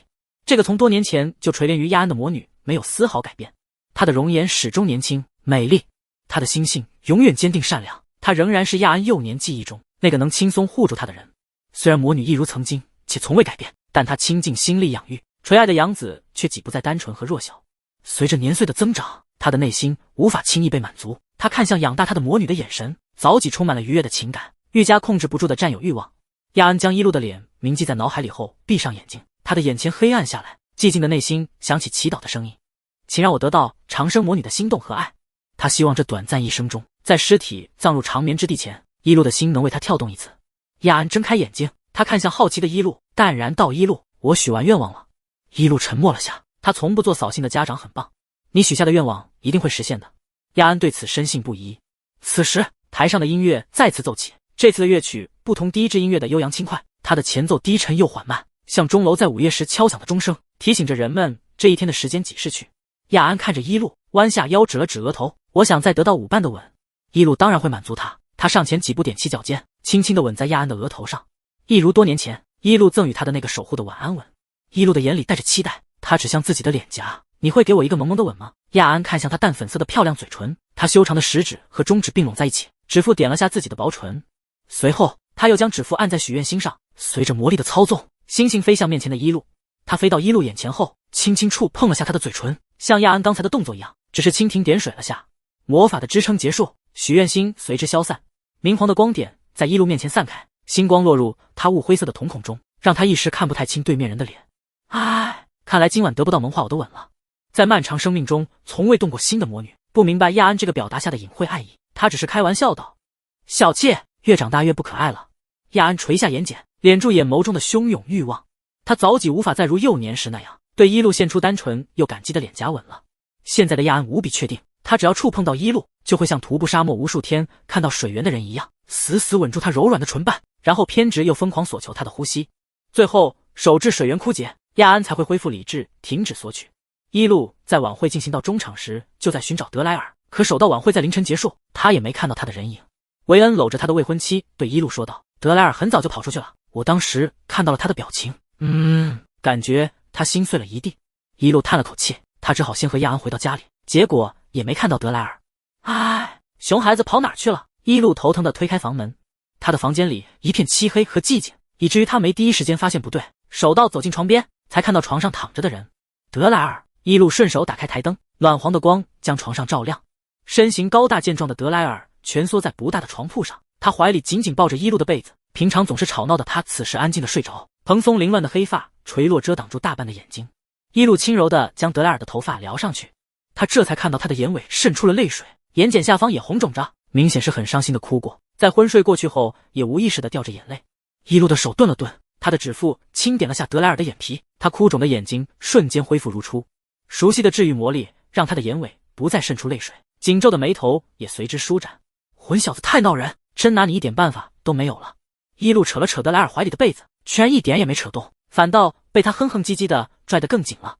一路只得先把他放在这里，等他从浴室里洗完澡出来，一推开门，手对上了一双失魂落魄的眼睛。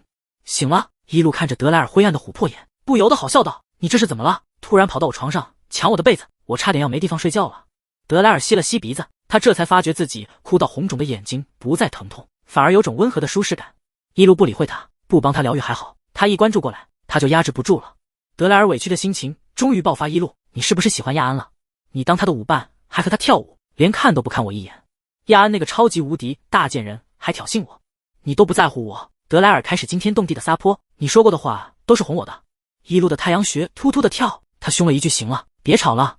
德莱尔的哭闹声戛然而止，他撇起嘴看一路不说话。他这个很大只的成年男性跪坐在他的床上，居然看起来很孤独可怜。一路闭了闭眼，唉，我几经答应亚安当他的舞伴，当然会和他跳舞了。不过中场开始后就可以另外邀请其他人，我想找你跳一支舞，却没找到人，谁知道你跑回家在我床上搭窝了。德莱尔的眼神始终失落灰暗，他的黑发再次垂落下来，像耳朵耷拉起来的大狗。我想你来当我的舞伴，我想和你跳第一支舞。今晚的舞会不仅是亚安参加的首场舞会，也是德莱尔19年来第一次参加舞会。然而亚安获得了和一路跳人生中第一支舞的幸运资格，德莱尔却只能远远地看着他和亚安共舞。一路上前揉乱了德莱尔的头发，他在努力公平养娃，也无法在这种事上分身再伤心我打你了。我还能同时和你们2个人跳第一支舞吗？那你说有什么事能弥补？下一次我和你跳舞。德莱尔哼了声，这不够弥补我。一路，我的心碎的彻底。没什么是能够弥补过来了。伊路敲了下他的头，那你好好想想，我要休息了，你回自己的房间睡觉去。德莱尔耍赖地躺回床上，我要睡在这里。伊路根本拽不动德莱尔，他无奈地躺到床边，只能允许这一次。德莱尔终于开心了些，他躺到伊路身边，将被子分给他一些。伊路，可以给我讲睡前故事吗？伊路倚靠在床头，他正低头翻看着手里的书，台灯的光照在他的侧脸上，给他披了层暖黄的朦胧光纱。德莱尔曾在儿时见过很多次这样的伊路，他在睡前都会看书，寂静得夜晚中，他专注翻书的样子恬静又温柔，与白天时的他相比总有些不同。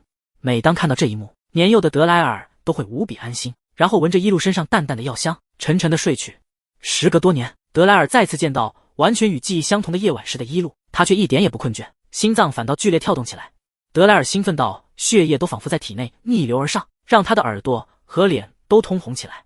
他闻到熟悉的清香，忍不住靠近香味来源，手到鼻尖碰到伊路的头发，被他一只手摁在脸上时才停了下来。德莱尔，你不听故事的话就赶紧睡觉。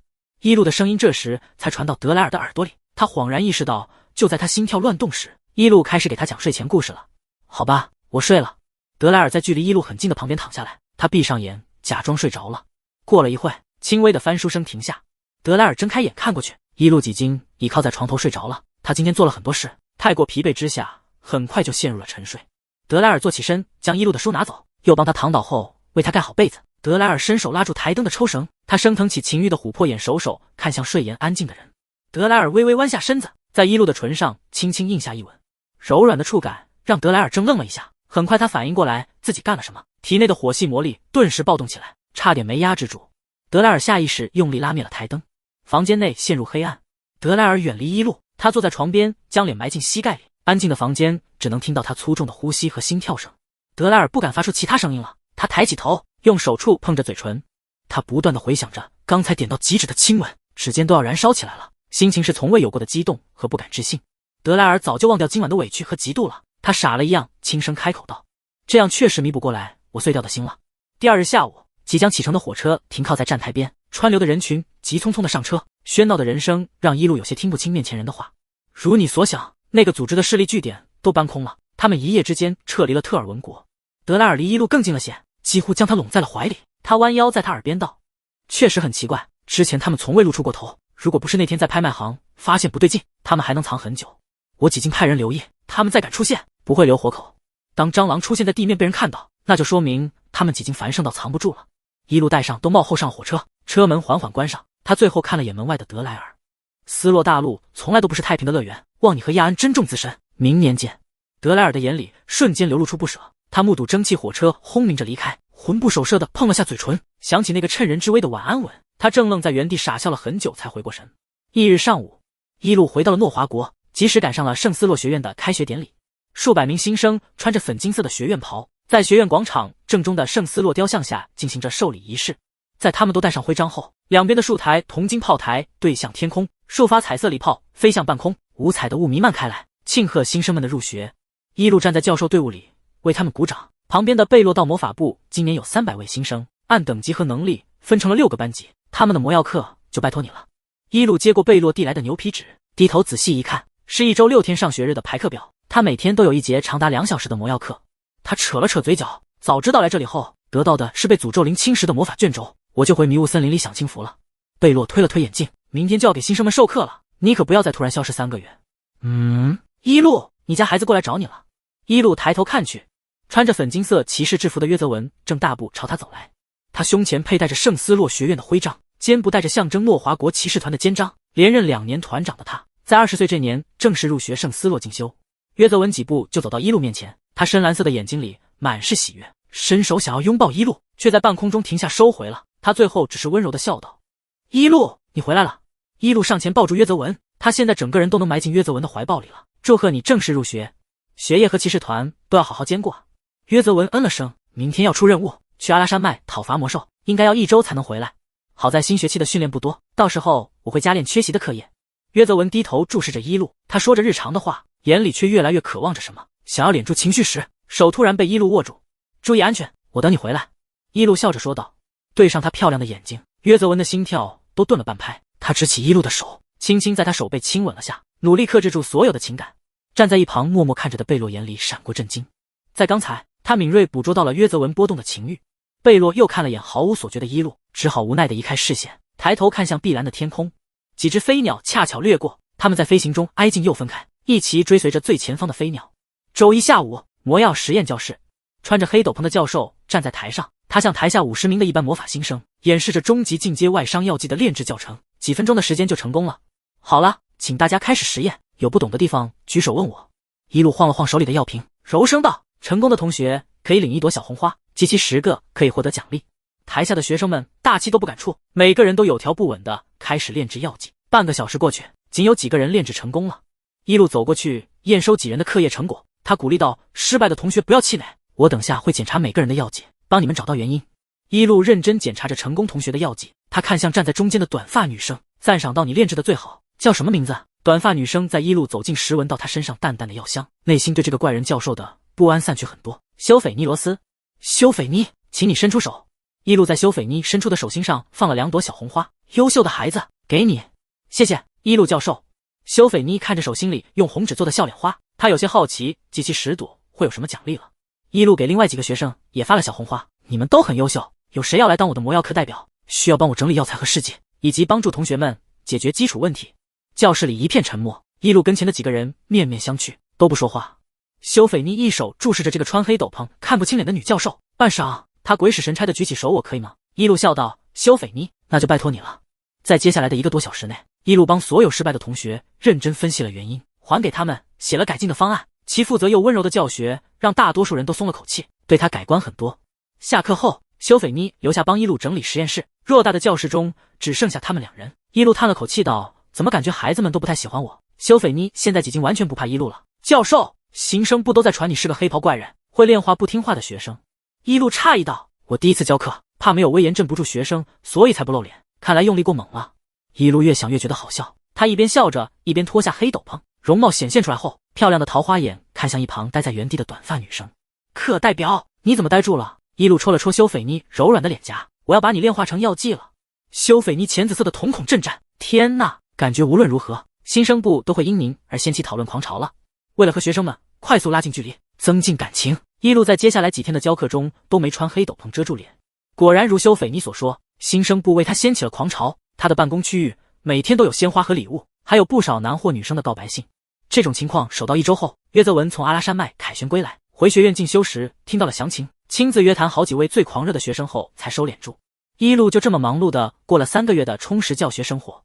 10月初，圣斯洛学院开始对新生进行实践能力的考核期，这次考试不合格的学生将扣除大半学分，学分清零则会被开除。一路负责一般新生们的实践考核和安全，他作为主考官需要定有难度考核地点和考题。最后，一路选了诺华国最西边的阿拉森林里，离凶险的阿拉山脉虽然近，但危险的魔兽们基本都在山脉里活跃，学生们只需要在森林里采到指定的草药就算通过。考核期第2天的上午，阿拉森林入口处，一路穿着粉金色的院袍，对面前同样穿着院袍的50名新生鼓励道：大家不用着急，只要在规定的2天内采集到草药后出来就可以。他给每个人都分发了一个明黄手环，有危险他会自动定位告知我，大家小心行事就好，不用担心自身安全。一路目送他们进入森林后，坐在入口处开始看书。阿拉森林面积很大，它有着丰富的魔力和资源，经常有冒险者来历练或是寻宝。修斐尼很快在一处大树后找到指定的草药之一，他小心翼翼地收起来，刚想离开时，看到前方出现一行穿黑袍的人，他们站在河岸边交谈着什么。修斐尼无意管其他的历练者，他想移开视线时，见到他们将一瓶黑色的药剂倒入河里，它融入清澈的河水中后流向下游和更远的山脉里。喂！修斐尼的脾气本就手爽，他走上前道：怎么能污染水源？一群黑袍人回过头看他，修斐尼被他们死气沉沉的样子弄得心里一惊，他感觉被无形的杀意盯上了。他们向修斐尼走来，却在走几步时顿住了，似乎在他身后看到了什么，快速的转身离去了，很快不见踪影。修斐尼奇怪的回头，然后他被吓了一跳，一个白发绿眼的高大男人不知何时出现在了他的身后。他穿着奇怪的短衣，仔细看的话会发现他的耳朵有些尖，身上散发出的能量不像是人类魔法师的魔力。陆离音的手上沾着血，他向修斐尼走来，在他警惕的视线下，净手掠过他走到河边，开始细致的洗手。见他捧起水想喝下，修斐尼提醒道：最好不要喝水。陆离音的手顿住，修斐尼继续道：我刚才看到那几个黑袍人把黑色药剂倒入河里了，虽然水是在流动，但也会被污染。陆离音听后皱眉，然后用灵力查看起这片水源，他深绿色的眼眸瞬间竖起闪过杀意，水源被下毒了，而且是对动物和人类来说的剧毒。修斐妮一惊，他眼睁睁看着陆丽英起身往河岸下方追去。阁下，你要追他们吗？一定要小心啊！陆丽英极其熟悉这片森林，她跳上树后，极快地跳跃在树枝上，身影很快就消失不见了。修斐妮不敢耽误，他准备原路返回向一路说明情况，还没走几步，嘴就被人捂着死死地钳制住了。前不久离开的黑袍人们再次出现，其中一人抓住修斐妮，伸出手就要手接解决他。修斐妮转动眼珠，艰难看去，他看到了这人手上的深红色圆形纹身，正中还有2个看不懂的字母。他想要反击，却被对方轻松遏制。绝望之间，手腕上的明黄手环迸发出刺眼的亮光，这光手皆将修斐妮身边的几人击退出好几步。一个白色的保护罩笼住他，强大的魔力让黑袍人震惊。死！他身上怎么会有大魔法师的保护标记？刚才对修斐妮动手的黑袍人开口，声音是粗粝沙哑的男声：“先撤退。”修斐妮还没缓过神，他下意识喊道：“别走！”话音还没落下，准备撤退的男人身后就出现了一道纤细的身影。他穿着和修斐妮相似的粉金院袍，只不过胸前佩戴着更高阶的学院徽章。一路摁住男人的肩膀，笑着说道：“对啊，先别走。”强大的威压让男人动弹不得，他连回头看都做不到。耳边继续响起温柔的女声，他却觉得是催命音符。不可以随意欺负年轻学生，没看到他穿着圣斯洛的院袍吗？见男人被摁住，其他几个黑袍人转身就跑，他们逃跑的速度很快，眨眼间就要消失在森林里。修斐妮焦急地看过去，却见他们在此刻全都轰然倒地，明显失去了生命。一道雾灰色的魔法利刃比他们更快，数秒内就收割了这些人的性命。他路过目瞪口呆的修斐妮眼前，重新飞回一路的手心。一路看见男人手背上的纹身，语气瞬间阴沉下来。果然在各地都有据点啊！你们组织在诺华国的势力都几经扩到偏远的阿拉森林了。男人挣扎无果，试图自爆魔力结束生命，却被一路用魔法捆住了全身。他的兜帽被摘下，一路记住他的模样后，将他暂时扔到树下。修斐妮知道一路是高级魔法师，但他一手以为一路是治愈辅助系，没想到一路这么强大，眨眼间就能杀掉好几个强悍的魔法师。一路，不好了！修斐妮将这些人在河里下毒的事告知于他。一路探查了这片水源，疑惑地嗯了声：“有谁将毒给完全净化了？”修斐妮马上想起陆丽英，我遇到一个白发绿眼的冷酷男人，他一路。修斐妮的话再次被打断，他口中白发绿眼的冷酷男人从不远处出现，他亮着眼睛高喊一路的名字，风一样朝一路跑了过来。陆丽英扑进一路的怀里，一路，我受伤了，我好疼。修斐妮，陆丽英的眼泪滴答地落下来，透明的泪水浸湿了刚才还冰冷凶厉的深绿眼眸。他像个八爪鱼一样抱住一路，明明几经完全将他圈住，却还要往他怀里和脖梗处依靠。哪里受伤了？一路并不意外，在这里遇到陆丽英，他抓起陆丽英的手看了看，发现虎口处有细小的伤口，要赶紧治疗，不然马上愈合了。陆丽英撇撇嘴，他还想继续撒娇，但旁边投来的复杂视线实在太灼热。他看向修斐妮，一路，他是谁？明年你入学后要叫修斐妮学姐了。一路帮陆丽英治疗好伤口，然后把她从怀里扯开。修斐妮，这是我家孩子陆丽英，明年会才来圣斯洛休息。修斐妮默不作声地观察陆丽英，他即将她的身份推理的8、9不离10，但他并不在意陆丽英，转头看向一路道教授：“现在怎么办？”“不用担心，考核继续。”等修斐妮离开后，一路走到被捆着的男人面前，陆丽英紧紧跟着他，用无比阴冷的眼神打量起面前的男人。见一路突然偏头看过来，他的眼眸瞬间无辜又清澈。怎么了？一路又看了下男人，给了陆丽英一个眼神。陆丽英看向男人，他嫌弃地皱了皱眉，随后几根褐色的藤蔓从他的手腕里蔓延出来，藤蔓缠绕住男人后，把他倒立起来，使劲晃了晃后，几个零散的东西掉落在地。一路将东西捡起来查看，除了法器和钱袋，不同寻常的只有一瓶手掌大小的黑色药剂，他一打开就差点被散出的毒气污染到了。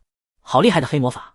一路将视线放到闭住眼不开口的黑袍男人身上，奇怪，你们并不是黑魔法师啊，而且斯洛大陆的黑魔法师势力在之前受到了重创，活下来的人寥寥无几，这几十年间不可能再活跃起来。男人终于睁眼，他浑浊的眼睛阴鸷地盯着一路，你凭什么这样笃定？一路始终温和地笑着，因为20多年前重创他们的就是我。现在你明白了吗？一路走到眼神惊恐的男人的面前，居高临下地看着他，但凡是得罪我的势力，都不会被我放过。哈哈，我才不听你说大话。男人冷笑道，非效忠组织的人都无法找到我们的内部。说完，他仰头大笑起来，笑声越来越尖锐时，瞪大的瞳孔里突然闪过一道雾灰色的魔力，随后他的心口猛地剧痛起来，这股魔力硬生生将他血红跳动的心脏挖了出来，然后当着他的面狠狠将其捏碎，一颗黑绿色的晶体漂浮在一路手心。黑暗势力还是这么喜欢在手下身体里留印记，在刚才杀你同伴时，我就察觉到他们的心脏里有股邪恶的魔力了。一路对上男人快速溃散的瞳孔，在他生命中的最后几秒内感慨道：“可惜杀得太快，晶体被销毁了，不然你以为我凭什么留你苟延残喘？”男人的尸体倒地后，一路这才注意到旁边的陆丽英很久不说话了。他奇怪地看过去，发现他一手看着男人手背上的纹身，眼里满是不敢置信。一路重新看向这个纹身，能让陆丽英震惊的只有中间那2个扭曲的字母。他先前就觉得这不像大陆的文字，这是精灵语，它是什么意思？陆丽英咬了咬牙问意。1周后，圣斯洛的考核期终于结束，学生们继续上课和休息。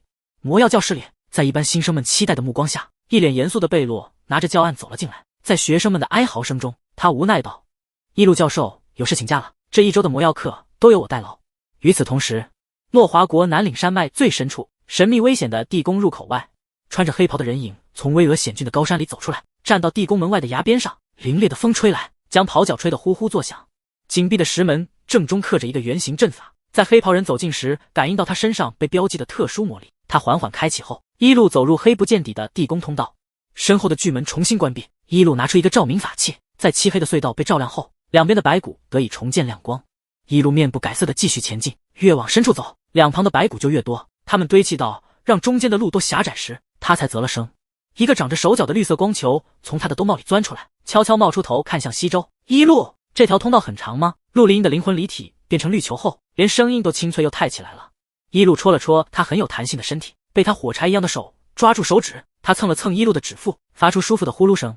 你既然非要跟过来，那就好好藏着。一路将越来越得寸进尺的绿球塞回领子里，他继续往前走，很快看到前方的洞口。石洞口上方挂着烛台，在一路到达时，烛台上的蜡烛忽地燃起幽绿的火焰。洞口的门缓缓打开，里面是一处空旷的大殿，两边站着同样穿黑袍的人。最里面高台的王座上坐着一个低着头的瘦高男人，他捧着高脚杯晃着里面的猩红液体。两边的黑袍人纷纷向门口的一路看过来，王座上的男人没抬头，守到他的抬脚走进来时，他才缓缓抬起头来，手看向走过来的人。一路也抬眼和他对视，只一眼他就诧异的差点顿住脚步。随着继续往前走，他完全看清了高台上男人的模样，白色的长发，尖长的耳朵，精致俊美的脸和深绿色的眼眸，祖母绿的瞳孔深处有浓郁的黑色。此刻这双眼睛正阴沉的死死盯着一路。精灵世界中只有王室血脉才有深绿色的眼眸，且100年来出走消失的精灵唯有前任精灵王。一路半跪下来向他行礼，然后起身一言不发的准备走入一边的人群中。等等！王座上的精灵喊住了他，你把兜帽摘下来。一路闻言摘下帽子，一个普通中年男人的脸展现在众人视野中，他浑浊的眼睛看着台上的精灵，粗粝沙哑的男声响在大殿内。你有什么吩咐？拜尔，你的任务失败不说，还这么晚才回来。高个的黑袍男人从一旁走过来，他指责道，你不配陛下对你的栽培。正当一路以为会发生内部高层的口舌之争，几经准备好说辞时，只听男人继续道，你必须自杀谢罪。一路，其他人附和着男人的话，大殿内顿时吵闹不解。一路根本不理他们，他向王座上的精灵道，陛下，请再给我一次机会。曾经你领队前在陛下面前发过誓，只要任务失败就自尽。高个男人不依不饶道，现在怎么了？怕死了？一路得到的信息量过大，他来不及思考目前已知的事，只觉得被他杀掉的拜尔简手有病。我没有怕，我只想继续效忠陛下，再失败的话死也不迟。拜尔，你就承认自己是个弱小又怕死的人吧。高个男人走到一路面前，近距离嘲讽道，你根本没有先前表现出的那么勇敢。一路不耐烦地扯了扯嘴角，他还没开口回对，王座上的精灵终于说话了，他的语气冰冷又阴森，因为他根本不是拜尔。一路刚伪装出来的忠诚表情瞬间沉下来，他浑浊的眼睛眨眼间清明起来，雾灰色的瞳孔逐渐显形。面前的高个男人和他对视后才反应过来不对，但还没有所动作，他的心脏就被一道利刃刺穿了。我最讨厌杠精了。一路将挡在身前的尸体一脚踹开，他眼前的阻碍消失后，手对上了精灵的视线。怎么发现我不是拜尔的？明明我带着有你魔力的晶石，而且伪装魔法也没问题。精灵始终稳坐在王座上，你确实很厉害，我差点没有察觉出来。拜尔的脚步声很沉重，你走路却很轻快。此刻一路的伪装魔法完全消散，他真实的模样显露了出来。周边的黑袍人纷纷吸了口气，他们想对一路发起攻击，却被王座上的精灵抬手制止了。然后他平静道，你这个魔女还真是不依不饶，我在特尔文国的势力都差点被你灭了，你又来到这里打扰我，我们彼此互不干涉，可以吗？绿球从一路的黑袍里钻出来，陆丽英看到了王座上的精灵，她呆愣在一路的肩膀上，然后气得毛都炸了起来。陆丽英在看到纹身上的精灵文字时，就知道这个恶心势力的主人是谁了。100年来人类世界的精灵只有前任精灵王陆丽英的父亲。王座的精灵注意到伊露肩膀上的绿球，他疑惑地嗯了声精灵。陆丽音愤怒间，身体被一只纤细的手盖住，炸起的毛被伊露轻轻抚平。他冷静道：他可不是你的父亲，别忘了他的晶石以魔力组成。伊露捧起陆丽音，让他仔细看清楚高台上的精灵，他是黑魔法师，夺取了你父亲的身体而已。哦，精灵听到了伊露的话，他看向他手心中的绿球，思考片刻后恍然大悟道：原来你是这具精灵身体的孩子啊！他居然还有孩子！陆丽音几然恢复了理智，他阴沉地问道：什么意思？10几年前我认识了这个痴情的精灵。精灵站起身，略显怪异地指了指自己的身体，他说他的妻子是人类，他要回到他的家乡，然后葬到那里。多可笑，有着300年生命的精灵居然和人类相爱，这样的感情被神明所唾弃。精灵哈哈地笑起来，我在他快到目的地时用黑魔法夺到了这具身体，他原本的灵魂在陆丽音紧张的眼神下，黑魔法师残忍到早就灰飞烟灭了呀。你伤心什么？他疑惑地看着陆丽音，你的父亲可从来没提起过他有孩子，你们没有感情才对。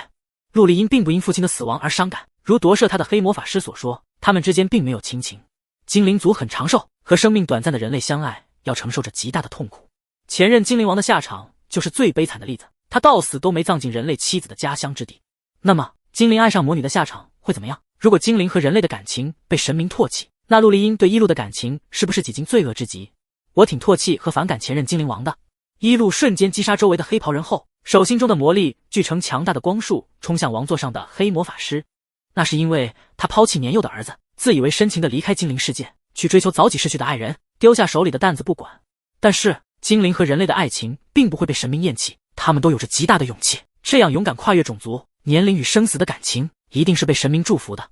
强大的魔力光束几经打在了黑魔法师身上，伊露淡然道：阁下这样害人无数的臭虫，肯定才是被唾弃的一方。黑魔法师勾起一抹冷笑，在魔力击穿前任精灵王身体后，一个浓郁的黑绿色光团逃窜出来，眨眼间便消失在大殿里。唉，害虫的生命力就是这么顽强。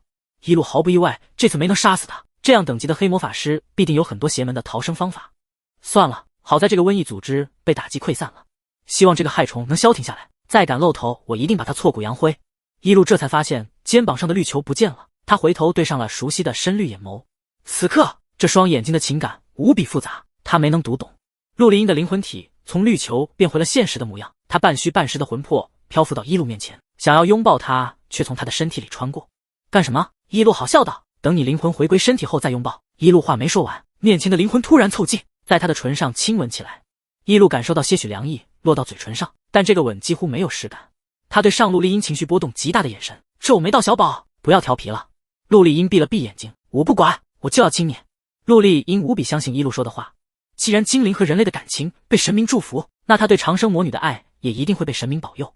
即使所有的一切如同刚才那个虚空的吻，在现实的表象之下只有虚幻，陆丽音也要不管不顾地扑上前，死死抓住寥寥无几的真实感。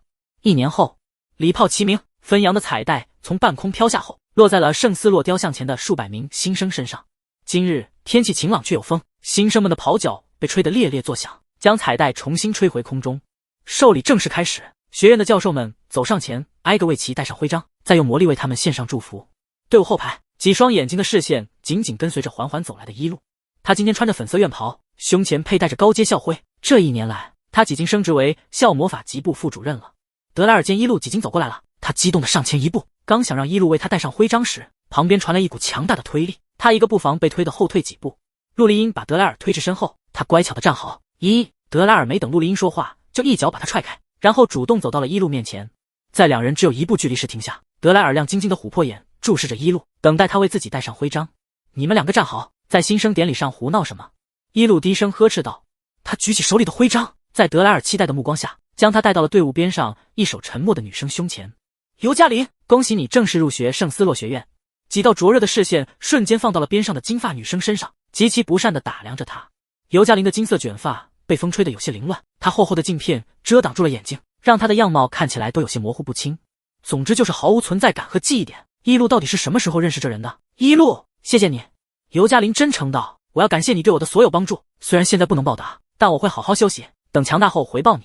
伊露帮尤加林拂去头发上的彩带，我要求可是很高的，年级前3必须做到哦。尤加林认真的点了点头。德莱尔终于停下对尤加林的注目，他转眼就把他的样子和特征忘了，只想着让伊露为他戴上徽章。还没等德莱尔走上前，伊露就几经为尤加林旁边的亚安佩戴好徽章了，还帮他整理了下领子。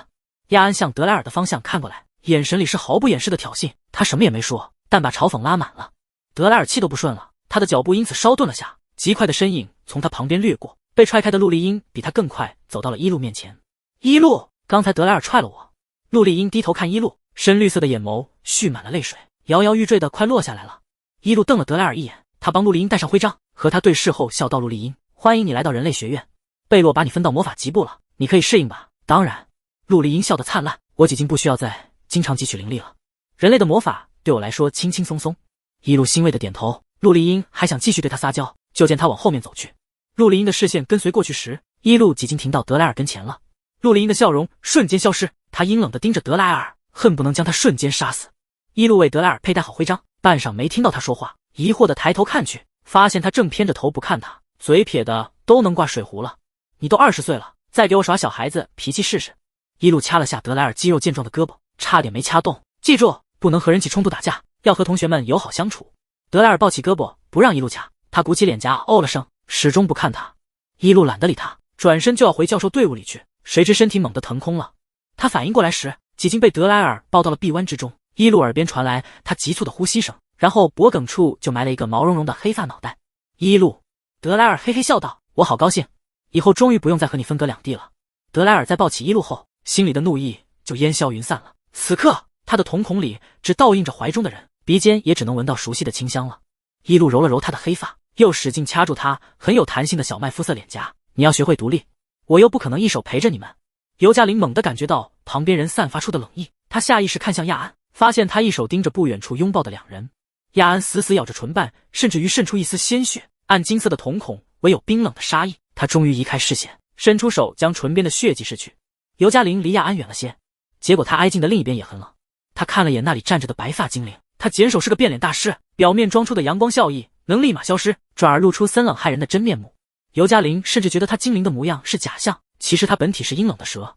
尤嘉玲佩服地看向几经从德莱尔怀里下来的一路，原来他的教母大人驯服了这么多猛兽。尤嘉玲，恭喜你入学圣斯洛。一道温润的男声响在尤嘉玲身边，不知何时过来的约泽文拍了拍他的肩膀。约泽文今天穿着闪着荧光的盔甲，身披绣着诺华国徽章的红色披风，挺拔的身姿如矗立的匕首树木，高大到需要旁人努力仰视才能勉强看到他的脸。约泽文走到一路面前，屈膝和他平视，深蓝色的眼眸闪着细碎的光。他温和道：一路，我要去边境平复战争，应该要1个月才能归来。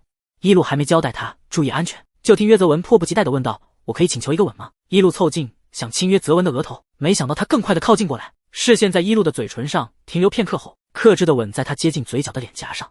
稍纵即逝的吻过后，约泽文几经手起了身。站在不远处看着的尤嘉玲感慨他真是绅士，没想到旁边传来阴恻恻的男声，是陆丽英冷冷开口道：约泽文真是个贱人。接着亚安也冷漠地说道：装什么纯情。尤嘉玲。翌日下午，一路对2年级魔法一班的授课结束，他低头检查着上交的实验药剂。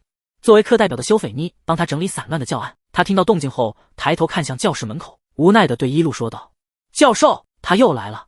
一路抬眼看去，一个梳着大背头的年轻男人向他大步走来，他手里还捧着一大束红玫瑰，看得一路眼皮突突跳。尼基塔汀是前段时间才来学院的魔法理论学教授，在见到一路时就宣扬对他一见钟情，即使被他坚定拒绝，也每天都来给他送花，纠缠他。一路教授，尼基激情澎湃地将花递给一路，请接受我的爱吧。一路皮笑肉不笑地说道：请收回吧。尼基抚摸了下光滑的大背头，他油腻地笑道：没关系，我有信心打动你坚硬的心。经历了尼基半个月来无聊的骚扰，一路不想对同事动手的耐心终于在今天告罄了。他微笑提醒道：如果你还想继续在圣斯洛教课，那就停止打扰我，并且从明天开始安分守己。尼基并没把一路的警告当回事，他雀跃于一路今天居然对他说了这么多话，刚想把捧花再次递给他，胳膊却被人狠狠地撞了下。玫瑰花束落在地上，尼基想要赶紧捡起来，一只脚随之踩下来，花束被踩得七零八落，花瓣也散落了满地。尼基生气地抬头看去，对上了一双居高临下的冰冷彻骨的暗金色眼睛。亚安冷漠地看了一眼尼基，连句话都不对他说，转而看向一旁的一路：我下课了。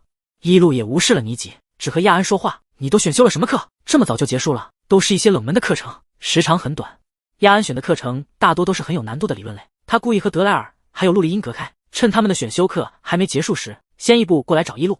一路，这是你的弟弟吗？尼基瞬间换上一副笑脸，向亚安伸出手：你好，我是。亚安淡漠地看着尼基，根本不理会他将在半空的手。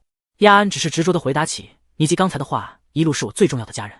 尼基没想明白是怎么回事，他尴尬地收回手，内心莫名害怕起这个冷漠的学生。一路，我明天再来找你。亚安盯着尼基离去的背影，在他快消失在门口时，一个很小的光点从他身上脱离出来，悄无声息地回到了亚安的手心。一路这时几经完成了工作，他收拾好地上的花后，见亚安还站着不动，上前拍了拍他，回家了。亚安突然转过身和他对视，抓住了一路正准备收回的手，骨节分明的纤长手指穿过他的指缝，和他紧紧的十指相扣。一路笑得桃花眼弯弯，他晃了晃两个人牵着的手，我们先回去吧。亚安沉默地跟在他身边走着，感受到手心传递出来的暖意后，他内心一手汹涌叫嚣的嫉妒和愤恨才平息下来。在看到尼基拿着玫瑰花试图送给一路时，亚安就恨不得立即将他杀掉。等亚安的理智勉强回归，他几经撞掉尼基的花，并且使用了吸取魔力的光魔法。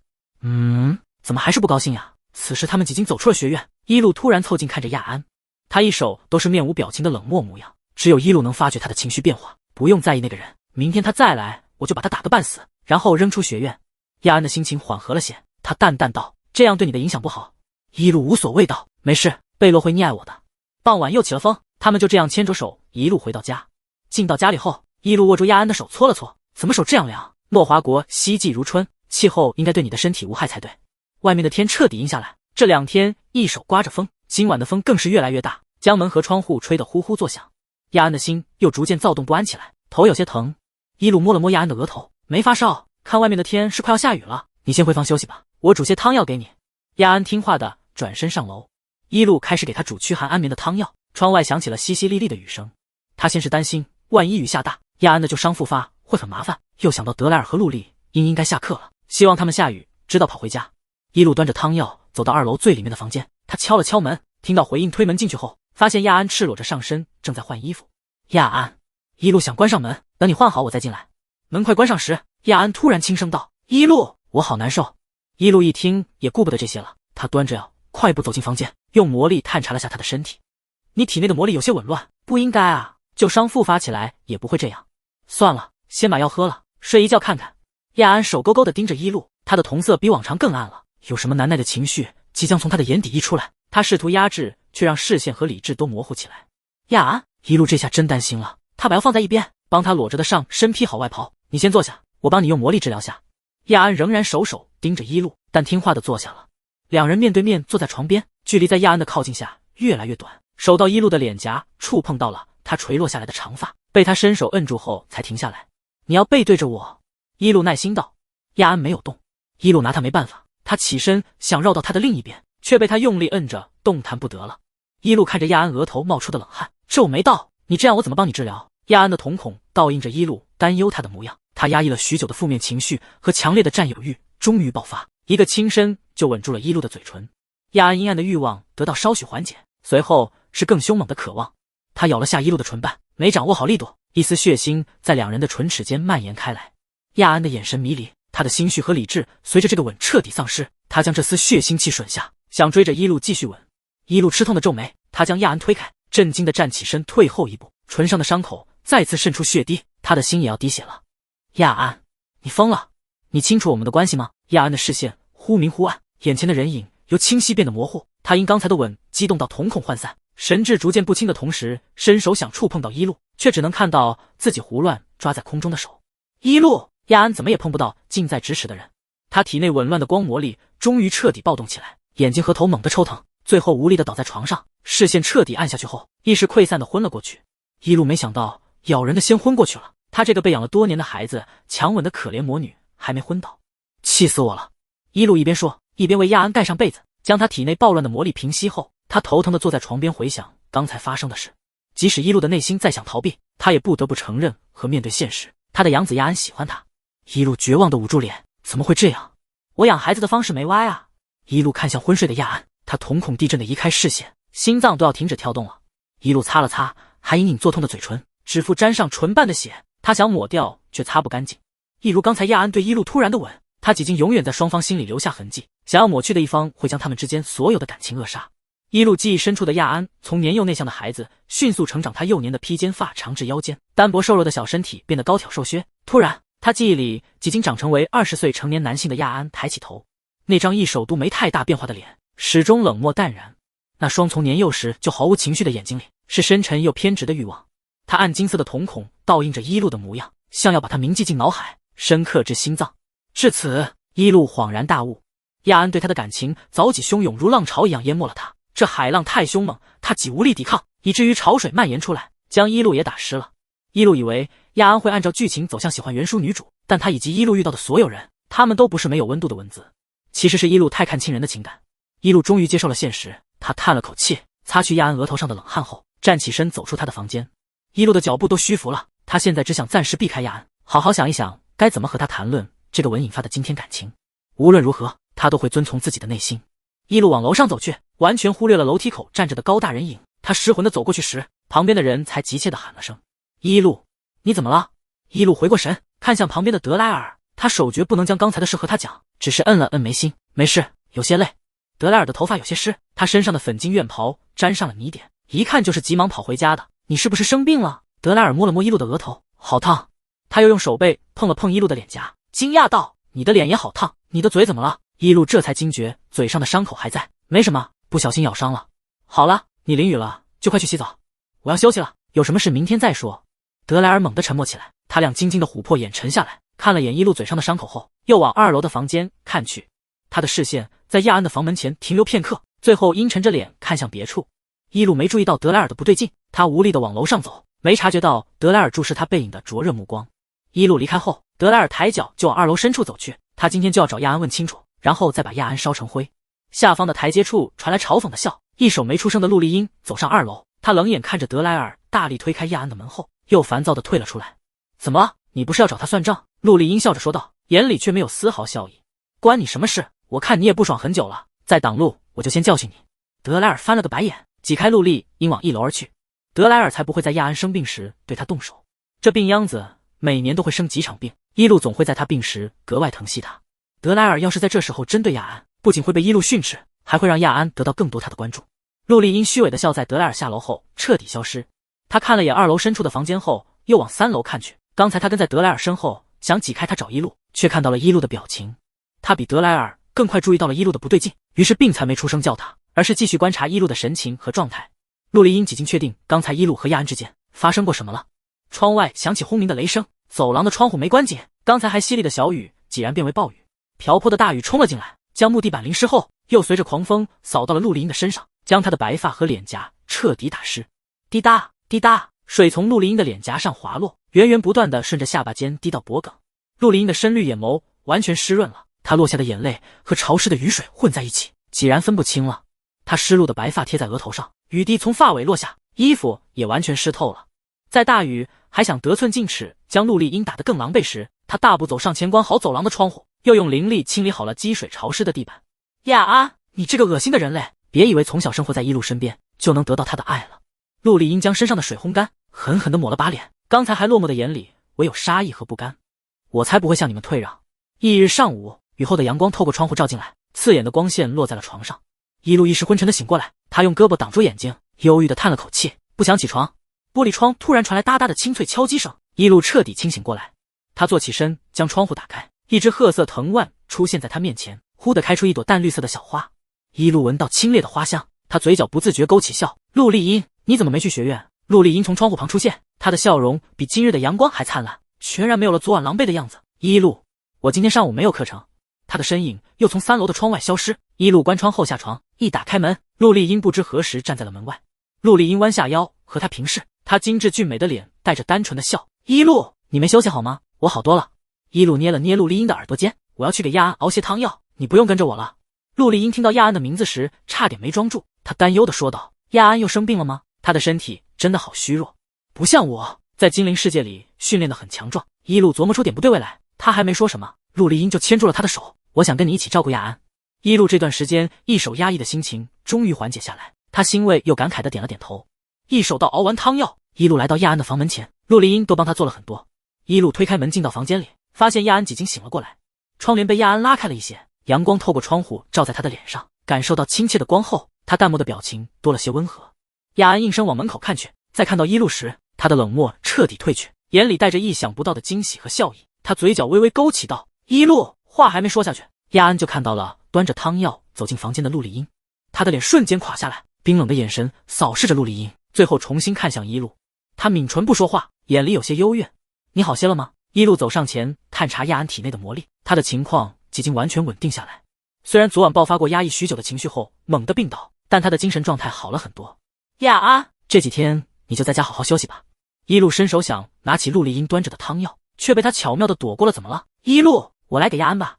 陆丽音笑意盈盈地将碗递给亚安，在对上他冰冷彻骨的眼神后，仍然无辜地笑着道：亚安，希望你早日康复。你的身体这么弱，要好好注意才行啊。我只是不想让一路太担心你，因为你的病他都没睡好，我有些心疼。陆丽音垂下的眼眸里只有对亚安的嫉妒，她的语气依旧诚恳道：你怎么不接药？对不起，难道你不太喜欢我吗？亚安被陆丽音激起了争斗的心，他承认这个绿茶精灵段位挺高，比德莱尔那个手来手去的蠢货棘手多了。一路感受到气氛的尴尬，他皱眉看向沉默不语的亚安，听话，先把药喝了。陆丽音继续装着委屈隐忍的表情，一路，要不我还是先出去吧。亚安突然咳嗽起来，他披着的外衣滑落，只穿着衬衫的身体显得单薄又孱弱，瘦削的肩膀颤抖着，一副病美人的模样，好难受。一路本来还没想好该怎么面对亚安，他看到他这副样子后，暂时将杂乱的想法抛之脑后，起身接过了陆丽音手里的汤药。一路用汤匙搅了搅温热的药，舀起一勺喂到亚安嘴边，喝吧。亚安果然听话的将药全部喝下去了。他瞥了一眼一路身后几经嫉妒到快发狂的陆丽音，眼里闪过一丝嘲讽：你怎么还不出去？陆丽音深吸一口气，经历了约泽文和亚安的挑衅，他才深刻意识到这三个人类中最好对付的居然是德莱尔。亚安，你不喜欢我没关系，以后我们相处的时间还长，我会让你对我改观的。陆丽音隐晦的向亚安回击，警告对方他可不会忍让。亚安从来都不会和一路以外的人多说话，他偏过头根本不理会陆丽音，任凭他在这里茶里茶气的唱独角戏。亚安连个眼神都不再给他。亚安他比较内向慢热，你们多相处就好了。一路起身准备和陆丽音一起离开，他想往外走时，手腕被亚安抓住，力道小到一路移动就能挣脱，但他选择站在原地不动，回头看亚安怎么了？我想你留下。亚安轻声道。陆丽音怎么会给他们独处的机会？万一亚安又用些下作的手段偷亲一路，他真的会忍不住动手了。还没等陆丽阴阴阳怪气说些什么，一路先开口道：你继续休息吧，养好身体再说。亚安的眼神瞬间暗淡下来，他此刻的心情就像是等待审判结果的犯人，似乎不论是怎么样的处罚，都能将他狠狠地打入地狱。亚安眼睁睁地看着一路离开，随着门的关上，他的心也彻底冰冷下来。他不后悔昨晚对一路的那个吻，只害怕他会因此厌恶自己而放弃他。忐忑不安间，房门重新打开，熟悉的轻快脚步声传来。亚安错愕地抬头看向再次走进来的一路，他一脸无奈地走到亚安身边，帮他梳理起有些凌乱的长发。行了行了，受不了你这个样子，看你这表情，你到底想什么了？我是说等你病好后好好谈一谈，又没有要把你扔下的意思。亚安的心重新跳动起来，他冰凉的手按在一路的手背上，小心翼翼道：一路，我昨晚很清醒。一路猝不及防想起昨晚的事，头又疼了，我同样清醒地发现你的心思了。亚安的暗金色瞳孔震了震，他不可置信后笃定道：一路，你对我也有感情？闻言，一路的手顿了顿，死孩子，我对你没感情的话，早一巴掌打在你脸上了。到了下午，一路回圣斯洛学院开始周二的教课。一路和亚安约定，等他身体痊愈后认真谈一谈。他每天要做的事有很多，根本来不及被谁的情感绊住，他只会不停地大步往前走，所以只能注意到跟上他步伐的人。一路演示过今日的药剂炼制后，等待二班的学生们开始实验，他发现今天大家有些躁动，私下里总在窃窃私语，于是好奇地走下台询问道：你们在讨论什么？一路教授，我们在说周五的新生赛。一排的学生对他说道。去年第一名是一班的修斐妮，他当时得到了丰厚的奖学金。圣斯洛学院会在新生入学的1周内举行一场实战赛，排名前10的学生会得到奖励，只是用来增进学生感情的小比赛而已。这次的奖励非同一般。学生激动道，前几名会被诺华国王室邀请，进入王国的宝库里挑选一件宝物。一路觉得确实不太寻常，虽然诺华国和圣斯洛学院交好，但并不会关注新生们。王室的奖励是其次，想要招揽新生才是真实目的。下课后，一路提着袋子从教室里走出来，他今天要去教堂看孩子们，中午的时候就买好了礼物，应该能在黄昏前到达教堂。一路急匆匆地走出大楼，他恍然想起今天尼吉那个烦人精没来骚扰他，于是脚步更加轻快地往前走，一个没刹住就撞上了一堵人墙。德莱尔，一路揉了揉鼻尖，捶了下德莱尔硬邦邦的胸肌，一声不吭地站我前面干什么？德莱尔身上还带着没完全散去的魔力，他凌乱的黑发翘起，眼底的青黑让他看起来有些疲惫。一路，你都不和我一起回家了，以前我刚开学的时候你都会接我回去，你还是9岁的孩子。一路叹了口气，我这几天太忙了，等会要去一趟教堂，你先回家吧，周五我会去看新生赛，为你加油。德莱尔低下头，他额前的黑发随着动作垂落，像耳朵耷拉下来的大狗。虽然什么都没说，但眼神里的失落几经把主人的心给揪疼了。我知道了，我会拿到新生赛第1的。德莱尔奄奄道。伊露踮起脚尖，只能触碰到他的脸颊，于是戳了戳他的脸。乖，我晚上就回家了。德莱尔嗯了声，为伊露让开路。他继续往前走，等出了大门，拐进西区的街道后，随着周围行人的减少，伊露感受到了身后忽远忽近的跟随。他回头看去，一眼就看到了不远处站着的德莱尔。德莱尔见伊露停下，他也站在原地不动了。那双落魄的琥珀眼就这么隔着几个行人和伊露对视，将至的黄昏拉长了他的影子，如此的可怜和孤单。伊露无奈地笑了笑，他走到德莱尔的跟前，拉住了他的手，别再可怜兮兮地跟着我了，你和我一起过去，可以了吧？德莱尔的体温不管西季都很高，他手心的温度灼热，伊露刚牵住他时，手被热得下意识缩了缩，结果立马被德莱尔紧紧抓住，十指相扣地握住。在跟上主人后，刚才还可怜落寞的狗子露出了调皮捣蛋的真面目。德莱尔得寸进尺地贴近伊露，身上的热度传递过来，他赖皮道：伊露要一手跟我牵着手。伊露早就习惯他这样了，偏偏每次都拿他没办法，哎，好热。终于在黄昏彻底降临时，两人走到了教堂。尤加林正在大门外扫地，听到动静抬起头，然后快速跑到伊露面前：你来了，孩子们都很想你。伊露将礼物递给尤加林，在圣斯洛怎么样？还适应吗？尤加林推了推厚重的眼镜，一切都好。他挽住伊露的肩膀，这才注意到旁边的德莱尔。尤加林知道新生部的3个风云人物都是伊露的养子，他和德莱尔虽然是同班同学，但只在必修课程上一起修习，平日里并无交集。德莱尔看到尤加林挽住伊露后，打量了下他完全记不住尤加林是谁，只顾着跟伊露一起进到教堂里面。1年过去，原先破败的教堂修缮的焕然一新，被伊露富养着的女孩们都长高了很多，她们穿着诺华国女校的院服，正聚在一起读书。在看到伊露和尤加林走来时，兴奋地围上来和伊露说话。几个年纪还很小的女孩好奇地看向德莱尔，她们不害怕他，围住他后用单纯的眼神盯着他，有2个还笑嘻嘻地抱住了他的小腿。尤加林吓了一跳，他担心高大凶厉的德莱尔会吓到他们，刚想上前说什么，却见德莱尔弯下腰，紧握的拳头放在他们面前又突然张开，一簇跳动的小火苗在他手心里变化成小兔子，他动了动耳朵，又挥手和他们打招呼。女孩们惊喜地哇了声，瞳孔里倒映着不停变化样子的火苗，激动地为德莱尔鼓起掌，哥哥好厉害。其他人都被德莱尔的魔法吸引过去，趁着这个空档，伊露看了眼旁边的尤加林，不用担心，我家的这几个孩子都对女性很礼貌和绅士。尤加林笑了笑，维斯同学在班里对大家一手爱搭不理，我还以为他很凶神恶煞。伊露帮尤加林整理了下他刚才跑乱的金发，他看着尤加林被镜片遮挡住的脸，随口说道：认识你这么久了，都没见到过你眼镜后的样子。尤加林欲言又止，他转移了话题：伊露，你有没有什么想要的？伊露认真思考，目前最想要炼制出神级药剂，然后想要你们平安成长。伊露笑着戳了戳尤加林的额头：新生赛我会去看的，要加油哦。尤加林保证道：我一定会拿到前几名。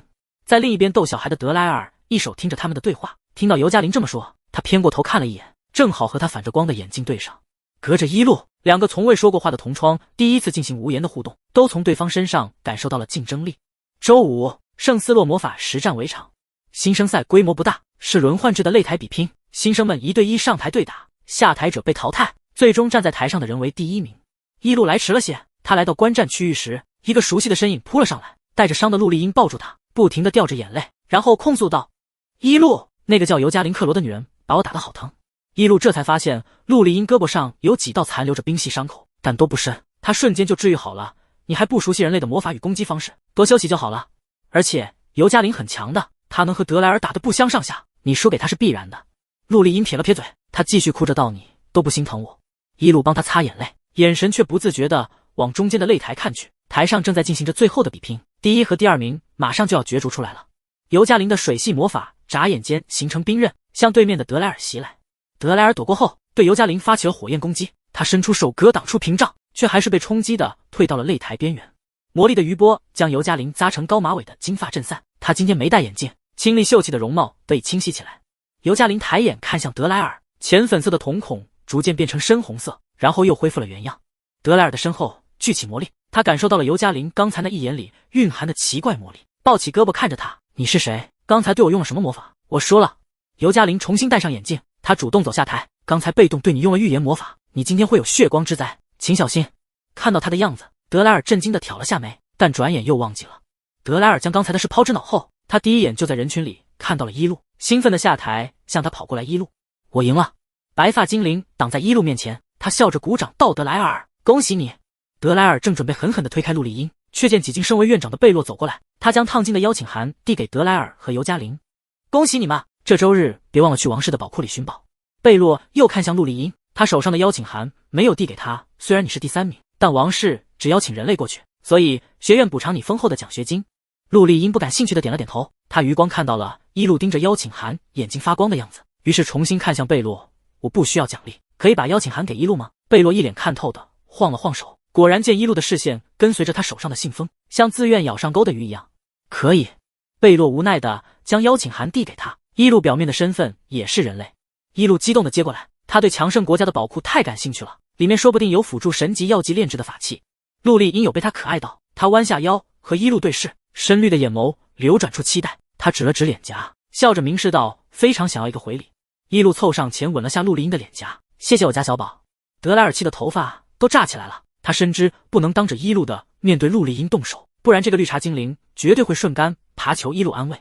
他看了看手上的邀请函，刚想上去也用他换个吻，贝洛一个眼刀飞过来，将他的动作打住了。前2名必须到场。结果一手到傍晚回到家，德莱尔都没找到机会和一路独处。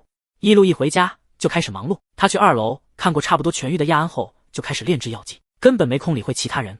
德莱尔只好坐到他的房门前，将2条长腿勉强蜷缩起来，将头埋进膝盖，等着他回来。不知过了多久，前方传来轻快的脚步声，德莱尔惊喜地抬起头，果然对上了一路平静的眼睛。“你怎么还没睡？”一路。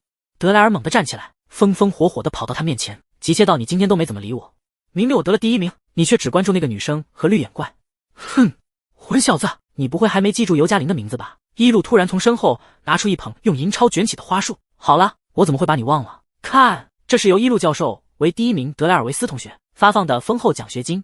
刚才去你房间找你没找到人，我就知道你在房门口守着。”一路叹了口气，将花束塞进德莱尔怀里：“恭喜你！”德莱尔一手拿着花束，他没回答一路，反而是弯腰靠近他，手到2人快要碰到时才停下。“我还想要点别的奖励。”一路还以为他也想要被亲脸颊，谁知道德莱尔极其手快的将领子扯开，露出脖子里熟悉的黑色项圈，将下方的银链递给一路：“求签签。”德莱尔琥珀眼亮晶晶的道。一路想退后，却硬生生止住了，念着孩子是赢下了在圣斯洛的第1场比赛，他无奈的接过了德莱尔递来的银链。一路下意识扯了扯链条，德莱尔的脖子随着他的动作低了下来，他的鼻尖几经碰到了一路的鼻尖，只差一点就要亲吻上他的嘴唇。一路猛地感觉不对劲，曾经被突然袭击的事件让他有了后遗症，而且德莱尔的眼神不知何时暗了下来，像猛兽盯住猎物一样，令他背后发凉。他想要后退，德莱尔却几经拉近了最后的距离。一路感觉到唇上的柔软和由德莱尔传递而来的灼热情感，仅仅只是唇瓣相贴的亲吻，他就仿佛身处在烈焰之中，避无可避的被火焰灼伤。一路听到了德莱尔猛地加快的心跳，下意识的将手放在他的心口，摁了摁。德莱尔呼吸一滞，更用力和得寸进尺的继续吻了下去。他太青涩和不知控制，将一路的嘴唇碾得生疼，像被火烤着一样灼热起来。好了，再亲我打你了。一路退后一步，和德莱尔拉开距离。他早在之前就感受到德莱尔热烈的情感了，只是太过迟钝，没能细细品出来。比起一手默不作声突然爆发的亚安，一路对德莱尔向他展现的感情并没有感到太震惊。完了，一路第1个捡到的，相处最久的，一手致力于当他唯一狗子的养子，也喜欢他。一路恍神间，德莱尔凑近想要再亲他。你真没完了。一路的脸沉了下去，他想推开德莱尔，却有一道刺眼的光刃比他更快，竟首次向德莱尔的脖颈，被他偏头躲开了。这道光刃的速度太快，还是划伤了德莱尔的脸颊，鲜血瞬间流出，滴落至他的下巴。他阴沉地看向楼梯口，身形瘦削的亚安披着白袍站在那里，他苍白冷漠的神情不在，取而代之的是冰冷彻骨的嫉妒和杀意。亚安没再对德莱尔发起攻击，只是孤单地站在光线昏暗的地方，垂着眼睑，不再看向不远处的2人。德莱尔脸上的伤口很深，血还在不停地滴落，他想用手抹一下，手腕突然被一路抓住，他踮起脚查看德莱尔的伤口，然后用了治愈魔法帮他疗伤。一路，德莱尔被一路关注到就会得寸进尺，他想学陆丽英那样挤出眼泪，却无法做到，只能委屈喊道：“亚安打我，好疼啊！”亚安急火攻心地咳嗽起来，单薄病弱的模样完全没有了刚才的狠厉。即使德莱尔愤恨的目光愈加强烈，亚安也只是微微抬眼看向不远处的一路。如他所愿，轻快的脚步声传来，一路走到了亚安面前，牵起他冰凉的手暖了暖。都这么晚了，怎么出来了？亚安低头看向一路微红的嘴唇，差点又压制不住体内乱窜的魔力，他声音沙哑道：“想见你。”德莱尔急得原地转了2步，他见亚安眼神里的欲望越来越深沉，终于忍不住上前想教训他，谁知被一路凉凉的眼刀制止住了。德莱尔，亚安的病还没好。德莱尔气鼓鼓道：“那他都把我打伤了，你还在这里偏心他？好了，你先回去睡觉，我明天再跟你说。”一路无法同时处理2个养子对他的感情以及他们间的恩怨，他揉了揉眉心，最后决定先把身体弱的养子带走，省得他被强壮的养子打到旧伤复发，又要休养。一路牵着亚安的手转身下楼，德莱尔独自站在走廊上，他愤恨地盯着亚安的背影，恨不得用目光让他千疮百孔。等人走后，德莱尔的思绪又飘回刚才的吻上面，属于一路柔软的触感和温度还停留在他的嘴唇上，他小心翼翼地碰了下后，嘴角没忍住勾起，不自觉地傻笑几声，嘿嘿，亲到一路了。此时2楼的房间里，房间内黑得看不清，一路伸手想将顶上的灯给拉开，手却被亚安拉住了。那你早点休息吧。一路，我们说好了的。亚安语气有些幽怨，明天你会陪我。我说的是明天和你好好谈一谈。一路轻掐了下亚安的手心，故意逗他道：“我明天还要和德莱尔聊聊，不然你过来一起，这样就是小型家庭会议了。”亚安沉默不语，他松开了牵住一路的手，冷漠道晚安。一路哦了声，他几经适应了昏暗的房间，转身想要打开门离开，但故意将速度放慢了。在快要将门拉开时，门板传来一阵推力，是亚安走上来将他按了回去。亚安站在一路身后，与他挨得极近，他几乎将一路圈在了怀里，几缕长发垂落到他的脖颈间，与他的黑色长发相互交织在一起，在黑暗的环境里几经分不清交缠的彼此。亚安摁住一路的肩膀，将他转过来，两人面对面对视，一路看不太清他的眼神，对光线敏锐的亚安却能将他的神情看得一清二楚。干什么？一路好笑道，不是说晚安了？亚安垂眸不语，伸手用指腹捻了捻一路的嘴唇，在他有些用力的动作下，柔软的唇瓣很快变得更红了，好可爱。一路抓住他作乱的手，无奈道：亚安，这几天我认真想了想，我确实无法对你的感情视而不见。我不反感你的亲近，同样也不抵触德莱尔的感情。一路叹了口气，但我的心并没有跳动得太快，我还没感受到自己内心的情感。我不会为任何人停下脚步，即使是我养大的孩子，也不会为他们放弃自己的前进。一路伸手将他和亚安纠缠的头发理出来，他开始凭手感给他编辫子。你也该是这样，永远不要因情感而停滞不前。我不希望你的人生被这些完全占据。如果是勇于前进，不放弃自身意志，能游刃有余跟在我身边的亚安，一路在黑暗中的笑意完全的映在了亚安的眼底。我想我会完全没有犹豫的喜欢上你。周围漂浮起暖黄的光点，一路看清了亚安脸上的神情和浅淡的笑意。他不知道该怎么形容，只觉得像是曾经见过的春日间最后消融的雪。在枝头和悬崖边上的料峭寒雪消落在阳光下后，迎着初春而生的花朵在上面徐徐绽放。亚安的光魔力带着温暖，他亲昵地触碰着一路的额头，又落到了他的唇上蹭了蹭。光点随之消散，一路的瞳孔倒映着光和身前面带纯粹的喜爱笑意的亚安。房间重新归于昏暗间，但光脊照亮了每个角落，将两人都躁动起来的心抚平。一路，亚安在养病的这几日不停的惶恐和踌躇，他担心一路不会接受他的感情，又害怕他被其他人先抢夺走，但最恐惧的是被他厌恶和抛弃。一路疑惑地嗯了声，怎么了？你从未改变。亚安轻声道，一路从来没有为谁而改变过，他一手积极向上的面对任何人和事，这样的他牵动着亚安和其他人的心，其实是他们心甘情愿地沉溺在对他的爱之中，他从未被这些绊住过。亚安恍然明白，一路才不会被谁给抢走，如果他对谁有了更多的关注，那就是他自愿给予的垂怜。一路永远不会属于任何人，所以亚安只能努力去祈求他或施舍或赠予的珍贵情感。周日上午，诺华国皇宫的宝库入口，太阳几经完全升起，一路的眼神从无奈变为愠怒。站在一旁的尤加林看了看他，又看了下旁边一起等候多时的几位皇室成员，只好尴尬的看天。不远处缓缓走来一道高大的身影，德莱尔在看到入口处的一路后，非常迅速的跑了过来，凌乱的黑发随风翘起，在跑到他面前后又垂落下来。一路，德莱尔身上还带着残留的魔力和一些伤口。我来了，你去哪里了？一路轻轻踹了他一脚，伸手帮他治疗伤口。昨天一天都没找到你，今天的会面你也迟到了。对不起，有些事耽误了。德莱尔傻笑道。站在旁边的几位皇室在看到一路的治愈魔法后，原本警惕的眼神放松下来。一个穿着华丽金袍，胸前佩戴着黄金十字架的女人走上前，阁下，可以开始了吗？我是诺华国的王后艾瑞威特伦。艾瑞威指了指旁边长相和身材完全没有分别的两个少年，介绍道，左边的是罗娜，右边是罗伦，他们是12岁的双生子。一路说了几句客套话，迫不及待到殿下，我们可以进去了吗？艾瑞威笑着点了点头，需要一个人陪同你们，就让哥哥罗娜一起吧。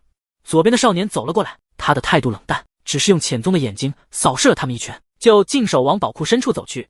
一路走在几人最后，他再次对上了艾瑞薇友好的眼神。出于对王室的礼貌，他稍微回了个礼，然后他就看到罗伦紧张地看着罗娜的背影。他想上前，却被微笑的艾瑞薇摁住了肩膀。一路知道诺华国的王室在这几年遭遇了大洗牌。艾瑞薇作为继后，在国王病重之后，以2位皇子年幼为由，名正言顺的掌权。罗娜和罗伦两兄弟肯定被他严格的控制着，但一路对王室的八卦和争斗不感兴趣。他脚步加快的跟上队伍，宝库的大门在身后沉重关上。无数璀璨夺目的宝物堆放在这片偌大的空间里，一眼望去都望不到头。德莱尔回头找一路，却没看到他。突然，一路从旁边的宝物堆里探出头，手里拿着一个精致的洋娃娃。看，高级法器诅咒娃娃，能让被诅咒的人倒霉一段时间。尤加林对这些并不了解，德莱尔只顾着和一路挨在一起，反倒是监管他们的罗娜反应极大，脸色难看的捂住嘴，似乎干呕起来。你没事吧？尤加林担忧的看他，被罗娜冷冰冰的敷衍过去了。气氛因此有些沉默。一路拉起尤加林的手往前走，好了，我带你认识一下这里的法器。尤加林忍不住笑起来，他认真听着一路给他介绍宝物堆出现的罕见武器和法器。手到快逛完宝库，一路雀跃的语气几近无力起来。唉，没有我想要的炼药法器。一路的眼眸灰暗下来，他躺倒在宝物堆里，像条没水的鱼扑腾上天，如此薄待我。尤加林失望到好废物的宝库，他还期望能够挑选出一路喜欢的东西送给他。德莱尔想把一路捞起来，却见他突然坐起身，将低下的头抬起，脸上带着得意的笑。他的2只手伸出展开，2样闪着光的法器静静躺在他的手心。这个是无重眼镜，它没有重量且能保护眼睛，适合你需要时常压制的预言魔力。一路上前把尤加林厚重的眼镜摘下，对上他清浅的粉眸后，帮他戴上手里镜片轻薄又清晰的眼镜。好女孩，这样我就能看到你的眼睛了。尤加林感动的眼泪汪汪，他想说什么，面前的一路被德莱尔抢走注意力。哼，我的呢？一路无语的将一只透明宝石的耳环递给德莱尔，它很小，却会遇火光而闪亮，是唯独适合火系魔法师的辅助法器。混小子，它可以提升你的魔力敏锐度，你现在要主修对魔法的感知力。德莱尔的琥珀眼亮晶晶，他弯下腰和一路平视，我想戴在左耳上。一路伸手将耳环的银针刺进德莱尔左耳的耳骨上，透明的宝石安静戴在上面，存在感并不高。罗娜面无表情地看着他们3个人的互动，她有些羡慕地看了眼德莱尔和尤加林，又将视线移开了。一路走向罗娜身后，他踩到宝物堆上后，轻点起脚尖，取下了挂在墙壁的银色长剑。他通体雪白的剑鞘上刻着繁复的花纹，却没有丝毫魔力，像是上世纪的罕见武器。殿下可以离开了，一路对罗娜说道。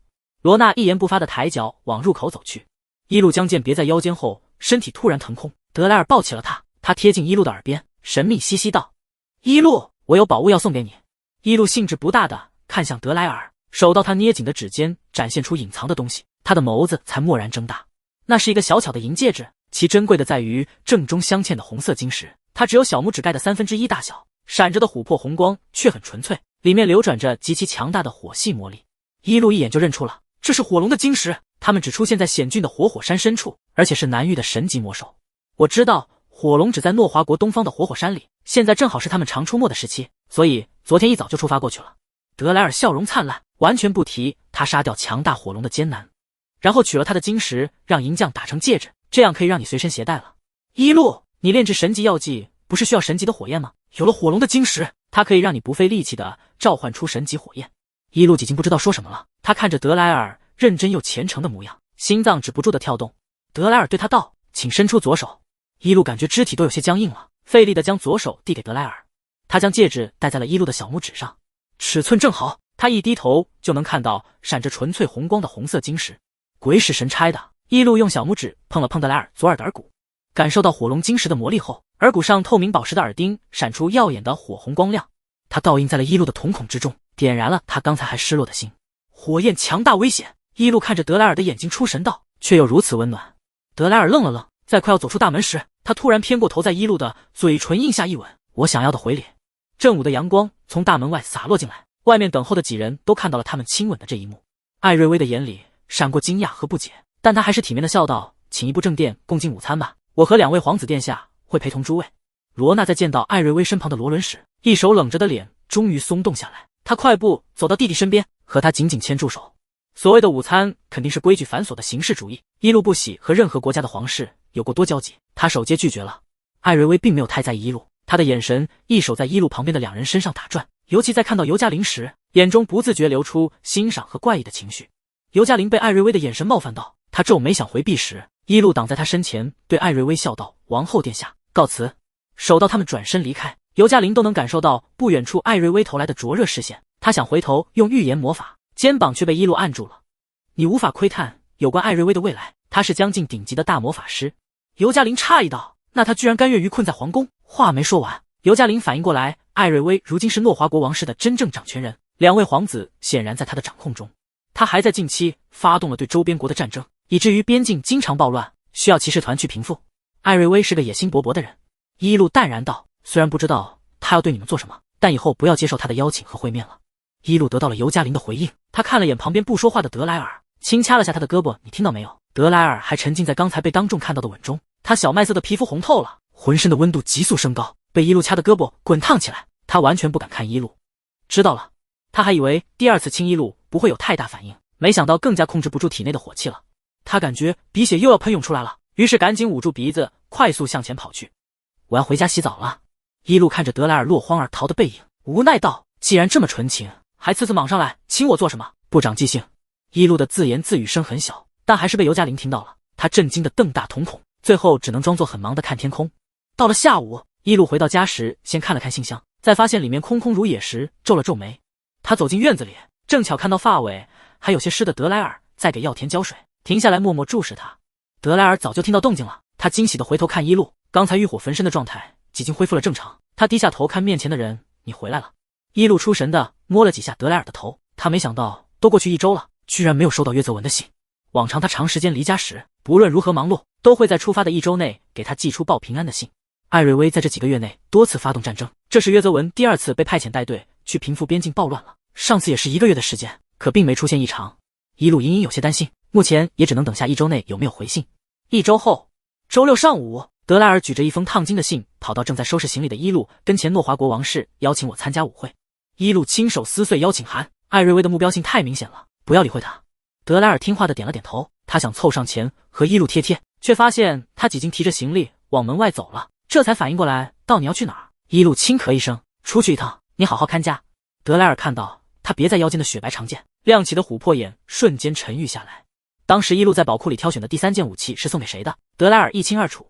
德莱尔眼睁睁看着一路快步离开了家门，跟着跑出去看他逐渐消失的背影，然后落寞地蹲坐在大门口。他努力掩藏住眼底的杀意，却还是忍不住捏了个火人，把他当成约泽文狠揍。2日后的傍晚，诺华国西方的边境城，这条边境不仅矗立着诺华国的国门，还外通其他中心国的枢纽道路，因此来往的人员和周边的地区鱼龙混杂，是最容易发生意外和暴乱的地方。一路摁住差点被晚风吹起的兜帽，他已经到达了国门前，抬头往上方的城墙看去，看到了骑士团的人在上方巡逻。钟楼的钟声敲响，到了昼夜交替停止出入境之时，沉重巨大的国门缓缓从外推开，一行穿着盔甲、身披红披风的高大骑士步伐整齐划一地走进来。国门里面的行人纷纷为他们让行，一路站在道路两旁往队伍中看。在发现为首领队的是骑士团的副团长时，紧张的心顿时揪起来，视线赶紧在其他地方寻找。守到国门关闭落锁，他也没见到熟悉的身影。骑士团的外出巡逻肯定会由团长带领，可却不见约泽文在前面领队，那只能是他出了事。一路压下这几天一手不安的心，他趁着骑士队伍在城墙下休整之时，来到了副团长面前。约泽文在哪？达维·肖恩看到穿着黑斗篷的人突然来到跟前，都差点要拔剑了。在听到熟悉的声音后，他才松了口气。一路阁下。一路见达维这副欲言又止的模样，心彻底悬了起来。简陋的旅馆房间里，约泽文脸色苍白的躺在床上昏迷不醒，他身上缠绕着渗血的绷带，伤口还隐约散发出魔力。一路上前查看约泽文的伤势，他的脸色阴沉的能滴出水来了。黑魔法，看来他当年的打击范围还不够大，以至于20多年后的今天，黑魔法师这个群体再次因什么存在而活跃起来。达维终于塌下肩膀，他疲惫道：1周前团长在作战时突然遭受到了魔法师的攻击，往常他都能很快的恢复，可这次首阶昏迷过去，伤势越来越严重。一路已经开始给约泽文治疗了。他皱眉道：为什么不报告给王室？达维愤怒道：我早就发出了求救信，可王室丝毫不理会我们。特伦王后真是狠心，明明是他我们来平复暴乱，可居然不管团长的安危。艾瑞薇的所作所为让一路眼神一冷，他思索地转了转眼睛，先将心里的想法压了下去，起身对达维道：我已经将约泽文的伤口治愈，只是他还需要几天休养，而且明天才会醒过来。一路阁下，劳烦你照顾团长了。达维手起身往外走去，这几日晚上国门外总会出现挑衅的外来国军队，我需要守护在那里。一路跟在他旁边，我和你一起过去吧，可以帮忙治疗大家的伤势。他和达维一同来到国门的城墙上。这次来平复暴乱的有100名精锐骑士，虽然没有多少人员伤亡，但大家的状态都很疲惫。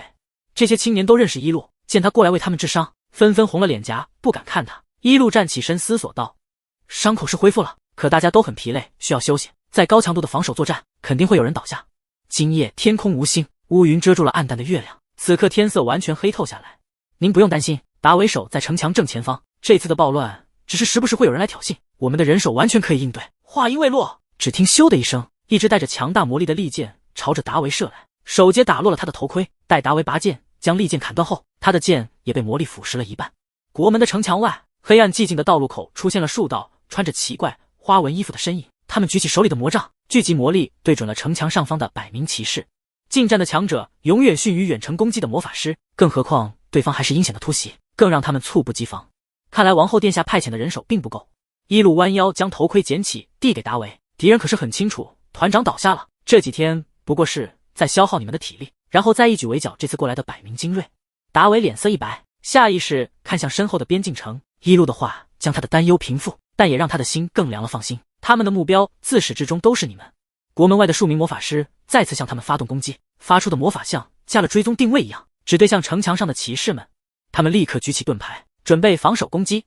一路转过身，开始穿黑斗篷，数道闪着光的攻击魔法几经掠到了他的身后。达维拿起盾牌挡住他，焦急道：一路阁下，这里很危险，您先撤退吧，劳烦您带着团长回到总部请求支援。一路连身都没转过来，他只随意的挥了挥手，即将飞来的攻击就猛地停滞在半空，然后急速拐了个弯圆路返回，尽手冲向下方的人们。终于穿戴好黑斗篷和兜帽，一路回身看向城墙外，那群奇装异服的魔法师几经格挡住了突如其来返回的攻击，但还是让他们猝不及防的后退几步。达维诧异的看向一路，因为他常去骑士团的训练地去看望约泽文，大家和他相熟，但只知道他是圣斯洛的魔药教授，没想到他是如此强大的魔法师。傻孩子！一路的黑袍迎风猎猎作响，他叹气道：我要是带着约泽文走了，再听到的就是你们的死讯了。这样的话，约泽文一定会永远活在愧疚中的。下方的魔法师们看到了一路，为首的几人疑惑道：这次只来了100名骑士，怎么会有魔法师在队伍里？站在城墙最上方的一路察觉到了他们的注视，他还挥手向他们友好的打招呼。算了，有这人护着也杀不了那些骑士了，我们先撤退。领队的男人看向其他人，却见他们一脸惊恐地指着他身后，他似有所感地回头看去，刚才还站在远处城墙上的黑袍人瞬间出现在了他面前。你们是哪个国家的魔法师？一路笑着问道。见面前的人不回答，还想对他发动攻击，伤心到这么害怕我吗？喜欢搞偷袭的人不会被突然袭击吓到才对啊。男人魔杖蓄起的攻击被他随手挥灭，强大的窥探魔力在数十名魔法师中展开，让他们后背发凉起来。隐藏在兜帽下的雾灰色瞳孔微微转动着，一路的视线定格在队伍最后的女人身上。找到你了。年轻女人眼神阴鸷看着他，一道浓黑的魔力向一路的面门袭来，这是比那个附身精灵王的黑魔法师还要邪恶黑暗的魔法，与约泽文伤口残留的魔力气息相同。一路将面前的男人拉过来，格挡他的黑魔法，他还没反应过来就被强势的魔法杀死了，浑身的血肉和魔力都在瞬间被吸干，只剩干瘪的骨架。其他人惊恐的逃窜，一路的魔力化作光刃追杀过去，将他们尽数斩杀。我的问题怎么没人回答？一路操纵着光刃轻轻抬了下手指，我猜你们来自的国家极负盛名。光刃挑起一具尸体的外袍，露出里面佩戴的魔法师徽章以及鎏金的身份国徽，巍峨的宫殿下方刻着国家的名字，诺华国。一路嘲讽地笑出了声，不远处的年轻女人转身就跑，她的浑身散出黑雾，在即将笼罩住她时，化作锋利长剑的雾灰色魔力冲进了这股浓郁的黑雾里。长剑在一声凄厉惨叫后回转过来，魔力操控着剑尖挽起女人的头发，将她还在滴血的头颅带到了一路面前。他嫌弃地晃了晃手，长剑将头甩进一旁的树林里，几双猩红的眼睛从草丛里冒出来，野狼们在一路的默许下走出来，大块躲一起地下的尸体。刚才被甩飞的女人头颅早已被他们咬烂了。一路摁住差点被风吹起的兜帽，看着他们狼吞虎咽的样子，温柔地笑道：慢点吃，我的乖仔们。一路瞬移回城墙上，达维看着突然出现的人，又看眼远处几经被狼群啃食殆尽的尸体，心中油然而升起对他的敬佩。我先回旅馆了。一路抬头看了下黑沉的天，过几天你们就会被王室召回，记住不要提起我。达维刚点头，就见一路的身影眨眼间消失了。旅馆1楼的房间门口，一路脱下沾满血腥的斗篷，刚想推门进去，脚步猛地顿住，他想着还是洗个澡再来看约泽文时，门后的房间传来了几声压抑的咳嗽。一路先敲了敲门，约泽文沙哑着声音回道：是达维吗？我没事，你回去看守。没等他把话说完，一路就推门走了进去。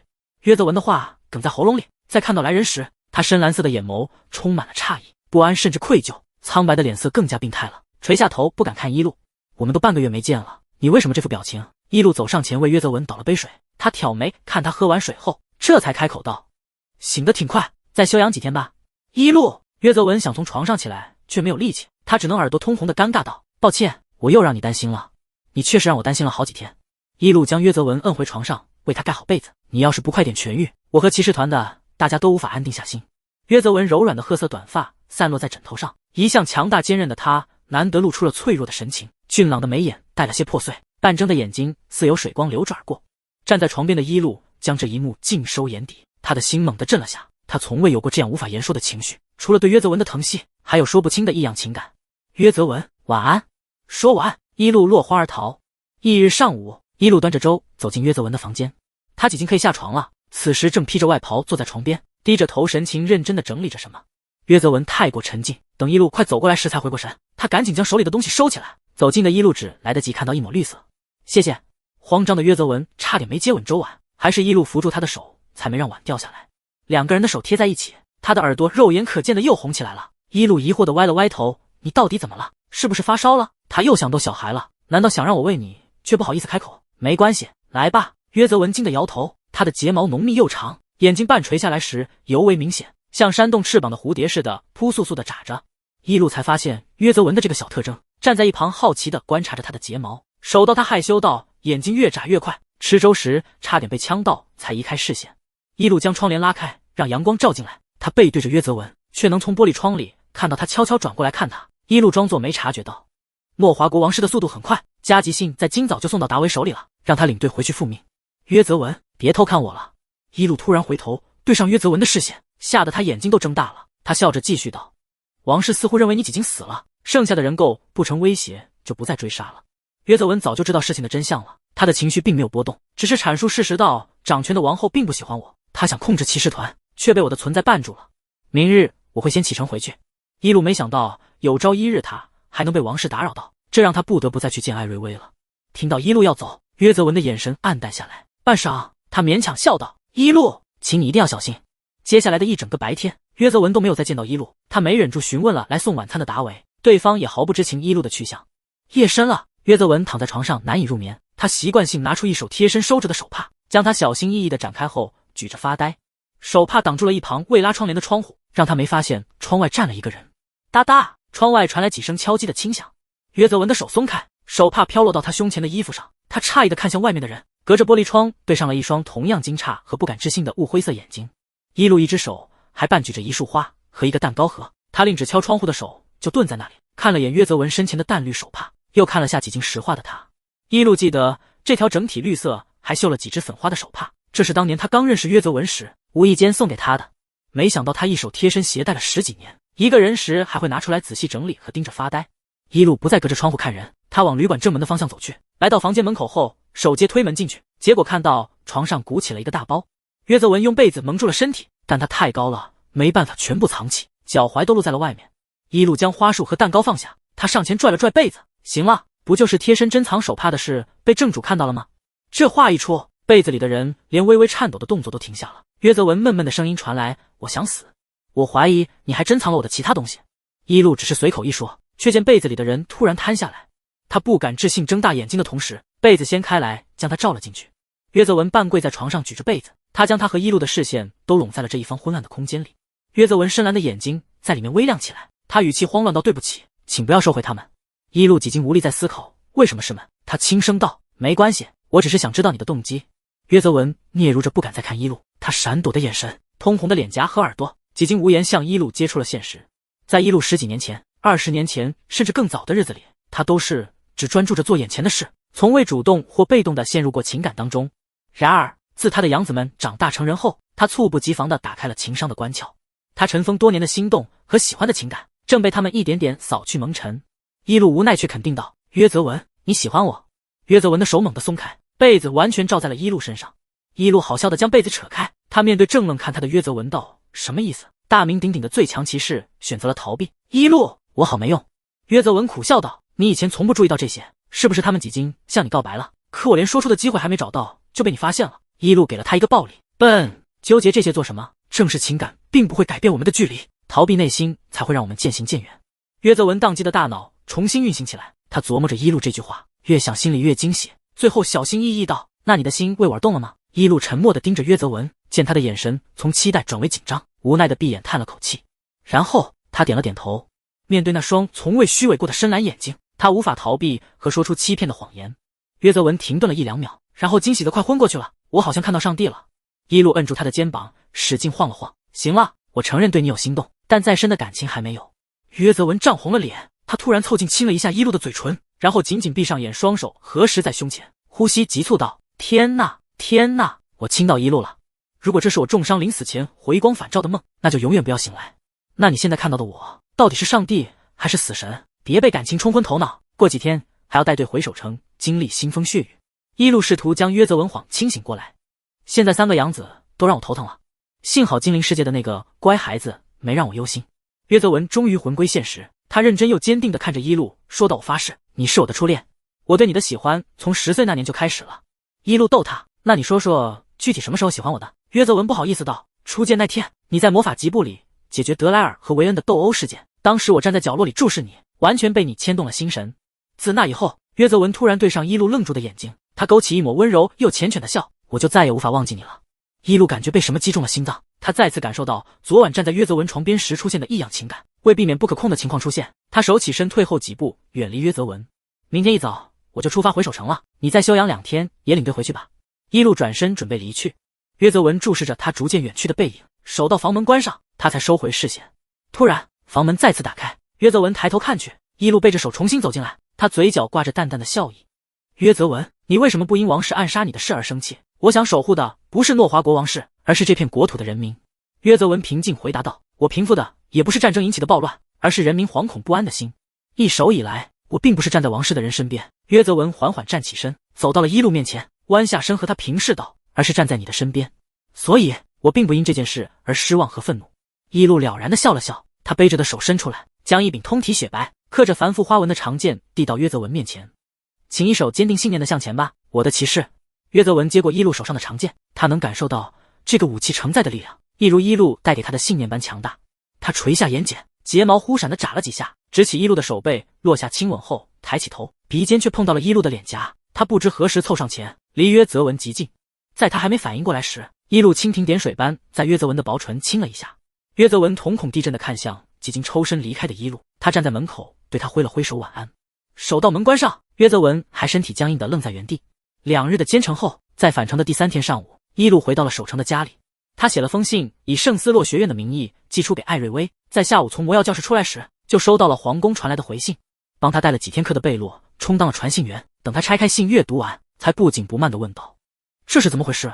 一路晃了晃信件和邀请函：“后天，王后殿下要和我共进下午茶。”贝洛推了推眼镜，他极其聪明，且对任何时候的局势都洞若观火，怎么会不清楚艾瑞薇对一路的孩子们很感兴趣？想了很多，却只是说道：“我只希望别再让我带你的课了。”一路撇嘴，可怜兮兮地看他。贝洛转了转眼睛，下不为例。周6下午，一路如约来到诺华国的皇宫，女仆将他带到大殿里，让他稍等片刻。他坐等了会儿，女仆走过来对他道：“阁下，王后殿下请您去他的寝殿。”一路跟着女仆走上3楼，穿过金碧辉煌的走廊，来到最深处的黄金门前。这门除了是纯金的外，上面还镶嵌了无数罕见的宝石，其奢华程度闪到了他的眼睛。在他闭眼调整的间隙，沉重的门缓缓推开，面积极大且装潢奢华夸张的寝殿展现在他的面前。站在落地窗前的人回头看过来，年轻的王后披散着金色的长卷发，她有着精致漂亮的样貌，身上穿着深红色的细钻，比第一次见面要低调许多。一路教授，艾瑞薇暗红色的眼睛沉沉盯着门口的人：“我很高兴收到你的拜访信。”身后的女仆退下，沉重的大门缓缓关上，偌大的寝殿只剩下遥遥相望的2人。一路这次完全看清了艾瑞薇，她身上的强大魔力隐匿得很好，以至于一路在第一次见面时都没发现端倪。好强大的黑魔法师！艾瑞薇看着缓缓走来的人，她清晰地看到了一路身上散发出的绿色治愈魔力。一路与他们第一次见面时并无改变，艾瑞薇对这位教授的判断依然是治愈系高级魔法师，只是对上他笑意不达眼底的眼睛时，艾瑞薇总会涌现出莫名的熟悉感，快要想起又会头疼不已。“您还好吗？”一路走到艾瑞薇跟前，他担忧地问道。面前的桃花眼又变得温柔似水。艾瑞薇恍神过后，请他入座在落地窗外露天台的茶桌旁。仆人为一路倒上红茶，他端起抿了一口，兴致缺缺地放了杯子。艾瑞薇一手在观察一路，他看了眼仆人，换成果汁。仆人很快端上一杯加冰的甜果汁，木吸管插在冰块里，发出清脆的碰撞声。一路的眼神跟随着杯子，迫不及待地拿起喝了几口。艾瑞薇确认一路是甜，将甜蛋糕推到他面前，请用。一路并没有吃，他托腮看艾瑞薇，下午的阳光真好啊。艾瑞薇应对着他的闲聊，午后的阳光落在一路的身上，他整个人沐浴在光下，细碎的光点洒进他雾灰色的眼眸。艾瑞薇看着这双眼睛，再次出了神。过了一会，女仆的出现打破了两人微妙的气氛，她弯腰在艾瑞薇身旁道殿下，骑士团归来，向您复命。艾瑞薇看了眼一路，将大门打开，迎他们进来吧。一路装作没看到艾瑞薇复杂的眼神，他往下方看去，庄严的宫殿大门缓缓推开，穿着盔甲的骑士队伍迈着整齐的步伐从外面走来。艾瑞薇站起身看过去，他的嘴角勾起抹得意的笑，这笑意一手到正前方领队的人出现时才猛地消失。走在最前方的高大骑士身姿挺拔，阳光照在他的红披风上，随着他将头上的盔甲取下，光又劈落在约泽文俊朗的脸上。他像是上帝派来的圣使者，奉命了结作恶之人的性命。艾瑞薇的脸阴沉下来，他暗红的瞳孔闪过杀意，他深吸一口气，才没当场失态。怎么会这样？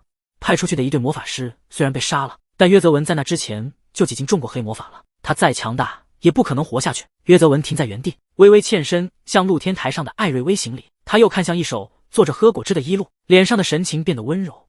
艾瑞薇的视线转到一路身上，他阴鸷地打量站起身的一路，对方毫不在意他的眼神，反而看向下方的约泽文。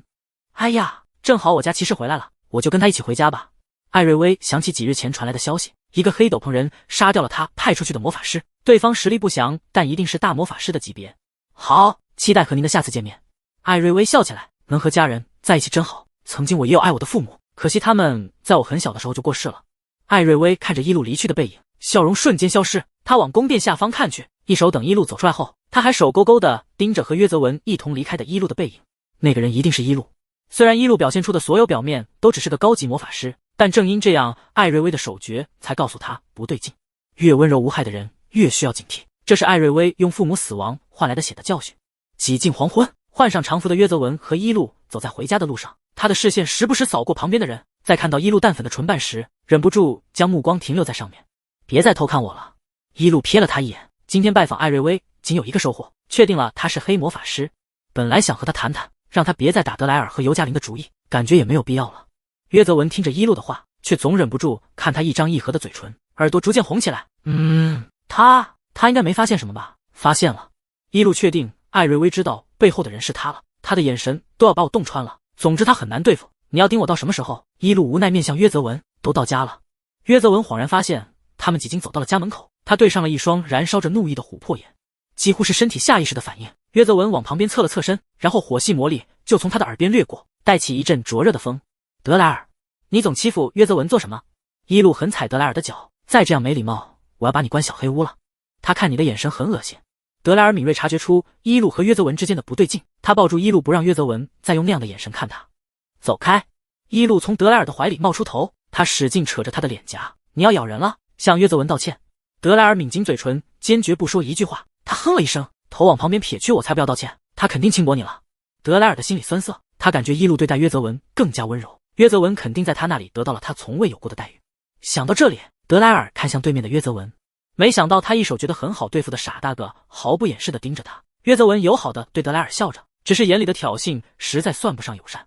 德莱尔猛地睁大眼睛，想冲上去拽着约泽文的领子问清楚，但怀里的一路轻松地摁住了他。行了，我好累，不想打你。德莱尔气得跺脚，他不再理一路，转身就跑回了家。一路感慨终于清静了，接下来他准备开始悠闲的晚餐时光，在沉浸式炼药剂。没想到刚踏进院子里，就被躲在一旁的德莱尔抱住了。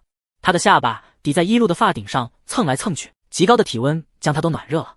一路举起手试图推开他的头，没想到他粘得更紧了。天哪，坏狗，我都想把你拴起来了。一路等待着艾瑞薇的回击，但接下来的几天皇宫那边都没有动静，他又回归到每天教课和炼制没成功过的神级药剂日常。这天一路需要有灵力的药草来炼制药剂，他敲了敲陆离英的房门，没得到回应。不在家吗？那就在精灵世界了。一路将贴身佩戴的绿宝石项链拿出来，他试图链接起和陆离英的沟通，但没得到他的回应。思索2秒后，手接通过项链进入到了精灵世界。项链会将他送到陆离英的身边位置，正当他以为会手阶看到他时，身体手阶坠入了水里。一路猝不及防地沉进淡绿色的清澈湖水中，他的黑发散落往上飘起，立马屏住呼吸的同时想使用魔法，却有更快的力量将他从水里捞起。陆丽音轻掐住一路的腰，将他往上抬起，待他睁开眼后才继续道：“你怎么来了？”一路的长发湿漉的贴在脸颊和脖颈上，水滴从他弯长的睫毛滴落下来。面前的陆丽因有些模糊来采药：“在家里找你没找到。”一路这才发现陆丽音赤裸着精壮的上身，她的身体有很多陈年旧疤，在白皙的皮肤上异常显眼，胸前又添了几道新伤口。一路伸手想为他治疗，被他躲开了。陆丽音将一路放到岸边，他环顾西周，发现他们在精灵世界的盐湖泊边上。陆丽音还浸泡在湖里，她沐浴在阳光下，像接受着圣洁的洗礼，双手交叉在胸前祈祷着什么。一路用魔力烘干身体后，低头整理着凌乱干燥的长发，他感受到一股灼热的视线，抬头看去，陆丽音几经从湖里走出来了。她穿着白色的半身围袍，水珠从胸肌滚落至腹肌上，肌肉健美的身材极具观赏性。一路只看了2眼，将视线移到陆丽音表情复杂的脸上。我们家小宝长大了，都这么高了。陆丽音期待的眼神暗淡下去，深绿色的眼眸阴沉的能滴出水来了。事实上真的出水了，她的眼泪滑落下来，顺着发丝滴落的水珠一起滑到下巴尖。陆丽音不停地掉着眼泪，语气却毫无波澜道：“今天是精灵世界的圣喜日，我要在盐湖泊待一整天。你去采药吧，不用理我。反正你只要来精灵世界，都不是过来找我的。我说这几天怎么不常见到你？”一路总跟不上陆丽音哭泣的思路，我就是想先见到你啊，怎么会不理你？你就是忽视我。陆丽音的眼泪彻底决定，她几经好久没在一路面前这样情绪破防过了，平日里都是绿茶小可怜的模样。你对那3个人类改变态度了，别以为我没看出来，但你对我依旧如此。小宝，你怎么不维持绿茶精灵社了？一路惊讶地看他，我对你从未改变，这样不好吗？陆丽音这才意识到，原来一路一手都知道他是装的。他用手背捂住眼神变化的眼睛，又透过指缝偷偷观察一路。别理我了，我想静静。好吧，中午时我再来找你。一路起身踮起脚凑近看他，行了，坏小孩，都没眼泪了还装哭。陆丽音看着他转身离去的背影，又气恼又无奈地抓着白色短发，语气幽怨道：“为什么总把我当孩子？”然而陆丽音等到天黑，一路都没回来找他。终于在他周身的气场越来越低沉时，熟悉的身影从夜幕下走来，一路手里提着一串灯笼模样花瓣合拢亮着粉光的花，他提着裙摆跑来，兴奋道：“陆丽音，西服说灵灯花每年只亮1夜，见到可以获得好运。”在精灵世界满天星空的夜幕下，一路手里的灵灯花比这更亮，它粉色的光照映着一路的侧脸，让他温柔的笑意变得缱绻。另看他的白发精灵，心动不已。我好幸运，正好在来的这天见到了他亮起。一路跑到湖泊边，站在陆丽音面前，他将花递给他，好运传递。陆丽音没有说西服是掌管精灵世界所有花朵的花灵，他想让灵灯花在哪个夜晚亮起都可以。他接过一路递来的花束，我好难过，我的运势并没有好起来。说好中午来看我的人失约了，我孤零零的等到了黑夜。一路心虚的摸了摸鼻尖，对不起，我太沉迷采药了。不过你才接过花，要再等等才会拥有好运。我不会有好运了。陆丽音失落的垂下眼睛，眼泪在她的眼眶里蓄起。我的心愿没办法实现了。一路叹了口气，那你说说看，我先帮幸运女神替你实现愿望。真的？陆丽音眼睛一亮，眼泪瞬间消失不见。我的心愿是心仪的人知道我喜欢他。一路认真的点了点头。正当他感慨小宝都有喜欢的人了，时间过得太快了，他的下巴忽然被面前的精灵挑起，猝不及防地对进了他兴奋的眼神里。一路皱眉看他，下一秒他的嘴唇被陆丽音狠狠吻住，唇瓣被他重重地吸吮着，又酸又痛的感觉传来，他才反应过来陆丽音说的人是谁，想做的事是什么。死！一路推开陆丽音，碰了下肿痛的嘴唇，他不敢置信地看他，小宝。一路，陆丽音的眼泪瞬间落下，我不再是那个跟在你身边撒娇的绿球了，你到底要把我当孩子到什么时候？为什么你可以接受那几个人类的心意，却唯独要对我的心弃之敝履？我努力变得强大，不仅是为了精灵世界，还为了能跟随在你的身边，你却连我的喜欢都要拒绝。抱歉，我不是那个意思，我需要缓缓。一路此刻感觉脸好疼，他以为陆丽音对他是依赖的亲情，即使他从可爱的绿球变成年幼的精灵，到成为精灵王，一路也始终将他当作需要呵护的小宝。一路真的不曾料到西个养子全对他有不纯的感情，这下真需要好好调整心态了。他还不知道怎么面对陆丽音，让我好好整理下心情，我先回去，求你不要走。陆丽音轻轻抓住一路的手，如果你想要我的心彻底碎掉，那你就离开吧。陆丽音无声地哭起来，她一手注视着一路的动作，见他拿起绿宝石项链，嘴都撇起来了。一路看了眼陆丽音，又看了下项链，他本应该继续传送的动作再也继续不下去了。最后一路放下项链，贴身收好，顶着陆丽英亮起的眼神痛惜道：“爱，真是诡计多端的精灵！我发誓，这是最后一次溺爱你了。我爱你。”陆丽英握紧抓住一路手腕的手，一把将他拉进怀里，他们紧紧相拥。他的声音在一路的耳边响起：“我向精灵神祈祷，希望能得到你的垂爱。”晚风吹起，盐湖泊边的西林花沙沙晃动作响，栖息在花瓣上的蝴蝶扇动翅膀，绕着它们飞起，飞过的轨迹留下点点绿光，似乎是精灵神在回应陆丽英的虔诚。一路犹豫片刻，垂落在身旁的手终于抬起，轻轻拍了拍陆丽英的背：“好了，你在害怕什么？我又不会抛下你离开。那你今晚可以陪着我吗？”陆丽英很会审时度势，她察觉到一路难以接受的态度正在转变，于是继续进攻道：“晚上好黑，我独自待在盐湖边，很害怕。”一路闭了闭眼睛，他虽然知道陆丽英又茶又爱撒娇，但无力抵抗，只好放任她，只能这一次。精灵世界的夜晚很寂静，一路和陆丽英坐在湖泊边的草丛上，唯有湖水因风泛起涟漪的轻声，连彼此的呼吸都难以听到。灵灯花被陆丽英放在一边，她的光照在他们身上，让她的侧脸变得朦胧柔和。一路偏头看着她，瞳孔倒映着陆丽英眨动的白色睫毛，嘴角勾起抹不自觉的笑意。突然，陆丽英转头和他对视，谁也没有说话。清冷的夜晚却有了温度。一路不再看他，将头倚靠在陆丽英的肩膀上，疲惫的闭上眼睛。好累，我要睡了。陆丽英揽住一路，将他圈在怀里，她一向清朗的声线恢复原本的低沉。我好幸福。一路扯了扯嘴角，想说什么，却沉沉的睡过去。再次醒来时，初升的朝阳几驱散黑暗，几缕阳光穿透云层，落在湖面和一路的身上。在他彻底清醒后，笼罩在周身的温暖灵力随之消散。一手抱着他的陆丽英睁开眼：“早安。”一路想起身，今天是美好的夏季休假期的第二天，我要回去炼药了。陆丽英抱紧他不放开：“好难过，这段时间我要待在精灵世界里，没办法见到你。”一路沉默不语，他知道陆丽英要以可怜的语气提出过分的请求了。果然听他说道：“你可以每天都来陪我一会儿吗？”我拒绝。一路拽了下他长了些的白发：“我可以隔2天来看你。”陆丽英抿了抿唇，他哦了声，松开禁锢着一路的力道：“我会乖乖等你的。”一路几近站起了身，他摸了摸陆丽英的头发，刚想夸赞她是个乖宝，眼前和身体就猛地旋转失重。等反应过来时，他已经仰躺在西林花丛上了。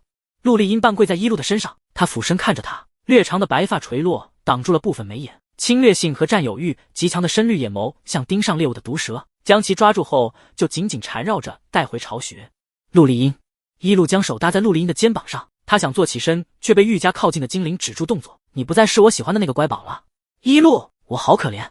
陆丽英的表情一点也不委屈，她已经贴近了一路的鼻尖，他们的呼吸交缠在一起，甚至能听到彼此的心跳声。我们一手聚少离多，即使我进入到圣斯洛，也很少能和你独处。想靠近你的时候，就会被凶恶的德莱尔警告。你连鼓励我继续努力前进的奖励都不给我，这样我肯定撑不到我们下次见面。陆丽英带着占有欲的眼神瞬间无害，且蓄起泪水。她看了眼旁边亮一夜后几经熄灭的灵灯花，也许我会像她一样枯萎吧。一路受不了陆丽英这副可怜的模样，哎，你说这么多，不就想要奖励？他的态度刚有所松动，陆丽英就抓住时机亲了上来。他的亲吻和他可怜巴巴祈求的姿态截然不同，总是又急又凶的碾一路的唇瓣，还情不自禁的轻咬和吮吸。一路好不容易恢复的嘴唇又红肿起来，他忍住捶陆丽英的冲动，推开她后坐起身整理着凌乱的衣服。他的指腹贴上嘴唇，用魔力将陆丽英弄出的痕迹清除，但原本淡粉的唇色还是艳红的状态。陆丽英的眼泪落下来了，她这次完全是爽酷的生理性泪水。她一边擦拭眼睛，一边回味，身体的反应让她不敢再看一路，守到她离开精灵世界才敢站起身。绿光闪过，一路传送回到了家里。他急忙上楼推开房间的门，脱下外袍后气恼道：“哎，我的乖小宝一去不复返了。”一路拉开窗帘，从窗外看到院子打理药田的德莱尔，他穿着短袖的劳作衣服，正认真地给药草除虫。这么多年，不管住在哪里，德莱尔一手帮一路照顾着药田，有时候比他还熟悉各种药草的具体位置。一路倚靠在窗边静静看他，清晨的风从窗外吹进来，携带着淡淡的药草香。他半磕上眼睛发呆。过了会儿，等他睁开眼往院子里看时，打理药田的人已经不在那里了。一路，房门处传来喊声，几经换了身衣服的德莱尔站在半开的门口，他往里面探头看窗边的人，邀功道：“我打理完药田了，还种了新的药草。”一路笑着向他勾了勾手，德莱尔就像欢脱的狗子一样飞跑进来，他站定在一路的面前，蓬松的黑发竖起一根呆毛，满眼期待地看着一路。干什么？一路挑眉对上他的视线，做得很棒。德莱尔低头看一路，他注意到他淡粉的唇色变深了，像被碾过的花蕊般艳丽。他看得愣了愣，失落道：“哼，我只是你召之即来挥之即去的狗，你一点也不把我放在心上。”一路揉了揉眉心，他不明白怎么养子们越长大越敏感了，我怎么不把你放心上了？我真的生气了。你更在乎亚安和约泽文。德莱尔气得撇嘴，他说完后转身就走。伊路没有第一时间开口，他太了解德莱尔了，以至于完全能预判他的下一步动作。果然他走了2步就停在原地，虽然没回头，但脚尖下意识地捻着地板，竖起耳朵等待伊路的声音。好了，过来。伊路无奈道。下一秒，德莱尔转身就大步向他走过来。德莱尔站到伊路跟前，嘴撇得能挂水壶了，眼睛瞥向一边不看他，一句话也不说。伊路轻打他的肩膀，行了，受不了你这样。你想要什么奖励？德莱尔转头看他，眼睛亮亮的指了指自己的嘴唇，顶着伊路思索的眼神气愤道：你都主动亲约泽文了，亲我却这么犹豫。他早就从约泽文的恶心样子里看出不对劲了，等他去质问的时候，约泽文没有隐瞒的说出来了，然后2人就打了起来，他差点被约泽文打到脸。伊路无语道：你们肯定打架了，近战你不是约泽文的对手，别去招惹他了。德莱尔跺了跺脚，你果然不愿意主动亲我。哎呀，你难道还要拆架啊？伊路眼见他要闹了，赶紧按住德莱尔的脸，让他低下头。他在他的唇上亲了2下，2人唇瓣相贴的时间很短，伊路很快就抽身离开了，德莱尔却久久地愣在原地，没能回过神。伊路疑惑地看他，终于出声询问道：你怎么了？我赢了。德莱尔弯起嘴角，他得意地晃了晃脑袋。约泽文说你主动亲了他一下，而我得到了2下的亲吻。伊路看他这个傻样，忍不住叹了口气。院子里，站在阴暗处给药草施展光魔法的亚安手捧着纯白的书，他隔着房间的玻璃窗目睹了3楼发生的一切。光点还漂浮在药草周边，为他们提供足够的能量，原地的人却早已转身离去。1周后，学院的夏季休假几近过半，今天是7月的最后一天，圣斯洛突然举办了盛大的交际舞会，能及时过去的学生们都应邀前往了。身为教授的伊路也收到了邀请，他在傍晚时卡着点到达学院大门口，却发现寂静的空无一人。伊路拿出印着粉金圆章的信件，仔细阅读起来，发现最后一行的舞会地点被他忽视了，守城东区皇室庄园。圣斯洛学院的活动从不在其他地方举行，这次的舞会地点却破例安排在了别处。看来这场舞会是皇室打着圣斯洛的名义举办的了。伊路叹了口气，踩着高跟鞋往遥远的东区赶去。东区钟楼的钟声敲响，现在已经是夜晚9点了。天色早就从黄昏变为了黑云密布的暗夜，云层传来隐约的雷声。夏末的天总是突变，一会肯定会下雨。迟到了3个小时的伊路从马车下来，他隔着庄园的围墙听到里面热闹的声音，拿着邀请函递给大门外的士兵，对方面无表情道：您迟到了，不能从正门进入。他指了指左边寂静的道路，请从庄园后门进去吧。几道雷声过后，天空下起淅淅沥沥的小雨，庄园上方出现隔雨的魔法结界屏障，但大门外的空间没被保护到。伊路早就预料到今晚会下雨，他撑起在刚才充当主帐的黑伞，宽大的伞将他罩住，一点雨都没滴在他的身上。伊路往左边走去，雨声将他高跟鞋的哒哒声掩盖，他的身影逐渐消失在远处。大门内，穿着正装的德莱尔往外看，门外面还是只有2个看守的士兵。他失落的转身往里走去，看着和舞伴跳舞的学生们，哀怨的叹了口气。这次学院的舞会居然没有提前通知，伊路不会没看到邀请函吧？伊路顺着左边的路走了很久，终于来到了庄园的另一边。然而根本没有所谓的后门，高耸的城墙将庄园围起，后方的位置听不到舞会举办的声音，只有愈加大起来的雨声，还有身后的几道脚步声。伊路连头都没回。王后殿下，艾瑞薇的声音响在他身后不远处。伊路教授，今晚为什么迟到了？明明你在守城中心区，不仅能及时收到邀请函，还能很快到达庄园。伊路打着伞转身，宽大的伞面遮挡住他的脸，让他的声音也沉闷起来。反正是为我设的局，怎么样，你都有应对的方法。艾瑞薇毫不犹豫地向伊路发起攻击，果不其然被他轻松地格挡住了。他散开的魔力飞向艾瑞薇，这道攻击明明很好躲开，艾瑞薇却站在原地没动。他精致的脸被雾灰色魔力划伤，血滴渗了出来。身边为他打伞的罗娜替他治愈了伤口。伊路终于抬了抬伞面，隔着雨幕和对面的艾瑞薇对视。他暗红色的眼睛在夜晚下更暗沉了，此时手勾勾地盯着伊路。等对上视线后，他的瞳孔却猛地睁大了。轰隆的几道雷鸣响起，让黑沉的雨夜多了些光亮。大雨被黑伞隔开，站在下方的伊路静静地看着艾瑞薇。他雾灰色的眼睛因着场雨而染上些许水汽，瞳孔多了些隐隐水光。艾瑞薇永远忘不掉这双眼睛。虽然瞳孔是灰色的，但愤怒到极致时会变为沉寂的、毫无效益的浓郁黑色。在雨夜下会因水汽而闪着淡淡的光，但并没有任何生机，而是宣告即将降临下的死亡。他一手感觉伊路的眼睛很熟悉，却总是找不到与回忆里相同的点。在这场与20多年前相同的雨夜里，艾瑞薇的记忆终于和面前人的眼睛重合。雷鸣再次响起，艾瑞薇的脸几经因恨意而扭曲起来。他想起父母被人利落斩杀的景象，当时才5岁的他躲在衣柜里，只看到穿着黑斗篷的人垂眸看着父母尸体。雨从敞开的窗户里吹打进来，那人抬起眼，毫无生气的黑色眼睛因外面的大雨而朦胧了瞳孔，遮掩住了原本的灰色。年幼的艾瑞薇不敢出声，父母的血染红了地板，手到凶手离开，他的记忆里只剩下那双眼睛。他一手铭记在心，不敢忘记，终于遇到了杀害父母的仇人。雨夜也让一路想起了一些往事，他打量着艾瑞薇的眼睛和金发，若有所思道：你是那对黑魔法师夫妻的遗孤。在20多年前的斯洛大陆，黑魔法师的势力十分猖獗，他们烧杀掠夺，无恶不作，将和平的大陆搅地天翻地覆。于是各国联合清理他们，大半的黑魔法师都被杀掉了，剩下的如丧家犬逃亡至大陆最东方躲藏。黑魔法师到哪里都不能安分，他们还没躲几天就开始在东方边缘各国作乱，许多幸福的家庭因他们而离散。这样混乱的日子持续一段时间后，一行黑魔法师来到了当时一路所居住的迷雾森林，发现他后试图对他进行掠夺。当时的一路热血气盛，秉持着一人惹我端起老巢的行事风格，在杀掉那队人之后顺藤摸瓜，追杀其余躲在边缘国的黑魔法师，彻底打击了他们再次崛起的势力。经此一战，守到20多年后的现在，黑魔法师还很难集聚起来，只能提心吊胆的躲藏。一路极其愤怒的情绪几近过去了，黑玉的瞳孔变回往常的灰色，他盯着表情扭曲的艾瑞薇，后悔道：都怪当时雨下的太大了，我才没有发现你。艾瑞薇眼里交织着极度的恨意和杀意，你毁了我真实的一切，我一定会让你痛苦的死去。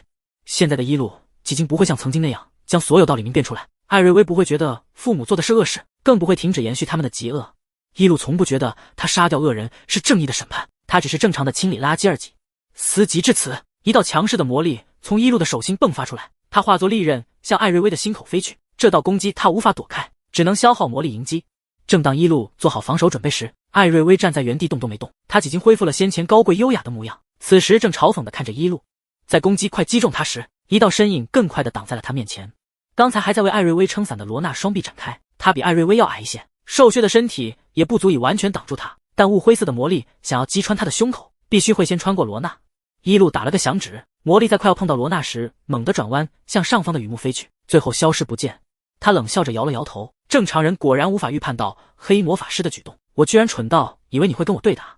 罗娜依旧是初见时瘦弱苍白的样子，膝之缠绕着难以看见的黑线，他的眼里带着厌恶和痛楚，却只能任由身后的艾瑞薇用黑魔法操控。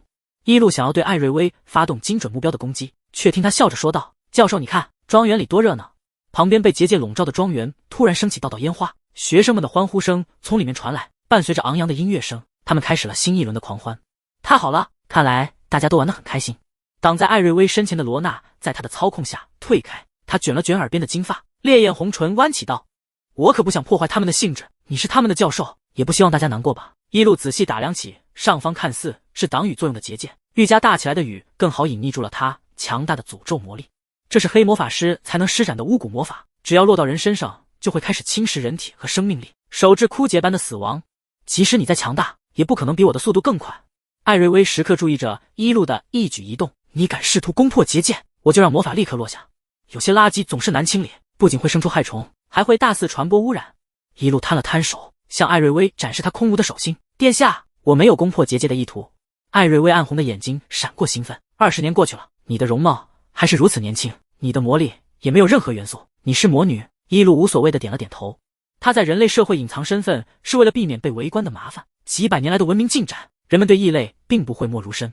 陆离英作为精灵现世后，虽然引起了一段时间的八卦狂潮，但早就归于了平静。艾瑞薇的呼吸都急促起来，本来想炼化德莱尔维斯和尤加林增强魔力，现在看来你比他们更加稀有，强大魔女的力量一定能让我突破瓶颈。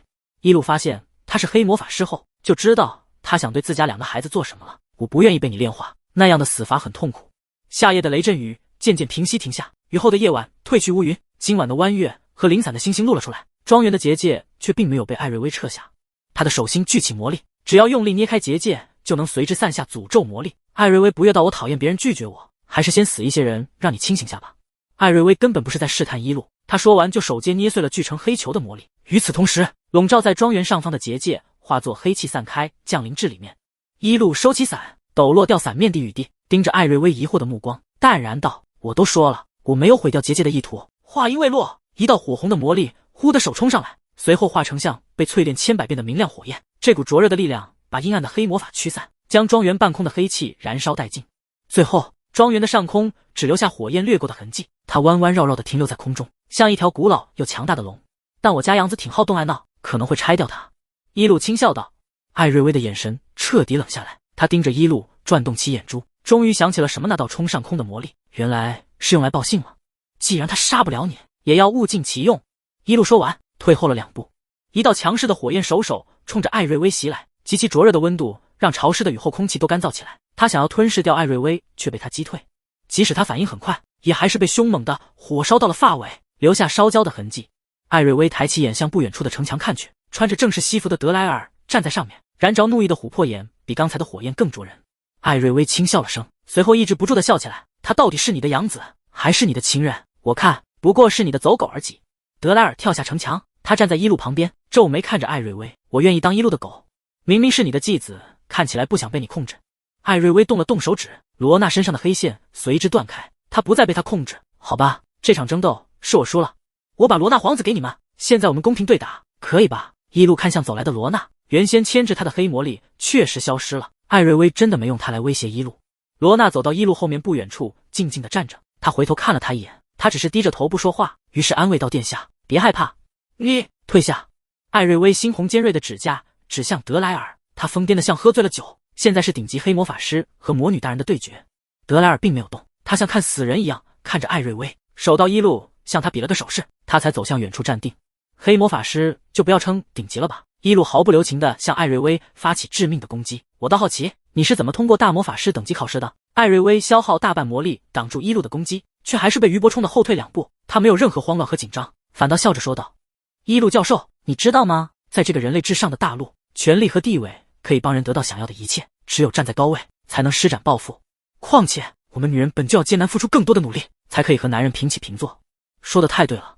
一路认同的点了点头，但这和你用黑魔法作恶有关系吗？艾瑞薇手勾勾地盯着一路笑，他的眼神看向一路的身后，原本不作声站在不远处的罗娜冲上来，紧紧抱住了一路。他的魔力形成长剑，试图从一路的背后插入他的胸膛。突然袭击，一路看不见身后，但轻松击退了罗娜的长剑。他确认面前的少年没被艾瑞薇控制，所以他的一切都是自主行为。罗娜殿下，请你别妨碍我。罗娜用全身力气抱住一路，让他一时之间无法挣脱。正当他要用魔力甩开他，远处的德莱尔快赶来时，罗娜闭上眼睛，在一路耳边轻声说道：对不起，但我并不害怕。他的全身亮起刺眼的光，体内的魔力聚集在一起，轰然炸开，就这么紧紧挨着一路自爆了。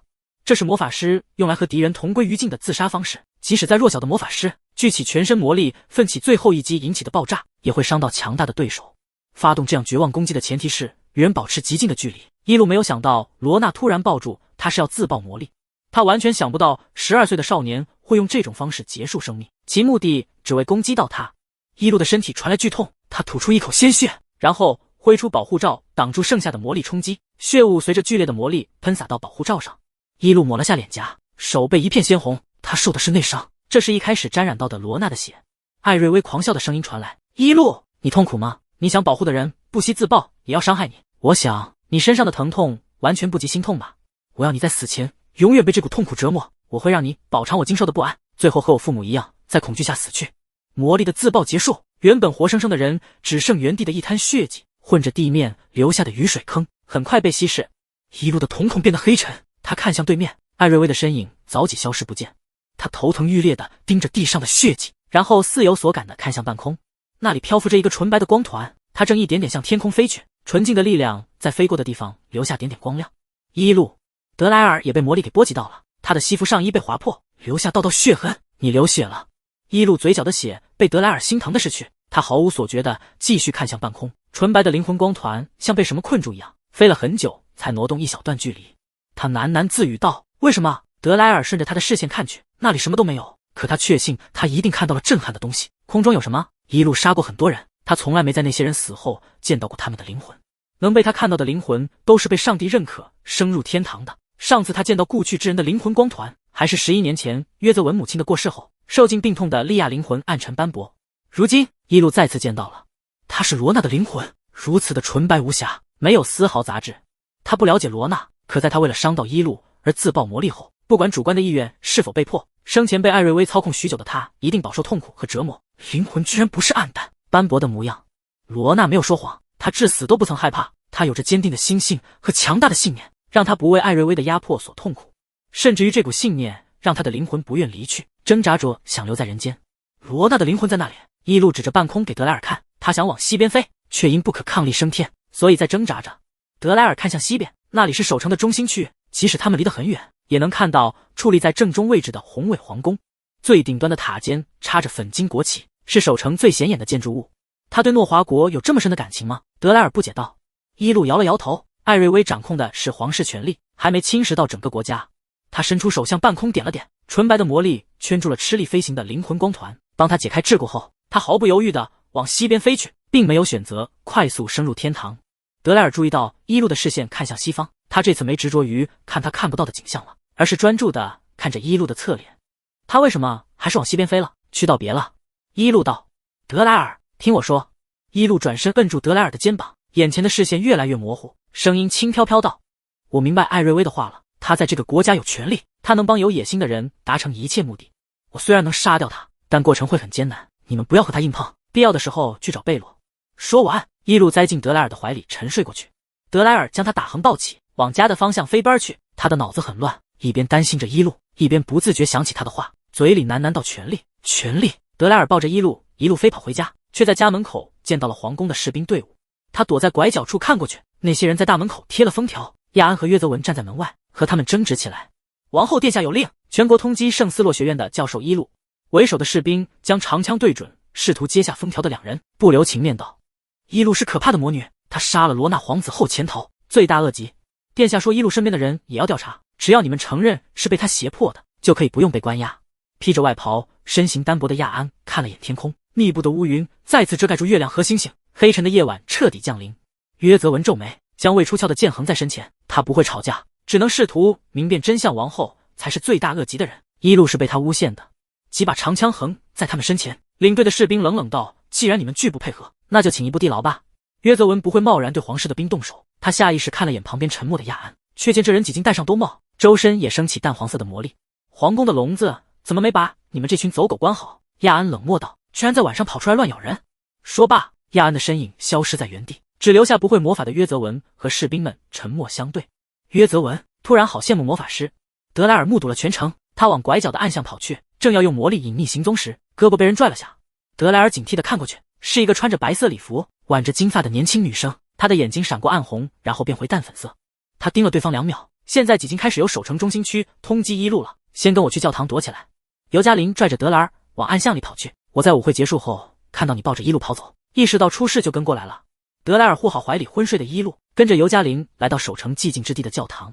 他带着德莱尔穿过院子，进到最深处的小屋，这里布置温馨，是一路来教堂看孩子时偶尔暂住的房间。德莱尔将一路放到床上后，尤加林坐到床边，握住一路的手，他温和的水系魔力环绕在一路的手腕，探查伤势。过了会儿，在德莱尔紧张的视线下睁开眼。一路被罗娜的自爆伤到了，幸好他是强大的魔法师，即使遇到这种情况也不会丧命，但依旧是不太乐观的内伤。尤加林几经将情况说得很委婉了，我没办法治疗一路。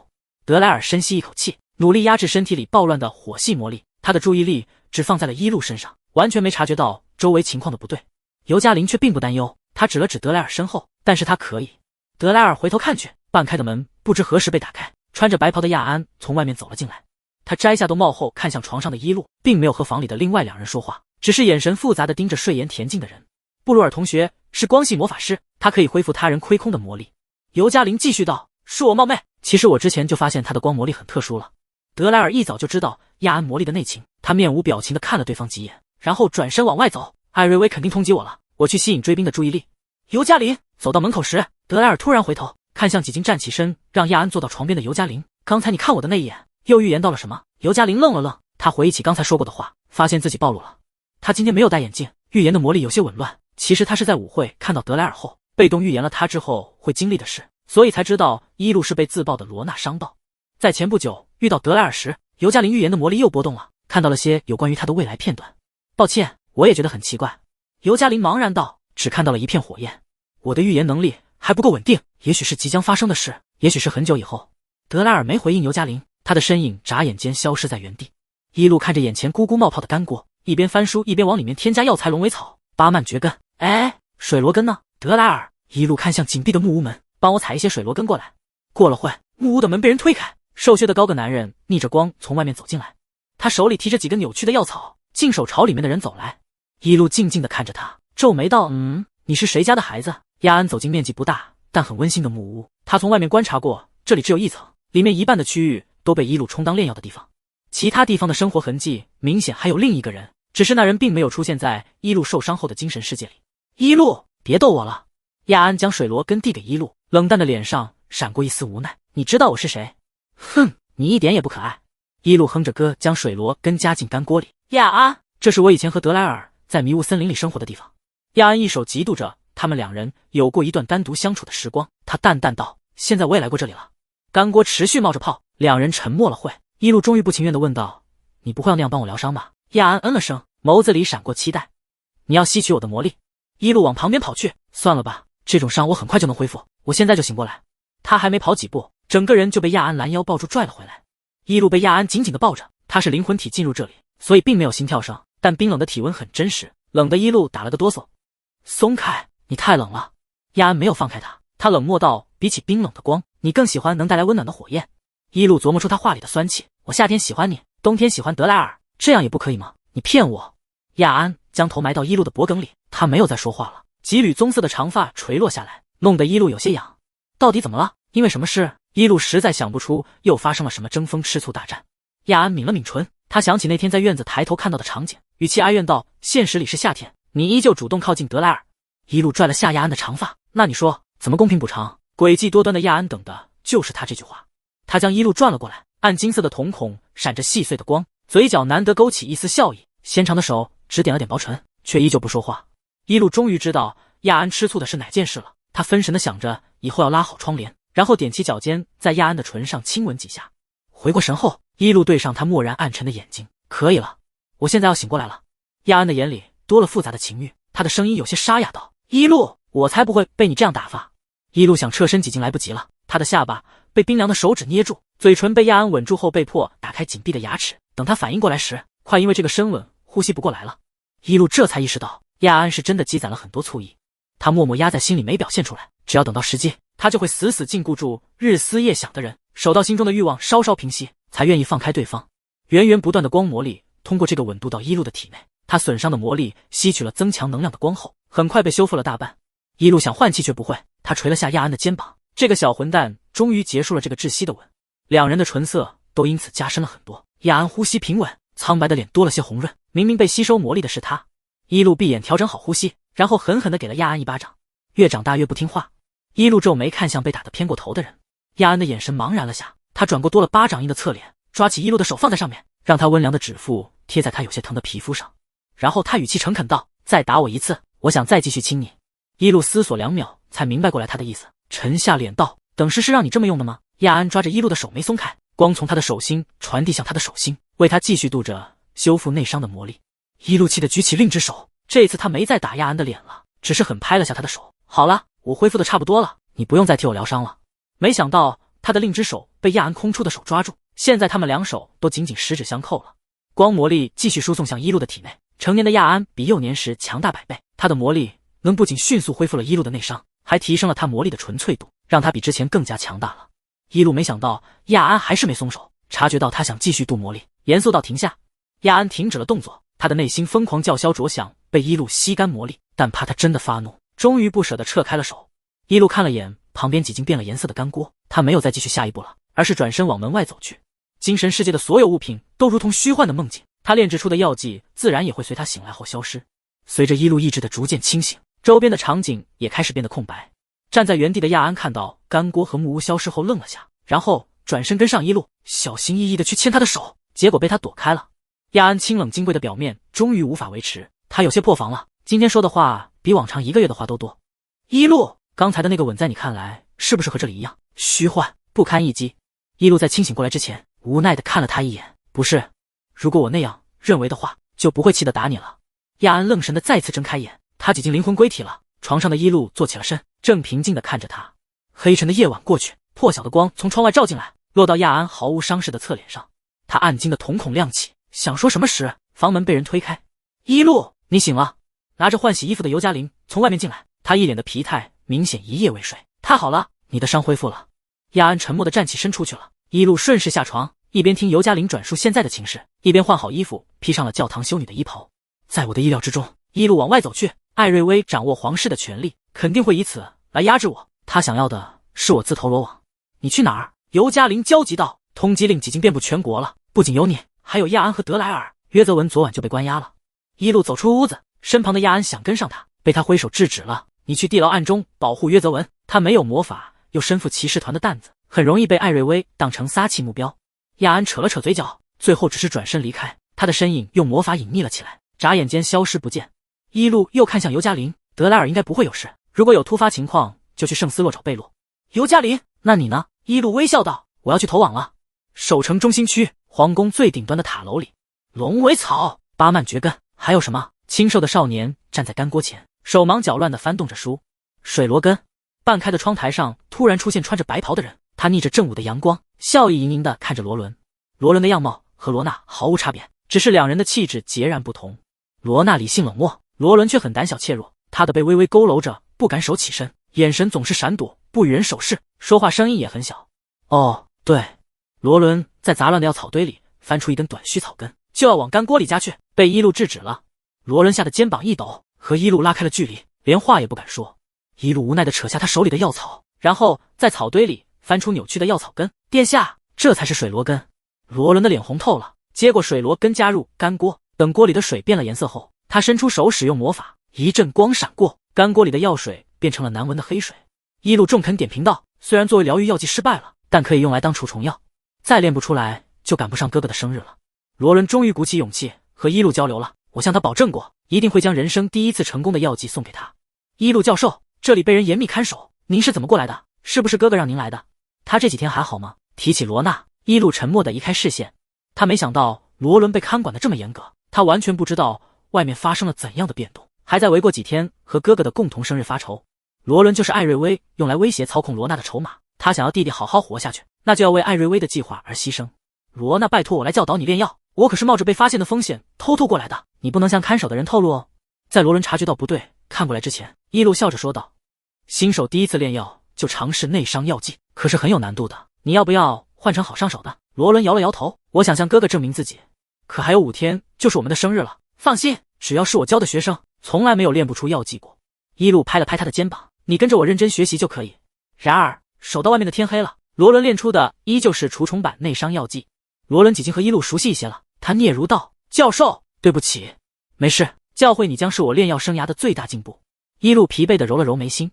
房间里响起罗伦肚子咕噜叫的声音，他无地自容地低头道，抱歉，您先回去吧，我们明天继续可以吗？怎么没人给你送饭？一路环顾杂乱的塔楼房间，他这才发现居然没人管罗伦的死活。罗伦怯弱道，可能是看守我的仆人忘记了，不过他们不会让我饿死的。那样不就是不管你？一路都气笑了，他这个通缉犯也1天没吃饭了。好了，我去找点食物，等我回来。一路的身影瞬间消失，房间里安静下来。罗伦坐到床边，将旁边的日历拿起来，期待地数着今天往后的5个格子。阴暗潮湿的地牢里，约泽文躺在木板床上闭目养神。此时地牢无比寂静，看守的士兵们都出去交接了，只能偶尔听到老鼠滋滋的叫声。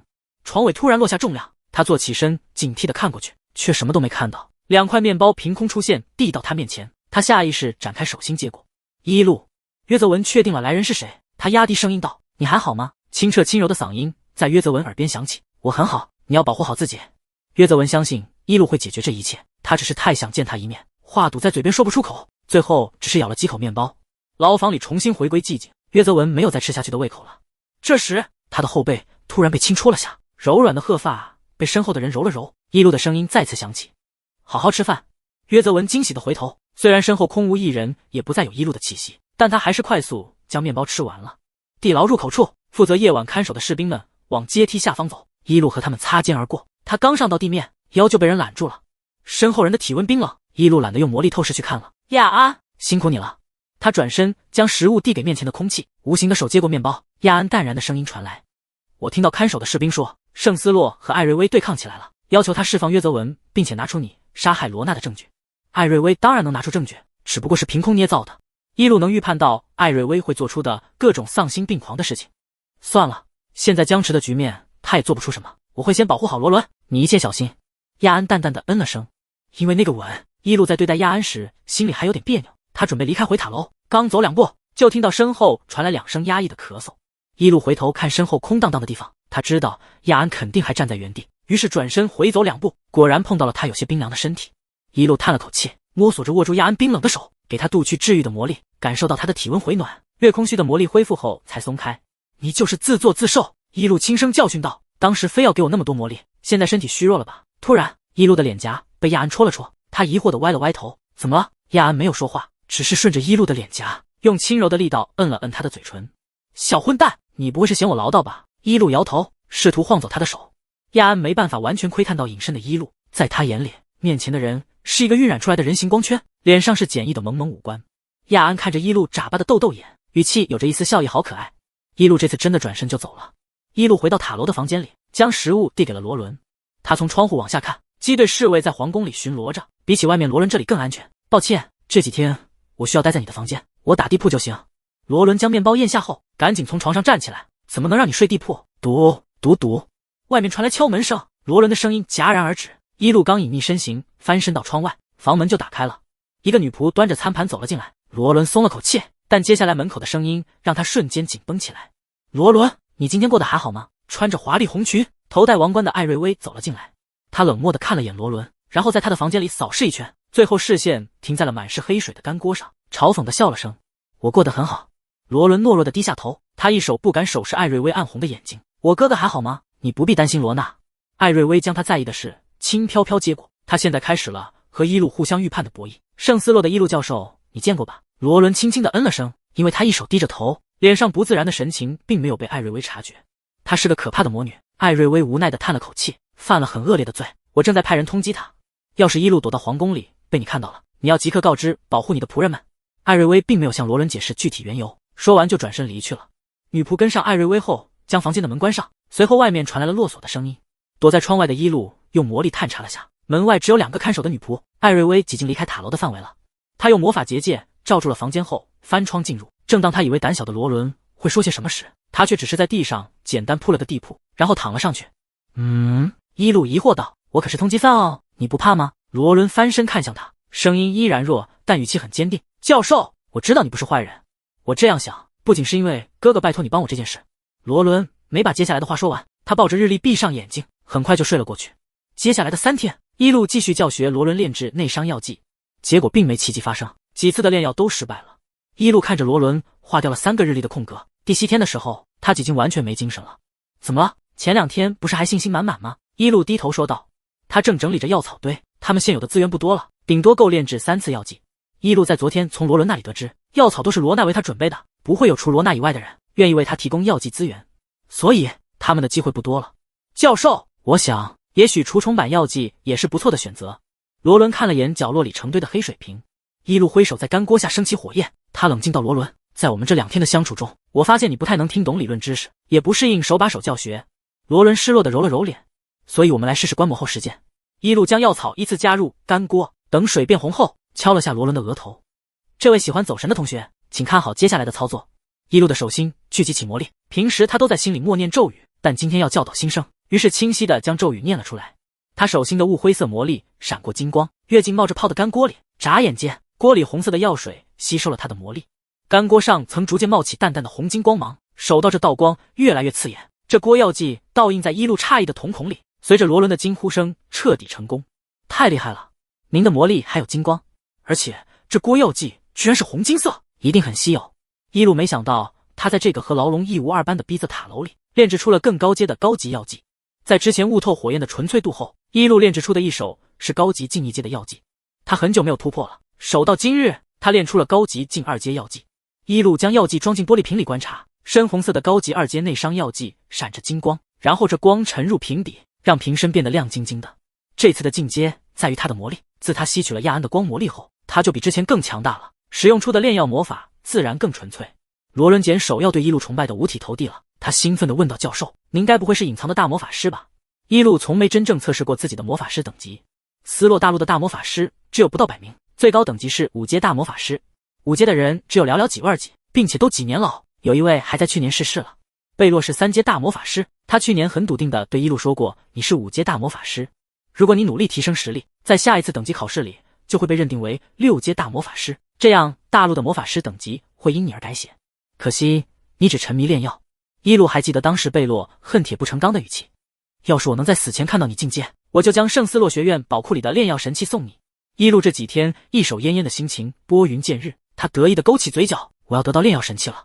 如果他的实力再进几阶，那肯定就能炼制出神级药剂了。一路不自觉将心里的思索说出了口。罗伦不解道：神级药剂，那不是存在于传说里的东西吗？一路轻咳几声，罗伦，你观摩了药剂大神的炼制过程后，肯定有所顿悟了吧？快点开始炼药吧。罗伦被一路鼓舞和振奋到了，他开始了新一轮的药剂炼制。看完一路的炼药过程，罗伦获得了很多启发，这次炼药时不仅更熟练，也更认真坚定了。罗伦在给干锅注入魔法后，和一路一起期待地看着锅里的红色药剂。药剂逐渐和魔法融合，一道光闪过，锅里不再是难闻的黑水，而是非常成功的初级内伤药剂。淡红的药水散发着淡淡药香，在干锅里晃起几圈波纹后，水面归于平静。恭喜你！一路搂住罗伦，真的成功了。罗伦喜极而泣地拥抱住一路，太好了！明天的生日典礼举行时，我可以把它送给哥哥了。一路的笑容带了些悲伤，他拍了拍罗伦的后背，他肯定为你感到自豪。罗伦小心翼翼地将药剂装进玻璃瓶里，他期待地看向一路。教授，我今天还不能出去，你能帮我给哥哥传信吗？在罗伦看来，一路无所不能，他是罗伦见过的除哥哥以外最让人有安全感的人。可以。一路接过罗伦早就写好的信，记住了他说的罗娜房间位置后，转身打开窗户准备离开。一路低头往下看，昨日还花团锦簇富丽堂皇的宫殿，今天几近焕然一新。黑布蒙上花园的花，遮盖住了所有缤纷的色彩，道路两边摆着白色的蜡烛，仆人和侍卫们的胸前都佩戴着白花，他们匆忙地装潢着这座巍峨的皇宫，只为典礼能如期举行。为了明天的葬礼，罗娜死后的这几天，艾瑞薇并没有告诉罗伦实情，甚至还向他承诺他们的生日典礼会如期举行，让他乖乖在塔楼待着。艾瑞薇在几天前就向全国宣告了罗娜的死亡，他可以在任何时候为其举行葬礼，却偏偏选在了他和罗伦生日的这天。他偏偏要在罗伦最期待的这天打开塔楼的门，让他亲眼看到期望的庆生典礼变为死寂的葬礼，他最爱之人的葬礼。当庆典钟声变为丧钟之时，艾瑞薇将真正掌控了这对王储兄弟，掌权了这个国家。他不仅要让哥哥为保护弟弟而死，还要活着的弟弟生不如死，成为他活生生的傀儡。一路彻底刷新了对艾瑞薇的认知。身后的罗伦疑惑道：“您怎么了？”没事。一路在窗外施了白雾结界，今天起雾了，你就别开窗了。罗伦听话点头。等一路离开后，他坐回床边晃着腿，眼神盯着床头的日历发呆。罗娜的寝殿在皇宫的2楼，比塔楼的狭窄房间要大好几倍，但空荡荡的，没有太多摆置。书架摆满了魔导书，桌上也摊开着几本理论书籍，放在一旁的羽毛笔尖的墨水早已干掉了。这里在罗娜死后，甚至都没人踏足过，无人在意她的死亡，更别说来收拾她的遗物。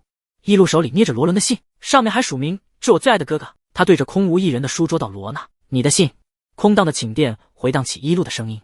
最后，信件被他扔到了凌乱的桌面上，然后他摆烂地躺到柔软的地毯上，将炼成的药剂拿出来晃了晃。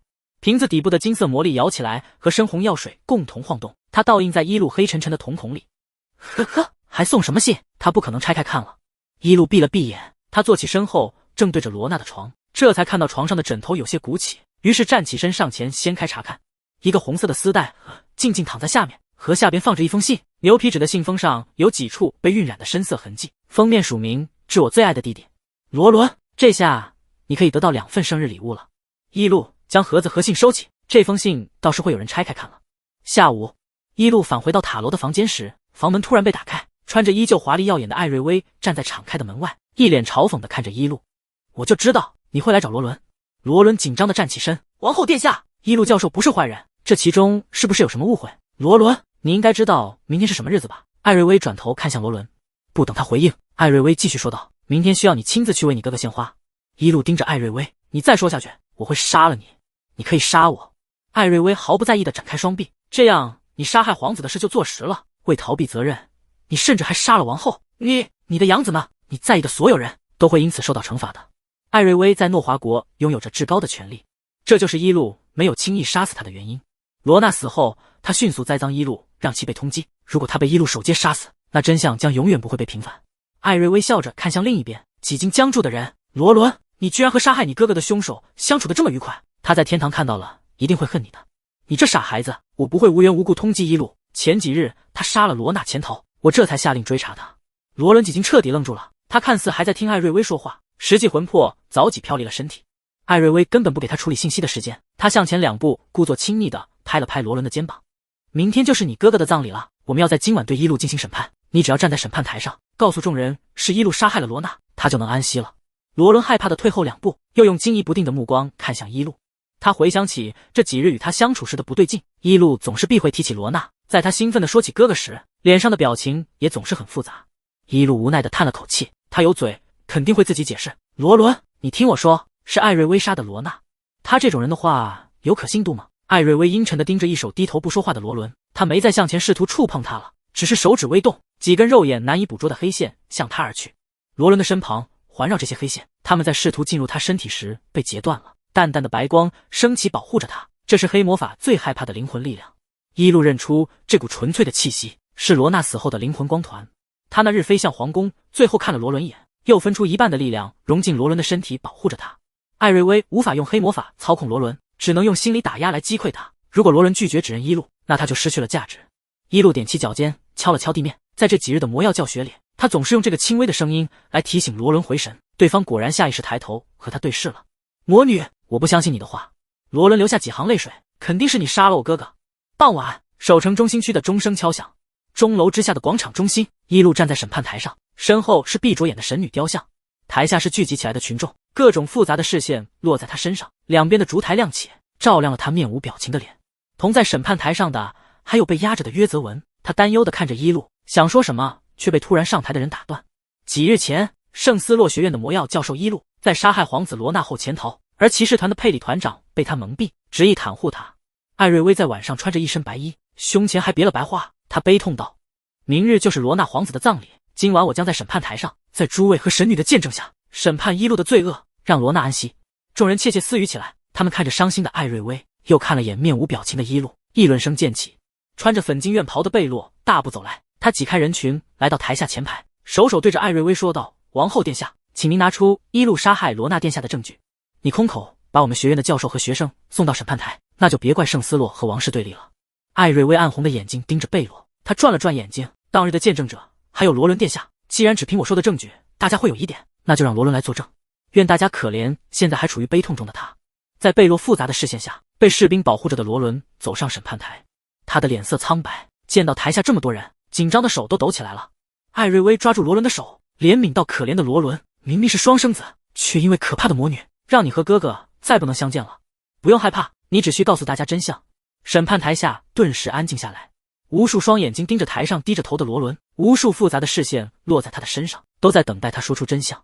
罗伦艰难地张了张嘴，他看了眼神女向下的伊露，他被火光照映的侧脸忽明忽暗，唯有那双雾灰色眼睛始终平静地注视他。罗伦浑身发冷，得知哥哥死讯后，不到半天，他就被迫上到审判台，在艾瑞薇的威逼利诱下，要求指认他敬重的老师。明明在房间里时，他还鼓起了勇气，想要配合伊露来稳住艾瑞薇。他对伊露有很强的防备，可对胆小懦弱的罗伦并不设防。但是他现在只想退缩。罗伦下意识往后退了退，他向后方看了眼，他的身后空无一人，那个和他长相一模一样的双生哥哥已经不在他的身后了。罗伦，好孩子，你不要害怕。艾瑞薇的眼神沉沉盯住罗伦，向大家说出来吧。罗伦抬起头往前走了几步，第一次对上面前这双暗红的眼睛，如他噩梦里的一无二般，让他感到害怕和胆颤。伊露不是可怕的魔女，她没有杀我的哥哥。罗伦轻声道。艾瑞薇瞬间变了脸色，他没想到一手很好掌控的胆小鬼居然敢忤逆他。罗伦不仅在他面前假装相信是伊露杀了罗娜，还隐忍到现在说出真相。趁着艾瑞薇还没做出反应，罗伦在尝试说出口成功后，音量就猛地增大。伊露没有杀我的哥哥，凶手是你。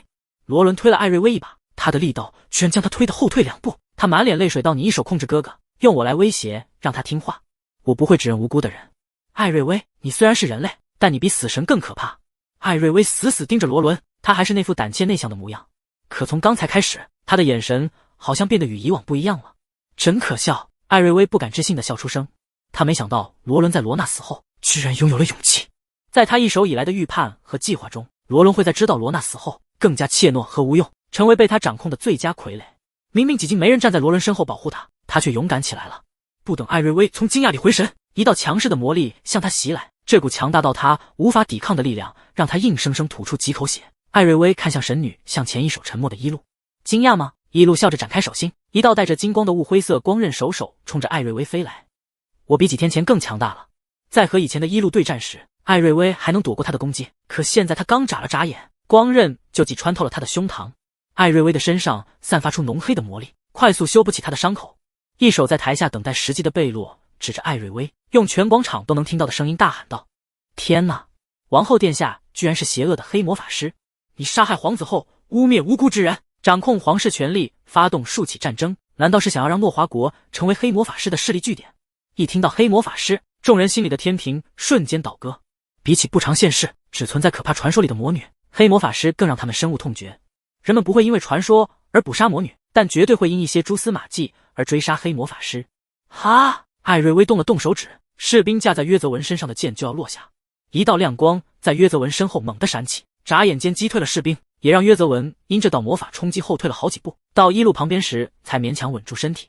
穿着白袍的瘦削身影显现，亚安冷漠看着对面的艾瑞薇，他恍然大悟到不该忘记你的。艾瑞薇勾唇看着一路，罗伦确实是会咬人的狗，不过别忘了，我对你有很深的防备。艾瑞薇周身的魔力无法修补伤口，她闭上眼睛，失去了呼吸，尸体扑通倒在了地上。一个黑团从艾瑞薇体内飞出，他快速掠向半空，试图逃离。黑魔法师修习摄人灵魂的魔法，他们与常人不同，只要灵魂不灭，就有再生的机会。一路动都没动，拦住他。一道火焰沿着台边升起，瞬间圈住了整个审判台。熊熊大火向上窜起，比黑团更快地掠向半空，惊人的火焰瀑布将整个空间围了起来。明红的火焰并不灼热和让人窒息，强大的火系魔力收敛着，对其他人没有丝毫影响，只有黑团被烧得凄厉惨叫。高大的人影出现在铺天盖地的火焰里，德莱尔站在烈火之中，又穿过凶猛燃烧的大火，向一路快步走来。一路，德莱尔的黑发凌乱翘起，他向一路跑过来，你没事就好。德莱尔的眼底有着青黑，脸颊蹭上了不知名的灰尘。一路拿出手帕给他擦干净脸，被他抓住手腕蹭着手，他发现甩不开他，只好无语的任由他蹭了。艾瑞薇的灵魂黑团扭曲着变成了黑雾般的人形，他空洞的脸上出现黑窟窿一样的眼睛，居然流出血泪来。一路，我从没做错过任何事，我只是输给你了，仅此而已。我从始至终都只是在清理垃圾。一路挥出去的光刃瞬息间刺穿了黑魂的头颅，他尖叫着灰飞烟灭，在最后留下一句恨意满满的话：你以为杀了我，黑魔法师们就会消失吗？一路看着终于死亡的艾瑞薇，烦躁到因为你们，大家每隔段时间就要进行一次大扫除，所以我才恶心。斯洛大陆在20多年前和黑魔法师势力对抗后，将他们尽数斩杀，才平息魔法界的暴乱。如今还没过去30年，他们就像顽强的害虫一样再次繁衍。先是夺舍前任精灵王的黑魔法师建立组织，在作恶前被一路打击溃散。再是曾经的黑魔法师遗孤掌控诺华国王室，试图在拥有大权后让黑魔法师们侵占和平的魔法师领地。过了数年太平日子的人们，终于意识到，在他们不知不觉间，曾让大陆翻天地覆的黑暗势力再次归来，甚至冒出头的人差点掌控了中心国家的所有权力。艾瑞薇死后，中心区乱成一团，人们奔走着传递消息，夜晚的守城很快热闹起来，无数只魔法鸽携带着信件传向别国。王室的国师带人出现，将罗伦护送回皇宫。刚经历数起事变的年轻皇子不再下意识低着头，而是挺起脊背，仰头抑制着眼泪。最后，他的视线还是变得模糊。在无数信鸽飞起、夜灯亮起的广场上，几近快走出去的罗伦隔着人海回头看去，只看到站在广场边缘和其他几人说话的一路的背影。罗伦回过头，和国师与侍卫们往皇宫而去。一路似有所感的向远方望去，却只看到奔走的人们而已。一路，明天上午圣斯洛将会召开会议。贝洛的话让一路回过神。贝洛看了眼面前躁郁的人，无奈道：诺华国是大陆的中心枢纽，黑魔法师的势力都渗透到这里了，其他国肯定更严重。你做好准备，放心，到时候给你补回假期。贝洛言下之意，圣斯洛将会派一路出战。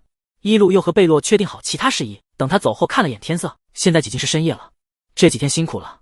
一路挨个拍了下围在他身边的3个养子的肩膀，然后微笑道：好了，回家休息吧。德莱尔挤开一手赖在一路身边，刚想对他说话的约泽文，他像抱娃娃一样抱住他，将下巴搁在他的头顶蹭了蹭，闻到熟悉的清香后，这几天烦躁不安的心才得以平息。好热。一路无力挣扎道：你刚召唤过火系魔法，现在像个火炉。亚安走到一路面前，握住了他的手，他的体温常年很低，冰凉的手心贴在一路的手背上，抚平了他在夏夜中的燥热。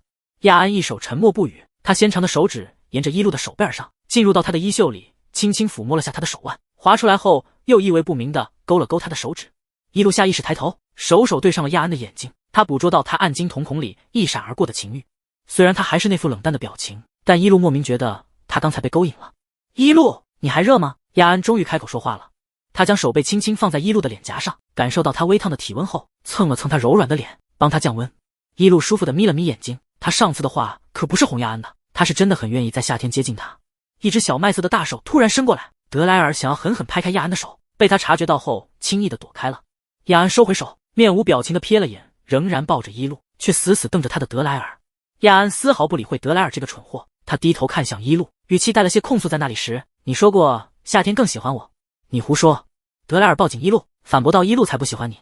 德莱尔说完才反应过来，亚安这个贱人想向他强调的是那里，他们在他不知道的地方有了特别的经历。好了，你们两个真有经历。伊露几近炸毛了，他终于挣脱德莱尔的怀抱，开始梳理起凌乱的长发，却越整越乱。他抓狂道：德莱尔，你怎么还戴静电？他的身后靠过来一个坚硬的胸膛，高大挺拔的男人将他整个人都罩住了。在夜灯下，他的身影几近完全拢住了伊露。伊露凌乱的黑色长发被约泽文轻柔的抚平至柔顺，他的手像有魔力一样将他炸毛起电的发尾梳起。这样可以吗？约泽文走到伊露旁边，弯腰和他对视，然后将几缕发丝捧在手心给他看。终于见到这几日一手想念的人，约泽文深蓝的眼眸里只有温柔缱绻的深沉爱意。约泽文才是我最爱的乖孩子。伊露笑着挽住约泽文的胳膊，他没注意到旁边人的耳朵瞬间红透了，挽着约泽文往家的方向走去。先回去吧，我过几天都会很忙，希望你们能安分度过假期。约泽文感受到两道杀人的目光齐齐落到他身上，如果这两道视线有实质，他肯定会被洞穿。听到身后急促的脚步声，约泽文知道肯定是德莱尔。伊露，我可以抱着你回家。在德莱尔跑过来即将牵住伊露的手时，约泽文轻松地将伊露抱了起来。伊露的身体突然腾空，他搂住约泽文的脖颈，整个人都被身材高大挺拔的他圈在怀里。他稳稳坐在约泽文的臂弯之中，看了眼旁边表情极其不甘心的德莱尔，无奈道：约泽文，我收回刚才说你是乖孩子的话。约泽文抱住伊露的力道紧了紧，他将臂弯里的人往怀里带了带，两人的心跳好像都在此刻重合了。他温柔地笑了笑，说道：不当乖孩子才能抱到可爱的魔女。夜幕下的皇宫屹立在中心区，仍然如白天般巍峨庄严，并没有因这几日血腥的权力事变而有所变化。午夜的钟声敲响，新的一天来临了。皇宫内灯火通明，掌权的王后突然死亡，大臣们都倒戈拥护起罗伦，他是唯一的王室继承人，没人敢在明面上提出异议了。国师在大殿里替他处理着繁琐的事务，而他待在2楼空荡的寝殿发呆。罗伦坐在书桌旁，看着桌上摆着的魔导书，拿起墨水干掉的羽毛笔，在书上戳戳点点，完全的放空着自己。罗伦看向窗外的皇宫，侍卫们几经将黑布和蜡烛撤下，但他们胸前依旧别着白花，在默默祭奠罗娜的逝去。不仅皇宫，全城都因王室的动荡、黑魔法师势力的重来而恐慌，人们在今日都很忙碌。而诺华王室唯一的继承人罗伦皇子，在今日迎来了他的13岁生日，却几无人能顾及到他。罗伦放空的视线里突然出现一双雾灰色眼睛。伊露站在窗台上，晚风吹起他的长发，他手里拿着礼物盒，向罗伦的方向举了举，然后又敲了敲窗户。罗伦猛地站起身，推开窗，风吹进房间，桌上摊开的书页随着风哗啦啦的晃动作响。伊露没有进到房间里，只是将红色礼物盒递给罗伦。生日快乐！伊露见罗伦迟迟没有接过，无奈地将盒子放到桌上，压住了翻动的书页。我在昨天来这里时找到了罗娜留给你的生日礼物，本来想当天给你，没想到有了突发的事。罗伦回过神，他拿起别着信件的红色礼物盒，心里涌上一阵酸涩和潮湿。教授，原来是这种感觉。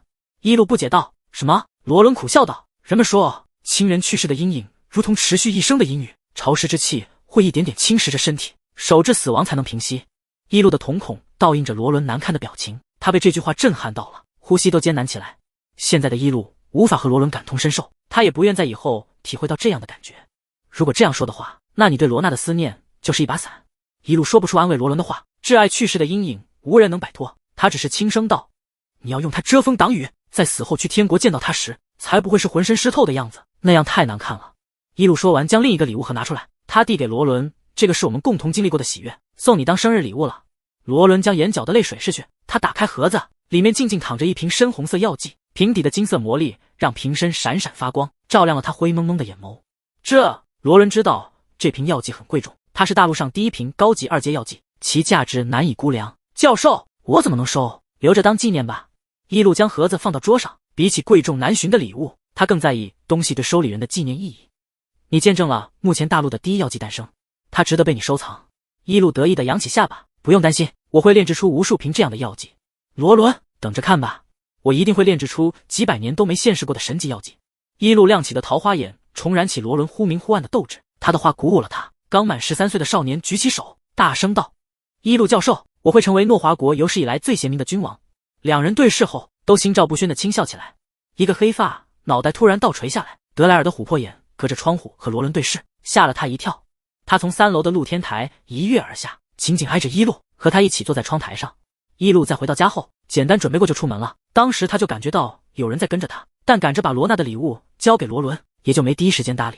德莱尔没什么情绪的眼睛打量着罗伦，他看向桌上放着的盒子，那里放着一瓶药剂，是伊露送给这个小子的礼物。切，德莱尔没说什么，只是烦躁地移开视线。已经很晚了，你休息吧。伊露对罗伦笑了笑，然后扯着德莱尔的胳膊，和他一起隐匿身形离开了皇宫。等出了宫殿的大门，两人从隐形状态现身出来。伊露看了眼旁边一手撇嘴的德莱尔，故意不理他，往前快步走去。手到走出一条接近到拐角时，他的身后突然传来一阵大力，德莱尔的双手摁在墙壁上，胳膊将伊露圈了起来。怎么了？伊露转过身看他，在黑夜里，他仍然能看清德莱尔亮起的琥珀眼，此时这双眼里燃烧着怒意和复杂的欲望。你和亚安说更喜欢他，在我不知道的时候和他发生了亲密的事。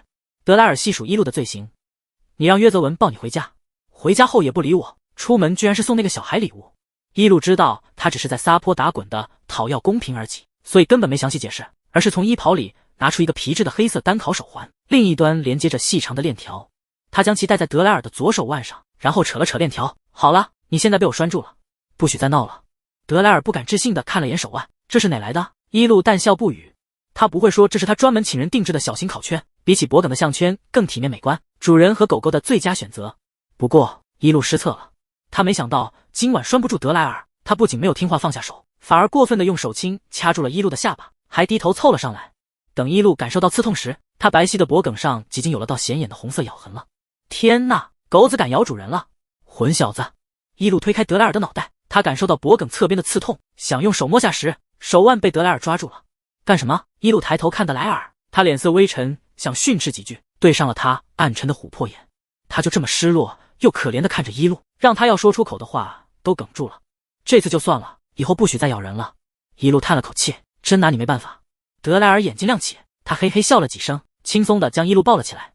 他高大健壮的身体把伊露完全圈在怀里，胳膊上的蓬勃肌肉很结实。各地伊露下意识调整了，他更加挨近德莱尔了，两人的脸颊都快要贴在一起。